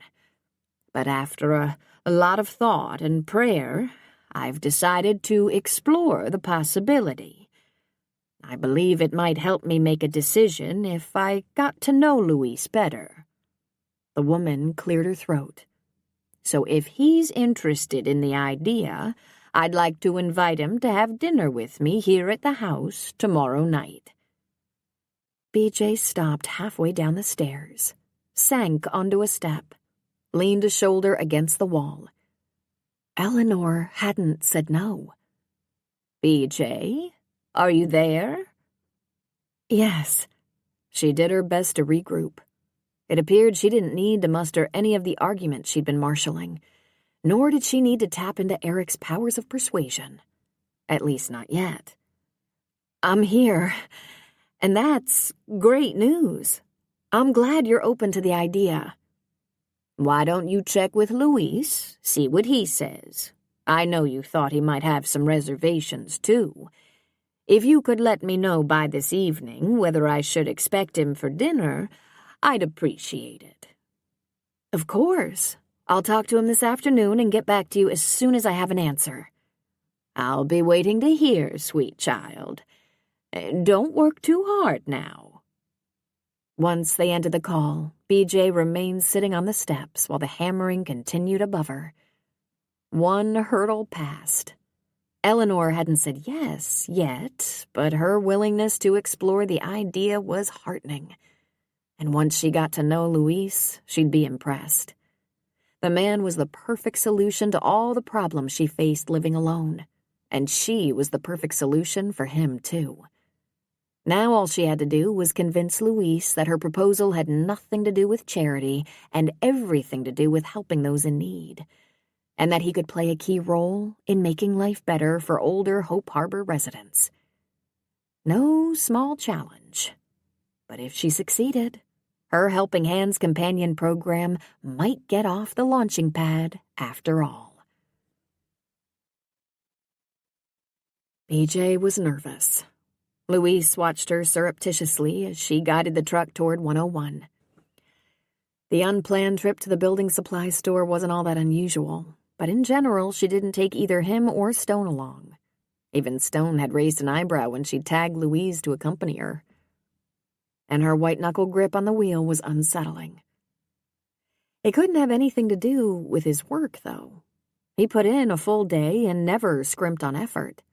She'd complimented him often. Was it possible the green card issue had come up again?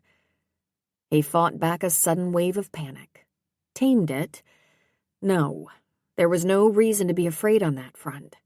He was legal, and he'd done nothing to endanger his status here. That left just one possibility as far as he could see, and it churned his stomach. She'd told him from the beginning that her business wasn't yet able to support 2 permanent full-time workers, but that his place was secure until the Seabird Inn renovation was completed. That job, however, would be winding down in 2 weeks. Unless there was another big project in the offing, someone would have to be let go. And Stone had seniority. But how would he survive without a job? An image of the paramedic course materials arrayed on his table materialized in his mind, but he erased it. That would be a perfect job, but it wasn't an option. Even if the tuition was free, he needed money to live on. He had to have a job now. Maybe Father Murphy could help him if... Repercussions of that bug we had? As the end of BJ's question registered, he tuned back in. I am sorry, I did not hear what you asked. She shot him a quick, concerned glance. You okay? Yes, much better. The flu is gone. That must be what she'd asked about. No, I meant, you seem a little tense. He seemed tense? Did she realize she was taut as a plumb line? Perhaps he should make this easy for her. She'd done more than enough for him as it was. He couldn't expect her to keep him on the payroll if there wasn't sufficient work, nor should she feel guilty if she had to let him go. I was thinking that the job, it is almost finished. I understand if you do not need me after that. Her face went blank for a moment, and then understanding dawned in her eyes. She muttered a few unintelligible words under her breath, checked her rearview mirror, and swung into one of the scenic pullouts that line this picturesque stretch of highway. From here, on a clear afternoon, they'd have a panoramic vista of the ocean and the sea stacks that today were shrouded in gray mist. Like his heart. BJ shut off the engine and angled toward him. I'm sorry, Louise. I didn't mean to worry you. Your job with me is secure for the foreseeable future. I have some big projects coming up. Grace Christian wants us to remodel their offices as soon as we finish at John's. And after that, I'll be doing a single-family home out at Harbor Point Cranberries. Then why do you look worried? I'm not worried, exactly. Her death grip on the wheel, however, said otherwise. It's just that a program that means a lot to me it's hanging in the balance, and I need your help to make it happen. If there was anything he could do for this woman who'd given him a job when he desperately needed one, he would. Tell me how. He listened as she laid out the proposal she'd presented to the Helping Hands board members, outlined their reservations, and described the model program she wanted him to participate in. Eleanor thinks it would be helpful if you two got to know each other better before either of you commit, and she wanted me to extend an invitation from her for dinner tomorrow night at her house. As she concluded, he turned toward the window. The somber haze hid the beauty of the landscape, but the splendor was there nonetheless, ready to emerge as soon as the sun returned. Was this his chance to brighten his own world while brightening others as well? Perhaps. Moisture clouded his vision as the potential impact of her request began to compute, and he swiped the back of his hand across his eyes. You don't have to commit to anything now except dinner. Tension wove through BJ's words. I would be happy to eat with Eleanor. Her face went blank again as if she was shocked by his answer. Finally, she exhaled, and the strain in her features eased. Excellent. I'll let her know you're coming. She reached over and touched his arm. Thank you for considering this, Louise. The program means a lot to me. It could mean a lot to many people. And I should thank you. Eleanor seems like a nice woman, and her house would be a fine place to live. Well, let's hope you feel the same after sharing dinner with her tomorrow night. She put the truck in gear and pulled back onto the highway just as a ray of sun managed to peek through the obfuscating fog swirling around them. And as they continued along the winding road, he hoped that was a positive omen for the future, beginning with dinner tomorrow. Chapter 21. Luis having dinner with Elle tomorrow night. Fingers XX'd. BJ. Propping one elbow on the mattress of his sofa sleeper bed, Eric reread the text that had been sent late yesterday afternoon. Funny. In his old life, he'd checked his messages constantly. Here, he often forgot about the phone. And he'd sure forgotten about it at the studio. Once Charlie had left to go open the taco stand for a few hours, he'd lost track of time. Only the dimming light had finally pushed him out. He'd gone straight home, foraged for dinner in the fridge, and crashed, as exhausted as if he'd spent a full day in court. It had been a better type of exhaustion, though, the kind that comes from pouring your soul into your passion. But he should have skimmed his messages once he got home. BJ must be wondering why he hadn't responded. He also owed his potential client a response, based on the follow-up email the man had sent pressing for an answer. The banging overhead that had awakened him started up again. He could respond to BJ in person. An email acceptance would suffice for the client. At least his conversation with Charlie had clarified that decision. He did have time for both art and law in his present circumstances, and the two might balance each other. He couldn't paint intensely 16 hours a day, or he would end up like Van Gogh. Yesterday's marathon had been invigorating, but draining. He tapped in a response to the client, pulled on his jeans, ran a comb through his hair, and left his makeshift living room suite to track down BJ.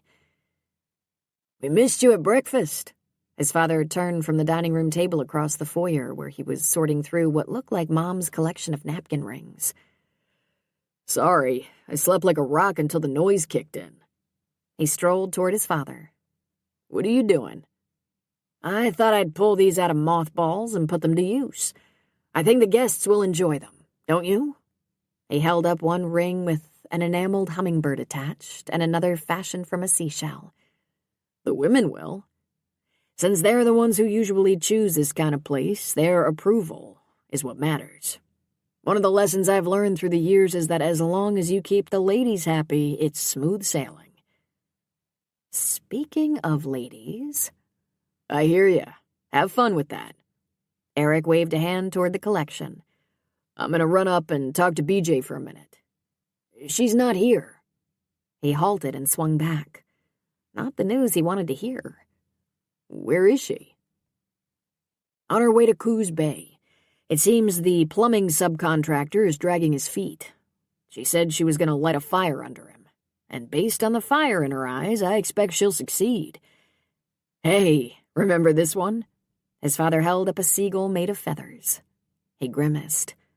How could I forget? Mom almost scalped me after I used those for target practice in the backyard the year you guys gave me the BB gun for my birthday. I didn't know there were any survivors. This one must have escaped the firing squad. His dad chuckled. Want it as a souvenir?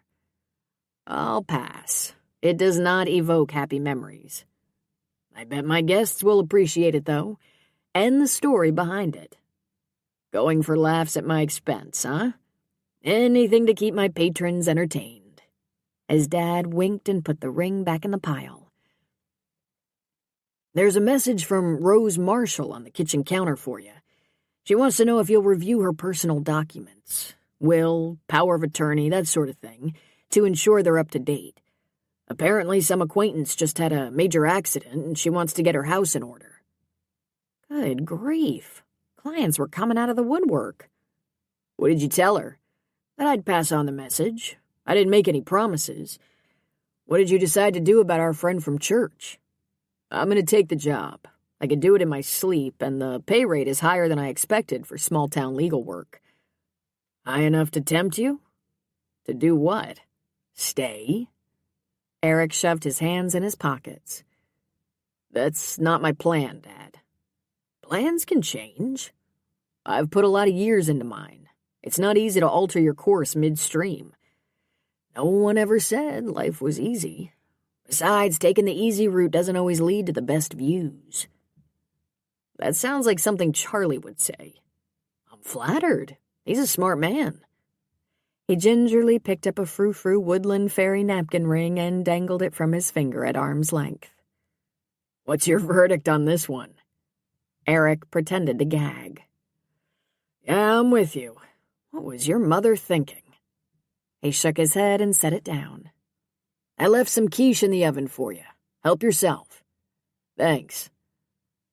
Eric wandered into the kitchen and picked up the message his dad had left on the counter.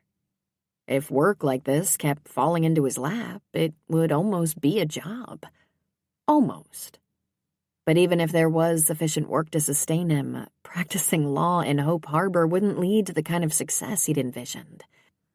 Only a big city partner track job would do that. Hope Harbor, however, would provide a better quality of life and allow him to deepen his relationship with BJ. Too bad the two options were mutually exclusive. While he retrieved his breakfast from the oven, the hammering upstairs resumed at full force. Fitting. It matched the sudden pounding in his head as he struggled with the choices before him. Because the direction he chose in the coming days could change his life forever.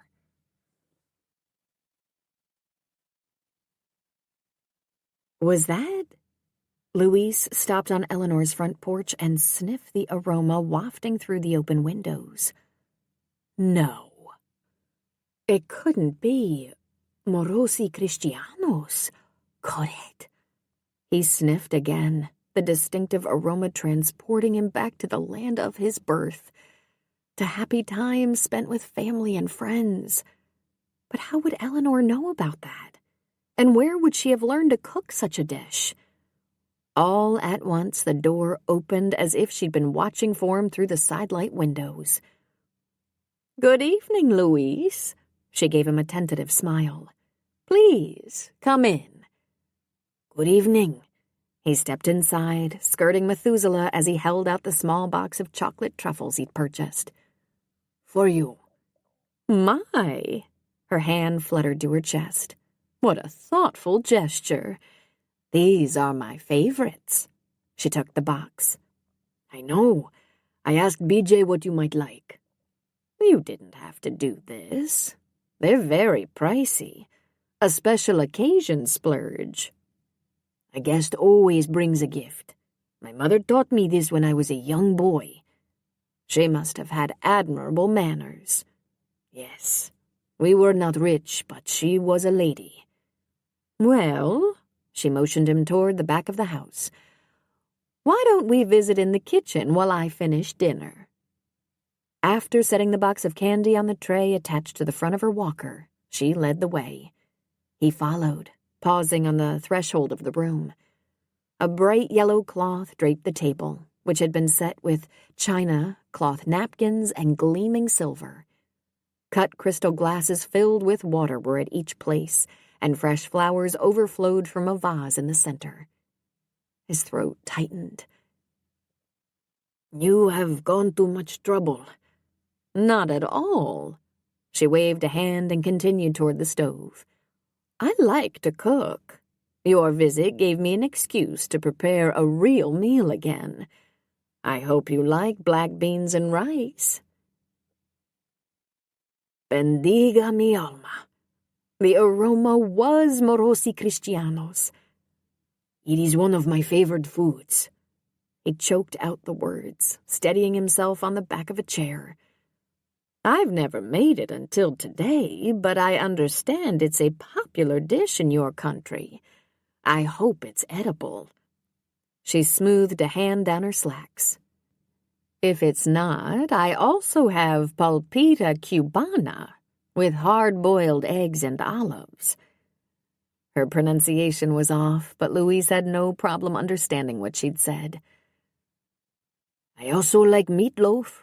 My mother cooked it on special days. You are very kind." A flush rose on her cheeks. "I try to please my guests. If you'll help me set out the food, we're ready to eat." Louise carried the dishes to the table under Eleanor's direction, then assisted her as she took her seat. Once he was in his chair, she folded her hands.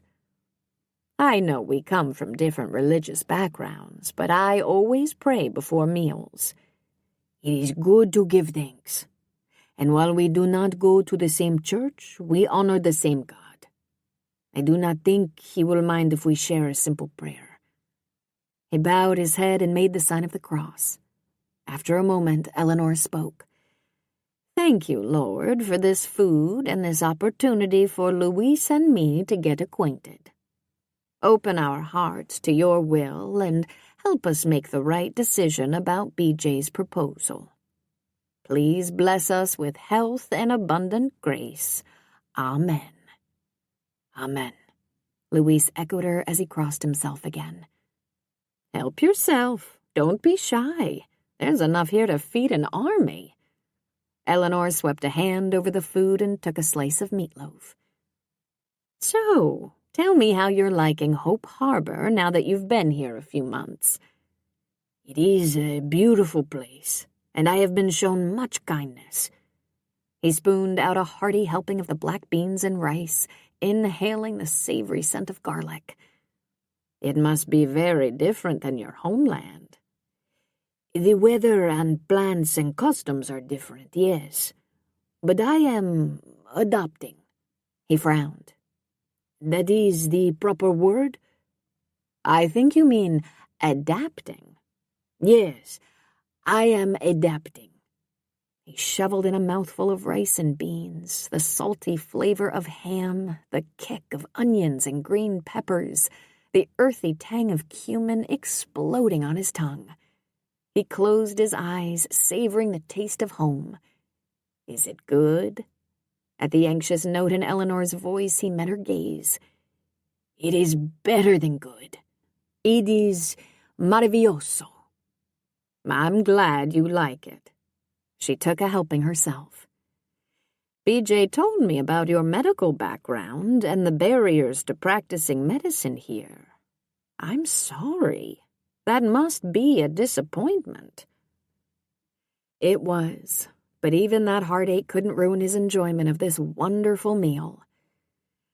"I miss medicine, yes. I studied very long to help the sick. But I see the need for passing many tests to get a license. I was lucky to have another skill to earn money." "You passed many tests in Cuba to be a doctor, didn't you?" "Yes." "But they meant nothing here. I hope someday you can practice medicine again." "No. Being a doctor here, it is too hard. But there is a paramedic program at the college, and—" Luis pressed his lips together. Why had he brought that up? No one but Eric and whoever had requested the material knew about the information he'd received. Talking about unrealistic dreams was foolish. "Go on." Eleanor leaned forward encouragingly. "No." He pushed it from his mind and took another helping of beans and rice. "It will not be possible for many years, and only if it is in God's plan. Now I work in construction." He lifted his heaping fork in salute. "The food is delicioso." Taking his cue, she let the subject drop.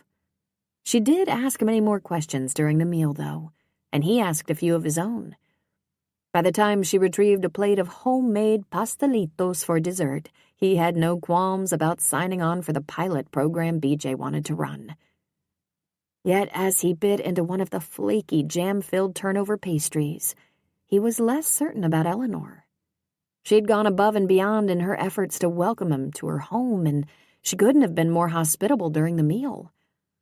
But there was a certain restraint in her manner that suggested she harbored doubts. That did not bode well for the outcome. When they finished, however, she surprised him. "While I load the dishwasher, why don't you go upstairs and take a look at the 2 rooms that would be yours if we decide to pursue BJ's proposal? I haven't been up there since I've been saddled with that nuisance." She flicked a hand at the walker, an expression of disgust contorting her face. "So ignore the dust." "I will help you first." "No, you're a guest tonight. There are many chores I can't do these days, but kitchen duties aren't a problem. Besides, I enjoy puttering around out here, especially when I have the chance to cook a real meal. Go on up and poke around. No need to hurry. This will take me a few minutes. I'll meet you in the living room once I finish." He acquiesced with a nod. Although he'd prefer to help with the cleanup, it was also important to respect turf and preserve pride. After making his way back through the living room, he ascended the stairs to the second floor of the cozy Cape Cod house. The 2 rooms off the small landing were each about 9 by 12. There was also a full bath. Both rooms were furnished, one featuring a queen-size bed, the other a couch.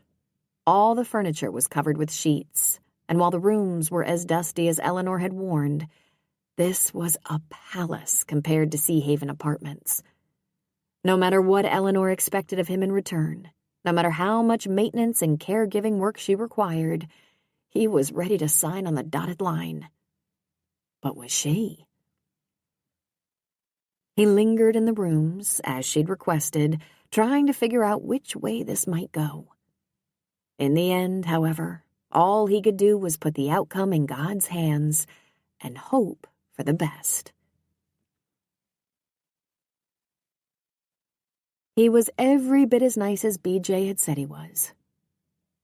Eleanor stacked the dishes in the dishwasher, rinsing by rote as she tried, without success, to find one negative about the man who'd shared her table. As far as she could see, he would be a dream companion. He was considerate, respectful, polite, articulate, and imbued with a quiet dignity. She finished loading the dishes and ran a finger over the small box of truffles on the counter. Based on the frugal life BJ said he led, this had been a huge extravagance. He must be very interested in moving in with her. And who could blame him, based on the dismal, bare-bones accommodations BJ had described? Anything would be a step up from that. He would reap huge benefits from this arrangement. But she would too. She gave the room a critical sweep. A piece of wallpaper was beginning to peel in the corner, and the baseboards could do with a fresh coat of paint. Another door had begun to stick. The outside needed work too. Old houses required constant attention, and more energy than she had these days. The place was getting away from her. But with Luis's assistance, she ought to be able to stay on top of things. Plus, having someone on hand to fetch and carry and run errands would be a godsend. You could only impose on friends so long before the friendship began to wear thin. Rose was an angel, but she had other obligations too. Best of all, though, if Luis were here, she would no longer have to eat dinner alone with just Methuselah for company. He was a great cat, but not much of a conversationalist. Eleanor gripped her walker, shifted it toward the living room, and pushed toward her chair. Decision made. As she settled in, Luis appeared in the doorway. "The rooms are nice." "Have a seat." She waved him toward the couch at a right angle to her chair. In silence, he crossed the room, perched on the edge of the sofa, and waited. "If we can come to an agreement about expectations, duties, and responsibilities, I'm willing to give this a try. What do you think?" The emotions parading across his face weren't difficult to read. Disbelief, relief, gratitude, and hope. "I think," his words scraped out, and he swallowed. "I think I would like to try this too. You realize I'll expect help with household chores, maintenance, errands, those kinds of duties?" "Yes.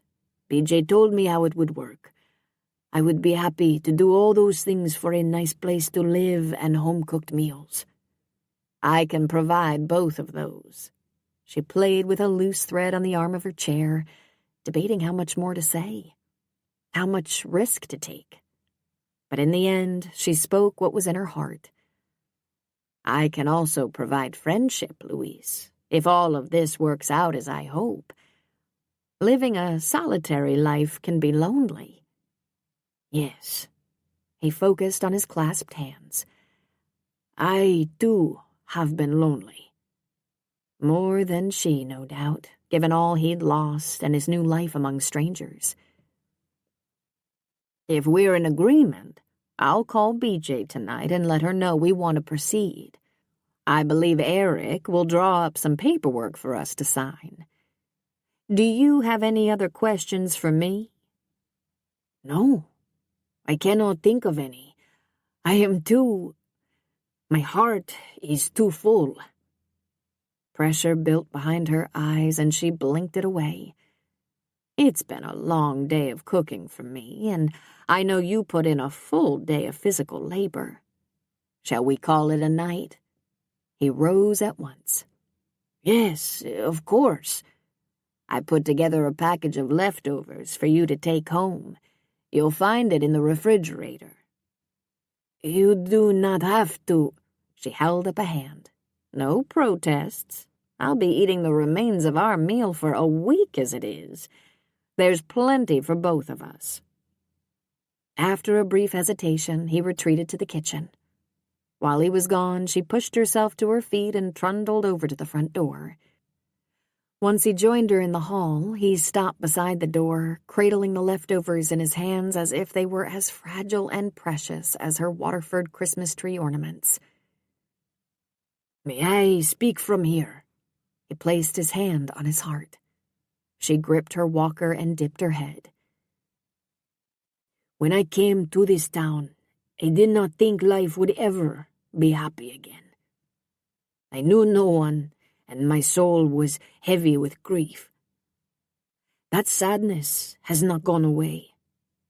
But the kindness you and others have shown me has made it smaller. May God bless you for all you have done to help BJ with her program, and for sharing your home with me. She nodded, unwilling to trust her voice. With a slight bow, he let himself out. As the door closed behind him, Methuselah wandered over to rub against her leg. She swallowed and slowly exhaled. "What do you think of all this, my friend?" He purred and trotted over to his favorite rug, a new spring in his step. Or was she imagining things? Probably. But as she returned to the kitchen to close up the house for the night, she wasn't imagining the new spring in her step.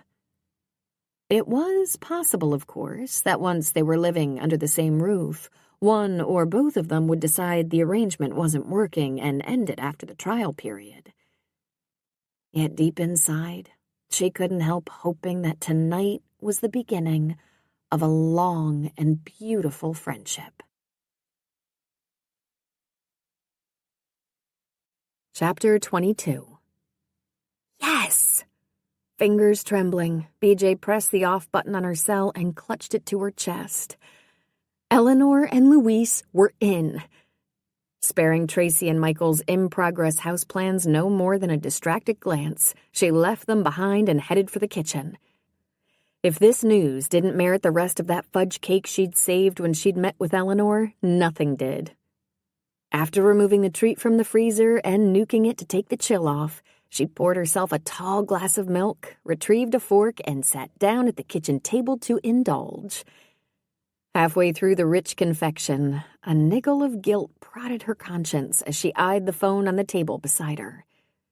She owed Eric a call in response to the text and voicemail messages he'd left during the past 12 hours while he'd been MIA. Where had he been all day anyway? Not that she wanted their paths to cross. After their exchange on the patio Sunday afternoon, it was much safer if their orbits didn't interact. Warmth flooded her cheeks just thinking about how close she'd come to crossing a dangerous line that day and inviting him to cross it. Thank goodness an incoming call had interrupted the charge scene. Sharing hugs that might end up going far beyond friendly would put her heart at major risk. However, ignoring his messages was rude.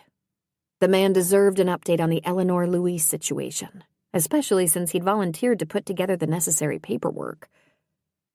She finished her cake, picked up her cell, and tapped in his number. Halfway through the first ring, he picked up. I was beginning to think we were never going to connect. He sounded tired but happy to hear from her. I'm not the one who disappeared all day. I, had some things to do, and you were gone this morning. How did you fare with the plumbers? He didn't intend to tell her where he'd been. Fine, she could deal with that, even if it rankled for some reason. They'll be at the house Friday morning, early. A chuckle came over the line. Dad said you'd get action. I've dealt with plenty of contractors. I know most of their stall tactics, and how to circumvent them. But I didn't call to talk about plumbing. I have good news. Eleanor and Luis hit it off. Yes, they're ready to sign on the dotted line. I'm glad I got a head start on the boilerplate agreement. No surprise that a go-getter like him would take the initiative and dive in. How close is it to being ready? Very. I'll make a few final tweaks tonight and email it over for your review. Let me know if you have any questions or comments. Once it's finalized, all we'll need to do is personalize it for their situation. I could meet with them tomorrow night after Luis gets off work, if that fits with everyone's schedule. I'll talk to both of them, but I can't imagine either has a pressing commitment. Why don't you plan on 7, and if anything changes, I can let you know tomorrow at the house. I may not be around much, but you can text or call me. Another disappearing act. What could he be up to? Sounds like you have a busy schedule. Yeah, another legal job came up. She had no reason to doubt that, but she had a feeling there was more to his absences than legal chores. Must be nice to have work fall into your lap. I guess, if you're in the market for work. That wasn't the purpose of my visit. However, I'm learning to go with the flow. You'll be there tomorrow night, right? Yes. If the program gets the nod, future paperwork will be overseen by helping hands. But this is my baby for now. That's what I assumed. I'll see you there. No offer to swing by and pick her up. It's safer this way, BJ, she thought to herself. True. But that didn't mitigate her twinge of disappointment. Okay, enjoy the rest of your evening. She prepared to hang up. Wait, I have a question for you. After all your work on the sets for the musical, you're going to one of the shows this weekend, aren't you? Yes, and I almost forgot to tell you, there'll be a comp ticket at the door for you, usable for any of the performances. Which night are you going? Friday, unless I get hung up at your dad's with the plumber. Want to go together? Despite a surge of pulse-elevating adrenaline, she hesitated. The more time she spent in his company, the more difficult it would be to cope after he left. But he might show up Friday night anyway. It was silly not to sit together, and it would be a safe environment. What could happen in an auditorium full of people? Why don't I meet you there? Whoever gets there first can save a seat. That seemed like a reasonable compromise. I suppose that will work. He didn't sound happy about it, however. Maybe I'll see you tomorrow at breakfast. I doubt it. I need to stop in at Grace Christian and take some detailed measurements for the remodel job that's next on the schedule. Breakfast will be over before I arrive. A beat of silence passed. Are you avoiding me, BJ? He would ask a direct question like that. I told you I have a meeting at Grace Christian. I mean in general. Of course he did. I lead a busy life, Eric. He muttered some phrase she didn't catch. Look, I'm a lawyer, remember? Trained to spot evasive maneuvers. I thought we agreed to be honest with each other. She pressed a finger against one of the chocolate crumbs on her plate and popped it in her mouth, but it didn't help sweeten what she needed to say. We did. She took a deep breath and plunged in. The truth is, I like you a lot. Too much, in view of the high probability that one day soon you're going to leave Hope Harbor and me behind. I don't want another broken heart, and that would be a given if our relationship escalates. Even if I leave, there might be a way to— No. She swallowed, clamped her fingers around the edge of the table, and said what she had to say. I don't want to fall for a man who puts career above everything else. I know what the partner track demands, and it doesn't leave time or energy for much else. That's not the kind of life or relationship I want. A sigh came over the line. I figured that's how you felt after on Sunday. There's one thing you need to know, though. Your heart isn't the only one in danger here. Nice to hear, even if it wasn't likely to change the outcome. But your career is more important. I didn't say that. The truth is, I want it all. That's not how life plays out for most people. We have to make choices, let go of things that aren't as important to get the things we want most. Assuming you know what those are. You'll work it out, Eric, sooner or later. I'd prefer sooner. Patience is a virtue. I haven't mastered that one yet. But I've got diligence down pat, and I'm not bad at humility. Although his teasing tone seemed forced, it lightened up the conversation. Better. She didn't want to end this exchange on a heavy note. Speaking of diligence, I'll let you get to those boilerplate tweaks you mentioned. Check for the document in about an hour. See you tomorrow night, and sleep well. You too. But as she ended the call and cleared the table, she had a feeling that during the long night to come, restful slumber was going to prove as capricious and elusive as true love.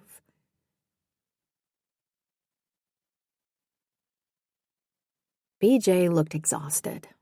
As the lights went up for the intermission of Oklahoma, Eric examined her profile. Since their meeting at Eleanor's on Wednesday night to finalize all the paperwork, faint shadows had appeared beneath her lower lashes, and the fine creases at the corners of her eyes had deepened. If he hadn't been spending every spare moment at Charlie's studio, he'd have noticed her fatigue sooner. So what held you up? He angled toward her. All she'd offered as she'd slid into her seat while the lights dimmed for the overture was a murmured, "Sorry I'm late." She shifted her attention from the program to him. "I had an errand after work that ran long." You feeling okay? "Yes. Why?" You look like you've been working too hard. Or are toying with a relapse of whatever bug you had. "No relapse." She closed the program. "It's been busy, though. I spent last night after work at Eleanor's cleaning the upstairs so Luis won't have to contend with layers of dust before he can go to bed tomorrow night." That wasn't part of the deal. I didn't mind. She shrugged off the frown he aimed at her. "And I don't have any plans to repeat it. They'll be on their own once he moves in. I just want this to get off on the right foot." You take on too much. "I could have tapped you to help me clean the bathroom, I guess." "I bet you'd have loved that." She shot him a teasing grin. If you'd asked, I might have volunteered. "I haven't seen you to ask." "I've been busy." "So you've been saying." She waited, giving him a chance to expound, but he wasn't ready to admit he'd been doing some serious painting. Fortunately, several members of the audience interrupted their exchange to compliment him on the backdrop. He stood to greet them, and as he chatted, BJ rose and wandered off. His spirits nosedived. Could she be leaving? Would she text him in a few minutes to say she was tired and had decided to go home? Before he could call out to her, she disappeared into the milling throng. Short of being rude, he couldn't ignore the cluster of people around him. But as the group thinned at last, she reappeared juggling 2 disposable cups and a napkin-wrapped packet. Relief flooded through him. And when another guy stepped up, he prepared to dispense with him quickly. At this rate, the lights would go down again and he'd have no chance to talk to BJ. Steve Davis, nice job on the backdrop. The man extended his hand and Eric returned his firm clasp. Thanks. He sent a pointed glance toward BJ, who was edging down the row past a brigade of knees toward their seats. If the guy had any people skills, he'd get the hint. Steve followed his line of sight. I won't keep you, but I do have a favor to ask. I'm on the city council, and I heard through the grapevine that you've temporarily hung out a shingle. We've got some urgent zoning proposals that need a legal review, and we'd appreciate your input. We used to have Rick Jensen on retainer for this kind of work, but after he retired, we never got around to lining up a new contact. It was raining work in this town. At this rate, he wasn't going to have a chance to finish his painting before he left. I understand you're here on vacation, so if it's an imposition, I'll tell you what. No reason to leave ill will behind, and it sounded like the council was in a bind. Why don't I swing by City Hall and see what you have? If it's not too involved, I'm sure I can fit it in. That would be great. And thanks again for pitching in behind the scenes here. Steve waved toward the stage in the packed auditorium. You have real talent. While the man returned to his seat, BJ sank back into hers, holding up a cup. Lemonade was the only beverage at the concession stand. Perfect. He sat too and sipped the tangy drink. Take your pick. She opened the napkin to display several cookies. You choose first. Not necessary. I like them all. He selected an oatmeal raisin. What's on your agenda for tomorrow? I told Luis I'd haul his stuff over to Eleanor's. She set the bundle in her lap and picked up a chocolate chip cookie. He's not wasting any time, is he? Would you, if you lived in that dump? True. You need some help? I don't think so. He said he only had a few boxes, mostly clothes. She broke off a piece of cookie, her expression troubled. It's sad how little he has to show for his life, considering all he's done. I can't imagine how difficult it must be to face every new day knowing the people and work you love are gone forever. How does a person cope with that kind of loss? Sometimes by taking desperate measures, or trying to. But that secret would remain between Luis and him. Having a decent place to live might lift his spirits. I hope so. Let's pray the 4-week trial period works out well for both of them. The lights blinked, signaling the end of the too-short intermission. You need to help me finish these. She handed him another cookie. I never turn down cookies. He gave her a smile. She returned it, but the curve of her lips was perfunctory rather than sincere. Understandable. She'd warned him she didn't want to get involved. Had been honest about her feelings and her fears. Keeping him at arm's length was the prudent course. Too bad he couldn't reach for her hand, twine his fingers with hers, and offer her the assurance she needed to feel comfortable about moving forward. Instead, as the lights went out and the orchestra launched into the entr'acte, he kept his hands occupied with lemonade and cookies. Because despite the doubts that had begun to surface with alarming regularity, he wasn't yet ready to admit that maybe, just maybe, it might be time to change the course he'd set on the day he'd applied to law school 14 long years ago.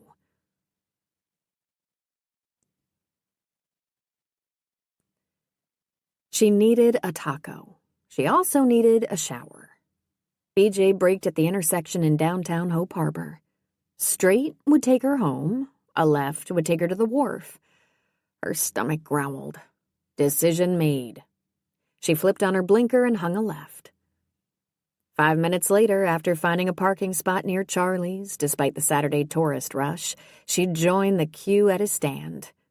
Inching toward the window, she inhaled the aroma of sizzling fish and savory spices. Morning! Or should I say afternoon? Charlie smiled as she approached the window. No matter the crowd, he never appeared to be in a rush. Yet for some odd reason, the line always advanced at a reasonable pace. It's definitely afternoon, and I'm hungry. One order coming up? Or is someone else joining you? Nope, I'm having a solo lunch. By choice. Eleanor had invited her to stay and eat after all of Luis's boxes had been hauled in, but it was better to let the two of them settle in without a third party hanging around. Well, Floyd and Gladys will help keep you company. He waved a spatula toward 2 seagulls perched on the boulders that sloped down to the water. She peered at the 2 birds. As near as she could tell, they were identical to the dozen others in the vicinity. But if he said so, I think I'll take the food home and enjoy it on my patio. Not a bad idea. Maybe Casper will join you. She blinked. Had she ever mentioned Casper during their chats? Not that she recalled. But it could have slipped out somewhere along the way. How else would he know her pet name for the companionable seal on Little Gull Island? He might. Did you get Louis set up in his new digs at Eleanor's? You heard about that already? He flashed his white teeth. You wouldn't believe how much I hear and see from this counter. I don't doubt that. I bet you could write a book. Not on my bucket list. Now, Luis, he could write a book. Yeah, I hope this arrangement works out for both of them. I have a feeling it will. Those two will be good for each other. He gave a pan of onions and peppers a shake. What's Eric up to, now that he's done with the backdrop? She dipped her chin and pulled some bills out of her pocket. I haven't seen a lot of him since then. I heard he's taken on some legal work. He flipped the fish and began to line up the corn tortillas. Yes, but not enough to account for his long absences from the house. If he was making himself scarce, however, she had no one to blame but herself. He was simply respecting the boundaries she'd set. It would be nice if he stayed on in Hope Harbor. Charlie sprinkled some kind of seasoning on the sizzling vegetables in the pan. Wouldn't it, though? I don't think that's in his plans. Might be, if there was sufficient motivation. He piled the tortillas high with filling, added a dollop of sauce to each, and deftly folded them over. Like what? She laid her money on the counter and sent him a wary look. Oh, I don't know. He wrapped the tacos in white paper and slipped them in a brown bag. I suppose it would help if he had a personal reason to stay. He met her gaze as he slid the bag across the counter and picked up the money. Sheesh. Now Charlie was playing matchmaker? Should she pretend she didn't know what he meant, or take advantage of the man's counsel, which had proven wise in the past? She checked over her shoulder. For once there was no line behind her. Why not see what he had to say? I tried to give him one. She kept her voice low in case someone appeared. But I don't want to put too much pressure on him. I'd rather he make his decision based on what he wants rather than what I want. Do you think he's clear about what you want, though? She opened her mouth to reply in the affirmative. Closed it. Maybe not. Yes, she'd been upfront about her attraction to him, but she'd never admitted that the notion of marriage had begun to creep into her thoughts, assuming all continued to go well. Nor had she admitted it to herself, until now. Marriage was a gigantic step, and it was much too soon to suggest to him that was where she hoped they might be heading. Besides, you could scare a man off by bringing up the M word this early in a relationship. Because a man would have to have a powerful reason to rethink the dream of his youth. And there's nothing as powerful as a human connection. Charlie picked up on his previous comment as if there'd been no gap in the conversation, then eased sideways to greet some new arrivals. Be with you in a minute, folks. BJ grabbed the bag and her change and took a step back. Thanks for the food, and the food for thought. He offered her a mock salute, his grin back in place. No charge for the latter. Bag in hand, BJ wandered back to her truck and swung up into the driver's seat. A lot of what Charlie had said made sense. But what if she told Eric she was thinking long-term about them? He changed his life for her, and the relationship fell apart. That would add to the boatload of guilt she already carried. Dodging the traffic on Dockside Drive, she kept a firm grip on the wheel and her emotions. She needed to make the correct call on this, whatever that turned out to be. And since she was clueless about how to proceed, she'd better put some heavy-duty prayer at the top of her priority list until she got the direction she needed.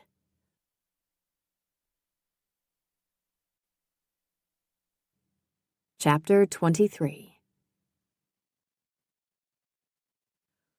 What's going on with you and BJ? Eric set his laptop on the kitchen table and plugged it in while he responded to his father. What do you mean? She skipped out on my breakfasts 3 days in a row. He pushed a button on the dishwasher, folded his arms, and leaned back against the counter. I don't think my culinary skills are the culprit. Louise and Stone haven't had a problem polishing off any of the food I've made. Why do you think it has anything to do with me? I haven't even seen her for 5 days. Eric busied himself powering up the laptop. Silence. When he slid a glance toward the sink, his father was watching him with the let's-cut-the-bull look he'd employed whenever his wayward son had tried to finagle out of responsibility for some transgression. The look that said he knew exactly what was going on, whether Eric admitted it or not. Not. He turned his attention to his email. After I finish with this, I'm going to go over to... His phone began to vibrate. Saved by the buzz. He pulled out the cell, hesitated over the unfamiliar name on the screen, pressed talk. Better to converse with a stranger than play bob and weave with his dad. Eric Nash? Yes? Carol Richter. As she named the company she represented, his eyebrows rose. Everyone in the legal business had heard of that top-notch recruiting firm. If you have a few minutes, I'd like to discuss an opportunity with you. I spoke with an attorney at your previous firm who wasn't interested in making a move, but he gave me your name and number. Yes, I have time. He checked on his father, who'd gone back to puttering around the kitchen. He listened as she described a partner-track position at one of the premier law firms in Seattle, a firm larger and more prestigious than the one he'd been affiliated with in Portland. Only top-tier candidates are being considered. I can tell you that the salary and benefits are commensurate with or better than those at your previous firm. And this is a fast-track position. The expectation is that whoever is put in this job will be made partner in 6 to 12 months. As she concluded, Eric leaned back in his chair, nerves thrumming. This was exactly what he'd worked to achieve all these years. I'm interested. Excellent. I'll email you some additional information. They'd like to fill this ASAP. Assuming you find the material to your liking, would you be available to interview on Monday? That was fast. But he had no commitments that would prevent him from taking a trip to Seattle. Yes. Good. Expect my email in the next 20 minutes. If you could get back to me by noon tomorrow, I'd appreciate it. No problem. After they said their goodbyes, Eric slipped the phone back in his pocket. It was a very one-sided conversation. Keeping his face averted, Eric tapped a finger against the polished oak table. Unless the information the woman sent contained some unacceptable fine print, he was going on this interview. Since his dad would soon find that out anyway, why keep it a secret? He swiveled around. It was a recruiter. Ah. His father strolled over, mug of coffee in hand, and took a seat. I'm not surprised. Someone with your experience and skill wasn't going to languish for long. Is the job a fit? Yeah. He told him about the firm and the fast-track to partner. Sounds like everything you always wanted. His father sipped his coffee, watching him with that discerning gaze of his. Eric tried not to squirm. His dad was right about this job dovetailing perfectly with his goals, but now that the initial ego-boost excitement was dissipating, he wasn't as thrilled as he should be, as he wanted to be, which was more than a little disconcerting. I think it has potential. He tried to inject a healthy dose of enthusiasm into his response. I guess you'll be doing the interview. Yes, unless I find a deal-breaker in the material she's sending, which is doubtful. Well, his father rose. It's been nice having you around, even if the visit was shorter than I hoped. I haven't been offered the job yet. You will be. They'd be crazy not to grab you. And that's not just your father talking. You're smart and practical and articulate. You have excellent credentials and experience, and your work ethic is second to none. My guess is by this time next week you'll have an offer. That might be ambitious. I don't think so. He smiled, but there was a touch of melancholy in it.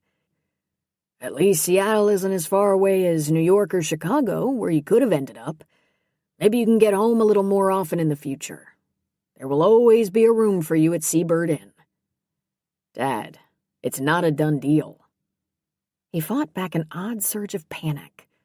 Only a matter of time. He rinsed his mug and set it in the sink. I need to run a few errands. Will you be home this afternoon? No. If his stay here was coming to a close, he needed to put as many hours as possible into his painting, or he wouldn't finish it before he left. I'll see you later this evening, then. His father headed for the attached garage. Once he left, silence descended in the house, until the usual commotion began upstairs. No wonder his dad ran a lot of errands during the day. He powered down his laptop, closed the lid, and carried it toward the living room to stow with the rest of his stuff. At the foot of the stairs, however, he paused. BJ would be up there by now. Should he tell her about the call? No. Why not wait until he reviewed the material the recruiter sent, in case this fell through? Fat chance, Nash. Yeah, he knew that. Nevertheless, he continued to the living room, grabbed his jacket, and ducked out to spend the day painting. Later, after the house was quiet and BJ was gone, he'd tackle some of the legal work he'd taken on and review the material the recruiter was sending. He could tell BJ about the interview in a day or two. Coward, he thought. He slid behind the wheel of the BMW and jabbed the key in the ignition. Okay, fine. He didn't want to have a discussion that would prove her fears were valid and cause her to back off even farther. Besides, a lot of pieces had to fall into place before he walked away from Hope Harbor. An excellent interview, a firm offer on the table, agreeable terms, including a definitive timeline for partner.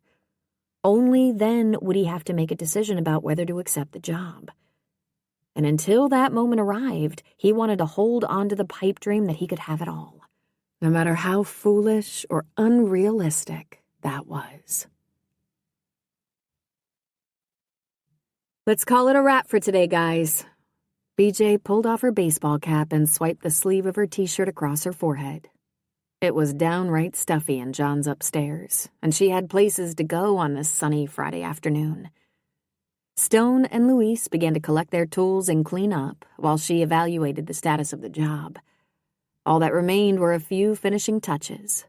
They ought to wrap up by the end of next week, assuming the plumber stuck to the schedule he'd laid out.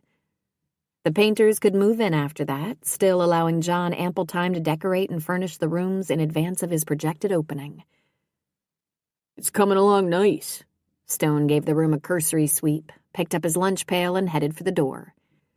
Yeah, it is. See you Monday. He lifted a hand in farewell. She waited until his footsteps sounded on the stairs, then crossed to Luis. Everything going okay at Eleanor's? So far, so well. He twisted his wrist to check his watch. Do you need me to do anything else? No, we're done. You in a hurry? Eleanor, she is making arroz con pollo, rice and chicken tonight. She goes to much trouble for our meals. I do not want to be late, and I promised to stop at the market on the way home. She needs groceries, and there is some medicine to pick up. It appeared they were both trying hard to make a success of their new living arrangement. If the setup continued to work well, she should have no problem convincing the Helping Hands board that the companion program would be an excellent addition to the organization's services. I won't keep you. Go ahead and enjoy your dinner. I am sure I will. He took off too, leaving her alone in the suite. She wandered over to the window that offered a panoramic view of the harbor and distant horizon, thanks to the house's hilltop location. John's guests would enjoy their stay here. It was a perfect setting for relaxation, rejuvenation, and romance. Sighing, she turned away from the picturesque vista. As far as she could see, there was no romance on her horizon. She'd been clear about the kind of relationship she wanted and didn't want, and Eric had apparently decided the demanding partner track was more appealing than a less stressful life in Hope Harbor, and an architect who called the town home. On the other hand, she'd never told him directly about the depth of her feelings. A man would have to have a powerful reason to rethink the dream of his youth, and there's nothing as powerful as a human connection. As Charlie's words echoed in her mind, she massaged the sudden throb above the bridge of her nose. Maybe she ought to be honest. Tell him that despite their short acquaintance, she was falling in love with him. That she wanted to give their relationship a chance, to tap the potential she was certain it held. But what if he gave up everything and the two of them fizzled? She was back to square one. Huffing out a breath, she flipped off the light in the suite and trudged down the corridor. Perhaps the brief spur-of-the-moment getaway she'd planned would bring her some clarity and help her build up the courage to bare her heart. Besides, why rush the process? After all, what could happen to change the status quo in a mere handful of days? You want to tell me what's going on? At the out-of-the-blue question, Eric angled away from his easel to find Charlie watching him, paintbrush in hand. He had a feeling the man had been observing him for a while. What are you talking about? You've been painting like you're in some kind of race for the past 2 days. What gives? What time is it? Close to 4:30.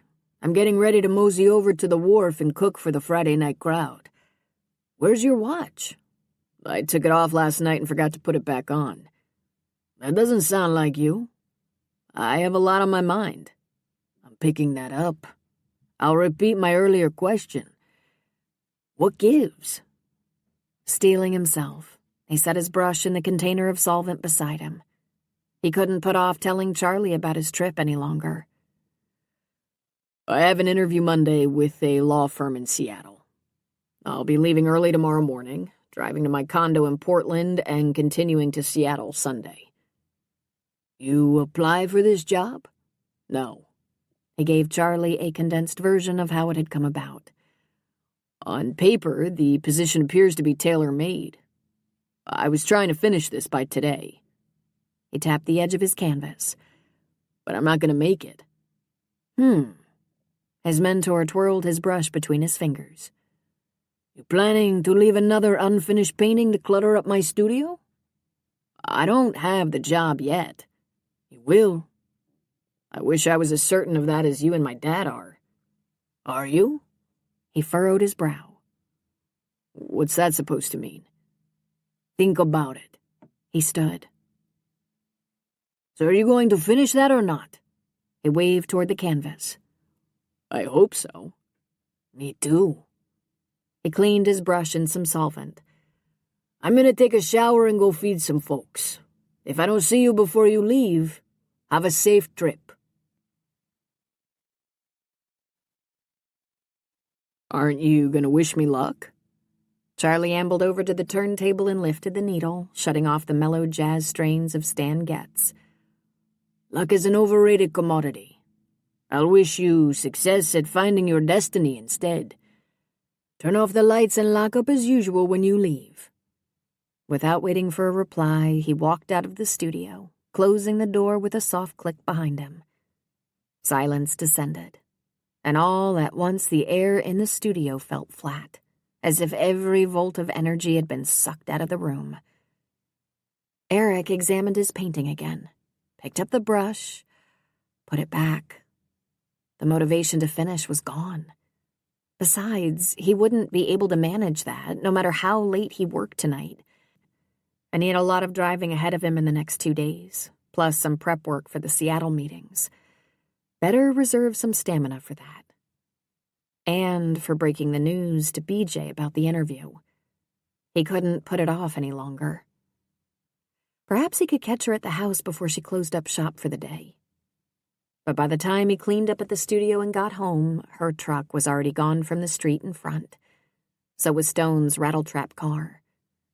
He did manage to snag Luis as the man was climbing on his motorbike. "Hey, Luis!" He opened his window and waved at him as he pulled up. "Hello, Eric." He left the bike and crossed to the car. "How's it going?" Based on appearances, Eric could guess the answer. In the week he'd been at Eleanor's, Luis's eyes had lost some of their sadness. He'd also been upbeat in the exchanges Eric had initiated every couple of days. "Things are better." "I'm glad to hear that." Not unexpected, but it was reassuring to have it affirmed. "I take it everyone's gone for the day?" He motioned toward the house.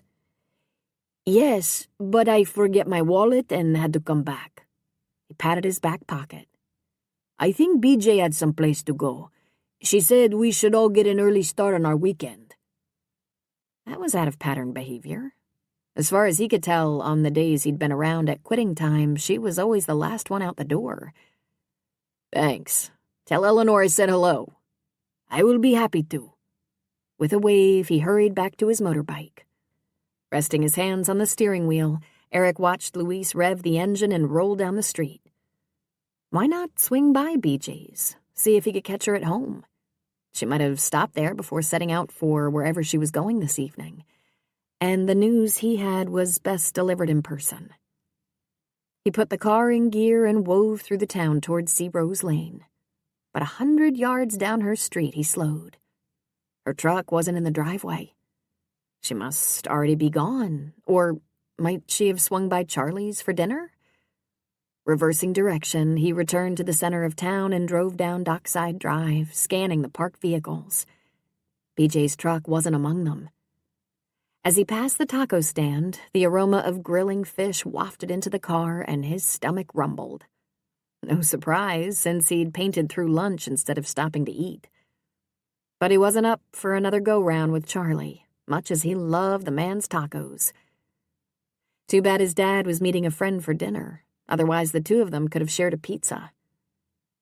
He turned the corner and accelerated toward Main Street. The cafe wasn't a bad option for solo dining. After he grabbed a bite, he'd swing by BJ's again. Unfortunately, when he once again rolled down Sea Rose Lane an hour later, there was still no sign of her truck. He pulled into her driveway, letting the engine idle while he tapped her number into his cell. If he could find out when she'd be home, they might be able to... The call rolled to voicemail. It figured. "BJ, it's Eric. I'd like to see you tonight, or first thing in the morning. Let me know which would work better for you." Message sent. He pocketed the phone, backed out of her driveway, and steered the BMW toward home. Only if they couldn't connect before he left town would he resort to passing on his news by phone. But he'd rather see her face, touch her hand, reassure her that... What? He wasn't getting ready to leave Hope Harbor behind? Frowning, he stopped at the end of the street, verified there was no traffic either direction, and pulled out. What was he going to tell her, beyond the fact that he'd scheduled a promising interview? That was no reassurance. She'd made her position clear.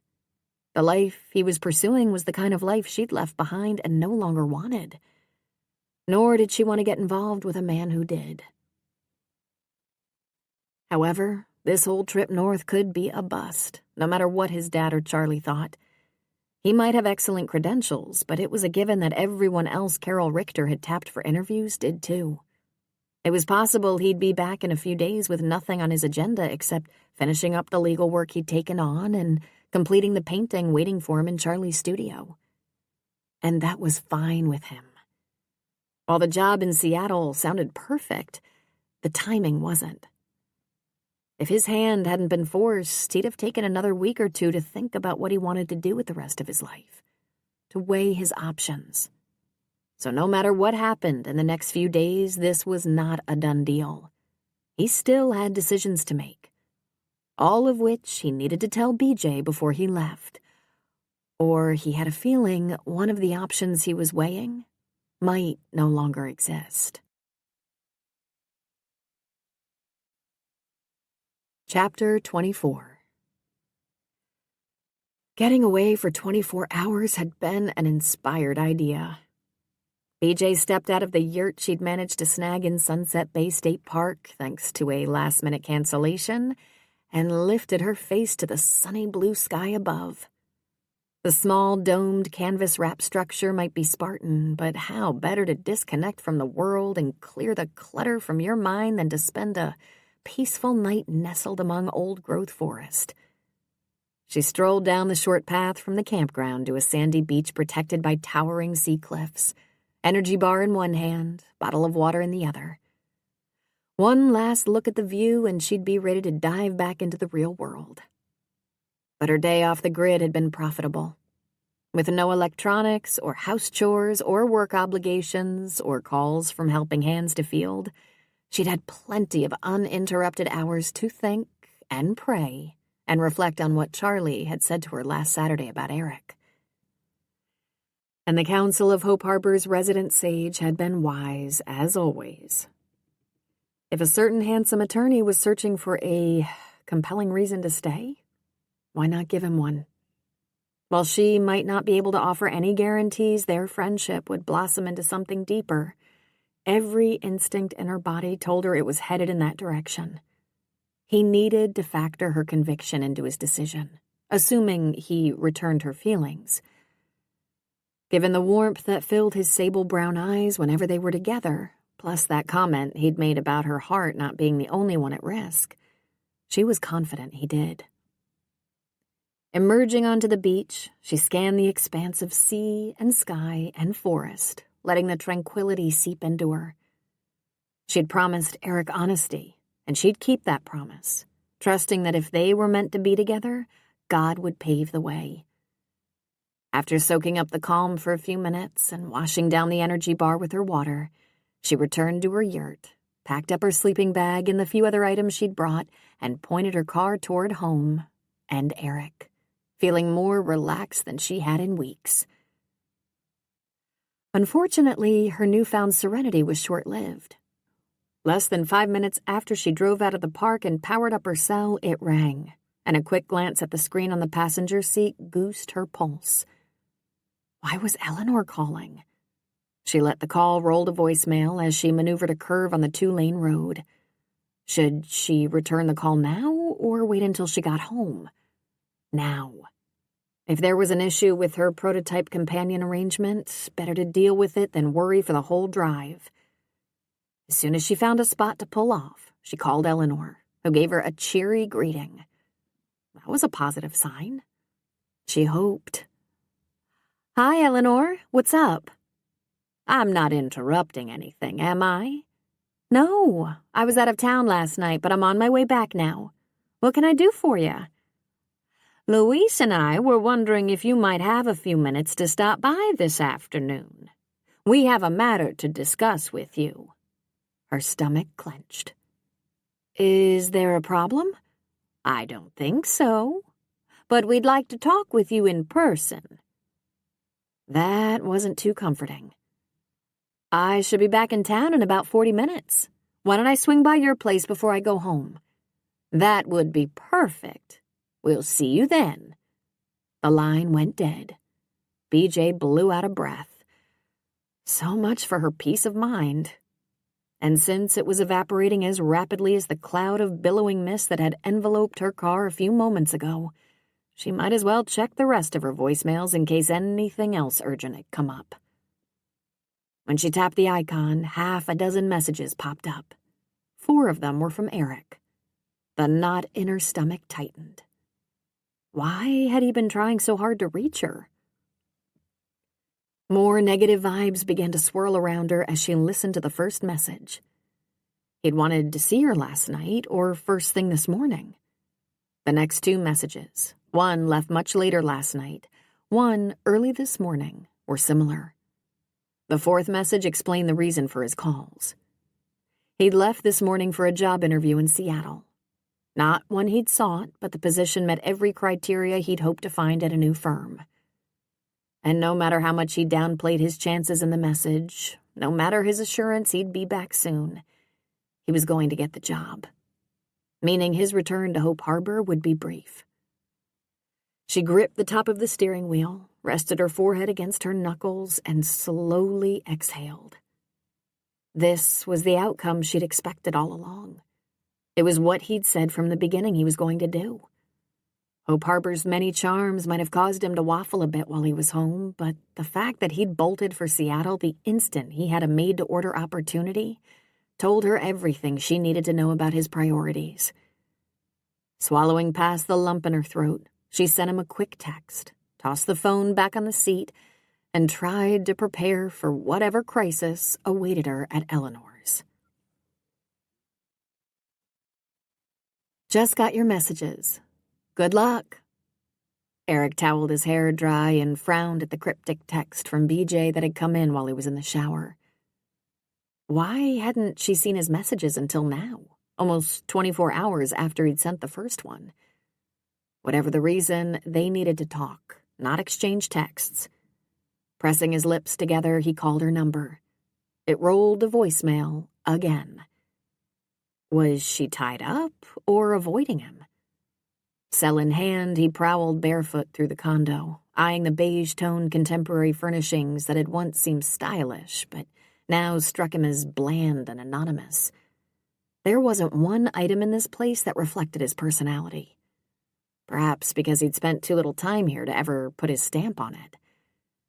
He crossed the granite and steel kitchen, the tile chilling his bare feet as he set his cell on the counter. Nothing in this room was warm or welcoming either. It was night and day from BJ's kitchen, with its geometric art prints, framed prayer of St. Francis, and warm gray-blue walls that coordinated with the view of the sea out the windows. Nor was it anything like the house where he'd grown up, filled with touches that reflected the people who lived there, like woodland fairy napkin rings. If he got the job in Seattle, he'd be leaving this place, but not the lifestyle it represented, behind. Was that what he wanted? Sighing, he grasped the handle of the refrigerator where he'd stowed the takeout meal he'd picked up from his favorite. His phone began to vibrate against the granite on the countertop across the room. Another text from BJ? He raced over, snatched it up, and stared at the name of the sender. Charlie was texting him? The man who eschewed all modern electronics? Major disconnect. Last he'd heard, the Hope Harbor artist was still using one of those throwaway pay-by-the-minute cell phones. Archaic, but consistent with his preference for face-to-face social interactions. If he'd resorted to texting, the message must be important. Eric scrolled through the short paragraph. I sent a photo of your work in progress to one of my galleries yesterday. They'd like to see the piece when, if, it's finished. They get big bucks for paintings. Eric's jaw dropped. A high-end gallery wanted to see an attempt to sell his painting? He read Charlie's note again to verify his eyes hadn't been playing tricks on him. They hadn't. Wow. He stood there open-mouthed until the cold permeating the bottom of his feet became uncomfortable. Setting the phone on the counter, he snapped his jaw closed and gave the room a blank scan. Why had he come out to the kitchen again? Oh, yeah. He was going to nuke the takeout he'd picked up at his favorite Chinese place and prep for Monday's interview while he ate. But he wasn't hungry anymore. After grabbing his laptop, he moved into the living room, dropped into the leather chair in front of the TV where he reviewed case files during the rare waking hours he wasn't in the office, and powered up. He needed to forget about Charlie's text and focus on the interview. Except no matter how hard he tried, he couldn't. A high-end gallery wanted to see his painting if he finished it, as Charlie had been quick to point out. Wouldn't it be a kick if they offered to display it? And if they liked this one, if they sold it, might they be interested in others? He entered his password at the prompt and went back to daydreaming. An appropriate term, because that's all this was. Selling art was a hit-or-miss proposition. There was zero security in it, even for an accomplished and respected artist like Charlie. If the confidences his mentor had shared about his income were true, he might make enough from his painting to provide the kind of life he wanted, but he had the taco stand to supplement those earnings, and that business was steady and reliable. A law practice in Hope Harbor could be too. Eric tapped a finger against the keyboard as that thought flashed through his mind. Could it? Perhaps. If the gallery did take his paintings and made an occasional sale, there might be sufficient legal work in Hope Harbor to pick up the slack in income. Not that any of the jobs he'd done in his hometown had generated the kind of money he was used to, but if he had enough of them, the revenue could add up to a tidy sum. Plus, according to Steve Davis, the town's previous attorney had been on retainer with the city. It was possible he could negotiate a similar arrangement. A few of the law firms in Coos Bay and Eugene might be interested in sending overflow jobs to an attorney with his credentials, too. It would be a balancing act, but it might work.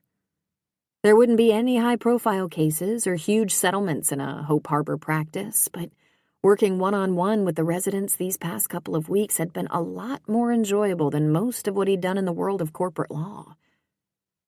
The cursor blinked at him, and he summoned up all of his powers of concentration. Despite the intriguing dual career option beginning to take shape in his mind, he was going on the interview. A life-altering decision like this shouldn't be made on the fly. Besides, the whole gallery thing could fall through. They might hate the finished piece, or they could take it only to have it languish. Yet if that happened, there were other galleries, and life in Hope Harbor had a lot to recommend it, not the least of which was a lovely architect who was fast stealing his heart.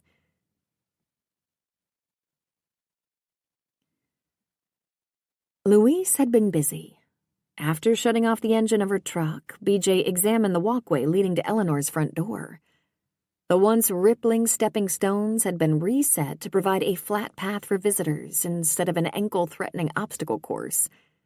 There was some new wood on the front steps, too, where rotted boards had been replaced. And if the sound of hammering in the back was any indication, Louise was busy on another project this Saturday afternoon. She climbed out of the car, dusting off some grains of sand clinging to the hem of her jeans. It would have been better to detour to the house first and shower, but waiting any longer to find out what was going on wasn't an option. Another half hour would have pushed her blood pressure into the danger zone. Pulse picking up, she climbed the refurbished steps and sent a silent plea heavenward. Please, Lord, if this is a glitch, help me find a way to smooth it out. It took 2 rings to summon Eleanor, who cracked the door a mere 3 inches. Hello, my dear. Methuselah is being a nuisance today, and I'm afraid if I open the door any farther, he'll scoot out. Hang on while I divert his attention. She shut the door. Half a minute later, her muffled voice came through the wood. The coast is clear, but make it fast. BJ inched open the door, sidled through, and clicked it shut behind her. Somehow Eleanor had herded the headstrong cat into the living room, and when BJ entered, he arched his back and gave her an indignant glare. Sorry, Methuselah. BJ bent down to ruffle his ear. But we can't have you roaming the streets. The cat turned his back, padded to his favorite rug in the sun, and coiled into a ball. Goodness, what rude behavior. He's been out of sorts all week. I think he's miffed about having to share me with Louise. Is that a problem? Eleanor couldn't be rethinking the agreement based on her cat's disposition. Could she? Maybe for him, not for me. Have a seat and I'll let Louise know you're here. He's building a ramp from the back door to the patio so I can get out there more easily with my walker. He's a treasure. BJ's spirits lifted. If the arrangement wasn't working out, Eleanor wouldn't be praising the man, would she? Seconds after the older woman disappeared, the hammering outside stopped. Less than a minute later, both of them joined her in the living room. I'm sure you're wondering why we asked you to come here today. A flush rose on Eleanor's cheeks as she lowered herself into her recliner. Yes, the word hitched slightly. Eleanor looked over at Louise, who perched on the edge of a chair and gestured for her to continue. Well, she folded her hands in her lap. As anyone in town will tell you, I'm not an impulsive person. And as Louise and I have discussed, he isn't either. But during dinner last night, we both agreed our first week together has far surpassed our expectations. He has been a great blessing in my life already. And Eleanor in mine. Louise gave the older woman a gentle smile. She has made me feel very welcome and needed. His hostess's color deepened. I felt needed, too, for the first time in a very long while. So we wanted you to know that even though we've only been at this a week, we'd like to adjust the legal agreement to make our arrangement permanent, or as permanent as anything can be when one of the parties is 88 years old. Methuselah lifted his head and gave a loud meow that sounded like a protest. I will win him over yet. Louise rose to stroke the grumpy feline's back. I have no doubt of that. You won me over by day 2. A twinkle sparked in Eleanor's blue irises. So what do you think, BJ? Think? She was still trying to come to grips with this unexpected turn of events. Best case, she'd hoped they'd agree to an extension at the end of 4 weeks. The Helping Hands board wouldn't be satisfied with a model that didn't last several months, since the companion arrangements weren't intended to be short-term. But this was a gift from heaven. I don't know what to think. I'm stunned, but also thrilled. This has worked out better than I could have ever imagined. We feel the same, don't we, Louise? Yes, God has been good. Eleanor pulled her walker close and stood. I think this calls for a celebration. BJ, will you stay and have some fudge cake? Or pastelitos? Or both? Both. She rose, too. No counting calories today. Half an hour later, after sharing laughter and hugs, she said her goodbyes, patted a still sulking Methuselah, and retraced her route down the pristine pathway to her truck.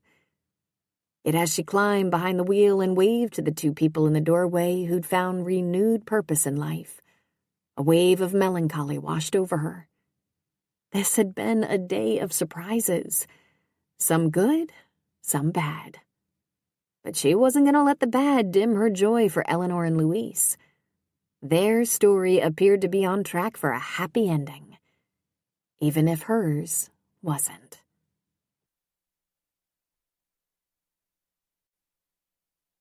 Chapter 25. Man, he was beat. Rotating his shoulders, Eric exited the high-rise Seattle office building where he'd just spent 6 intense hours. All he wanted to do after the grueling day of back-to-back interviews was return to Portland as fast as possible and crash at his condo. Instead, he was stuck here for 2 more nights. Clenching the handle of the overnight bag he'd retrieved from his car in the underground parking garage, he moved toward the curb. What could he have done except agree when one of the senior partners asked him to stay in town and meet with the head honcho over dinner tomorrow night, after the man returned from meetings on the East Coast? As it was now, best case, he'd pull into Hope Harbor Wednesday afternoon, unless he wanted to drive straight through for 8 hours after the dinner. Not a smart idea. He peered through the fog, searching for a cab as he tried to get a handle on his unsettled emotions. He should be elated, exhilarated, euphoric. The request to extend his stay meant he'd ace the interview. But disappointment trumped all those positive emotions for one simple reason. He didn't want to delay his return to Hope Harbor. And BJ. A cab emerged from the mist, veering to the curb after he lifted his hand. He slid into the back seat, gave the address of the nearby hotel where the firm was putting him up, and leaned back against the cushions to check his messages. Maybe doing a routine chore would take the edge off his frustration. There were only 2 texts, one from his dad and one from BJ, sent mid-afternoon. Pulse picking up, he clicked on hers. I miss you. A lot. His throat tightened. In light of her recent withdrawal and reticence, those 5 words spoke volumes. Mood brightening, he tapped in a reply. Ditto. Home Wednesday. Finger poised over the send button, he zoomed in on the word home. An interesting choice. He could have said back, or will return, or see you on, but he'd instinctively chosen home. Telling, and food for thought. The cab braked, and he braced himself as the car stopped inches short of clipping a bus that was pulling out from the curb. Close call. And the very reason he'd left his car in the office building garage instead of trying to drive through pea soup in an unfamiliar town.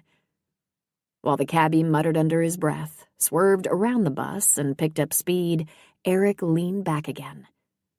Brakes were a valuable asset, on cars and in life. Was it time to put the brakes on a career that had taken on a life of its own, leading him to a destination that no longer held the appeal it once had? Perhaps. Being plunged back into the frenetic world of high-stakes law for even one day had been a potent reminder of what awaited him if he was offered and took this job. Was that how he wanted to spend his days and evenings and weekends and holidays for the foreseeable future? The cab pulled up in front of the hotel 6 blocks from the law offices.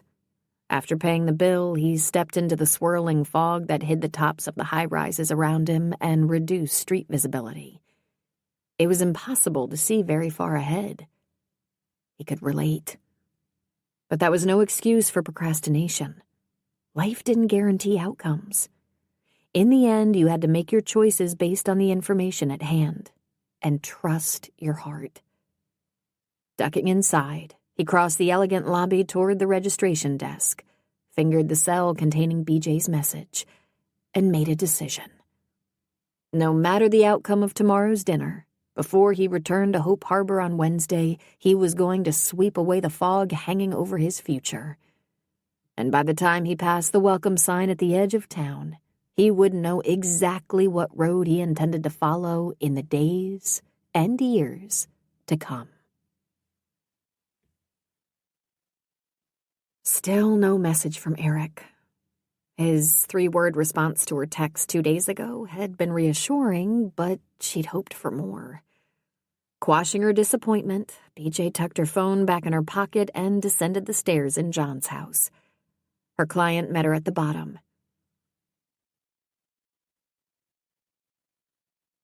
I peeked into the suites while you were loading some stuff in your truck. They look ready to decorate. Close. We'll be out of your hair by the end of the week, taking our mess with us. The mess has been worth the payoff. And to tell you the truth, I'm gonna miss you and the crew. You liven things up around here. We'll miss you too. Not to mention your gourmet breakfasts. That was a great perk. You have an open invitation to drop by for breakfast any morning. Thanks. She fiddled with a hammer on her tool belt. Would John have any idea about the timing of Eric's return today? His son was staying here after all, and the day was winding down. I guess it's been quiet around the house with Eric gone. Not the smoothest transition, but it was the best she could come up with. Yes, after you all leave for the day anyway. He grinned. But I've gotten used to being on my own. Besides, I don't expect he'll be around much longer. So they were on the same page in their assumptions. Eric would be offered and accept the position in Seattle. No need for further discussion. Well, she pulled out her keys. I'll see you in the morning. Eggs Florentine are on the menu. Don't be late. I won't. See you then. She pushed through the front door into a heavy gray overcast that was a perfect match for her mood. But letting the weather get her down was ridiculous. Had she really expected her 5-word message to change Eric's mind? Maybe the 3-word message she'd been tempted to write would have had an impact. But it was too soon to throw the L word around, no matter what Charlie might think. Once behind the wheel, she switched on the wipers. For all the good they did in this soup. Visibility maxed out at 50 feet, with or without them. Fortunately, she didn't have far to go, and once she got home, she was going to put on some mellow music, change into her sweats, and try to chill. At the main intersection in town, however, she hesitated. Her cupboards needed restocking, and she wasn't in the mood to grocery shop or prepare a meal. Tacos would be tasty, but there wasn't much chance Charlie's would be open. The man was a literal fair-weather chef. If the sun didn't shine, he didn't cook. She continued straight on toward home. A can of soup or a scrambled egg would have to suffice, and either would satisfy her meager appetite. Fallout from Eric's voicemail Saturday about the interview. 8 minutes later, after pulling onto Sea Rose Lane, she slowed as she guided the truck through the thick fog. This was the biggest downside to her seaside cottage. It might be sunny half a mile inland, but shore property tended to catch all the clouds. On the flip side, there was nowhere else she'd rather be on a sunny day, and the fog often passed over quickly. In another few minutes, it might. She jammed on her brakes. Why was there a car in the driveway of the vacant house next to hers? And why did it remind her of Eric's BMW? Hard as she tried, she couldn't get a clear read on the car through the swirling mist. No way could it be his, however. If he'd come to see her, his car would be parked at her house. She accelerated again and pulled into her driveway, the house and car next door vanishing into the mist. The owner of the house must have finally found someone to... All at once, a person cradling a huge bouquet of red roses in one arm and gripping a white shopping bag in his other hand materialized out of the fog. It was Eric. 10 feet from the truck, he stopped and smiled. Heart racing, she fumbled with the handle, pushed the door open, and slid to the ground, clinging to the edge for support. "Hi." His smile broadened. What are you doing here?" "Is that any way to greet your new neighbor?" Her voice deserted her. "A welcome to Sea Rose Lane would be nice." You, the word wobbled and she tried again. "You rented that house?" She waved toward the structure, one corner of which was now visible through the evaporating mist. "Uh-huh." "Why?" "I like the location. It has excellent proximity." "To what?" "You." He closed the distance between them and held out the vase of flowers. "If I'm going to court the most beautiful woman in Hope Harbor, I figured I'd keep the commute short." She stared into the mass of perfect crimson buds, trying to digest his news. "The florist removed the thorns. You won't get hurt if you take them. I promise." A ray of sun peeked through the mist, illuminating the bouquet as she looked at him across the velvet expanse. His husky promise was for more than roses. "Does this mean... Are you staying?" "Yes." Joy bubbled up inside her, so intense her heart began to ache. She took the flowers, burying her face in the sweet fragrance, trying to stem the tears brimming on her lower lashes. "Hey." He nudged aside the blossoms and lifted her chin with a gentle finger. "I didn't intend to make you cry." They're happy tears." More wisps of fog dissipated, and a few patches of blue sky appeared as she swiped her eyes on the sleeve of her t-shirt. When did you... what made you decide? Aside from the text you sent about missing me? She blinked. You mean that's part of the reason? A big part. I've gotten pretty proficient at reading between the lines during my legal career, and it wasn't hard to translate your message. But there are other reasons. He scanned the rapidly clearing sky. Why don't we continue this on the patio? I picked up a picnic dinner for us at a gourmet shop in Coos Bay on my way in. I can't think of a better place to enjoy it. Without waiting for her to respond, he took her hand, closed the truck door, and led her around the side of the house. Everything will be wet from the mist. He stopped beside the table, pulled a huge handful of paper napkins from the bag, and dried the table and chairs. The man had thought of everything. She sat, placing the bouquet on the far side of the table as he scooted his chair closer to hers and set the bag beside him. Would you like to eat or talk? I know you put in a full day of physical labor, and I'm sure you're starving. Was he kidding? Food was at the bottom of her priority list. I can wait to eat. Tell me everything. Okay, but I'll start with the most important thing. He wove his fingers through hers, his touch strong but gentle. After a lot of thought and prayer, and more sleepless nights than I care to count, I realized that losing my job was a blessing, not a disaster. It brought me back to this town, to the roots and values that shaped me. It showed me how messed up my priorities had become and reminded me of all I've given up in pursuit of my career goals. Most importantly, it led me to you. But BJ took a steadying breath and forced herself to voice her greatest fear. What if we fizzle? Will you still be happy here? Will you regret changing course? I have great confidence our future will be rosy. But if I happen to be wrong, I'm not leaving. I was overdue for a course correction, and this is where I belong. She scrutinized him, searching for any sign of uncertainty, but his eyes were steady and filled with conviction.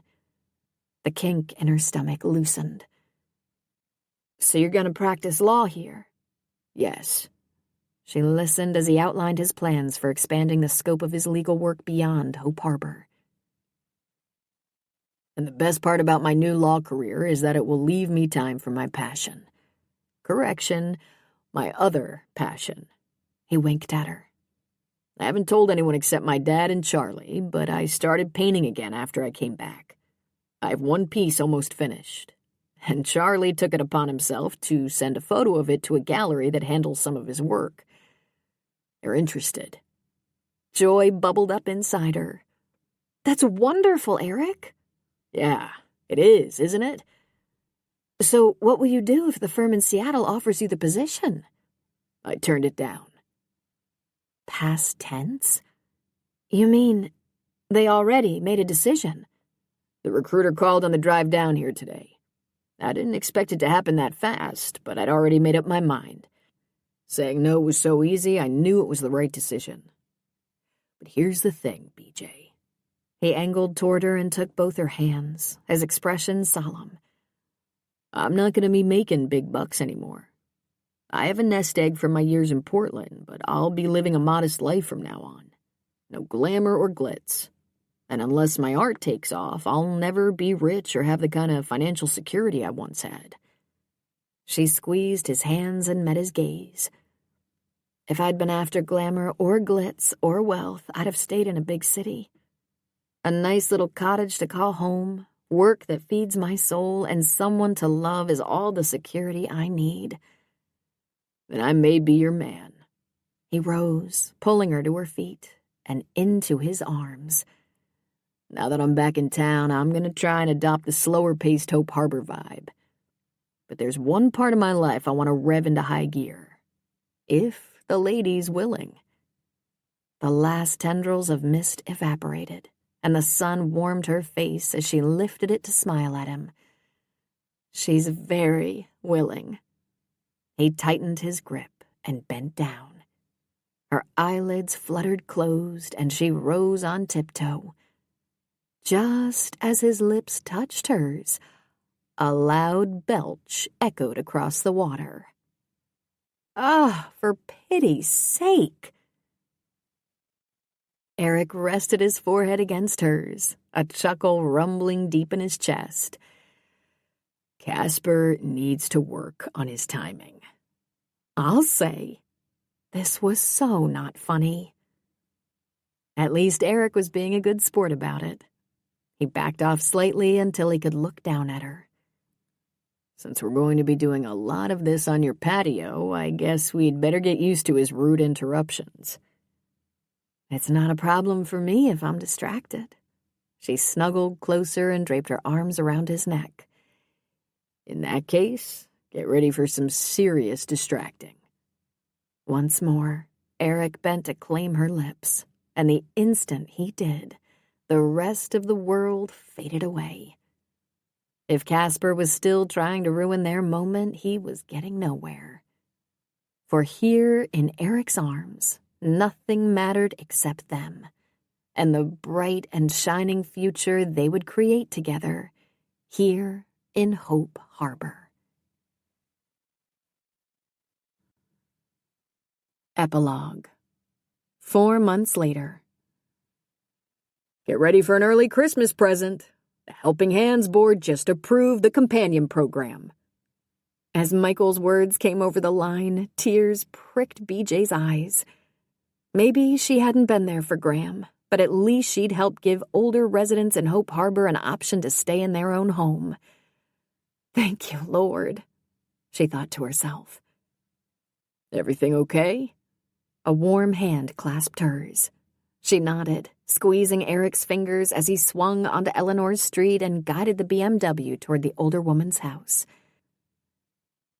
Thank you for letting me know right away, Michael. No problem. I knew you'd be waiting to hear. Will we see you at Eleanor's open house? I doubt it. Eric and I are pulling up now, and we're not staying long. She perused the car-lined street. Be prepared, though. Parking is at a premium. I think half the town is here. I'll alert Tracy to wear walking shoes. Not a bad idea. Tell her I said hi. Will do. Talk to you soon. As she tucked her phone back in her purse, Eric wedged the BMW into a tiny vacant spot. I take it the program's a go? Yes. Christmas is coming early this year. Really early. She rested her fingers on the back of his hand as he shifted into park. I got my first present the day you told me you were staying in Hope Harbor. You haven't had any second thoughts, have you? Hard as she tried to shake it, a touch of doubt nipped at her peace of mind now and then. Nope. A very wise woman once told me that to get the things we want most, we sometimes have to let go of the things that aren't as important. And what I want most is here in Hope Harbor. Even though you haven't sold any paintings yet? Painting was only part of what I wanted. The one-on-one legal work has turned out to be a lot more satisfying than I expected. I like dealing with people versus conglomerates. Plus, the thing I wanted most of all is sitting inches away and planning to spend Christmas with me. My cup is full. Moisture clouded her vision. For the record, mine is too. Nice to know. He cupped her cheek with his palm, then motioned toward the house behind them. Shall we go in before all the food is gone? Are you hungry? Always. But we also have another stop on our agenda this afternoon. What is this mystery destination anyway? It wouldn't be a mystery if I told you. Sit tight and I'll get your door. While he circled the car, she took a quick peek in the visor mirror. Her hair was behaving. No lipstick was stuck to her teeth, and no mascara had smudged under her lashes.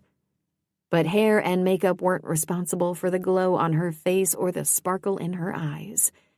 Those were produced by love, not L'Oreal. And one of these days, if all went as she expected, that love was going to lead to the M word they'd both been dancing around for weeks. It couldn't happen soon enough for her. Her door opened and Eric took her hand. Once she was on her feet, he looped his arms around her waist. In case I haven't told you, you look especially beautiful today. Radiant. And very kissable. His breath was a whisper of warmth against her lips. Actions speak louder than words. She gave him a playful nudge. Another car drove by, searching for a parking spot. Hold that thought for later, when we have more privacy. How much later? Depends on how long you want to stay at the party. 45 minutes? Half an hour? Sold. Grinning, he took her hand and led her up Eleanor's walk to the front porch, where a "Come in and join the party" sign was taped to the front door. Eric twisted the knob, and laughter, Christmas music, and enticing aromas greeted them as they entered. So different from the silence and solitude that had permeated the house in pre-Luis days. After passing through the foyer, BJ paused on the threshold of the living room. The walls gleamed with a fresh coat of paint. The scuffs in the hardwood floor had been buffed out, and a beautiful spruce tree laden with lights and crystal ornaments occupied one corner, where Methuselah held court from under the boughs. The door opened again behind them, and BJ turned. Charlie entered, a box of Eleanor's favorite truffles in hand. "Merry Christmas, you two. I hoped I'd run into you. I have news." He angled away from the crowd milling about in the living room and lowered his voice. "The gallery called me an hour ago, since you asked me to handle all dealings with them. They sold the painting of the woman by the river." BJ's breath hitched, and she groped for Eric's hand. The price the gallery had put on the painting had been far beyond what either of them deemed reasonable, despite Charlie's assurance that the owner knew how to value art. Are you sure? A tremor rippled through Eric's fingers. "Yes, the check will be in the mail shortly. I always knew you had talent. Not that you need to sell to prove that, but it's a nice ego boost." And a boost for the bank account. Uh-huh. I figured that would make you happy, considering. The artist's eyes began to twinkle. BJ looked from him to Eric. Some kind of silent message passed between them, but before she could try to decipher it, Eleanor trundled over. "Welcome, everyone." "Thank you, and Merry Christmas." Charlie handed her the candy. She took it in one hand and touched his arm with the other. "I'm glad you could come, Charlie. This invitation was long overdue." "To everything there is a season." He rested his hand over hers for a moment, then motioned toward the dining room. "Everything smells delicious. You must have been cooking for days." "And loving every minute of it. But I couldn't have done it without Luis. I don't know how many times I sent the poor man to the grocery store or asked him to help me dice and chop and mix dough. Go on in and sample the results. I never pass up home cooking." As Charlie wandered toward the dining room, greeting his taco customers along the way, Eleanor set the candy on the tray of her walker and leaned in close to the two of them. "I gave Luis his Christmas present this morning." "What did he say?" BJ tightened her grip on Eric's hand. "He cried. And his first concern was about leaving you in the lurch with all the new construction business that's been landing on your plate." BJ's throat thickened.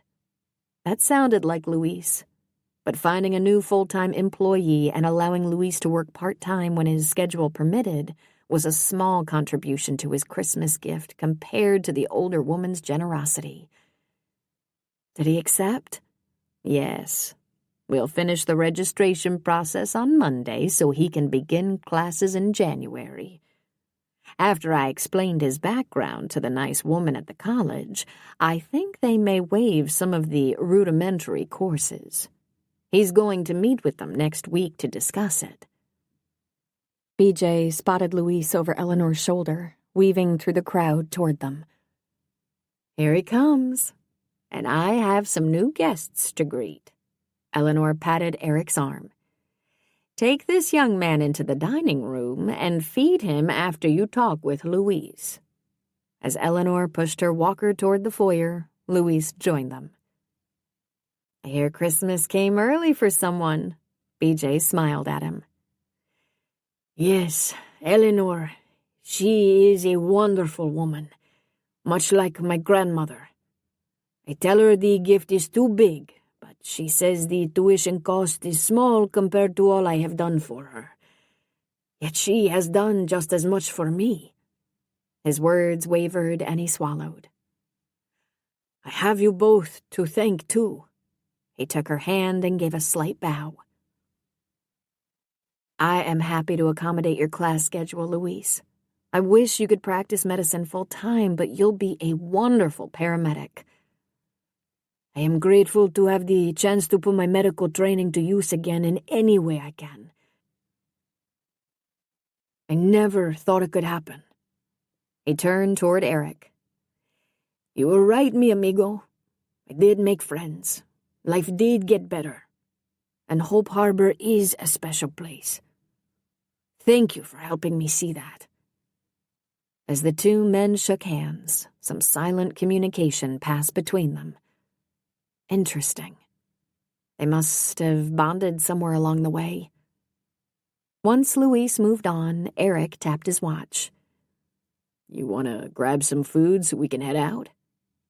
Eat and run, I have plans for the rest of the day. He propelled her toward the dining room.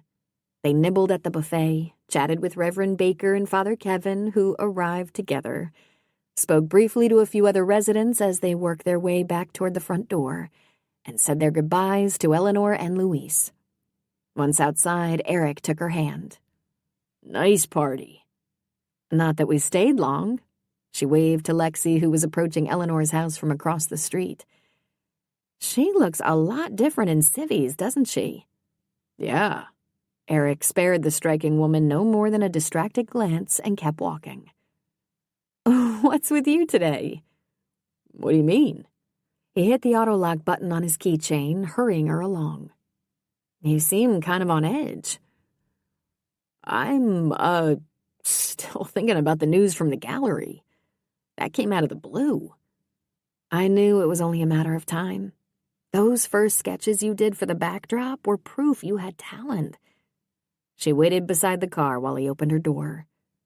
This has been a day for great news, hasn't it? The companion program was approved, you sold your first painting, and Louise is back on track to work in the medical field again. She slid inside and smiled up at him. How could this holiday season get any better?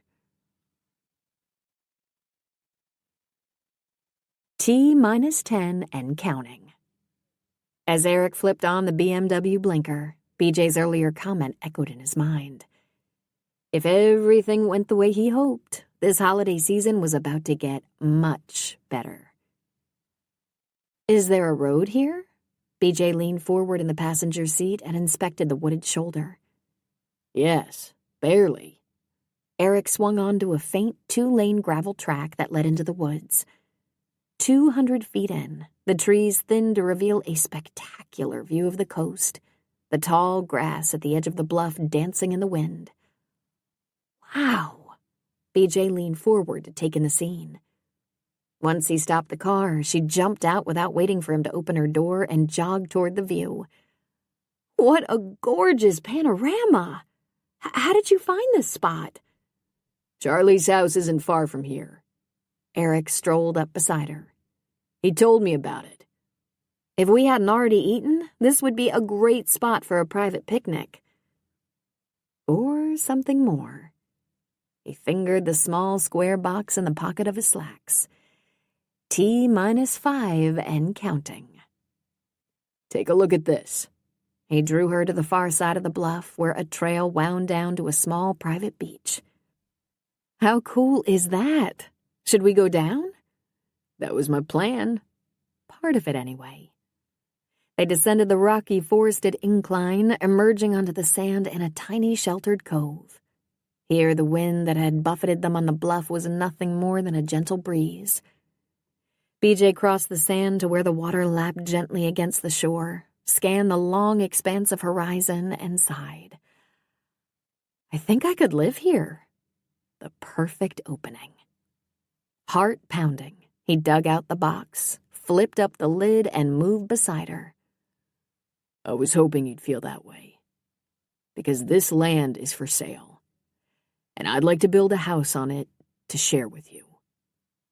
She swung toward him, eyes rounding when she spotted the ring.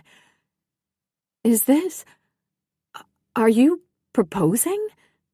I'm getting ready to. Yes, he blinked. I didn't ask yet. Whoops, she clapped a hand over her mouth.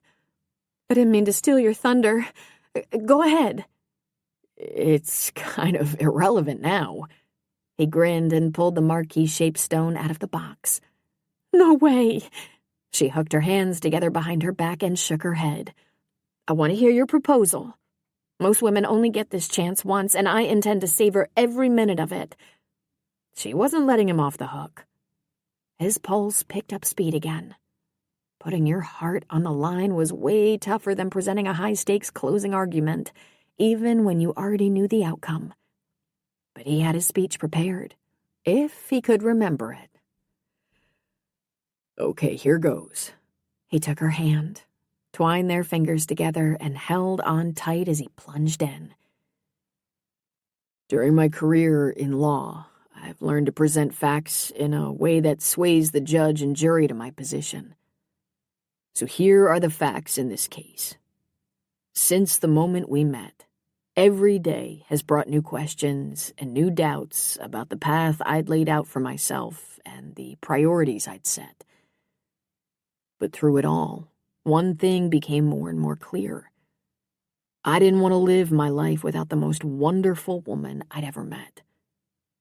He stroked his thumb over the back of her hand and focused on her beautiful face. I'm not the best bargain, BJ. Hope Harbor has a mellowing effect, but I'm a type A personality and will probably always work too hard, whether it be at law or painting. On the flip side, I'll also work hard to be a great husband. I may not be able to offer you trips to Paris every year or designer clothes and expensive jewelry on your birthday, but I can offer you my love for the rest of my life. He positioned the ring at the tip of her finger. So will you do me the honor of becoming my wife? She opened her mouth, but when no words came out, she resorted to a nod. He slipped the ring over her finger and gestured to the land around them. Welcome home, BJ. All at once, faint creases dented her brow. But isn't this property outrageously expensive? It's on the pricey side. However, Charlie knows the owner and got me an excellent deal. It'll eat up most of the nest egg I accumulated, but, as Charlie pointed out, coastal property at a moderate price is always a smart investment. As for the house, I know a talented architect who could design an amazing one with a studio for me and an office for her. She might even waive the fee if there are fringe benefits. What kind of fringe benefits? A teasing light began to dance in her eyes, chasing away her frown. Shall I demonstrate? By all means. But first, can I tell you something? Always. I think I'm the one coming out ahead on this deal. How so? I get you. A swoon-worthy guy who's generous, kind, smart, funny, caring, romantic, and trustworthy, who pitches in whenever and wherever he's needed, who walked, or should I say crashed, into my life one day and changed it forever, for the better, who makes me feel like the sun is shining even on cloudy days. Her final words quivered with emotion and pressure built in his throat. Thank you. You're welcome. Now, she cuddled closer. About that demonstration. coming right. A loud belch offshore. He groaned. Don't tell me. BJ squinted at the silver white seal perched on a small outcrop of rock. Do you think... could that possibly be Casper? Stranger things have happened, I guess. And to tell you the truth, at this point, it would feel odd if he didn't show up at amorous moments. Maybe he's lonely and our romance gives him a vicarious thrill. In that case, let's give him the thrill of a lifetime. Unless you have any objection. Nope. The defense rests. Smiling, he tugged her close again. This woman who'd managed to transform his world, who'd shown him that love trumped high-profile litigation any day, whose caring heart and compassionate nature added grace and beauty and joy to his days. And as their lips melded, as the world around them melted away, he gave thanks for happy endings and for Hope Harbor's everyday miracles that made life good and sweet. The end. This is Therese Plummer. We hope you've enjoyed this production of See Rose Lane by Irene Hannon. Recorded Books offers a wide selection of bestsellers, classics, histories, and more. So look for us at your public library or on download sites online. And thank you for being a Recorded Books reader.